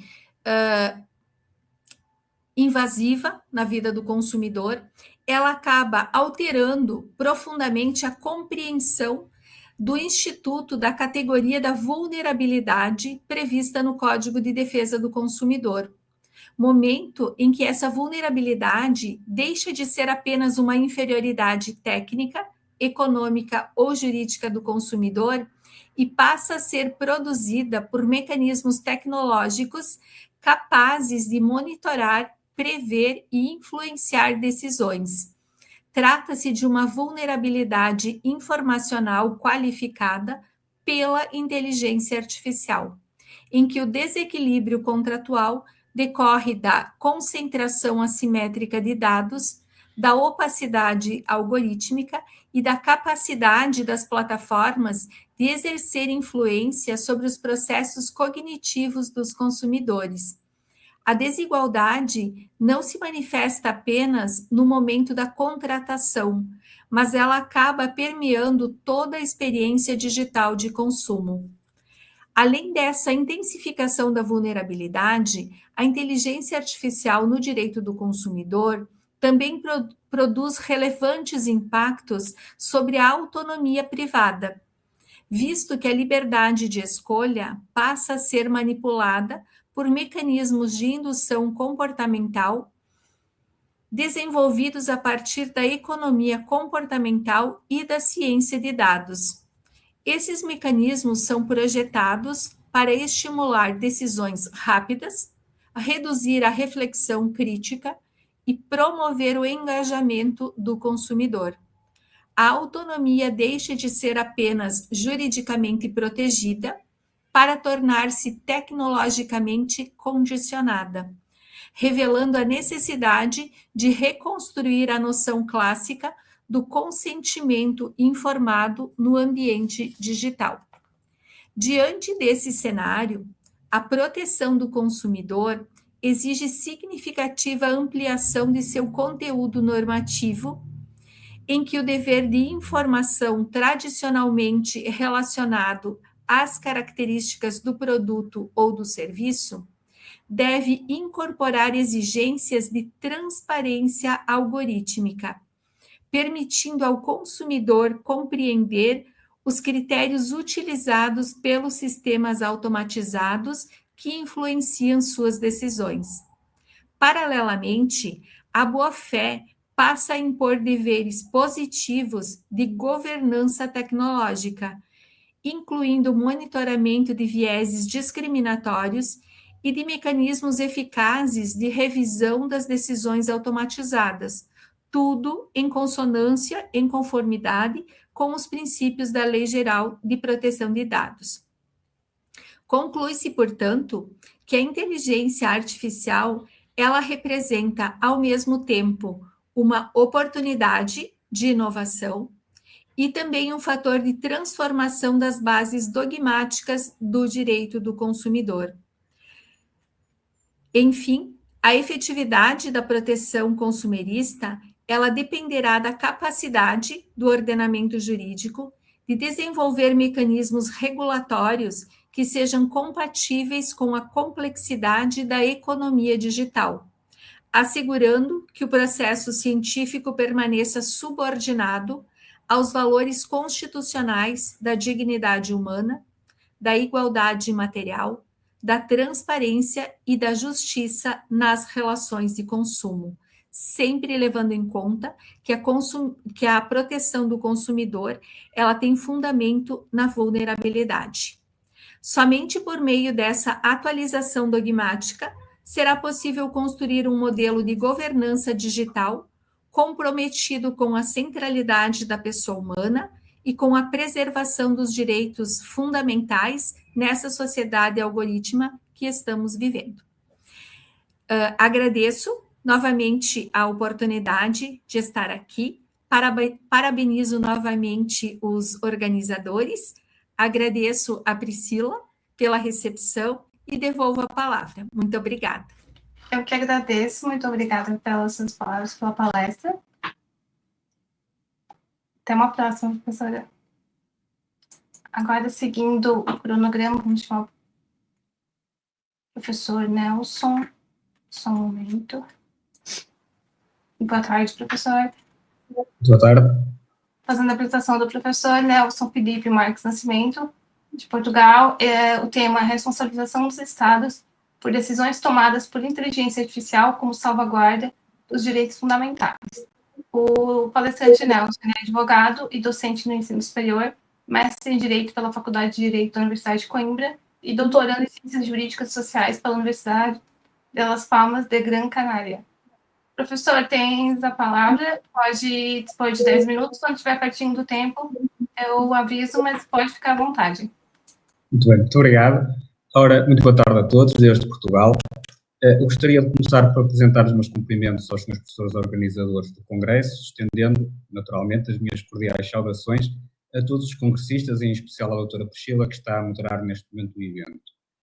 Espero que, depois de tão ilustres palestrantes, a minha breve comunicação não deslustre os trabalhos de hoje. Como já foi avançado, o tema que gostaria de abordar é a responsabilização dos Estados por decisões tomadas por sistemas de inteligência artificial como salvaguarda dos direitos fundamentais. Ora, como é sabido, a utilização de sistemas de inteligência artificial em variados domínios de atividade, mesmo por parte de Estados e outros sujeitos de direito internacional, tem conhecido um aumento nos últimos anos. Tais sistemas têm sido utilizados em áreas associadas ao exercício de poderes públicos, como a justiça, o controle de fronteiras ou a atribuição de prestações sociais, o que traz implicações a que os juristas não podem deixar de considerar, uma vez que podem afetar bens jurídicos fundamentais. É precisamente sobre esta questão que incide a presente comunicação. Procuraremos sustentar que a proteção de direitos fundamentais, os riscos de utilização dos sistemas de inteligência artificial, não exige, necessariamente, a construção de um novo regime de responsabilidade internacional. Pelo contrário, entendemos que os instrumentos atualmente existentes permitem, já, imputar ao Estado a responsabilidade por atos ilícitos, tanto por omissão como por ação. Não pretendemos, com isto, significar que não serão desejáveis novos instrumentos regulatórios. Se alonga certamente. Todavia, importa sublinhar que não nos encontramos num total vazio jurídico. Desde logo, atentemos nos articles on the responsibility of states for international wrongful acts, que, embora não constituem um instrumento jurídico de hard law, gozam de ampla aceitação na doutrina e jurisprudência internacionais, sendo, pelo menos em parte, reconhecidos como uma expressão codificadora do direito internacional consuetudinário. Nos termos do seu artigo 1º, qualquer facto internacionalmente ilícito de um Estado faz nascer a sua responsabilidade independentemente da demonstração de um dano concreto. E a verificação dessa responsabilidade pressupõe, essencialmente, dois requisitos. Por um lado, a imputabilidade da conduta ao Estado, nos termos dos artigos 4º e 11, e, por outro, a violação de uma obrigação internacional, artigos 12 a 15. É precisamente ao nível da imputação que a inteligência artificial suscita as maiores dificuldades. Com efeito, por definição, estes sistemas não atuam em resultado de vontade imediata de um agente, representante ou funcionário estadual. A cadeia decisória torna-se mais difusa, dificultando a identificação da vontade determinante do ato. Todavia, esta dificuldade de imputação não significa a ausência de responsabilidade. Os artigos 4º, 5º e 8º oferecem um enquadramento suficientemente amplo para permitir, por interpretação extensiva, a atribuição ao Estado de condutas resultantes da utilização destes sistemas, sempre que estes sejam utilizados no exercício de funções públicas, ou sob direção, instrução ou controle estadual. O verdadeiro desafio que a inteligência artificial coloca para a tutela dos direitos fundamentais não reside, portanto, na inexistência de um responsável, mas na crescente dificuldade em reconstituir a cadeia de imputação. A tecnologia pode obscurecer o processo decisório. Não elimina, porém, a necessidade de identificar um sujeito juridicamente responsável. Esta conclusão torna-se particularmente relevante quando estão em causa bens jurídicos determinantes para a proteção da dignidade da pessoa humana. O direito internacional contemporâneo reconhece já um núcleo de obrigações indrogáveis de natureza erga omnes, impondo aos Estados deveres positivos de proteção dos direitos fundamentais da pessoa humana, pelo que, sempre que a utilização de sistemas de inteligência artificial conduz a violações graves, previsíveis e evitáveis, de direitos como a vida, a integridade física, a liberdade pessoal, a igualdade, a não discriminação ou a privacidade, poderá surgir responsabilidade internacional. E esta responsabilidade poderá resultar tanto de ações como de omissões, seja pela utilização direta de sistemas incompatíveis com a dignidade da pessoa humana, seja pela ausência de mecanismos adequados de regulamentação, supervisão ou controle que permitam prevenir tais violações. Entendemos, pois, que a responsabilidade internacional não exige necessariamente a criação de novas fontes convencionais e, por conseguinte, a doutrina tem já instrumentos para identificar novas formas de proteção de direitos humanos e fundamentais. Os direitos positivos de prevenção e due diligence, já amplamente reconhecidos no direito internacional dos direitos humanos, permitem sustentar que o Estado responde igualmente quando, podendo prever tais riscos, omite as medidas necessárias para o fazer. Vejamos dois exemplos. A Resolução nº 2342/2020 da Assembleia Parlamentar do Conselho da Europa parte do reconhecimento de que a crescente utilização de sistemas de inteligência artificial, em especial no domínio da justiça criminal, pode criar riscos acrescidos para os direitos humanos e para o Estado de Direito. Embora constitua um instrumento de soft law, a sua relevância não reside tanto na sua força vinculativa como na afirmação inequívoca de um princípio. A evolução tecnológica não pode traduzir-se numa diminuição do nível de proteção dos direitos humanos. A resolução termina apelando aos Estados para que desenvolvam enquadramentos jurídicos capazes de compatibilizar a utilização destas tecnologias com os princípios fundamentais do Estado de Direito, posição posteriormente reafirmada pelo Comitê de Ministros do Conselho da Europa. Idêntica preocupação se encontra na resolução do Parlamento Europeu de 20 de outubro de 2020. Embora centrada essencialmente na responsabilidade civil e na figura do operador tecnológico, esta resolução oferece, igualmente, contributos relevantes para o plano de direito internacional público. Com efeito, os princípios nela consagrados permitem, mutatis mutandis, sustentar soluções assentes na responsabilização daqueles que introduzem ou utilizam sistemas de inteligência artificial suscetíveis de causar danos juridicamente relevantes. Nesta medida, ambas as resoluções apontam no mesmo sentido. A inovação tecnológica não pode, repetimos, significar uma redução da proteção jurídica dos direitos fundamentais. Assim, e em jeito do que vai exposto, importa sublinhar 4 pontos fundamentais. Primeiro, é certo que a utilização de sistemas de inteligência artificial desafia os critérios tradicionais de imputação de conduta para a responsabilidade dos Estados, tornando menos evidente a reconstrução da cadeia decisória. Segundo, não altera, contudo, um princípio essencial. sempre que o poder público seja exercido através desses sistemas, continua a existir um sujeito responsável pela proteção dos direitos fundamentais. Terceiro, é por essa razão que entendemos não ser necessária uma reconstrução integral do regime da responsabilidade internacional. Os instrumentos atualmente existentes, interpretados à luz das exigências próprias do direito internacional dos direitos humanos, oferecem já bases suficientemente sólidas para imputar ao Estado os atos ilícitos decorrentes da utilização de sistemas de inteligência artificial, mais que não seja por omissão do dever de proteção. Quarto, a inovação tecnológica pode transformar profundamente a forma como as decisões são produzidas. Não pode, porém, eliminar o dever dos Estados de responder juridicamente pelo exercício do poder público, sobretudo quando estejam em causa direitos fundamentais. Agradeço a todos a atenção que dispensaram a esta minha comunicação e desejo, igualmente, à organização e a todos os congressistas a continuação de um bom evento. Muito obrigado. Eu que agradeço, professor. Muito obrigado pela sua participação. Espero vê-lo em um próximo evento. Muito obrigada. Antes de seguir a ordem, a pedido da organização geral por um pedido específico, eu vou passar a palavra para a palestrante, me perdoa se eu errar o nome, Milagrosa Dali Vasquez Soto. Deixa eu achar a professora aqui.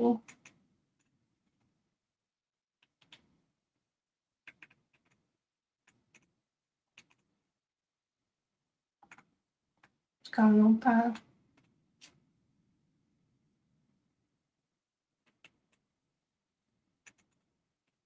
Bom, vamos seguindo. Só um momentinho, deixa eu voltar a lista original.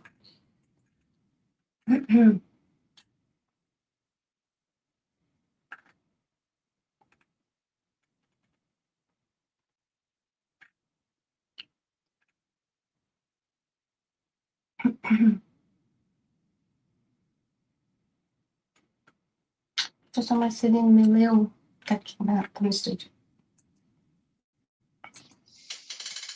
Convido o professor Dr. Marcelino Meleu, do Brasil, com o tema da palestra Psicopoder e Inteligência Artificial. O professor Marcelino, ele é doutor e pós-doutor em Direito Público, professor permanente no programa de pós-graduação da FURB, em Blumenau, Santa Catarina, líder do grupo de pesquisa Direitos Humanos, Dignidade e Reconhecimento e também é advogado. Professor, seja muito bem-vindo, obrigado pela sua participação. O senhor tem 10 minutos para dar a sua fala. Mais pertinho do final, eu posso dar um aviso se precisar. Muito obrigado. O senhor tem a palavra. Muito obrigado, Priscila. Me ouve bem? Sim. Sim. Então, gostaria de inicialmente, além de cumprimentar a Priscila, que ancora este evento, também os seus organizadores, o professor Jorge Isaac Torres Manrique, a professora Cleide Calgaro, o professor Deilton Ribeiro, em nome desses, quero então parabenizar e saudar todos que apoiam o evento, que organizam o evento e que participam de forma técnica, de forma também acadêmica, esse grande evento. Bom, eu quero começar com uma pergunta simples. Quando o Instagram sugere um vídeo antes de você procurar por ele, ou quando o chat GPT completa seu raciocínio antes de você terminar de formular, quem decide ali? Você ou algo que aprendeu a antecipar você? É dessa pergunta que quero partir, porque ela toca num problema que a filosofia vem tentando nomear há décadas, muito antes de existir qualquer rede neural, o problema de como o poder governa a vida. Foucault deu a isso, no século passado, um nome, biopoder. Para ele, a partir do século XVIII, o poder deixou de se ocupar apenas de matar ou deixar viver, a velha soberania do rei que corta cabeças, e passou a se ocupar de administrar a vida, disciplinar corpos, normalizar condutas, vigiar populações inteiras através de estatística, medicina, escola, prisão, caserna. O biopoder opera sobre o corpo. Ele adestra, enclausura, mede e corrige. É um poder que ainda precisa, em algum momento, dizer não. A fábrica tem hora de entrada, a prisão tem grade, o hospital tem regra. Byung-Chul Han pega essa herança e vira ela do avesso. Em psicopolítica, o filósofo alemão de origem sul-coreana, ele argumenta que a sociedade neoliberal e digital já não precisa mais de grades. Ela opera por uma outra via, que ele chama de psicopoder. Um poder que não subjuga o corpo, mas induz a mente. Não diz você deve, que você diz você pode. E é exatamente ali que mora a sua eficácia. Ninguém obriga você a postar, a produzir, a se otimizar o tempo inteiro. Você quer. O psicopoder trabalha pela sedução, não pela coerção. Pela liberdade, não pela proibição. E é por isso, diz Han, que ele é mais difícil de resistir. Não há um muro contra o qual empurrar, porque o próprio sujeito empurra a si mesmo. E é aqui que entra a inteligência artificial e é aqui que quero colocar o problema que organiza essa fala. Se o biopoder de Foucault disciplinava corpos por meio de instituições visíveis, muro, farda, grade, e o psicopoder de Han induzia mentes por meio de lógica neoliberal de desempenho, o que fazem os sistemas de IA quando passam a prever, recomendar e moldar nossas escolhas antes mesmo de a formularmos? A pergunta de pesquisa é essa. A inteligência artificial representa uma nova tecnologia do psicopoder ou ela reintroduz, por outra porta, uma forma de biopoder que nós julgávamos já superadas? Minha hipótese é que a IA não substitui uma coisa pela outra. Ela leva o psicopoder ao seu ponto mais avançado, precisamente porque consegue operar sem que o sujeito perceba que está sendo operado.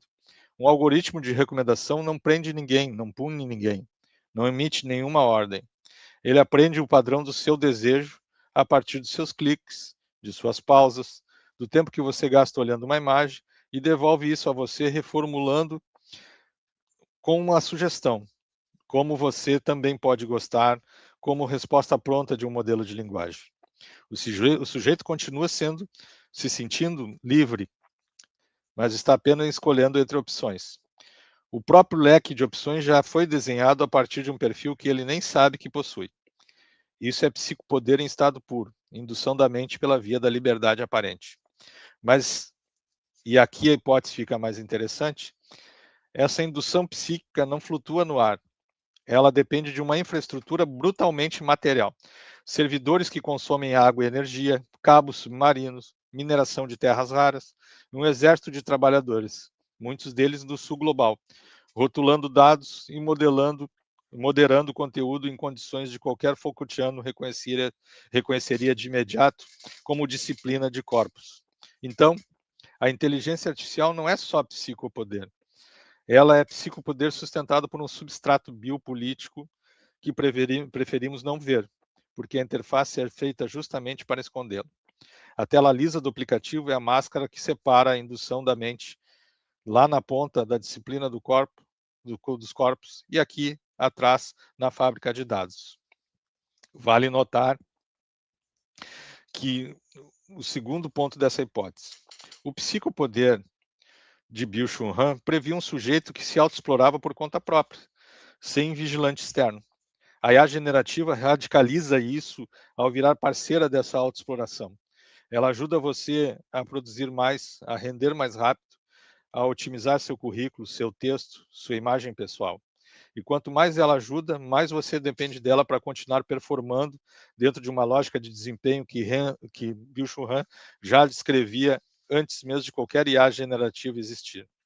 O algoritmo não te vigia de fora, ele se torna a prótese com que você vigia a si mesmo. Chego, então, à conclusão que quero deixar com vocês. A inteligência artificial não é simplesmente uma ferramenta neutra encaixada sobre uma sociedade que já era biopolítica ou já era psicopolítica. Ela reconfigura a relação entre as duas. Do lado visível, na tela, ela aperfeiçoa o psicopoder. Induz, sugere, antecipa desejo, opera pela liberdade, não pela ordem. Do lado invisível, na infraestrutura, ela reativa o biopoder, mais cru que Foucault descreveu.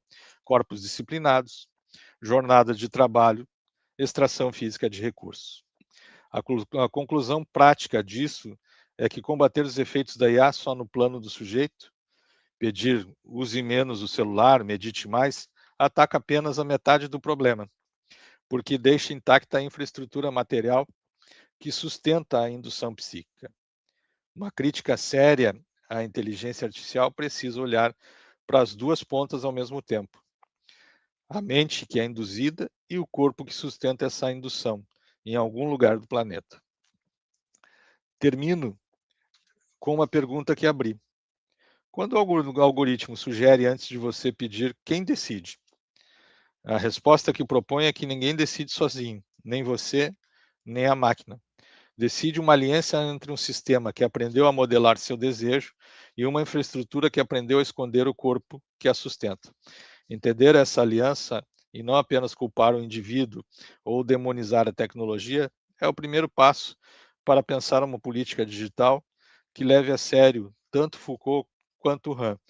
Então, desta forma, concluindo a minha fala, eu quero dizer que esse é um projeto, né, que a gente discute no nosso mestrado acadêmico aqui na FURB em Blumenau, que tenta, a partir da filosofia tanto de Foucault quanto de Byung-Chul Han, analisar os aspectos da inteligência artificial, né, e como ela reproduz tanto o biopoder, ou seja, tanto a sua interface sobre o corpo, quanto a indução da mente, o psicopoder em Byung-Chul Han.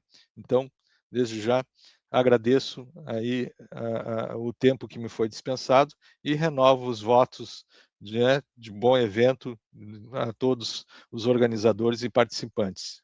Priscila, devolvo a palavra, te agradecendo também pela condução dos trabalhos. Muito obrigada, professor. Eu que agradeço pelas suas falas. Um campo bem diferente do meu, então muito interessante ouvir você falar. Muito obrigada, espero vê-la no próximo evento. Muito obrigado. Agora, dando continuação, eu vou... A professora Milagros Dalit, tá? Me ouve? Buenas tardes. Buenas tardes. A professora Milagros Medalite vai falar sobre a inteligência artificial como novo horizonte na investigação preparatória no processo penal peruano. É advogada, master universitário em Direito Penal e Processo Penal pela Universidade Carlos de Madrid, ponente e panelista em diversos congressos e setores acadêmicos, publicação em diversas revistas especializadas em Direito Penal e obras coletivas. É um prazer ouvi-la. A senhora tem a palavra, 10 minutos. Quando estiver perto, eu aviso a senhora. Pode dar início. Muito obrigada pela sua participação. Muito obrigado. Gracias, muchas gracias. En primer lugar, mi agradecimiento especial para todos los organizadores de este magno evento académico y mi especial agradecimiento al querido doctor Jorge Isaac Torres Manrique. Bien, el tema que me ha tocado abordar el día de hoy es la inteligencia artificial como un nuevo horizonte en investigación preparatoria en el proceso penal peruano. Tradicionalmente, digamos que el análisis de la información relevante para una investigación penal ha dependido de la capacidad de investigar, de recopilar, de organizar, de interpretar datos provenientes de diversas fuentes. En mi país, en el Perú, la obtención de dicha, digamos, información se encuentra condicionada al tiempo de respuesta de las instituciones tanto públicas como privadas, pero requeridas por el Ministerio Público. Lo que en muchas ocasiones esto ha ocasionado un retraso al desarrollo de la investigación. Si bien nuestro ordenamiento jurídico penal peruano impone a las entidades la obligación de atender oportunamente los requerimientos fiscales sin existir contraprestación económica, como la ley, si así la ley lo dispone, la información acá más que todo continúa siendo más que todo obtenida y procesada de manera fragmentada. Esta realidad plantea la necesidad más que todo de incorporar herramientas tecnológicas que permitan optimizar el tratamiento de grandes volúmenes de datos sin menoscabar las garantías del debido proceso. Es así que va a hacer un breve contexto más o menos de cómo se introduce o en torno a la inteligencia artificial vinculándolo al ordenamiento jurídico peruano. Esto se propone o inicia en la ley 31814. Esta ley que promueve el uso de la inteligencia artificial en favor del desarrollo económico y social, así como su reglamento, que establecen más o menos un marco normativo para el desarrollo de utilización de ética, seguridad, transparencia y responsable de esa tecnología. La referida normativa, más que todo, asigna a la Secretaría del Gobierno y también la transformación digital de la Presidencia del Consejo de Ministros un rol más rector en implementación de políticas públicas vinculadas con inteligencia artificial. Asimismo, esto pues incorpora unos principios fundamentales. Entre ellos tenemos el principio de la transparencia algorítmica y la supervisión humana, las cuales impiden que la inteligencia artificial sustituya el juicio y la responsabilidad de quien adopta una decisión jurídica. En consecuencia, dentro de este proceso penal peruano, la inteligencia artificial, más que todo, debe de entenderse como una herramienta de apoyo para el análisis de la información y no como un mecanismo destinado, más que todo, como a reemplazar la valoración jurídica que corresponde al fiscal o posteriormente al juez. Entonces, ¿cuál es la utilidad de una inteligencia artificial más o menos en el ejercicio de la abogacía? Actualmente la inteligencia artificial ya forma parte del ejercicio profesional de la abogacía y se emplea más que todo en múltiples actividades que tradicionalmente demandan una considerable inversión de tiempo. Entre estas principales aplicaciones destacan la transcripción automática ahora de las audiencias. Antes pues se escribían, ¿no? Escuchaban y escribían. Actualmente no, ya la transcripción automática de audiencias, de registros audiovisuales también. La elaboración de resúmenes de documentos extensos, la organización y clasificación documental, también vemos la trazabilidad y correlación de la información proveniente de distintas fuentes. También vemos la elaboración de proyectos de escritos, también jurídicos, identificación de patrones dentro de grandes volúmenes, más que todo de información. Aunque todas estas actividades pueden ser, digamos, desarrolladas por profesionales del derecho, la inteligencia artificial permite ya realizarlas con una mayor rapidez, con una mayor eficiencia y liberándonos el tiempo para que el abogado concentre su labor en el análisis jurídico y la construcción de la estrategia procesal. ¿Cómo es que esto inicia con la investigación preparatoria en el proceso penal peruano? Para comprender más que todo el potencial de la inteligencia artificial, resulta necesario ubicarlo primero dentro de la estructura del proceso penal peruano. Como primera etapa tenemos, bueno, dentro de la investigación preparatoria está lo que es diligencias preliminares e investigación preparatoria propiamente. En esta primera etapa, donde se desarrollan las diligencias preliminares, donde el propósito, la finalidad consiste en verificar si existe una posible comisión de un hecho delictivo, identificar quién es el autor, quién es el partícipe y asegurar aquellos elementos probatorios para poder ver si corresponde o no corresponde la comisión o la atribución de un delito a una persona. Posteriormente, cuando el fiscal advierte la existencia de indicios reveladores de la comisión de un delito, formaliza la investigación preparatoria. Etapa en la cual pues ya dirige la obtención de elementos de convicción tanto de cargo como también de descargo. Entonces, ¿cuál es la finalidad? La finalidad acá es determinar si corresponde formular o requerir un requerimiento acusatorio o un requerimiento de sobreseimiento o un requerimiento mixto ante el juzgado de investigación preparatoria. ¿Cuál vendría entonces a ser la metodología actual del análisis de datos con respecto a ello? Uno de los mayores desafíos que enfrenta actualmente la investigación penal radica específicamente en la dispersión de información. En el Perú existen múltiples bases de datos que contienen información potencialmente relevante para una investigación penal. ¿Como cuáles? Por ejemplo, tenemos los registros de titularidades de líneas telefónicas, de los antecedentes penales, registros migratorios, información financiera, registros vehiculares y también entre otros. En ese sentido, digamos, más vinculándolo a la práctica, el fiscal o el representante del Ministerio Público debe requerir dicha información de manera individual a cada entidad competente para luego integrarla manualmente y efectuar el correspondiente análisis probatorio conforme a su caso. La inteligencia artificial, entonces, puede ofrecernos la posibilidad de procesar simultáneamente estos grandes volúmenes de información provenientes de diferentes fuentes, identificar más que todo relaciones entre datos aparentemente inconexos o generar patrones de análisis que fortalezcan la investigación. Sin embargo, el resultado obtenido siempre deberá ser objeto de valoración crítica por parte del fiscal, quien conserva una responsabilidad constitucional de dirigir la investigación y adoptar las decisiones correspondientes. Es aquí importante lo que es el Convenio de Budapest y la interconectividad de base de datos. La incorporación de estas herramientas de inteligencia artificial encuentran un importante referente internacional en el Convenio de Budapest sobre la ciberdelincuencia. Este instrumento promueve la cooperación internacional y el acceso legítimo a información almacenada a sistemas informáticos, reconociendo lo que es la necesidad que las autoridades competentes puedan obtener una evidencia digital de manera eficaz y conforme a las garantías legales. En esa línea encontramos el artículo 19 del convenio que faculta a los estados parte para adoptar las medidas legislativas necesarias que permitan a las autoridades competentes registrar sistemas informáticos y acceder a datos almacenados en ellos.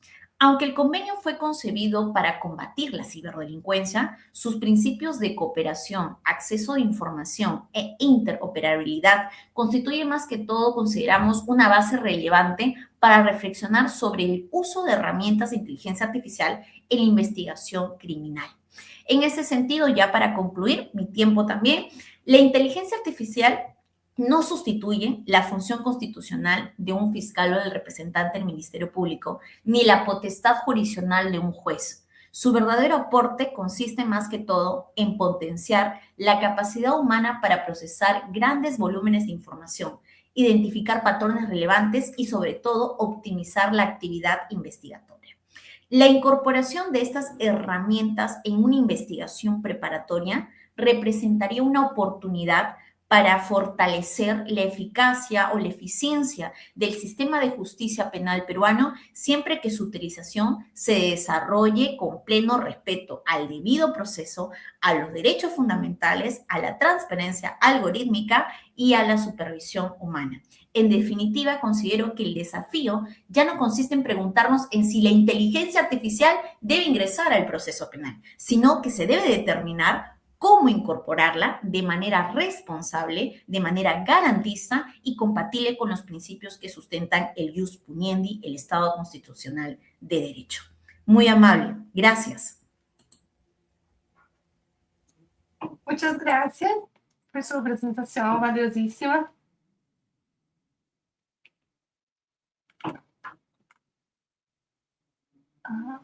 Muchas gracias a usted. Desculpa, professora, muito obrigada. Agora vamos invitar ao palco o professor Pablo Banquio. Um minuto. Boas tardes. Boa tarde, muito obrigado, Priscila. Boa tarde. Professor, o palestrante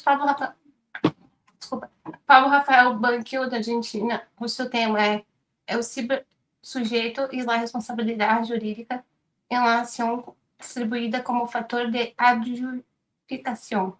Es postdoctor en Derechos Humanos, postdoctor en Nuevas Tecnologías, postdoctor en Globalización y Derechos Humanos, postdoctor en Derechos Humanos e Inteligência Artificial, doutor em Direito Privado.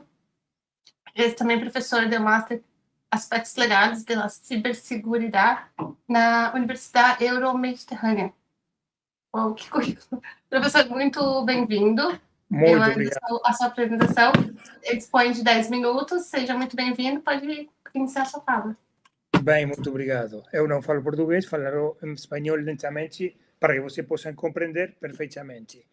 Muito obrigado a você, Priscila, ao professor Deilton Ribeiro, a todos os colegas brasileiros e muito especialmente ao professor Torres Manrique, colega de Preeminente Justicia y amigo, por esta invitación y por el honor de participar en este encuentro. Bueno, voy a explicar, como bien dijo Priscila, una idea de una figura jurídica que es el cibersujeto que desarrollé como concepción teórica en esos postdoctorados que Priscila enunció y una responsabilidad jurídica a través de la acción distribuida de los diversos elementos tecnológicos como factor de adjudicación precisamente de la responsabilidad y de los daños patrimoniales, civiles y penales a través de la inteligencia artificial.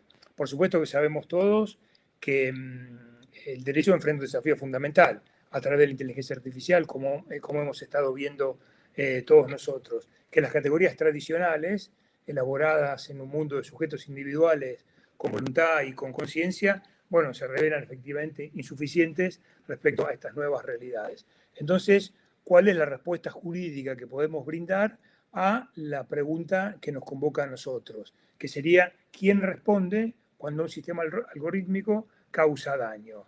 ¿Quién responde? Diversas respuestas que hubo. El procesador que hizo el código, el programador que escribió, que desarrolló el sistema, la empresa que lo comercializa o el propio algoritmo, que sería también una respuesta que se dio en muchos casos. Esta pregunta, que si bien puede ser una pregunta técnica, en la cual los abogados estamos un poco rezagados, nos remite a una cuestión más profunda en la que sí los abogados tenemos mucho que ver, que es la crisis del sujeto jurídico moderno y la necesidad que veo yo de repensar la idea de la responsabilidad en estos contextos cibernéticos donde la acción está distribuida. Así que voy a aprovechar este magno congreso para sostener que el cibersujeto, esta categoría jurídica, que la elaboré en el segundo postdoctorado y el cuarto, que es el que acaba de mencionar Priscila recién, porque yo pienso que efectivamente logré elaborar, al menos desde el punto de vista teórico, una respuesta conceptualmente sólida que es operativamente eficaz para ese desafío. Y ahora, en estos minutos que me quedan, voy a explicar por qué considero que eso es así. El sujeto moderno que siempre pensamos nosotros tenía 3 atributos fundamentales: la voluntad, la conciencia y la capacidad de actuar libremente, de autodeterminarse. Y actúa porque quiere, sabe lo que quiere y puede elegir libremente. Entonces, sobre esos 3 atributos se fundó la imputación jurídica. Un sujeto responsable de la acción porque puede elegir actuar de diferentes maneras y conscientemente, a través de las consecuencias, elige una. Entonces, la doctrina jurídica tradujo esos 3 atributos en categorías operativas. La capacidad jurídica, que es la aptitud para ser titular de derechos, la capacidad de acción, que es la facultad de ejercer esos derechos, y la imputabilidad como la condición para ser considerado responsable de una estructura donde la imputación es lineal, voluntad, acción y el evento, es retrospectiva, porque siempre es post facto y juzga después del hecho, y es individual, porque se concentra en un modelo singular. Por supuesto, en un sujeto singular. Este modelo funcionó por siglos, donde los hechos jurídicamente relevantes eran imputados y atribuidos a sujetos individuales con consecuencias lineales. Pero con los algoritmos, esa cadena efectivamente se rompe. ¿Por qué? Porque estos sistemas de inteligencia artificial introducen formas de acción que ya no corresponden al modelo clásico.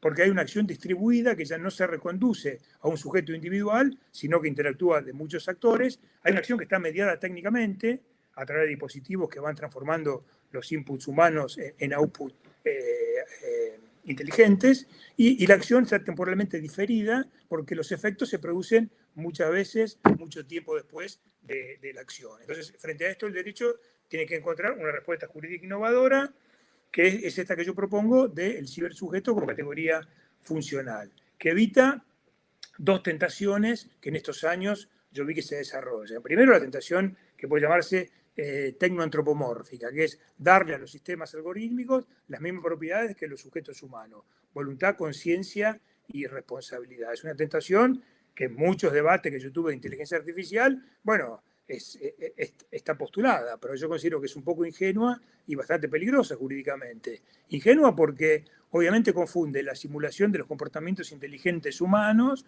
con redes neuronales y que no tienen ni conciencia ni voluntad. Y es peligrosa porque, por supuesto, se corre el enorme riesgo de liberar a los verdaderos responsables humanos, transfiriendo la responsabilidad a entidades que no pueden ser llamadas a responder penalmente o civilmente, aunque efectivamente haya en algunos países responsabilidad penal de las personas jurídicas. Pero la segunda tentación que más vi es la idea personalista, que es en localizar toda la responsabilidad en un sujeto humano individual.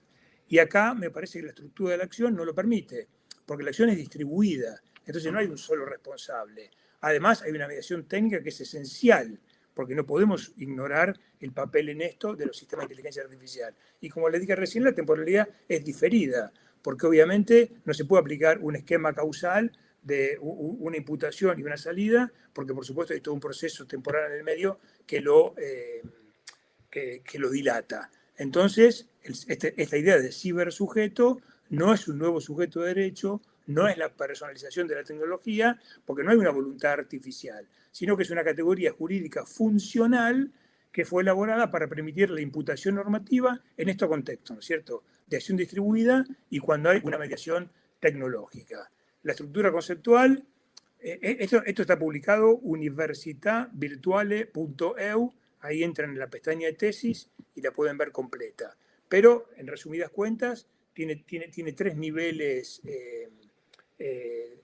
conceptuales, digamos. Uno es el nivel descriptivo. Es una configuración fáctica que está caracterizada por la presencia de sistemas algorítmicos que producen efectos jurídicamente relevantes de modo autónomo, de modo opaco, con los sistemas estos de black box, este fenómeno de caja negra, y por supuesto distribuido. Hay un segundo nivel que es imputativo, porque el cibersujeto en este caso es como un nodo de imputación, permitiendo reconducir a un centro unitario, aunque no es personal, los efectos producidos por estas configuraciones complejas.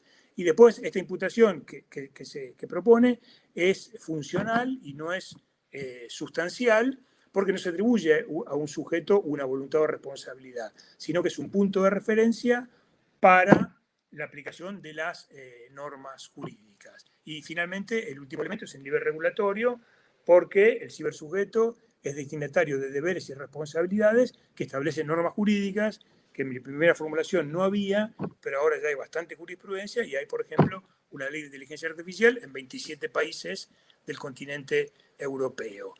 Todos estos deberes no graban al sujeto como entidad, sino a los sujetos humanos que componen esa estructura, lo controlan y lo utilizan. Entonces, esta triple estructura permite que el cibersujeto desempeñe su función sin tener esa idea antropomórfica de la persona, porque no es un sujeto, es un operador jurídico, no es una persona, sino una construcción dogmática, una ficción jurídica, y no es una entidad real, sino que es un instrumento conceptual. Llegamos de este modo al corazón de esta exposición, ¿no es cierto?, que es la responsabilidad jurídica en la era algorítmica.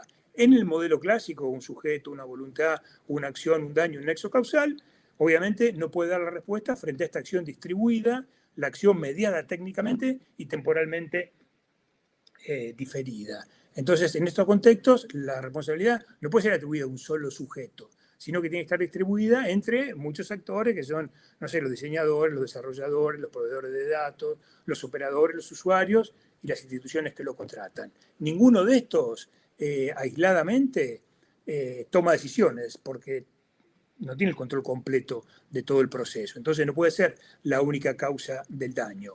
Pero la otra cara de la moneda es que ninguno puede ser exonerado de la responsabilidad, porque el problema es cómo esta responsabilidad se distribuye de modo justo y eficaz. Entonces, la idea es esto, una responsabilidad, como dice la ponencia, que sea distribuida a través de un punto de referencia. ¿Cuándo se identifica el daño? El primer momento metodológico es identificar al cibersujeto como la unidad funcional y operativa. Una vez que se hace esta identificación, recién ahí se puede proceder a distribuir internamente la responsabilidad entre los distintos actores, atendiendo a qué cosa, a la contribución causal, al grado de intervención que tuvieron y a los márgenes de control efectivamente ejercidos, sobre todo por la normativa. Un primer control, rápidamente, un primer criterio es la responsabilidad se intensifica en la medida que el sujeto tiene mayor capacidad de dirección, de supervisión o a veces de modificar el proceso. Segundo, el criterio obvio de proximidad, porque la imputación es quien se encuentra más próximo según los términos causales o decisionales del evento dañoso, porque estas son fuentes que son internacionales y no están en nuestra propia jurisdicción. El tercero es la capacidad preventiva, porque hay mayor responsabilidad de quien más dispone los medios para evitar el daño, y por supuesto el cuarto, claramente, el beneficio, porque tiene mayor responsabilidad quien obtiene mayores ventajas económicas. Bueno, como ya veo que mi tiempo se va agotando, voy a saltar rápidamente a una conclusión, pero desde ya les ofrezco que lo pueden descargar esto, universitavirtuale.eu, está ahí en la pestaña tesis, la pueden encontrar, o por supuesto me pueden consultar y estoy siempre disponible. Para terminar entonces por el tiempo, una vez que está identificado el cibersujeto, el operador jurídico, el juez en muchos casos, procede a distribuir la responsabilidad entre los actores que lo componen y adjudican así, según un criterio de ponderación, donde se evalúan la contribución que cada actor realizó y la consecuencia jurídica proporcionada según las dos cosas, el perfil resarcitorio, o sea, económico, patrimonial, y el perfil reparador, porque en la área algorítmica el daño a veces es difuso, porque afecta a muchas personas, aunque sea en menor medida, es acumulativo y a veces es sistémico. Entonces el perfil reparador, que no es daño patrimonial, también puede pasar, como hubo en el caso Bosco en España hace poquito tiempo, donde se pedían disculpas públicas y se establecían medidas de prevención para el futuro. Bueno, entonces para cerrar definitivamente, la idea que esta categoría, elaborada teóricamente, ofrece una respuesta que pienso que puede ser conceptualmente eficaz. ¿Por qué? Porque no es una nueva persona jurídica, no es una ficción antropomórfica de la técnica, sino que es una categoría jurídica funcional que nos permite a los abogados imputar normativamente contextos donde hay entramados híbridos entre humanos y algorítmicos. Entonces, el desafío no es solamente técnico, es un desafío jurídico y dogmático, y también es cultural, como vimos en los postulados de la última encíclica de León XIV, Magnifica Humanitas. Hay que decidir qué tipo de sociedad queremos, qué tipo de hombre buscamos en la era digital, y yo creo, humildemente, que esta categoría de cibersujeto nos da un instrumento conceptual que afronta ese desafío, porque la responsabilidad última siempre va a recaer sobre nosotros, los sujetos humanos, que estamos llamados a ejercer esta capacidad de autodeterminación en un mundo jurídicamente, evidentemente, cada vez más complejo. Bueno, muchísimas gracias, espero haber cumplido con el tiempo y te cedo, Priscila, el uso de la palabra. Muchísimas gracias, profesor. Agradeço sua participação valiosíssima. Muitas graças novamente. Muito obrigado. Até o próximo evento. Muito obrigado. Perdão. Agora, seguindo a ordem, vou chamar o professor Denis Navarro. Deixa eu colocar o palco. Buenas tardes, profesor. Buenas tardes, un cordial saludo a todos los participantes, a todos los distinguidos colegas expositores, y un cordial y afectuoso saludo a todos los organizadores, al doctor Deilton, al doctor Jorge, a las prestigiosas universidades que han hecho posible este evento tan relevante e importante el día de hoy. Igualmente quiero aprovechar para enviarles un cordial saludo desde el Grupo de Investigación de Derecho Público e Inteligencia Artificial de la Universidad de Castilla-La Mancha de España, en el cual se está trabajando sobre análisis básicamente de derecho público y cuestiones de inteligencia artificial, y lo que se conoce como nuevas tecnologías, que en realidad cuando nosotros demos inicio a la exposición vamos a poner ciertas puntualizaciones que nos van a ser de utilidad. Para cumplir con el propósito de esta intervención voy a poner un cronómetro para iniciar en este momento los 10 minutos y tener claro el objeto temporal que vamos a tratar en este momento. Reiterando la alta consideración y estima a todos los asistentes, el tema de exposición es inteligencia artificial y derecho administrativo económico. Y eso nos lleva a algunas dudas interesantes, dudas conceptuales, principalmente porque el derecho administrativo no es conocido de forma general en todo el mundo, y ahí destacan autores ingleses principalmente, pero también autores de Estados Unidos y en su conjunto autores del mundo anglosajón, que no entienden, no aceptan el sistema de potestades exorbitantes y unilaterales que tiene como génesis la tradición y la cultura francesa. Entre esos destaca el autor dice, y eso como punto de contacto, porque el vehículo primigenio que nosotros tenemos, principalmente en Europa continental y en América Latina, para entender el derecho de competencia, la regulación del mercado, las cuestiones de propiedad intelectual y otros elementos relacionados a los mercados regulados, básicamente tiene como vehículo el derecho administrativo. Ahora la pregunta fundamental, ¿qué es la inteligencia artificial? En lógica formal, la tautología nos permite definir un elemento conceptual utilizando los elementos propios objeto de definición, que en la práctica podría llevarnos un elemento circular. Nosotros pensaríamos que en cierto segmento o en cierto momento la inteligencia artificial podría autodefinirse, sin embargo es compleja la cuestión. Tenemos como punto de partida, y eso también tomando en consideración el derecho de mercado, el derecho de la propiedad intelectual, de que el mercado únicamente conoce lo que ha sido puesto, podríamos decir, a la luz, una protección de patentes que otorgan un monopolio jurídico a través de qué, de una examinación de patentes, una valoración y el otorgamiento por el tiempo determinado según la legislación aplicable, y otra vez con una distinción importante en el ámbito anglosajón y continental, lo que implican los derechos de autor en general. En un sistema tenemos copyright, en otro tenemos sistema de derechos de autor, etc. El tiempo no nos va a dar para marcar todas esas diferencias importantes, relevantes. Sin embargo, ¿qué anotamos? Que no todo monopolio es solamente el garantizado por las patentes y monopolio jurídico, sino que también tenemos los secretos y la práctica, principalmente de cuestiones con valoración económica, en un segmento definido como know-how, pero que sin duda alguna desborda esa cuestión. Es la conclusión de que nosotros conocemos como inteligencia artificial lo que consta en el mercado, lo que ha sido liberado, lo que existe como información, y básicamente los pasos que hemos tenido de forma escalonada, 6 escalones, ANI, de eso nos lleva la inteligencia artificial generativa, luego tenemos AGI, luego la inteligencia artificial autónoma, ASI, luego como último punto que ponen los teóricos, la hibridación, en algún momento que el ser humano no solamente ocupe la inteligencia artificial, los sistemas de computación informáticos, sino que en algún momento estos elementos sean incorporados al ser humano, que si en sus momentos la clonación trajo cuestiones de análisis moral y ético, esto sin duda alguna desborda con creces todos estos elementos. Tema que nos lleva a análisis básicamente es la utilización de nuevas tecnologías. ¿Cuán nuevo es el tema de la inteligencia artificial? ¿Y cuán nuevos son los elementos que nosotros estamos viendo? En realidad tenemos elementos interesantes. Año 1943 tenemos el modelo de neurona. Todos ustedes recordarán los trabajos de Warren McCall.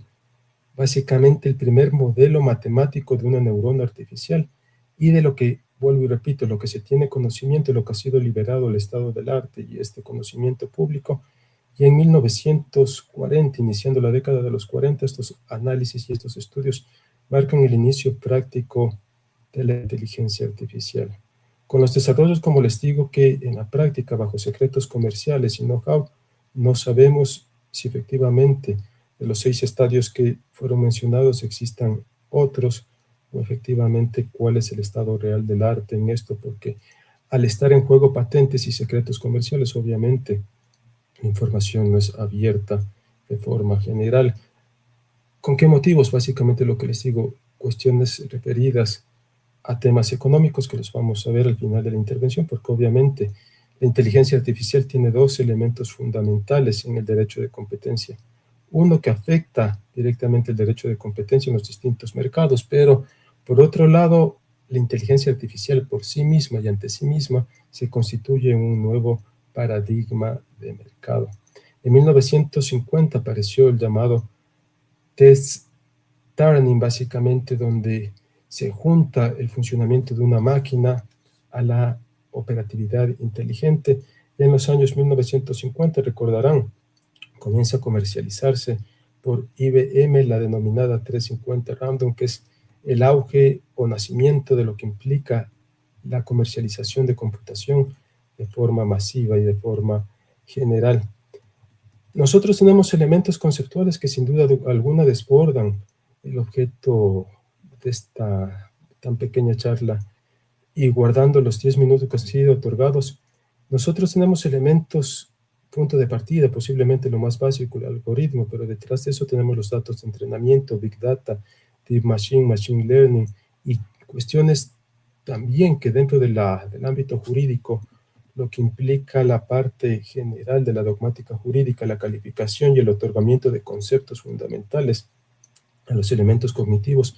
Por ejemplo, palabras o conceptos tan básicos como token tienen distintas dimensiones. No es lo mismo un token si nosotros hablamos de blockchain, porque en blockchain un token es un activo digital con valoración económica. Si hablamos de token en inteligencia artificial, básicamente estamos hablando de unidades de texto en una lógica de los números y símbolos que permiten los modelos de lenguaje. En ciberseguridad estamos hablando de llaves o dispositivos que permiten accesos a otras cuestiones, y vemos la complejidad y la diversidad de estos elementos tan relevantes. Ya para cerrar la intervención en estos últimos minutos, la cuestión económica básicamente. Como les digo, la inteligencia artificial por sí y ante sí constituye un producto. Pero además, en los distintos niveles, los 6 niveles que fueron mencionados anteriormente, todos estos a su vez se constituyen ya sea en monopolios legales, jurídicos, porque estamos hablando de los distintos esquemas y niveles, desde protección de copyright, desde protección de trademarks y principalmente patentes que guardan un monopolio legal para sus creadores, sin perjuicio de que existen, como les había mencionado, elementos que nos llevan a una lógica de monopolio natural, por tanto y cuanto únicamente un grupo muy reducido que no ha hecho pública esa información pueden potencialmente manejar estos elementos, y esto lo que menciono neta y puramente bajo la lógica de la propiedad intelectual, la teoría de la propiedad intelectual, y luego sumado esto lo que implica la teoría económica, los fallos de mercado, las externalidades negativas, los conceptos de bienes públicos, la asimetría de información, los mercados incompletos, el efecto crowding out, la estanflación, la brecha de producción, principalmente las posiciones dominantes y abusivas en los mercados, los pactos colusorios, lo que implican los carteles, posición dominante, control de las concentraciones, competencia desleal, y es por demás compleja la cuestión, porque obviamente no podemos hablar de libre concurrencia, libre competencia, porque instalar los centros más avanzados de inteligencia artificial requiere de inversiones ingentes, y en realidad el uso ingente también de electricidad y otros elementos que no permiten en la práctica el hecho de que esto sea una cuestión totalmente abierta y que podamos hablar, tal como se lo habla en el derecho de la competencia, de una competencia totalmente abierta donde no existen concentraciones o donde no existe potencialmente algún abuso de posición dominante. El reto principalmente para países latinoamericanos, donde el vehículo, como les dije, está dado en torno al derecho administrativo, viene en torno a la misma definición del derecho administrativo, teorías como la doble personalidad del Estado que han sido discutidas jurídicamente de una forma compleja, amplia, y además con encuentros conceptuales en algunos puntos incluso irreconciliables, que nos marca cuestiones, como les digo, complejas, porque la inteligencia artificial no solamente va a cambiar el mundo jurídico, sino que de hecho va a dar pautas para un nivel de vida donde los elementos que nosotros hemos aprendido no van a adaptarse de forma adecuada a los nuevos paradigmas y a los temas que nosotros vamos a ver. Habiéndose cumplido el objeto de esta intervención, habiendo transcurrido 10 minutos, devuelvo el uso de la palabra agradeciendo la invitación y felicitando a los organizadores. Muchas gracias, doctor, por su presentación. Muchísimo valiosa. Muchas gracias. Agora vamos chamar o professor, o Dr. Christian Rodrigo Barrios Varón. Buenas tardes. Priscila, ¿cómo estás? Muy buenas tardes, un gusto saludarte. Muy bien. Dr. Christian é de Bolívia, vai falar sobre a dignidade humana em encruzilhada neurotecnológica, assim uma teoria constitucional da recepção cognitiva frente à inteligência artificial. É advogado, doutor honoris causa múltipla e doutor em Direito Constitucional e Administrativo. Perdão. É magíster científico em Direito Constitucional e Direitos Humanos. Se desempenha como assessor jurídico da área penal pela Universidade Maior Real e Pontifícia de São Francisco Xavier, e docente investigador de pré e pós-grado em universidades de Iberoamérica. Sua investigação se centra em uma transformação do direito contemporâneo, analisando os direitos constitucionais da inteligência artificial, los neuroderechos e a proteção dos direitos humanos. Professor,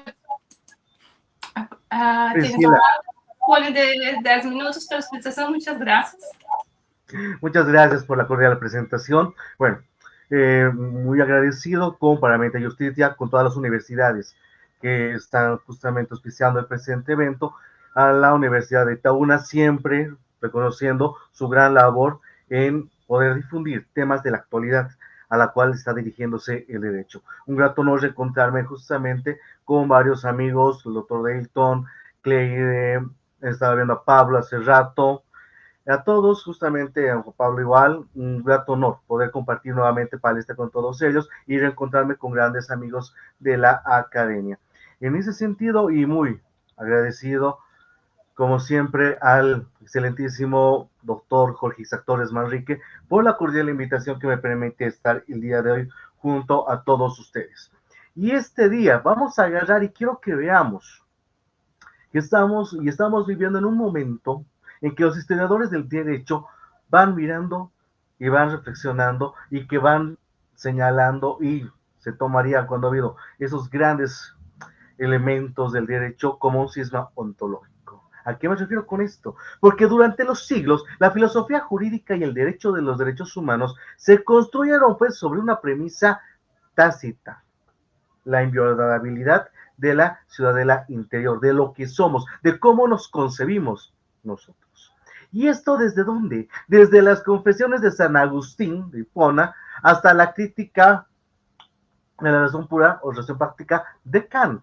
¿En qué? En un espacio cognitivo del res cogitans cartesiano. Pero entonces, este llegó a ser el último santuario de la libertad humana.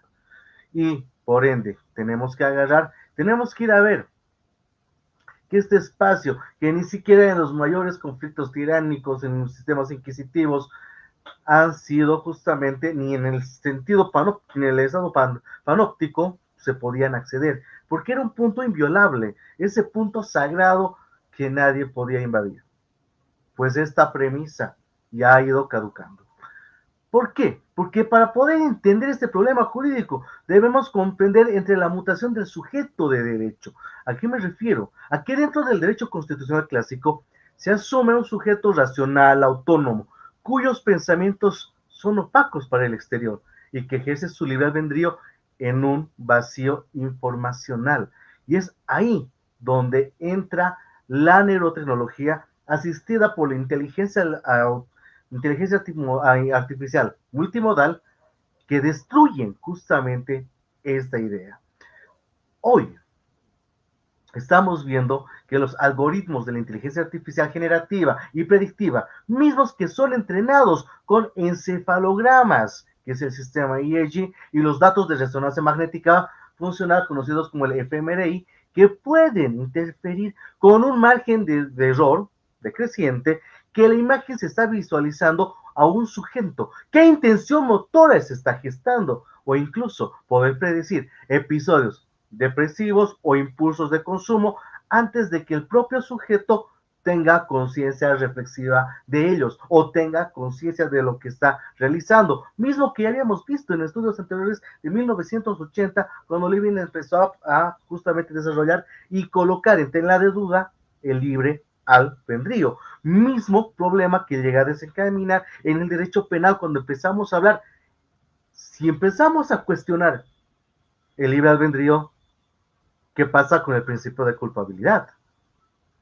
¿Qué pasa con la dignidad humana en el derecho constitucional? Entonces, estamos empezando a hablar de ¿qué? No de una crisis, sino de una oportunidad.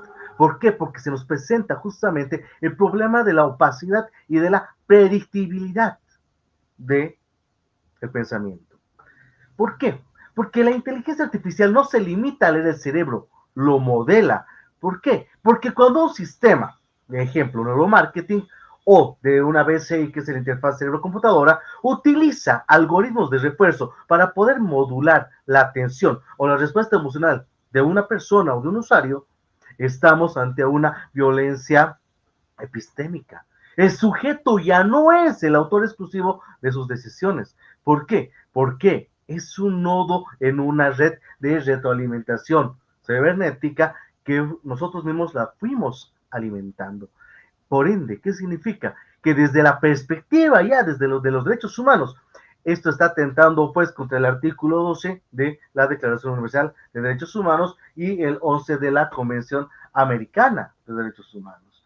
¿Por qué? Porque la protección contra las injerencias arbitrarias está pues viéndose ya vulnerado por estas intromisiones, caso justamente del sistema Neuralink que lo está aplicando justamente en Estados Unidos.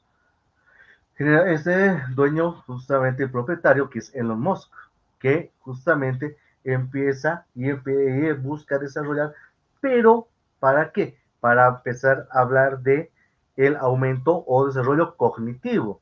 Y ahí entramos al área de hablar de los neuroderechos. Pero en este sentido, tenemos justamente a preguntarnos y nos lleva a ¿qué? ¿Qué es una injerencia arbitraria? Cuando la víctima no percibe esta intrusión. ¿Por qué? Porque esto ocurre en un nivel de subconsciente, a nivel de la sinapsis que pasa en el cerebro. Por ende, que la neurotecnología nos obliga a poder reconocer que el cerebro no es pues un diseño, eso no es un disco duro, digamos así, biológico, del cual se puede extraer información bajo un paradigma de privacidad de datos. El cerebro es el tejido donde habita la dignidad. Por ende, que atacar a la integridad de los datos neuronales no es una violencia de privacidad, es una amputación de la autonomía moral de la persona, porque todo está limitado en la acción. Por ende, que la inteligencia artificial, al buscar patrones dentro de la masa encefálica, trata de resolver el misterio ¿de qué? De la conciencia, reduciéndola a matemáticas. Entonces, si vamos a aceptar que la inteligencia artificial va a poder predecir y condicionar el pensamiento, estamos transitando hacia un posthumanismo algorítmico, donde la dignidad humana queda subordinada ¿a qué? A la eficiencia del modelo predictivo. Es en ese sentido que estamos llegando a un punto en el que pregunta que todo abogado, todo jurista se debe preguntar: ¿nos basta con el derecho actual? No tenemos un reglamento general de protección de datos como lo manejan en Europa, como lo tenemos en los tratados de derechos humanos. No estamos preparados. No tenemos todavía esa soltura de poder enfrentar. Lo mismo que pasaba con el Internet. El Internet en su momento no generó alarma, no generó la necesidad de estar reglamentándola, de estar normando su uso, hasta que empezamos a hablar justamente de delitos informáticos, de ciberdelincuencia. Y ahí, ante la emergencia, recién empezar a agarrar y empezar a hablar de la norma. Extremos que justamente han devenido en generar grandes problemas. Y por ende, esto es uno de los aspectos, y este es un campo abierto que nos permite seguir cuestionándonos, porque estamos frente a una oportunidad para que como juristas y académicos podamos desarrollar y empezar a ver los pros y los contras.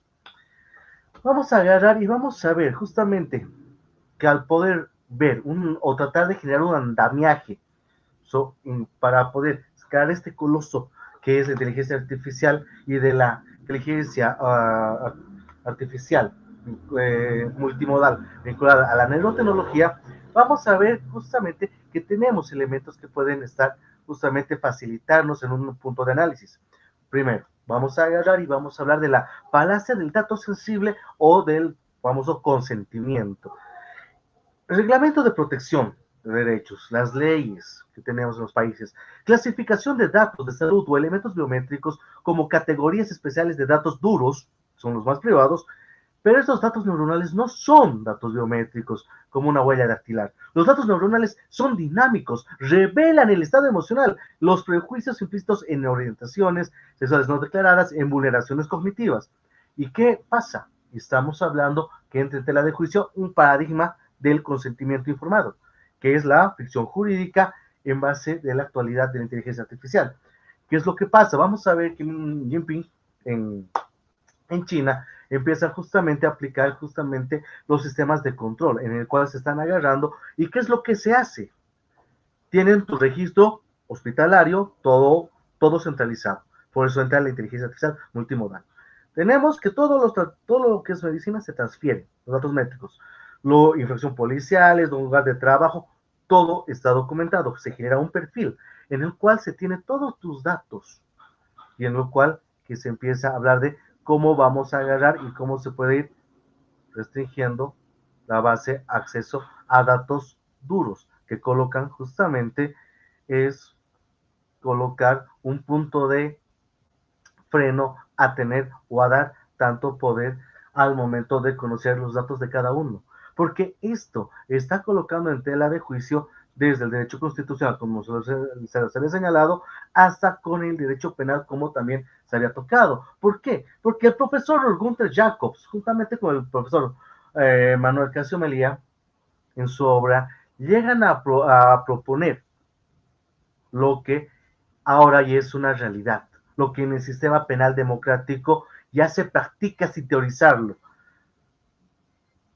¿A qué me refiero con esto? Estamos hablando del derecho penal del enemigo, el cual tiene una tesis central que llega a ser incómoda, precisamente porque describe algo real, que ya existe en ámbitos del derecho penal, donde ya no rigen los principios ordinarios de la garantía, de los derechos constitucionales y de la imputación, donde el sujeto no es tratado como un ciudadano que cometió un delito, sino como un enemigo que representa una amenaza persistente en el orden social. ¿En base a qué? A sistemas de neuropredicción delictiva. ¿En base a qué? A un punto de poder agarrar y de poder ir viendo cómo colectar elementos para poder predecir si existe o no reincidencia.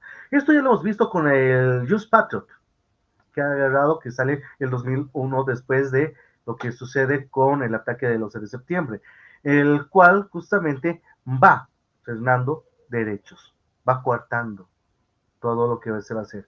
Y esto nos deja una experiencia, que la emergencia justifica la excepción, y la excepción se normaliza. ¿Y qué pasa? Que el retorno a las garantías constitucionales llega a ser parcial o en sí incompleto. Les había dicho en el caso de Xinjiang, de los laboratorios de Xinjiang en China, el sistema que es justamente el que se maneja, que es el sistema de operación, que es la plataforma de operaciones integradas, que lo manejan justamente en China, para poder agarrar y para hacer toda esta confusión justamente de elementos. Con esto, y para cumplir con los 10 minutos, quiero terminar señalando de que lo que se está buscando justamente no es asfixiar justamente a la tecnología. Porque la historia nos dejó una pregunta que sigue siendo la misma, que se fabricó en el base del constitucionalismo moderno hace más de 200 años. El Estado solo castiga por lo que alguien hizo, pero lo que cambia y lo que se busca y se ha intentado ver es la sofisticación creciente de los argumentos para convencernos de que esto ya no es suficiente. No se busca justamente asfixiar a la investigación y el desarrollo tecnológico o la producción científica, pero lo que sí se pide es que este avance tecnológico se siga dando, pero siempre recordando que somos seres humanos y que los avances de la técnica sin regulaciones puede llegar a vulnerar y amenazar a la vida, a la dignidad humana, a la integridad e intimidad de las personas.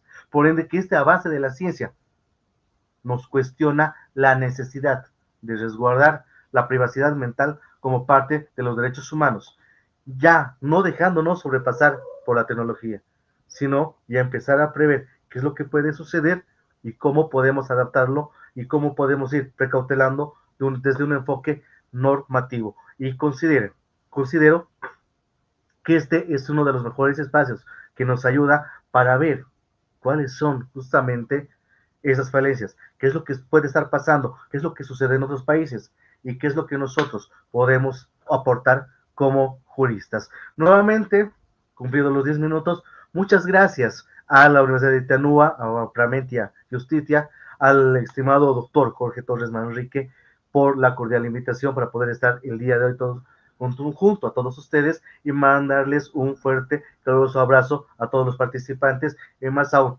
a los docentes amigos que nos acompañan. Muchas gracias, Priscila, por la presentación y por el acompañamiento.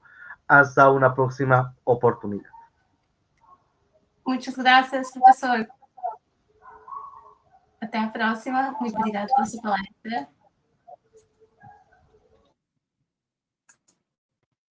Agora, dando continuação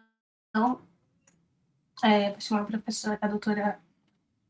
Ai, me perdoa se é seu nome, professora. Deixa eu colocar assim.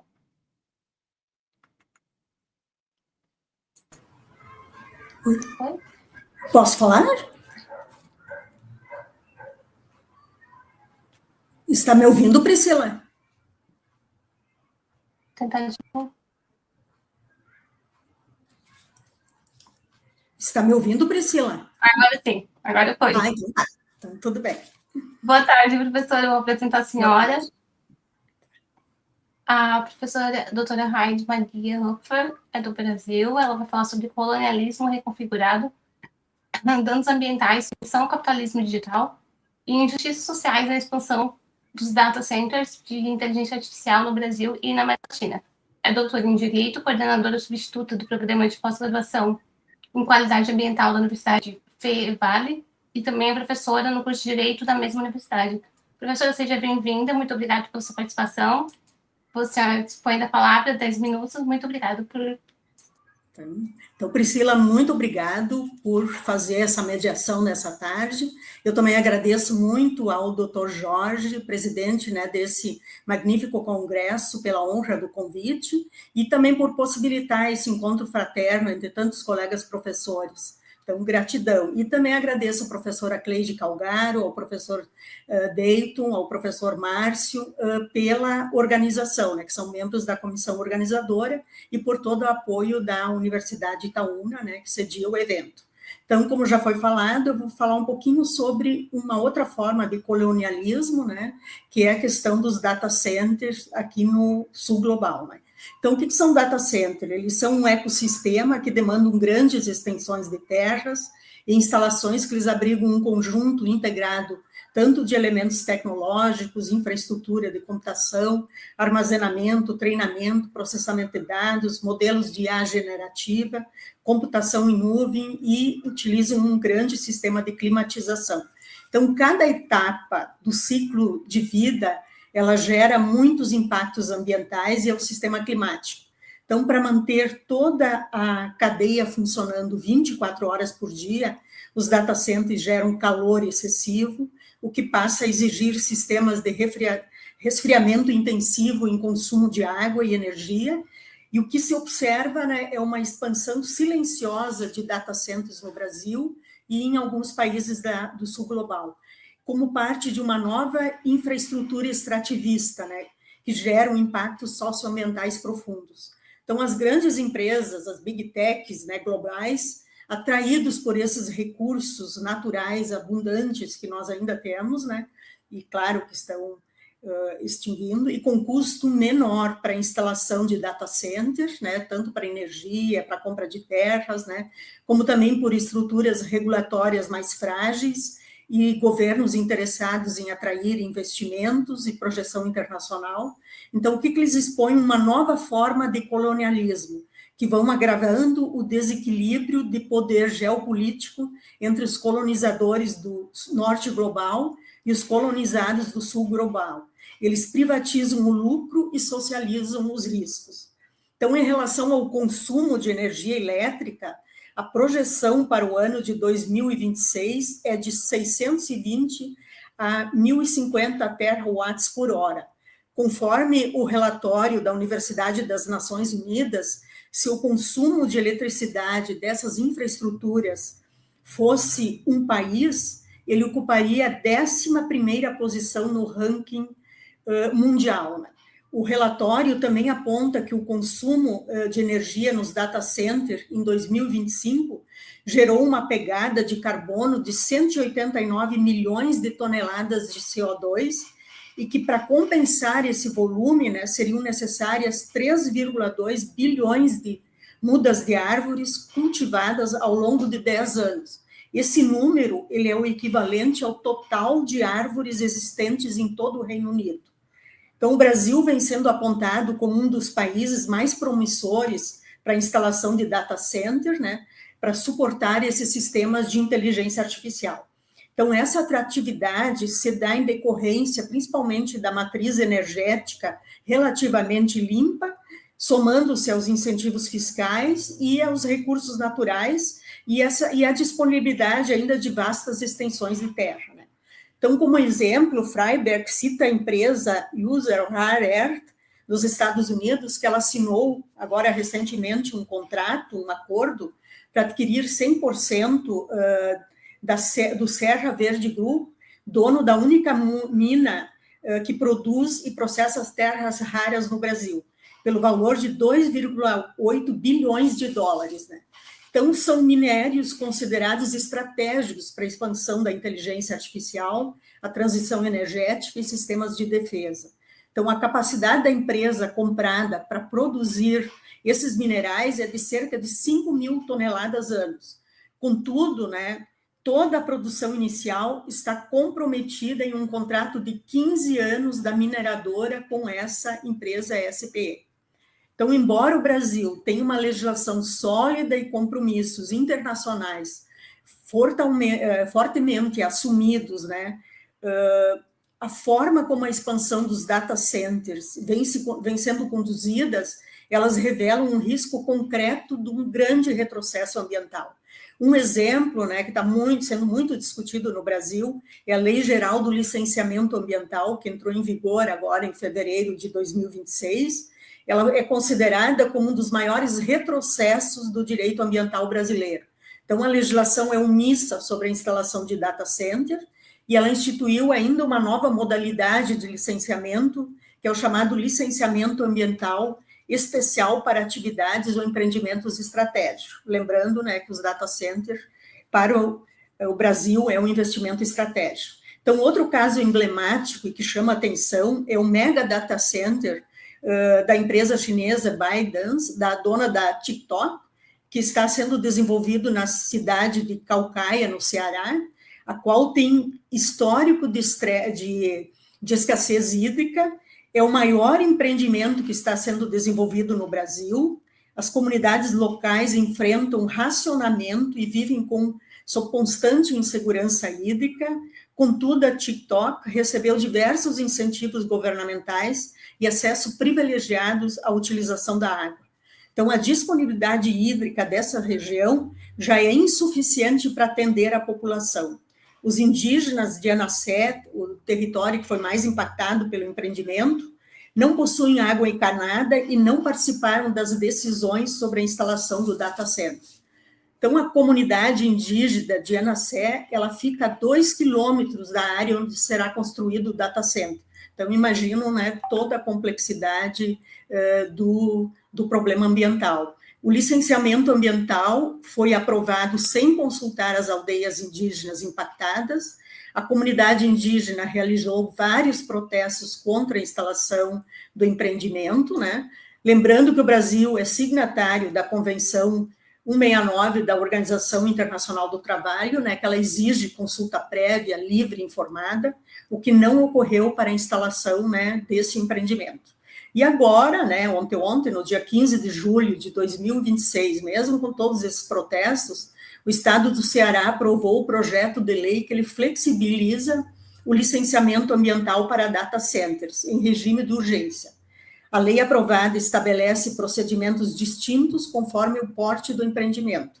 Então, para empreendimentos de grande e excepcional porte, será exigido estudo ambiental simplificado. Então, por fim, né, reitera-se que os impactos dos data centers para suportar a inteligência artificial no sul global não são mínimos e eles acendem, né, um alerta vermelho.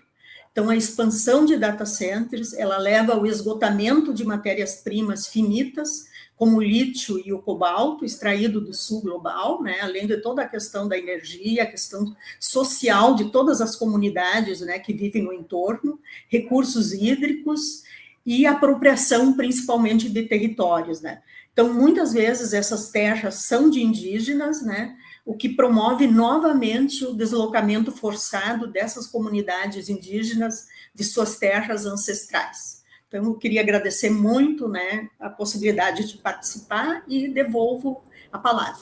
Então, obrigado, Dailton, muito obrigado pelo convite. Somos nós quem agradecemos, já estou assumindo novamente a moderação, a Priscila Piuco estava me substituindo. Ainda bem que eu tenho os colaboradores, os ajudantes, porque já são 10 horas de transmissão. Realmente não é uma jornada fácil. Mas foi um prazer ouvi-la, doutora Haide, e também de reencontrá-la, ainda que virtualmente. E contamos com a sua participação em nossos próximos eventos. Muito obrigado. Obrigado, tchau. Até mais. Bom, então, dando continuidade e seguindo a lista que nós temos, agora eu gostaria de chamar o doutor André Rafael Weiermüller. Eu acredito que o nome seja esse. Doutor André, está presente? André, sim, é André Rafael. Eu vejo que está na sala virtual. Dr. André Rafael Weiermüller. Nos ouve?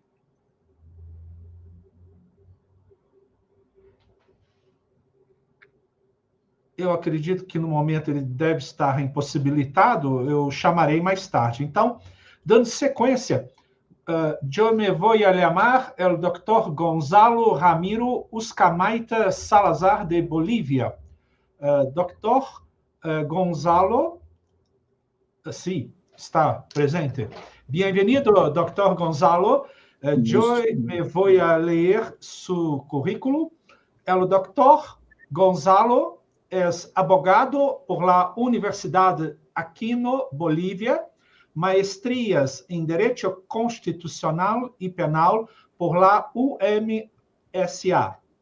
Fui vice-presidente del Colegio de Abogados de La Paz, con el tema Inteligencia Artificial, Implicaciones Éticas y Derechos Fundamentales. Apreciado doctor, bienvenido.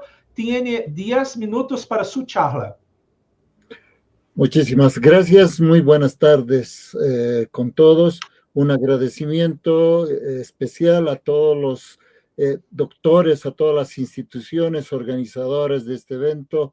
Un abrazo a todos los expertos que han ido desarrollando este magnífico tema. Ahora hablaremos en este tiempo sobre la inteligencia artificial, sus aplicaciones éticas y la relación que tiene con los derechos fundamentales, con los derechos humanos. Vamos a empezar diciendo, y lo que sabemos, la inteligencia artificial es considerado uno de los avances tecnológicos más importantes dentro de la historia de la humanidad.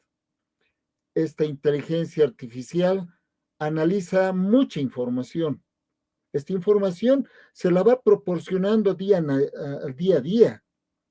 Lo analiza y supuestamente aprende a tomar decisiones de manera casi automática.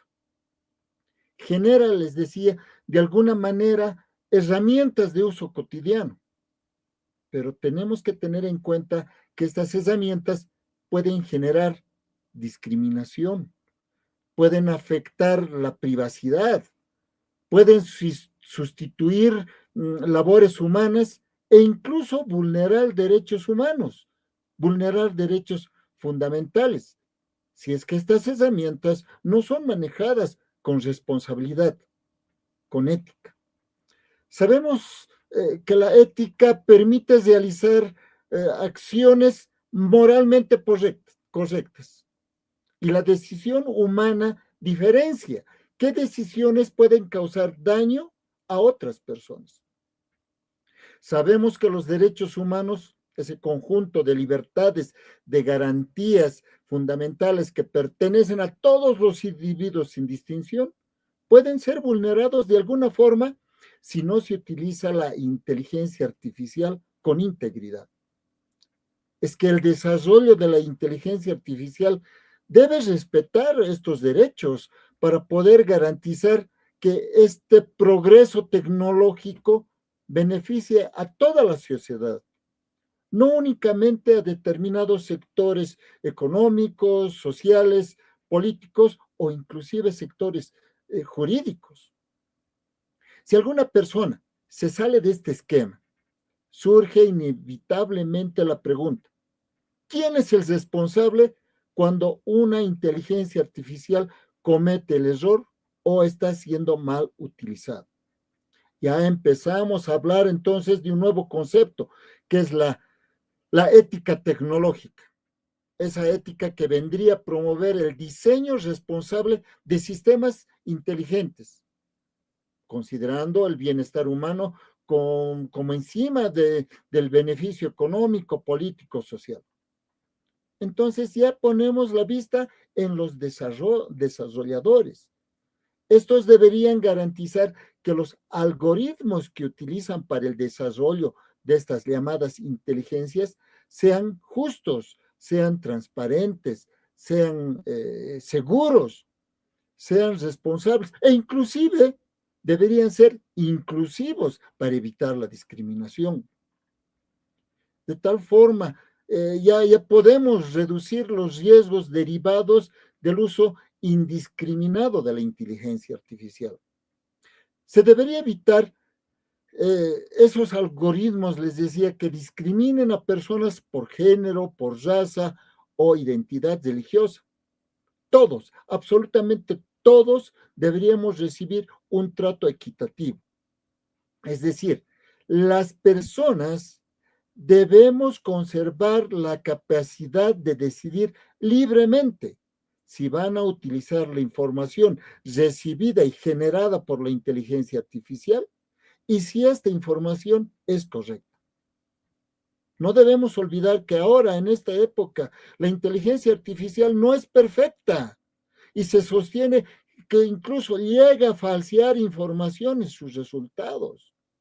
Hay abogados que ingresan a la inteligencia artificial pidiendo la ayuda en un determinado caso y esta inteligencia artificial, si bien ayuda en parte a resolver ese caso, sustenta esa determinación en leyes o normativas que no existen o que no se refieren a ese caso en concreto que hemos preguntado. La inteligencia artificial debe asistir al ser humano, es completamente cierto y necesario, pero esta no debe ser reemplazada completamente. Sabemos también que los derechos humanos son inherentes a todas las personas. Derecho a la vida, derecho a la igualdad, derecho a la privacidad, la libertad de expresión, el derecho a la educación, el derecho al trabajo y muchos otros derechos más. Hemos descubierto que la inteligencia artificial puede fortalecer estos derechos, pero también puede ponerlos en riesgo.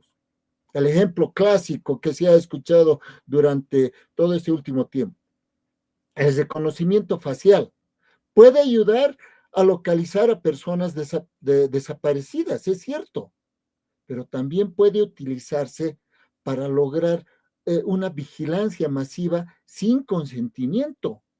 Estamos perdiendo la privacidad.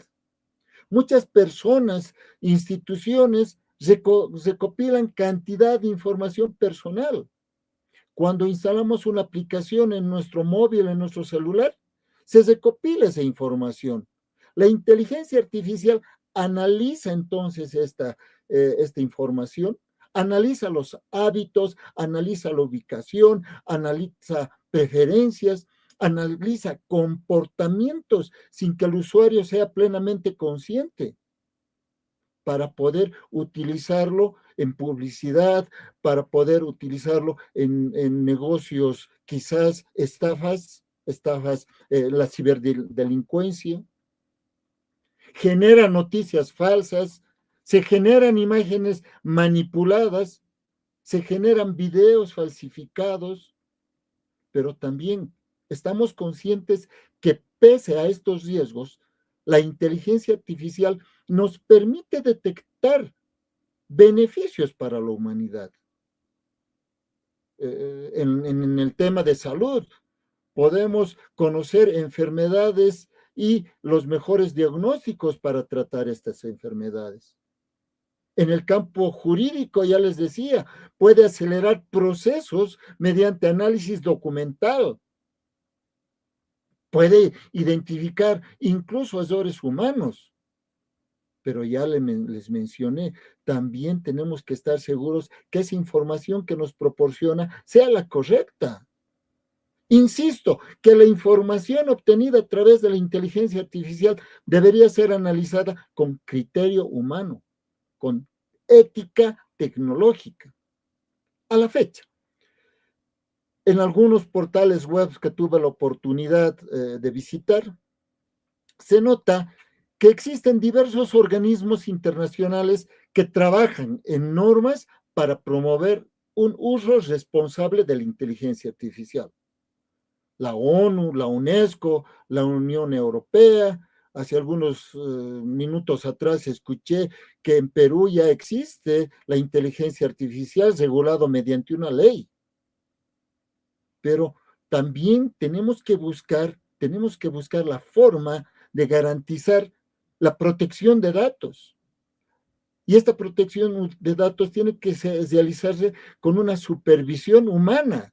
Tiene que haber una responsabilidad legal y obviamente el respeto a los derechos fundamentales. La tendencia mundial apunta a una regulación basada en niveles de riesgo, es cierto. Existen aplicaciones de alto impacto, es cierto. Estas aplicaciones relacionadas a la salud, a la seguridad pública, pero estas deben estar sujetas a mayores controles. Ya se habló de reducir los sesgos algorítmicos, en el cual debemos incrementar la transparencia. Debemos de alguna forma pedirle a los desarrolladores técnicos la protección de la privacidad. Y más que todo, tenemos que capacitarnos toda la población en general en la llamada alfabetización digital. Y esto se lo hace promoviendo cooperación internacional, estableciendo lo que volveríamos a llamar auditorías independientes para sistemas de inteligencia artificial. Reitero, tenemos que garantizar la supervisión humana en decisiones críticas. Y tenemos que fomentar investigaciones responsables. Tenemos que pedir la colaboración entre gobiernos, universidades, empresas, sociedad civil. Eso es lo que escuché hace unos momentos. Y es cierto. Tenemos que empezar ya a abrirnos directamente. Para concluir, no olvidemos que el verdadero éxito de la inteligencia artificial no depende únicamente de los avances técnicos, sino de la capacidad humana para utilizarlos de manera ética.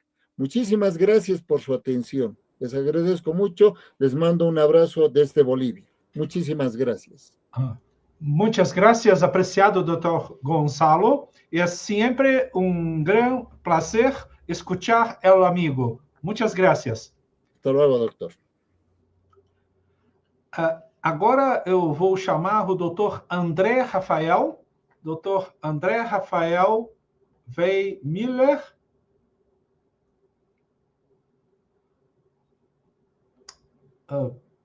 Sim. Consigo visualizá-lo.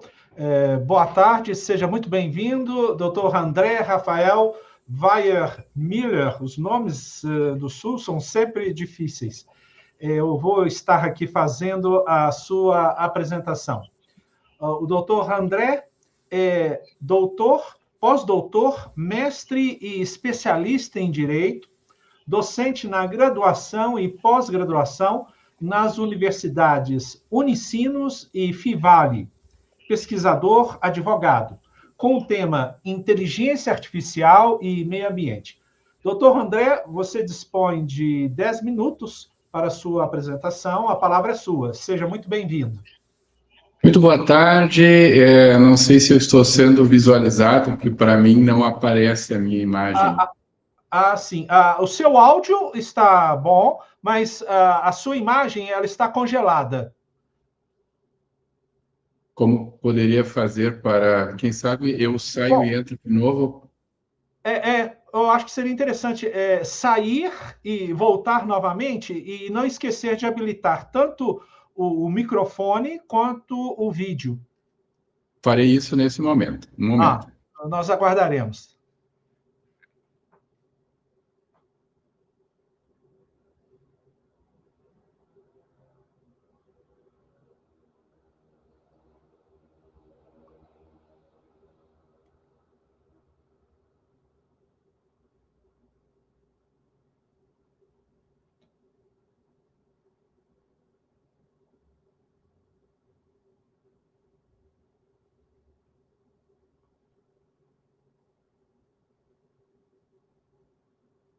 Vamos aguardar uns minutinhos.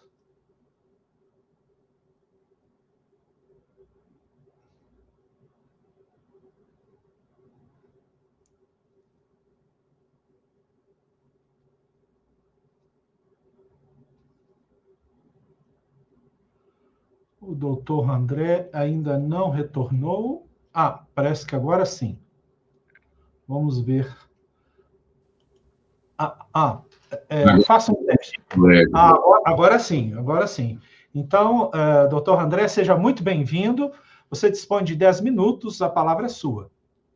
Muito obrigado, uma boa tarde a todos, em especial ao colega Dr. Deiton Brasil, que está aqui brilhantemente conduzindo esse magnífico evento, que tenho a honra de participar novamente. E fico, então, grato pelo convite e também parabenizo toda a organização em seu nome. E também parabenizo todos os colegas, professores, pesquisadores que me antecederam pelas suas brilhantes falas, constituindo aqui um conjunto, então, de saberes inigualável. Então, queira Deus que esses nossos eventos aqui se repitam muitas vezes. Muito bem. Dentro do tempo que tenho, gostaria de fazer algumas breves colocações a respeito da inteligência artificial num contexto de sociedade de risco e dentro da temática que muito é cara a mim, que é do direito ambiental, da proteção do meio ambiente como um ente, como uma grandeza constitucional e também de dimensão internacional como direito humano.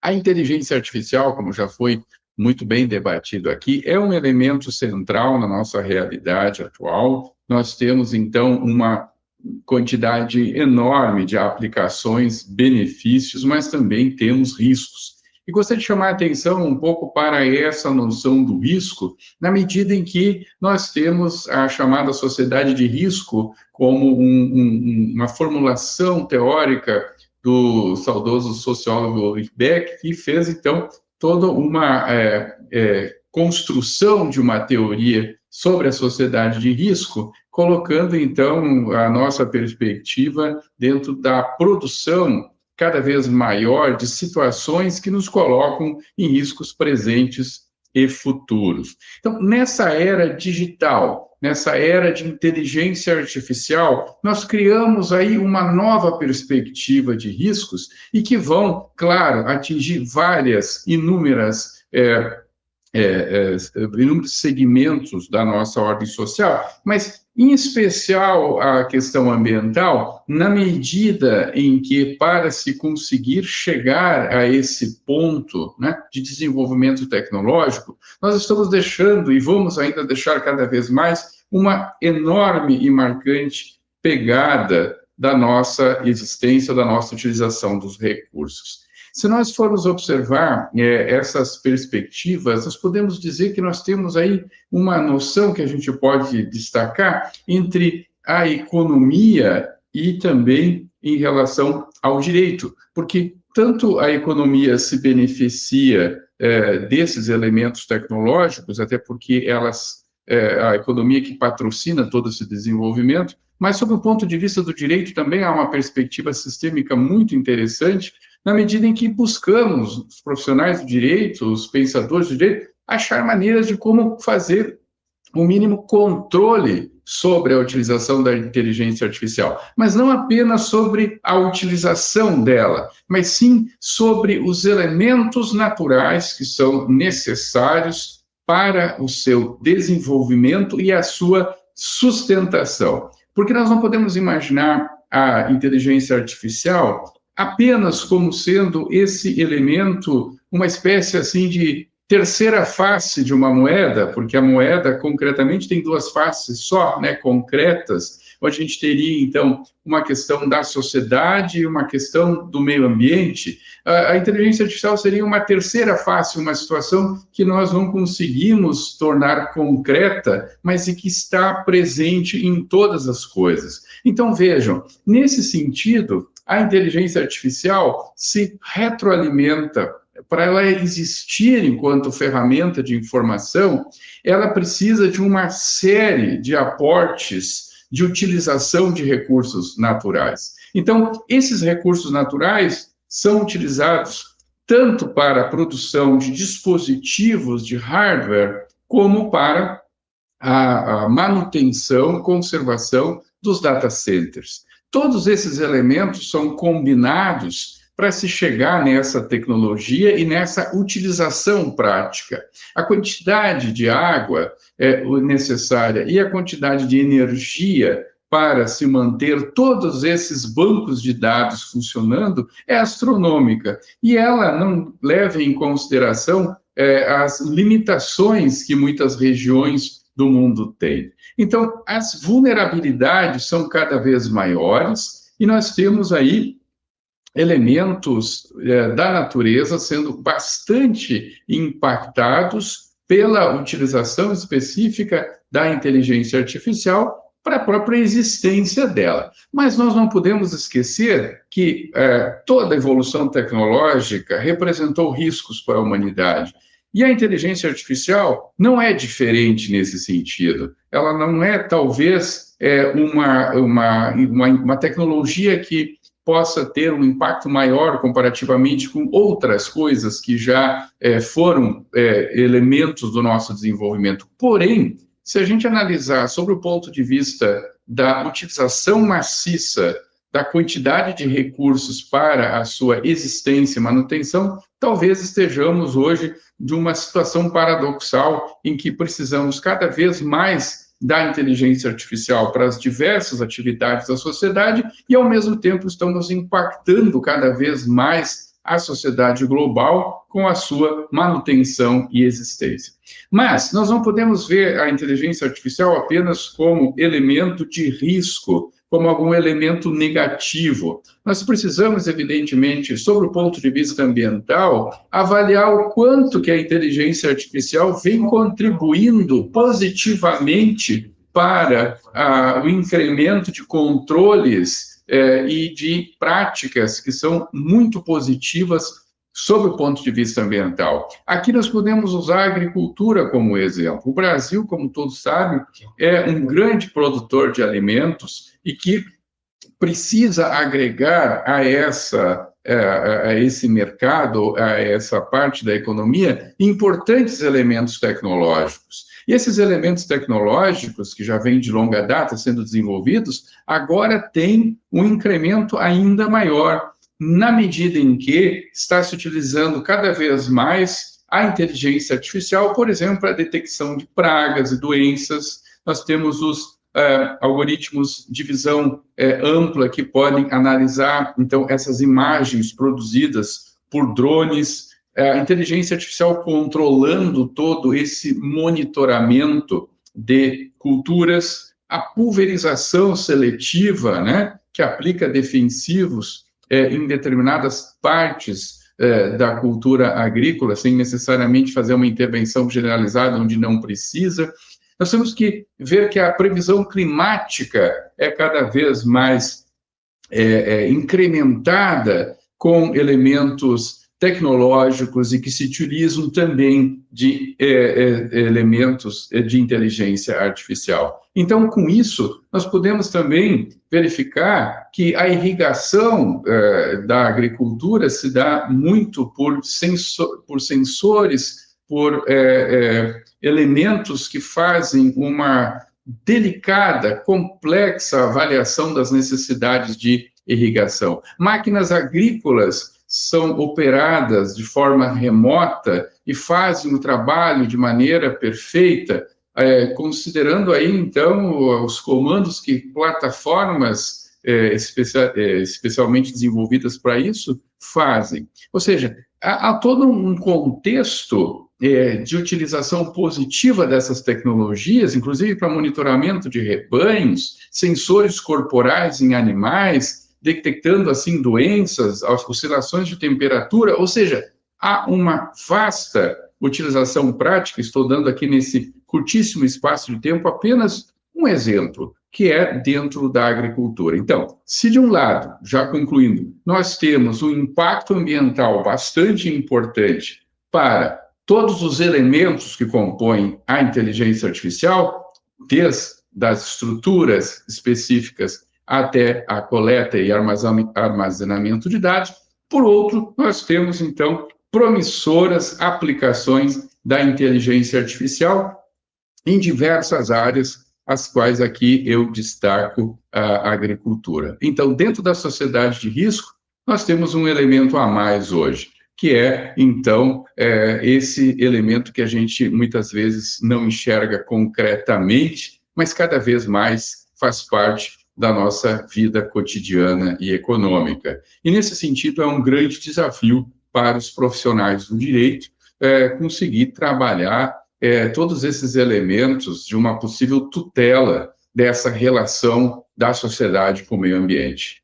Eu acho que é um dos temas mais fascinantes que nós temos hoje, a inteligência artificial, e também somando ela com as possibilidades e os riscos climáticos que nós temos, eu acho que a gente tem um campo de estudo, de pesquisas muito amplo. A mudança climática hoje é um dos elementos, talvez, mais centrais das preocupações da humanidade e que deveria, então, ter cada vez mais atenção. E a inteligência artificial pode, sim, contribuir também, de uma forma até, de certa maneira, paradoxal, né, para esse tipo de embate, esse tipo de enfrentamento. Muito obrigado, então, professor, pela oportunidade, parabéns a todos e uma boa sequência no evento. Muito obrigado.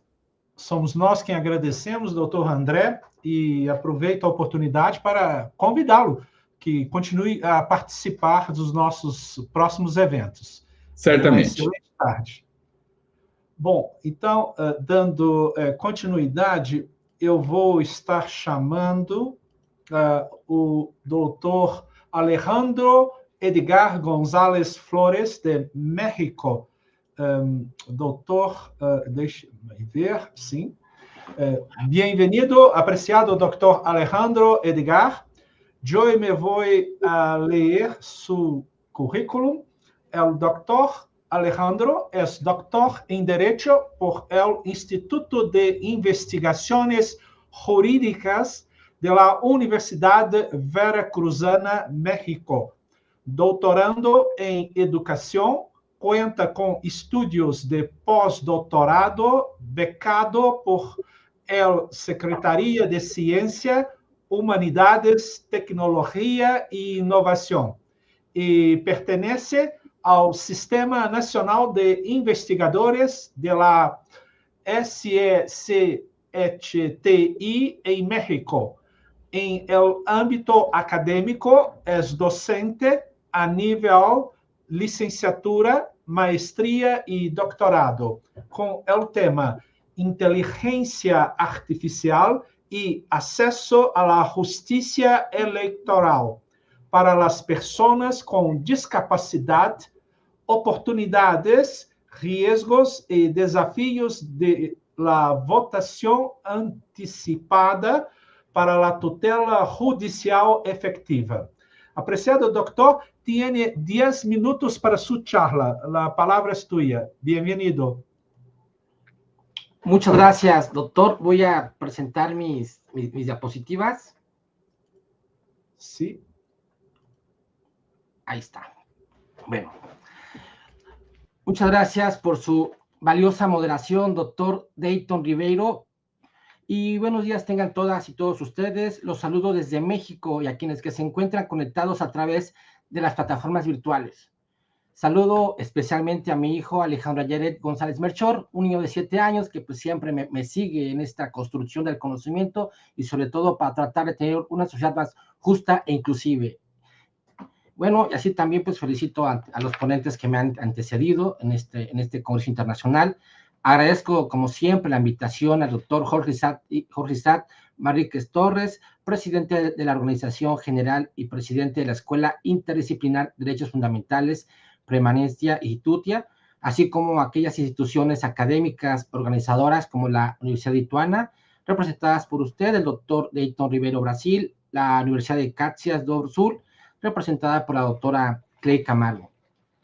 A todos ellos por permitirme participar en el Congreso Mundial, la inteligencia artificial como factor de transformación del derecho, desafíos y agenda pendiente.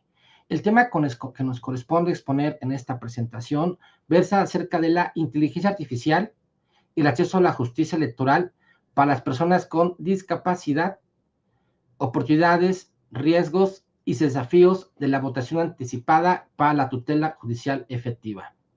Y bueno, pues antes que nada vamos a hacer un pequeño desgloso de lo que vamos a ver en estos 10 minutos. Principalmente vamos a ver acerca de una pequeña introducción, la discapacidad, cómo se ha tornado como un problema jurídico que todavía no se ha resuelto para garantizar estos derechos, la evolución del acceso electoral que tiene que ver con temas de discapacidad, qué aporta la inteligencia artificial a este tema, cómo se puede aplicar la inteligencia artificial en acceso a la justicia electoral, algunos temas que tienen que ver con votación anticipada, los riesgos de la inteligencia artificial, desafíos para México y también a nivel mundial, y una propuesta académica hacia una teoría de justicia electoral inteligente.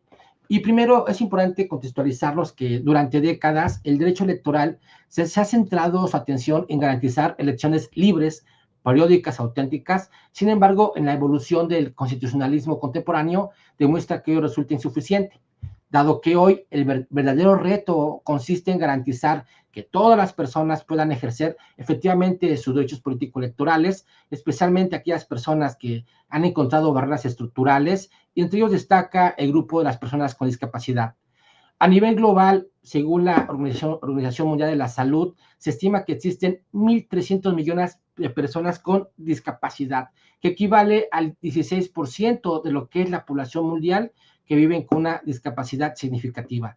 En México, el INEGI nos ha dicho que existe aquí en nuestro país 20.8 millones de personas, lo que equivale casi al 16.5% de la población. Estas cifras, pues como se dice, no hablan de un grupo demográfico tan amplio como diverso, cuyo acceso a la vida política se convierte como una prueba de fuego para lo que es la solidez de nuestra democracia, tanto en el ámbito local como en el ámbito global. Dice, porque cuando hablamos de barreras, no nos referimos a incomodidades menores, hablamos de más de 1.000 millones de ciudadanas y ciudadanos con derechos que en la práctica pueden ser restringidos o anulados y cuya exclusión representa no solo una injusticia, sino un déficit profundo en la legitimidad, pues, de lo que tiene que ver en el proceso democrático.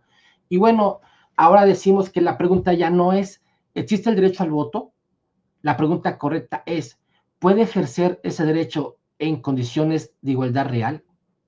Y actualmente surge una segunda interrogante todavía más compleja.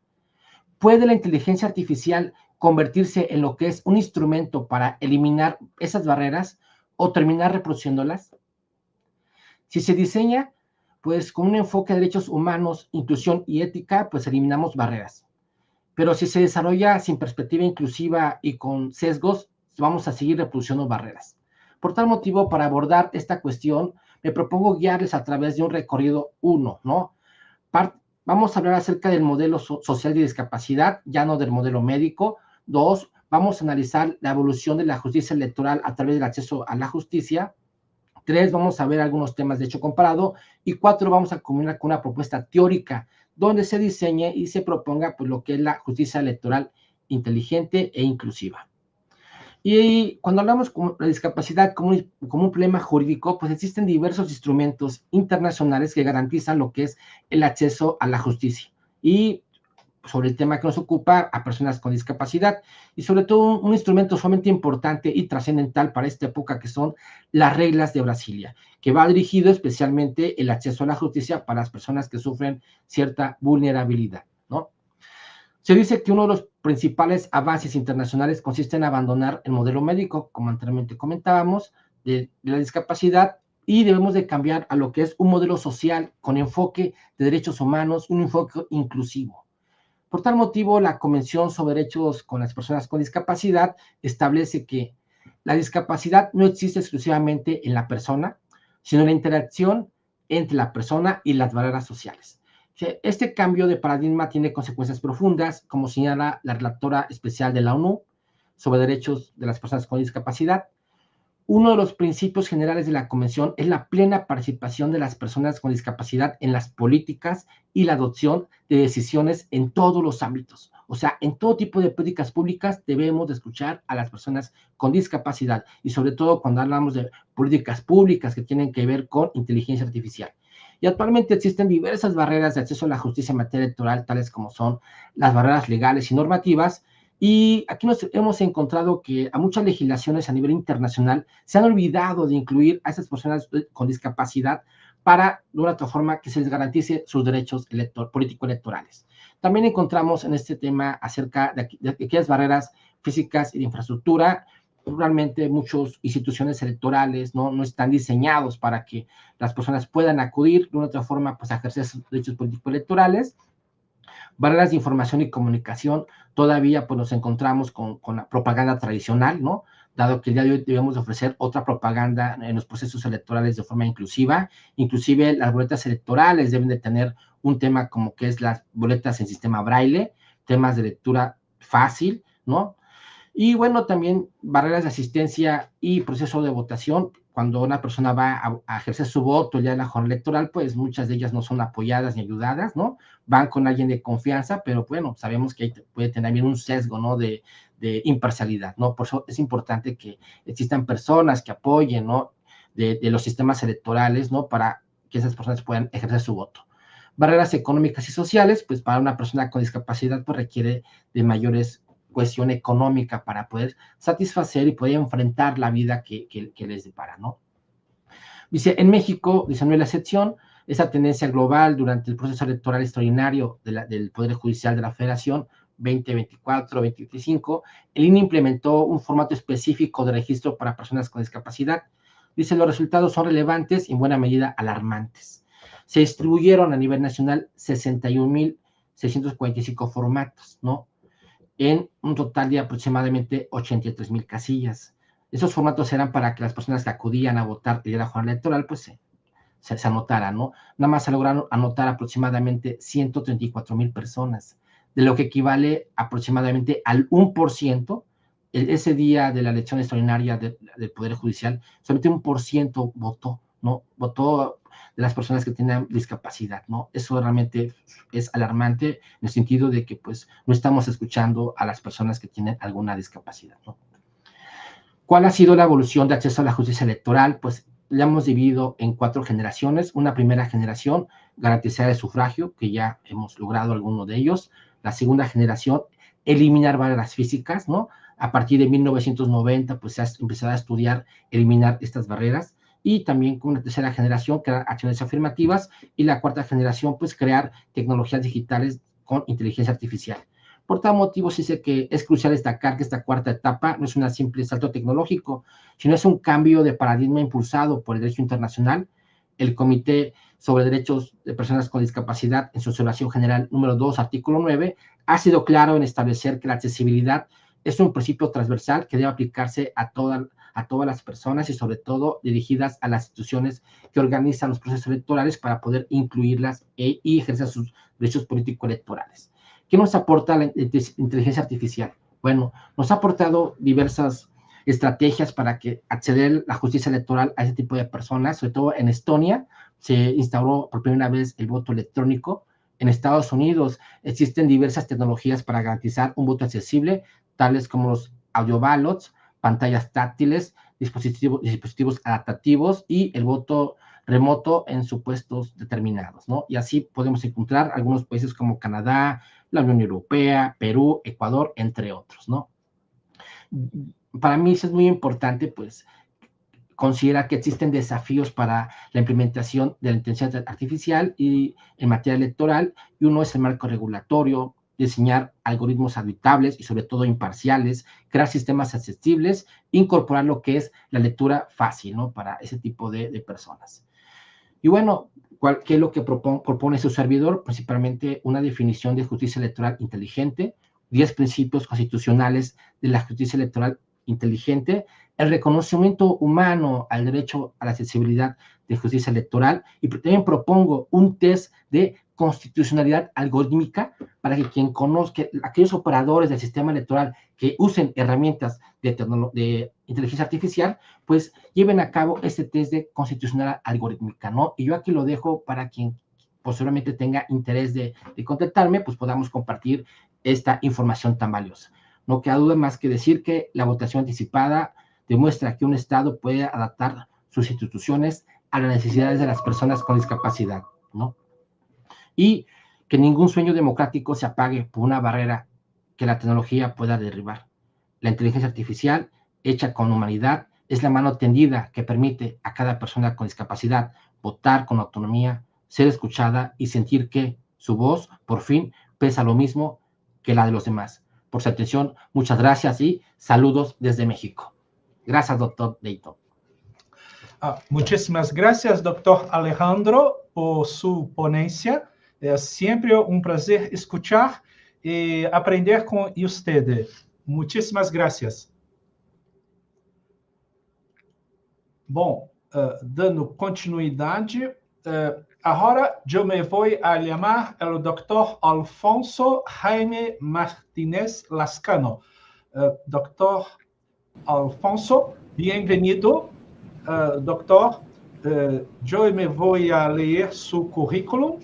O Dr. Alfonso Jaime Martínez Lascano é doutor em Direito Público, investigador nacional nível 1 da SSIETI, professor del posgrado da Faculdade de Direito da UNAM, presidente emérito do Colégio de Doutores em Ciências Jurídicas em Iberoamérica, vice-presidente de investigações da Associação Mundial de Justiça Constitucional, com o tema del formalismo ao garantismo, inteligência artificial e controle de convencionalidade. Apreciado doutor, bem-vindo. Tiene 10 minutos para su charla. La palabra es tuya. Bueno, primero, muchas gracias por la invitación. Quiero agradecer, como siempre, al doctor Dayton Ribeiro de Brasil, siempre su fineza presentación que hemos coincidido. También, desde luego, al querido hermano y amigo Jorge Isat Torres Manríquez, que a veces yo pienso cuando hacemos una actividad macro, le llamamos macro nosotros, pero cuando vemos lo que hacen ustedes, la verdad es que pues se queda uno sorprendido. Así que muchas gracias por incluirme en este magno congreso. Bueno, cuando me invitaron de esas llamadas urgentes, de acuerdo con el tema, pues dije que iba a tocar el tema del formalismo al garantismo. En este sentido, para aterrizar en esta primera parte, podemos decir que el formalismo se limita al texto y el garantismo no solamente al texto, sino al contexto, es decir, a la realidad. Y nosotros vemos que en un caso específico de protección de derechos humanos en nuestro país, México, tenemos en la Constitución 2 artículos que establecen 2 figuras en cada uno, una que violan derechos humanos. Uno es el arraigo penal y otro es la prisión preventiva oficiosa. Ya la Corte nos ha condenado en 2 ocasiones por esto y prácticamente ha dicho que mientras no se reforman las normas que establecen estas figuras, pues los jueces deben ejercer un control difuso ex oficio de convencionalidad. que podríamos decir que, como suena algo abstracto o muy abstracto, control de convencionalidad, podríamos decir que es cumplir con la convención. Entonces, cuando un Estado firma un tratado, como es la convención, pero además firma y se compromete a aceptar la jurisdicción de la Corte Interamericana, es decir, hay un doble aceptación o una doble ratificación, pues es importante establecer que los derechos humanos y los parámetros que genera el sistema interamericano, pues son parte de los sistemas nacionales. De hecho, nosotros tuvimos una reforma en México en el 2011, donde se podría decir se convencionalizó en materia de derechos humanos la Constitución mexicana. Sin embargo, ha habido una figura que obvio está en el ADN de todos los abogados, que es la supremacía constitucional, que inclusive se crean instrumentos para proteger a la Constitución. Y es obvio que es importante, porque es el documento fundamental. Pero ¿qué sucede si la Constitución, por alguna situación, alguna reforma, alguna adición, crea normas que violan derechos humanos? Es decir, por el simple hecho de estar en la Constitución o no por el simple hecho de estar en la Constitución, ya es un terreno que no puede ser cuestionado. Es un argumento de autoridad el proteger a diestra y siniestra la supremacía constitucional. Y entonces aquí a nosotros nos han dicho que el principio de supremacía constitucional es importantísimo y desde luego comparto, pero realmente no es un principio, sino es una regla como se entiende hoy, porque en todo caso debe prevalecer la Constitución. Y entonces los jueces mexicanos y la Corte mexicana ha establecido un sistema en la doctrina que le llama restricciones constitucionales, que este año cumple 12 años. Yo no veo que los abogados mexicanos o las organizaciones, las escuelas, estén denunciando esta situación, en la cual quiere decir que se han disminuido derechos humanos. Y parte de ello es que todavía los jueces mexicanos, a pesar de que existen las sentencias de la Corte Interamericana, siguen aplicando la prisión preventiva oficiosa. Y además señalan que la siguen aplicando porque si no lo hacen, tienen una sanción administrativa e inclusive penal por incumplir la jurisprudencia de la Corte Mexicana. Y este principio de restricciones constitucionales viola a la propia Constitución porque establece la Constitución en el artículo primero el principio pro persona, que quiere decir que debe aplicarse la mejor solución posible, la mejor protección y el menos perjuicio. Y no obstante que esté en la Constitución y esté en la Convención, la Corte Mexicana sigue prevaleciendo ese formalismo sobre la realidad. Y lo vemos que a pesar de que hubo una reforma al artículo 17 constitucional que establece que no puede sacrificarse el derecho sustantivo por el derecho procesal, siempre y cuando no se viole el debido proceso ni la igualdad entre las partes, sigue todavía en la epistemología jurídica mexicana dominante la idea de la supremacía constitucional ciegamente. Y esto nos hace realmente ver que el problema, y ahí toco otro tema, no está en la IA, no está en el uso de la inteligencia artificial generativa. Al contrario, podemos decir que esta inteligencia artificial generativa puede fortalecer el control de convencionalidad sin caer en un nuevo formalismo tecnológico. Recuerden que el formalismo es la rigidez de la norma y el garantismo se basa principalmente en principios, pero principios que tienen diferentes soluciones dependiendo del caso concreto y que únicamente es cumplir con la finalidad que es garantizar y proteger los derechos humanos.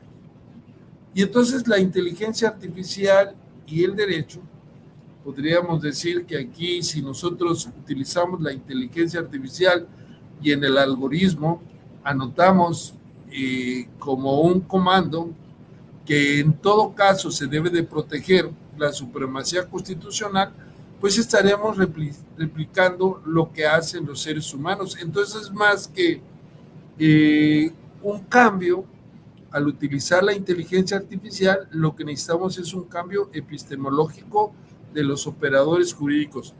Todas las profesiones usan inteligencia artificial, los arquitectos usan inteligencia artificial, los médicos, los investigadores jurídicos, los jueces, los abogados, es algo que ya está aquí y que en lugar de estarla denostando, pues debemos de utilizarla como una herramienta. Hace mucho tiempo se decía que un martillo es una herramienta. Ese martillo lo podemos utilizar para quebrarle la cabeza a una persona o para clavar un clavo. Entonces, no depende de la tecnología en sí mismo, sino depende, pues, del ser humano, que es como ir en un vehículo que va controlando, a pesar de que también ya hay vehículos que se controlan por la inteligencia artificial. Pero la inteligencia artificial, pues, es un instrumento. Yo no puedo inclusive decir que es una inteligencia, más bien es un sintetizador de información, porque lo que hace es sintetizar información que se encuentra diluida. Pero, por ejemplo, en el campo jurídico, en el caso de la investigación jurídica, hay revistas que ahora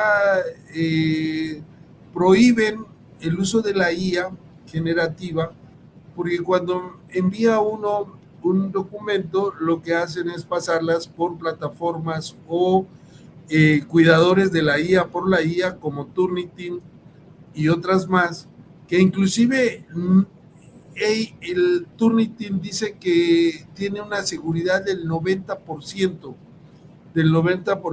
de que es infalible, y se ha comprobado pues que no, y que muchas veces cuando la investigación es muy buena, hay sesgos ahí, porque se dice esto no lo puede hacer un humano, lo hizo la inteligencia artificial. Pero además, como esta tecnología es creada por principalmente por los chinos y por los anglosajones, hay un sesgo cuando el idioma es el español.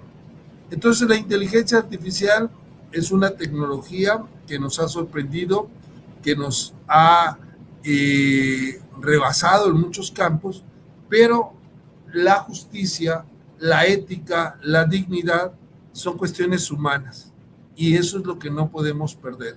Más que un cambio en utilizar la inteligencia artificial, necesitamos un cambio epistemológico en los operadores jurídicos, tanto en los abogados como en los jueces. Así que por el tiempo, pues ahí dejo la reflexión. Y muchas gracias por la invitación. Muchísimas gracias, apreciado doctor Alfonso Jaime Martínez Lascano. Es siempre un placer poder escuchar al amigo. Saludos hasta México.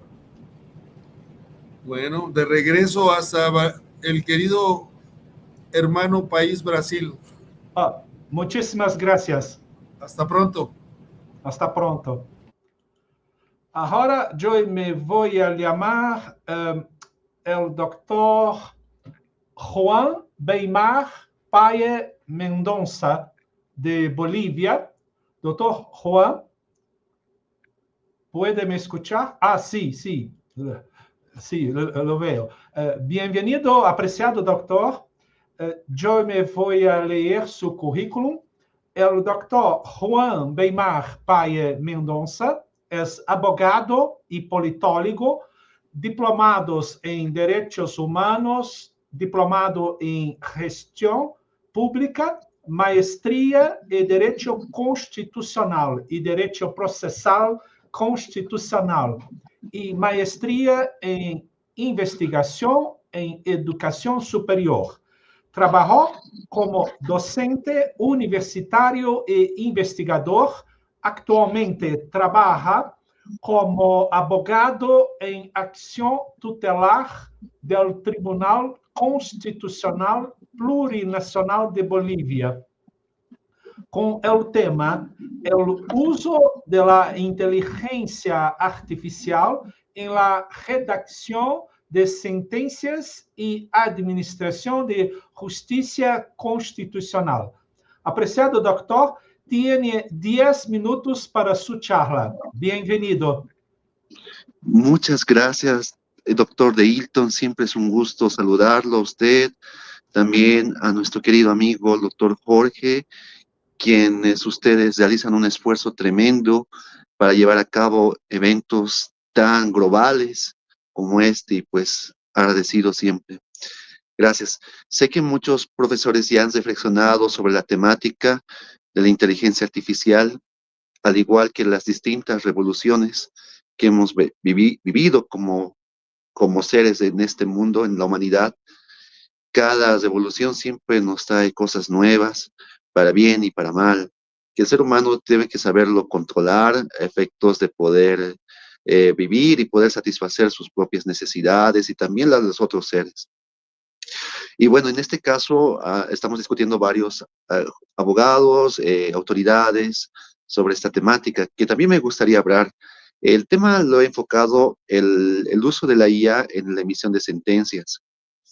Y pues creo que no podemos eludir la presencia de la inteligencia artificial en todas las áreas del derecho. Las nuevas generaciones son las que dominan más el uso de aplicaciones, etcétera, de los que ya estábamos ya con algo que lo hemos vivido distinto, ¿no? Pero siempre es bueno adaptarnos a los cambios, es bueno adaptarnos. Solo me gustaría enfocar un principio, que el uso del IA no necesariamente va a reemplazar en un 100% lo que es el razonamiento humano.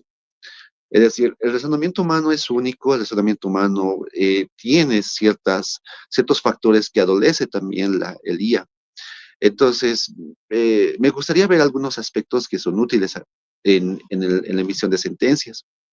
Primero, el tema de lo que es los valores de la justicia, como bien habló el anterior profesor, que el tema de la ética, de lo que es el acceso a la justicia, la dignidad, deben ser el paraguas para poder llevar adelante como herramienta el IA. Es decir, no como fin, sino como un medio. Es decir, un medio para alcanzar otros fines, que nosotros como abogados tenemos muy claros cuáles son los fines.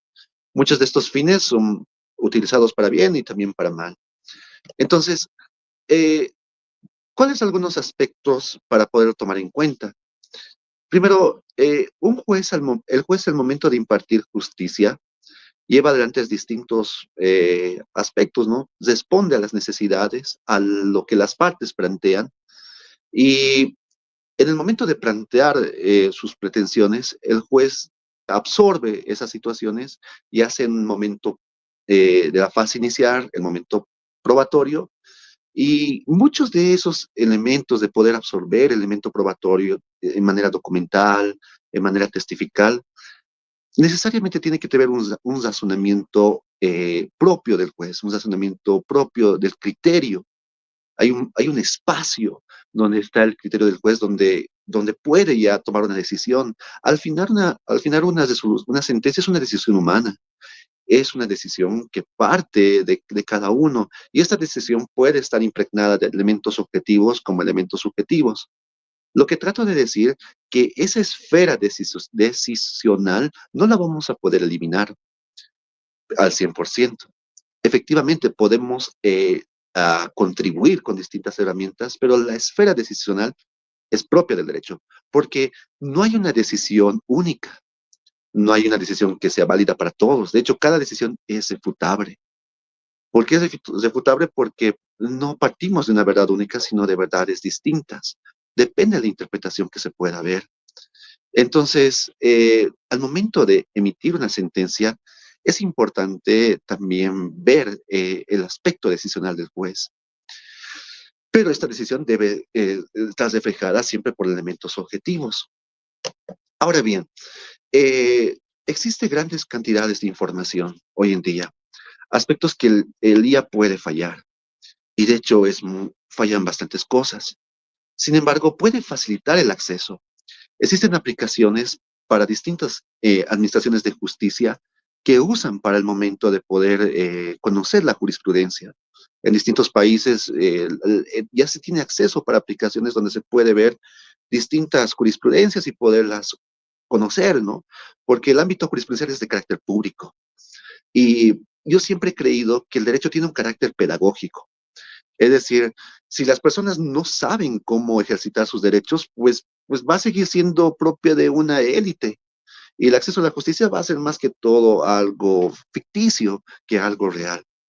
Entonces, el IA está para facilitar el acceso a la información, facilitar los precedentes jurídicos, el análisis de las pruebas, y que esto sea de manera significativa para poder aliviar el exceso que puede existir en las distintas administraciones de justicia, ¿no? A veces muchos juzgados, muchas salas o cortes judiciales están bastante, con mucha carga procesal, sobresaturados. Es decir, resolvemos problemas desde conflictos mínimos. Entonces, quizás las problemáticas pueden reducirse, porque lo peor que puede pasar para una persona es mendigar, peregrinar la justicia. Y es algo que pasa en nuestros contextos culturales, en el lugar donde vivimos. Entonces, siempre es bueno mejorar la administración de justicia, garantizar la deliberación de toma de decisiones, pero bajo la supervisión humana. El IA, si bien integra herramientas de distintos aspectos, no puede sustituirlas.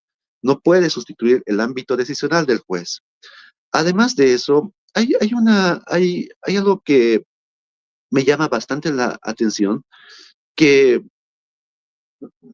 un peligro del IA es que cuando sustituye la creatividad que tenemos cada uno de nosotros, la creatividad es un sinónimo de la inteligencia humana.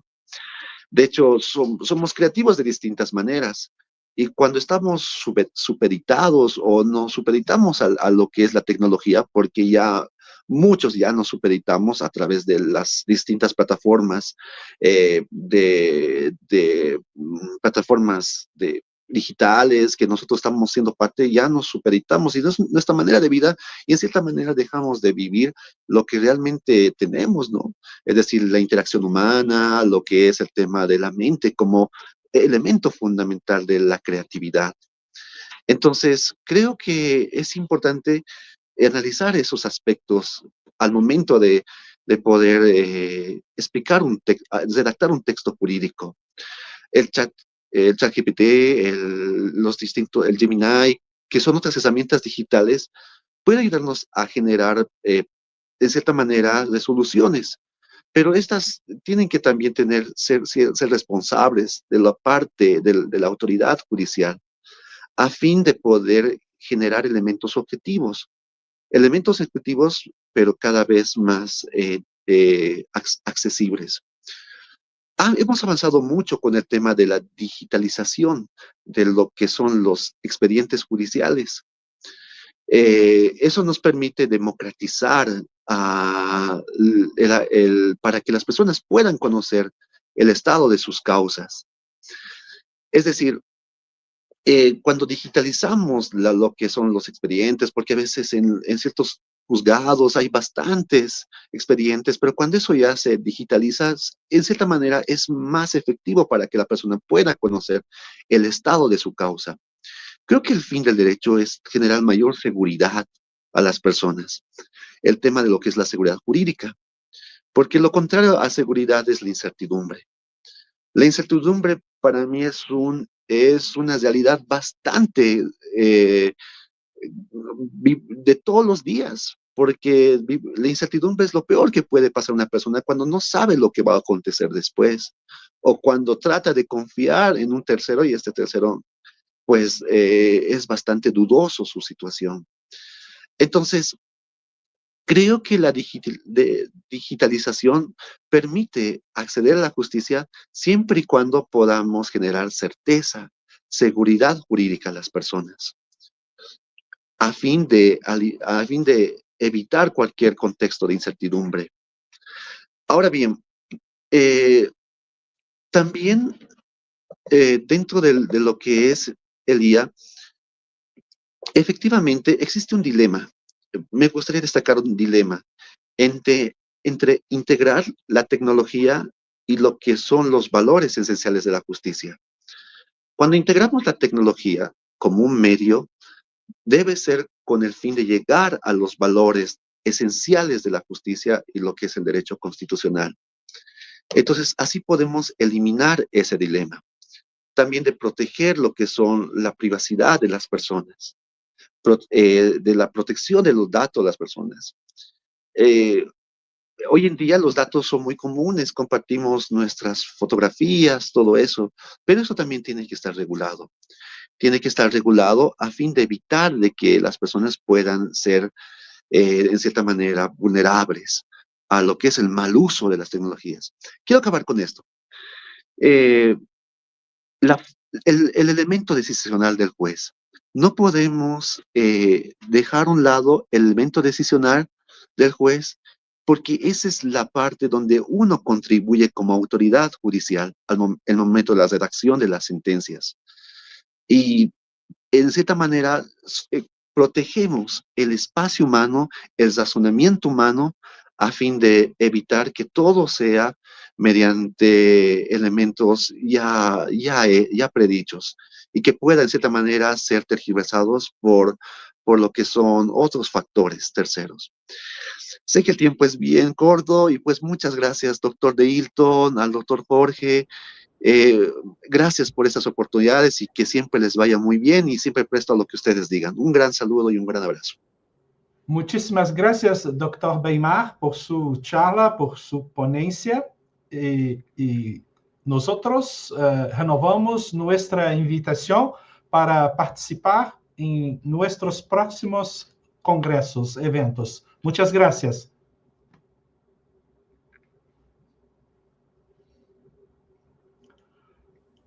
Agora vou estar chamando o doutor William Paiva Marques Júnior. Seja muito bem-vindo, doutor. Eu vou estar aqui lendo a sua ementa. O professor William Paiva Marques Júnior tem mestrado e doutorado em Direito Constitucional pela Universidade Federal do Ceará. É professor adjunto de Direito Civil 2 e Direito Civil 5 no Departamento de Direito Privado da Faculdade de Direito da Universidade Federal do Ceará. Professor do Programa de Pós-Graduação em Direito da Universidade Federal do Ceará, com o tema Seguridade e Proteção de Informações em sua interseção com os direitos fundamentais e o direito à privacidade. Dr. William, agradeço a espera, a paciência. Você agora tem 10 minutos para fazer a sua exposição. A palavra é sua. Muito obrigado, professor Deilton. Boa noite. Agradeço o convite, parabenizo pela realização do evento, professor Deilton, professora Cleide, professora Analice De Carli e professor Jorge. A gente vai falar um pouco sobre segurança e proteção de dados nessa interface com direitos fundamentais e principalmente com a privacidade, que é um tema que dialoga muito com o uso da inteligência artificial, vez que nós temos visto algumas fotos que são utilizadas de maneira indevida, com o uso, às vezes, até criminoso da inteligência artificial, ferindo a privacidade, a intimidade e vários outros direitos fundamentais. O direito à privacidade ele surge nos Estados Unidos num artigo chamado The Right to Privacy, que foram dois autores, né, o Samuel Warren e o Louis Brandeis, sobre a possibilidade de existir um direito à privacidade, uma tutela da privacidade no direito estadunidense, algo que era até então inédito. Então, essa origem da privacidade ela está muito relacionada à autodeterminação informativa.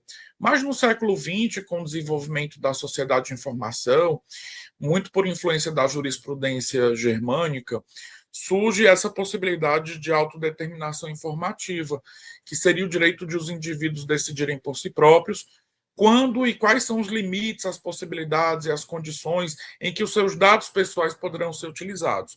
A partir dessa ideia de utilização dos dados pessoais, o sujeito passaria a poder decidir o momento e em quais circunstâncias e em que aspectos os seus dados pessoais eles poderiam ser conhecidos. Então, o direito à privacidade, depois ele foi ampliado, né, para abarcar também informações pessoais e também o direito ao controle de dados pessoais com o objetivo de um tratamento leal para fins específicos, algo que já está presente no artigo 8º da Carta de Direitos Fundamentais da União Europeia.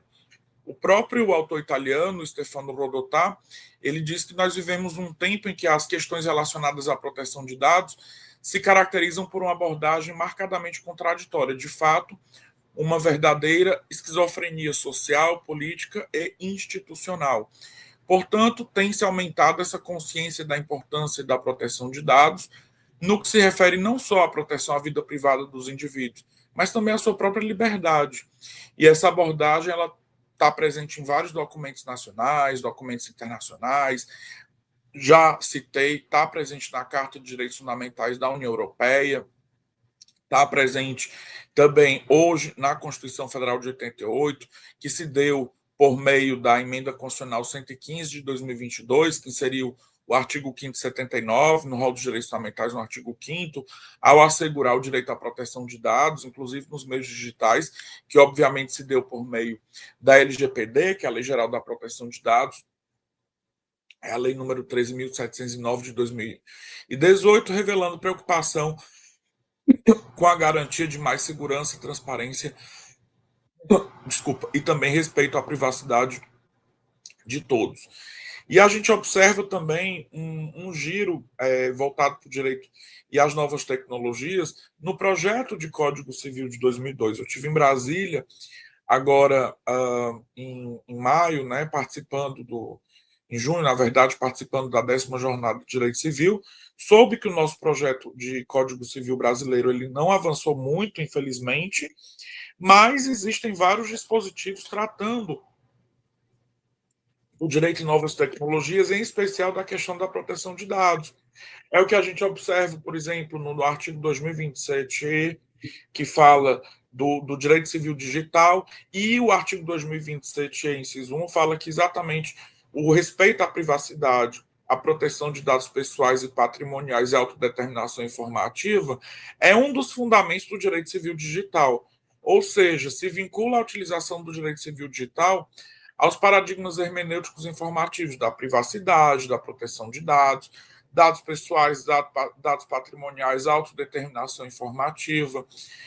Além de um direito fundamental, eu diria que também é o direito da personalidade, vez que a sua violação ela pode gerar responsabilidade civil, criminal e também administrativa. O anteprojeto do Código Civil também vai tratar dessa necessidade de proteção dos dados pessoais, entendendo que deve haver a garantia da segurança do ambiente digital, por meio dos sistemas de proteção de dados, capazes de preservar os usuários contra investidas que lhes coartem o discernimento, ainda que momentaneamente. Proteção de dados e informações pessoais, de acordo com a legislação específica, né? E também aos direitos das pessoas naturais ou jurídicas no ambiente digital, e a identidade digital será emitida pelo poder público, devendo ser única para cada pessoa e assegurada por tecnologias que garantam a proteção de dados e da privacidade. Portanto, nós temos que essas transformações buscadas pelo Código Civil, elas têm um aspecto relacional muito forte com o artigo 20 da Lei Geral de Proteção de Dados, em uma interface hermenêutica com a transparência e responsabilidade no tratamento de dados pessoais, estipulando diretrizes para o desenvolvimento e implementação de sistemas de proteção de dados com base na privacidade, segurança, autodeterminação informativa, de modo que a gente observa uma superexposição da privacidade na sociedade de informação, e que essa superexposição ela induz a uma necessidade de regulação dos dados pessoais, apresentando-se como uma ferramenta de proteção à sociedade, no contexto da sociedade de informação, no combate à violação à privacidade, à insegurança, à desigualdade, uma regulação que busca benefícios, pois serve como ferramenta de redução de expressivas violações, incluindo violações cibernéticas, tratando-se os dados pessoais com ética, com rigor, com integridade, com boa-fé, no sistema de uma governança digital balizada por respeito aos direitos fundamentais, especialmente pela privacidade, que está ali na confluência, né, entre um direito fundamental e um direito da personalidade. E a gente tem essa possibilidade de que o cenário contemporâneo, tanto do ponto de vista normativo, conceitual, ele traz muito essa necessidade de proteção de dados e de proteção à privacidade. E eu queria concluir dizendo que assisti, né, eu já estou aqui há um tempo acompanhando todas as palestras e pude acompanhar várias palestras de colegas brasileiros, falando especialmente aqui do caso do Ceará. Como eu sou aqui do Ceará, então foi enfatizado muito essa questão do data center que está sendo construído aqui próximo à Fortaleza. E eu queria realmente corroborar com as observações dos demais pesquisadores que me antecederam, que causa muita espécie que um governo que se diz progressista, no caso um governo do Estado, tenha trabalhado fortemente do ponto de vista legislativo para trazer este data center para o Ceará. Porque realmente, como foi dito, é numa região de estresse hídrico, é numa região que tem muitas carências sociais, muitas carências econômicas, e eu creio que existem outras prioridades do que trazer esse data center aqui para o Ceará. Então, eu queria realmente parabenizar pela realização do evento, onde a gente pode conclamar a comunidade científica a repensar o papel da academia nessas políticas públicas, né, que são políticas públicas muitas vezes momentaneamente cooptadas pelo poder econômico, em que a gente pudesse pensar isso aí a partir da ideia de transparência, de dignidade e de respeito à privacidade, vez que o data center aqui é do TikTok, e a gente sabe que o TikTok ele tem sido muito voltado para, infelizmente, violação, né, de direitos fundamentais. Existem muitas denúncias na plataforma nesse sentido. Então, queria concluir, agradecer a possibilidade de participação, agradecer ao professor Deilton, a professora Cleide, professora Analice De Carli, professor Jorge, e desejar um ótimo evento, um bom fim de semana a todos e todas. Muito obrigado, e é uma alegria revê-lo, professor, ainda que virtualmente. Sim, muito obrigado, doutor William. É um prazer também revê-lo, está sempre conosco, as suas participações, reflexões são sempre muito importantes. Um grande abraço.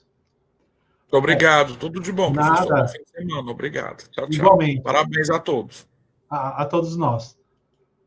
Bom, agora eu vou estar chamando a doutora Maria Cotinha Bezerra, apenas um minutinho. Sim. Seja muito bem-vinda, doutora. Eu vou estar lendo aqui o seu currículo.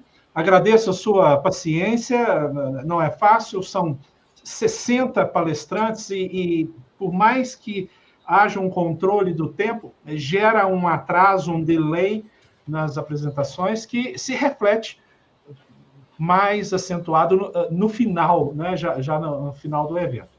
Bom, então, eu vou aqui estar lendo a doutora Maria Cotinha Bezerra Pereira, tem doutorado em prestação jurisdicional e direitos humanos pela Universidade Federal do Tocantins, 2025, em andamento, com a tese Governança Ética e Auditoria Algorítmica no Poder Judiciário, uma proposta de regulamentação administrativa para monitoramento e mitigação do racismo estrutural no Poder Judiciário tocantinense. Tem mestrado em prestação jurisdicional e direitos humanos pela ESMAT, também pela Universidade Federal do Tocantins.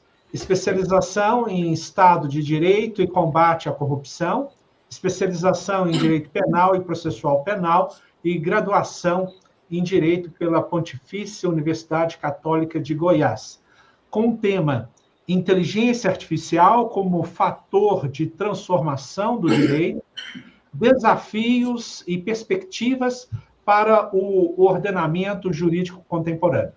Doutora, muito bem-vinda, você dispõe de 10 minutos para a sua apresentação. A palavra é sua. Muito obrigada, professor. Eu registro os meus cordiais agradecimentos ao senhor, condutor dos trabalhos, professor e doutor Deilton Ribeiro Brasil, e, por seu intermédio, eu agradeço a organização desse congresso pelo honroso convite e pela oportunidade de trazer essa reflexão sobre um dos temas mais urgentes do nosso tempo. Eu não poderia deixar de estender meus agradecimentos ao meu orientador, que é o professor Dr. Paulo Sérgio Gomes Soares, saúdo também a Universidade Federal do Tocantins, a Escola Superior da Magistratura Tocantinense, ao meu órgão de origem, que é o Ministério Público do Estado do Tocantins, do qual eu sou integrante, procuradora de Justiça, a Escola Superior do Ministério Público do Tocantins, instituições que tornaram possível os estudos que venho desenvolvendo nos últimos anos. A pesquisa que eu desenvolvo no âmbito do programa de doutorado em prestação jurisdicional e direitos humanos investiga justamente como sistemas automatizados podem reproduzir e amplificar desigualdades estruturais, matéria que se conecta diretamente com o tema deste congresso. A inteligência artificial já está decidindo quem recebe crédito, quem é contratado, quem tem acesso a benefícios sociais e, cada vez mais, como processos judiciais são triados e julgados. O direito, que sempre foi um instrumento por excelência de organização da vida coletiva, está diante de uma tecnologia que opera em uma velocidade, escala e opacidade sem precedentes históricos. A pergunta que orienta a minha apresentação de hoje é simples, porém profunda. O que a inteligência artificial está fazendo com o direito e o que o direito pode fazer com ela? A IA não é apenas uma ferramenta que facilita processos já existentes. Ela desafia as estruturas mais profundas do ordenamento jurídico. Primeiro, ela desafia as fontes do direito.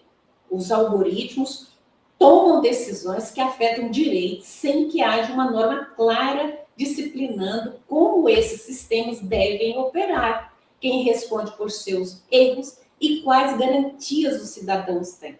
Segundo, a IA desafia o ritmo da produção das leis normativas. A tecnologia avança em semanas, já a legislação demora anos.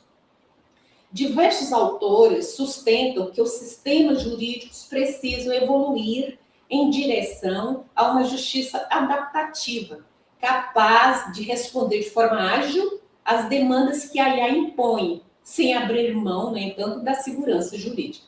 A IA também desafia a formação do jurista. Não basta conhecer a norma, é preciso compreender o funcionamento dos sistemas que se pretende regular, o que exige um diálogo entre direito, tecnologia, ética e ciências sociais. Essa transformação é estrutural, não se trata de atualizar um artigo, de editar um decreto. Trata-se de representar categorias fundamentais do direito: responsabilidade, igualdade, fundamentação, devido ao processo legal. 4 desafios se revelam centrais nesse cenário. O primeiro dele é a responsabilidade civil. Quando um algoritmo nega indevidamente um benefício, condena com base em dados incorretos ou discrimina um candidato, quem responde? As categorias tradicionais, conduta, culpa, nexo causal, nem sempre são suficientes para responder a essas perguntas. os ordenamentos jurídicos precisam criar novos mecanismos de imputação que considerem a natureza autônoma e opaca desses sistemas. O segundo desafio é a proteção de dados e privacidade. A IA é alimentada por dados pessoais e quanto mais poderosa, mais dados consome.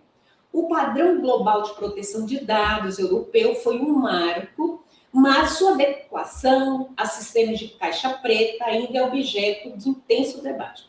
No Brasil, a LGPD enfrenta o mesmo desafio. Como garantir o direito à explicação quando nem os próprios desenvolvedores conseguem explicar plenamente como o sistema chegou àquela conclusão? O terceiro desafio é o viés algorítmico. E aqui a minha pesquisa encontra seu ponto central. Algoritmos treinados com dados históricos tendem a perpetuar e, às vezes, a amplificar as desigualdades existentes na sociedade.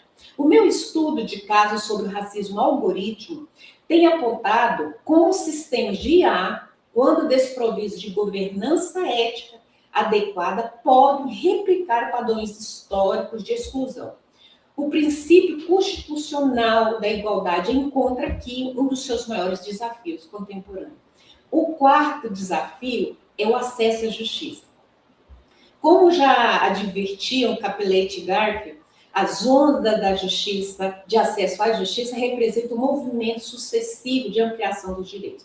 No entanto, a digitalização acelerada do sistema de justiça, impulsionado pela inteligência artificial, ameaça produzir um movimento inverso, a exclusão digital como nova barreira de acesso à justiça. Um percentual expressivo de pessoas que já são social e economicamente excluídas engrossará certamente as fileiras dos excluídos digitais, tornando-se invisíveis para um sistema de justiça cada vez mais automatizado. Se a tecnologia cria novas portas de entrada, mas as deixa inacessíveis a quem não tem conectividade, quem não tem acesso ao letramento digital ou a condições de contestar decisões algorítmicas, não há avanço, há retrocesso. Ou seja, a automação do judiciário sem inclusão digital representa exclusão social e invisibilidade jurídica, certamente. O Brasil ocupa uma posição de destaque mundial na adoção da IA no Poder Judiciário, com mais de 80 milhões de processos em tramitação. O país viu na tecnologia uma saída para aquela morosidade antiga, crônica do sistema nosso. Projetos de IA nos tribunais brasileiros, tais como o Victor, do STF, Sinapse, do Conselho Nacional de Justiça, o Ato do STJ, e no âmbito nacional esses. Aqui no Tocantins nós temos a Gaia, no âmbito do Tribunal de Justiça do Estado do Tocantins. Todos atuam na triagem de processo, na gestão de precedentes e na automação de tarefas judiciais. Já a resolução do CNJ 332 do ano 2020 foi o primeiro marco regulatório brasileiro nessas áreas. É um avanço, porém, insuficiente. No âmbito da minha área de atuação, o Conselho Nacional do Ministério Público também editou a resolução 292 já no ano de 2024, instituindo a Política Nacional de Inteligência Artificial no Ministério Público Brasileiro. A Constituição Federal garante o direito ao contraditório, à ampla defesa e à decisão fundamentada. Quando o sistema algorítmico exerce influência determinada sobre o resultado de um processo e o cidadão não tem como saber de que forma aquela influência operou, nem como contestá-la, essas garantias ficam sob pressão real. A despeito dos avanços observados, a literatura especializada revela a persistência de lacunas normativas e alerta para o risco da automação decisória. A decisão judicial, por sua natureza que é interpretativa e valorativa, não pode ser inteiramente delegada a sistemas automatizados, sem violação das garantias processuais fundamentais. O AI Act europeu, aprovado em 2024, é o marco mais abrangente até o momento. Ele adota uma abordagem baseada em risco. Quanto maior o potencial de dano de um sistema de IA, maiores as exigências de transparência, de supervisão humana e de prestação de contas. O sistema de alto risco no campo judicial e policial estão sujeitos às obrigações mais rigorosas. No Brasil, o projeto 2335, que está em andamento ainda, propõe uma abordagem ancorada em direitos fundamentais, em diálogo com a tradição constitucional brasileira. Pesquisadores identificam convergência com o modelo europeu, mas também lacunas importantes, especialmente quanto às sanções e aos mecanismos de fiscalização. O desafio regulatório mais profundo é este. A diversidade da abordagem entre países cria risco de arbitragem normativa, empresas buscando a jurisdição com menor rigor. Uma cooperação internacional efetiva é, ao mesmo tempo, uma necessidade urgente e um horizonte ainda distante. Concluindo, assinalamos que a inteligência artificial é, de fato, um fator de transformação do direito. Mas o sentido dessa transformação não está dado. Ela depende das escolhas que juristas, legisladores e, acima de tudo, a sociedade fizerem ou deixarem de fazer. O direito não pode apenas correr atrás da tecnologia. Ele precisa antecipá-la, moldá-la e, quando necessário, limitá-la. A escolha sobre o papel da inteligência artificial na justiça é, em última análise, uma escolha política e jurídica, mas não apenas tecnológica. E essa escolha nos pertence. Eu cumprimento todos os organizadores por este evento grandioso. Volto a agradecer pela oportunidade de compartilhar um recorte da minha pesquisa neste ambiente integrado por um distinto grupo de professores, pesquisadores, estudiosos de 27 países, eu estive olhando. Eu desejo fortemente que as reflexões aqui trocadas, professor, não se encerrem nesse evento, mas sigam alimentando o debate sobre uma inteligência artificial a serviço da justiça e não o contrário. E eu gostaria de dizer para o senhor que foi um prazer muito grande conhecer, mesmo que virtualmente. E eu estou aqui porque o meu professor orientador me indicou e eu gostaria de participar dos próximos eventos. Quem é o seu professor? É o doutor Tarsis? Não, o professor Tarsis é o coordenador, é o professor Paulo Sérgio. O professor Tarsis fará a palestra no dia 24. No próximo Isso, justamente. Muito bem. Muito obrigada. Eu devolvo a palavra ao senhor, viu? Muito obrigada. Sim. Seja muito bem-vinda, doutora Maria Cotinha, ao nosso congresso. Convido também que escreva o seu paper da sua palestra, porque de cada evento, depois nós publicamos um livro, né, de uma maneira de consolidar esses debates. Então, a doutora é muito bem-vinda. Desejo sucesso aí na defesa da sua tese. Eu sei que não é fácil. Eu sou professor da Universidade de Itaúna, aqui em Minas Gerais, e lá nós temos mestrado e doutorado em proteção dos direitos fundamentais. Então, eu sou professor orientador de mestrado e doutorado também, e eu sei que não é fácil, né? São 4 anos de muita pesquisa, de muito trabalho, e eu tenho certeza que vai ser coroado todo o seu esforço com muito sucesso. E que esteja conosco nos próximos eventos, com muito prazer. Obrigada, professor. Boa noite. Nada, professor. Uma boa noite. Até mais. Tchau, tchau. Bom, então, dando continuidade, eu vou estar chamando a doutora Vera Lúcia Steiner. Doutora Vera Lúcia, nos ouve? Ouço. Muito bem. Eu não tenho o seu áudio, o seu vídeo, melhor dizendo. Pois é, eu não sei o que aconteceu, doutor. Deixa eu ver. Que não está aparecendo o meu vídeo. Quer dizer, às vezes é necessário você sair da sala e retornar. Ao retornar, habilitar o áudio e vídeo. Vou fazer. Aguardaremos.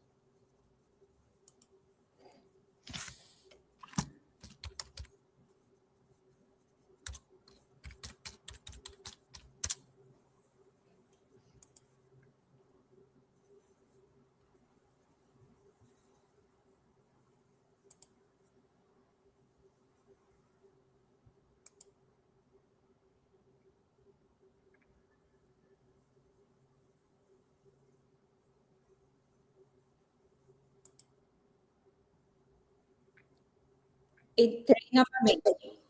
Agora sim. Eu Agora está perfeito. Faça um teste. Isso. O senhor consegue me ouvir? Ok, está tranquilo. Então, eu vou fazer a sua apresentação. Seja muito bem-vinda novamente, doutora Vera Lúcia. É sempre um prazer estar recebendo a doutora. Eu aqui vou ler a doutora Vera Lúcia Steiner, na melhor pronúncia, doutora em turismo e hotelaria, com estudos pós-doutorais em direito, mestrado em direito, licenciada em administração de empresas, direito e filosofia, títulos obtidos pela Universidade de Caxias do Sul, professora permanente do programa de pós-graduação em turismo e hotelaria, do programa de graduação em direito da Universidade de Caxias do Sul, é investigadora vinculada ao CNPq e à FAPERGS do Rio Grande do Sul, com o tema a inteligência artificial como fator transformador no direito do turismo, desde a automatização das viagens até a redefinição dos direitos do turista. Tema interessante. Doutora, você tem a palavra por 10 minutos. Estamos todos a ouvi-la. Muito obrigada, doutor Deilton. Quero agradecer pelo convite. Estendo esse agradecimento ao doutor Jorge, à doutora Cleide e aos demais organizadores, porque são sempre congressos maravilhosos que a gente tem a oportunidade de participar. E justamente o tema que eu vou falar, ele vem em continuidade ao que a doutora Maria, que me antecedeu, estava mencionando, a transformação do direito com relação à IA.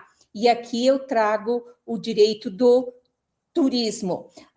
Quando um turista ele procura nas redes sociais um determinado destino, o próprio sistema já vai verificando e começando a ofertar a ele novas e novas indicações, ou seja, ele passa a ser compelido a adentrar naquelas novas informações que ele recebe e passa a ser conduzido por isso. Não, ele deixa de ser o condutor e passa a ser conduzido. Aí a gente pergunta como a IA vem transformando o turista e o destino turístico, que ele dificilmente percebe essa condução que ele está tendo. As plataformas analisam o histórico de navegação, as preferências, a localização geográfica, a capacidade de consumo e até mesmo hábitos de viagem para oferecer recomendações altamente personalizadas. Essas ferramentas artificiais generativas, elas elaboram roteiros completos, sugerem atrações, organizam cronogramas, auxiliam na tomada de decisão em poucos segundos, sem que o próprio turista perceba isso. E, consequentemente, através dessas procuras, o reflexo dar-se-á também no transporte aéreo. Por quê? Porque o algoritmo vai passar a definir preços dinâmicos das passagens conforme a demanda por determinado local, a sazonalidade, o comportamento dos consumidores e diversos outros fatores. Na hotelaria, sistemas inteligentes realizam check-in automatizado, reconhecimento facial, atendimento virtual e previsão de ocupação. Assim, destinos turísticos inteligentes utilizam a inteligência artificial para monitorar fluxos de visitantes, otimizar a mobilidade urbana e ampliar a segurança pública, reduzindo impactos ambientais. Dessa forma, a gente percebe que a IA não representa apenas uma inovação tecnológica, mas ela modifica profundamente a forma como o turismo é planejado, é comercializado, é gerenciado e é experimentado. Porque, como eu disse antes, o turista deixa de ser o protagonista e passa a ser conduzido. Entretanto, essas transformações tecnológicas, elas trazem desafios significativos para o direito. O direito do turismo sempre teve como objetivo disciplinar as relações jurídicas estabelecidas entre turistas, empresas, prestadores de serviços e o poder público. É um ramo interdisciplinar que dialoga com o direito do consumidor, o direito civil, o direito empresarial, o direito ambiental, direito administrativo e também o direito digital. Com a incorporação da IA, surgem novas questões jurídicas que desafiam os modelos tradicionais de responsabilidade. Se anteriormente as decisões eram tomadas exclusivamente por pessoas, hoje várias decisões são produzidas por sistemas automatizados. Desta forma, surge uma pergunta: quem responde quando uma decisão tomada por um algoritmo causa prejuízo a um turista? Essa questão torna-se cada vez mais frequente. Imagine um algoritmo que cancela automaticamente uma reserva por interpretar equivocadamente uma inconsistência cadastral, ou um sistema de precificação dinâmica que eleva excessivamente o fator das diárias em razão de um evento local. Ou ainda, um chatbot que fornece informações incorretas sobre exigências migratórias, fazendo com que o passageiro seja impedido de embarcar. Embora a decisão seja produzida por um sistema inteligente, a responsabilidade jurídica permanece sendo da empresa que disponibiliza aquele serviço. A IA não possui personalidade jurídica, nem autonomia para assumir obrigações perante consumidores. Ela é apenas uma ferramenta utilizada pelos fornecedores de serviços turísticos, razão pelo qual continuam plenamente aplicáveis o princípio da responsabilidade objetiva previstas no CDC. Outro aspecto extremamente relevante se refere à proteção de dados pessoais, principalmente os dados sensíveis de cada pessoa. O turismo é uma atividade intensiva em dados. Durante uma viagem, o turista compartilha informações sobre a sua identidade, sobre a localização, as preferências alimentares, principalmente quando perguntam ao turista se ele é alérgico a alguma alimentação ou não. O sistema já vai agregando informações sobre as suas preferências alimentares ou a sua doença que ele possa vir a ter, histórico de consumo, meios de pagamento, documentos pessoais e, em muitos casos, até mesmo dados biométricos por meio de sistemas de reconhecimento facial. A IA depende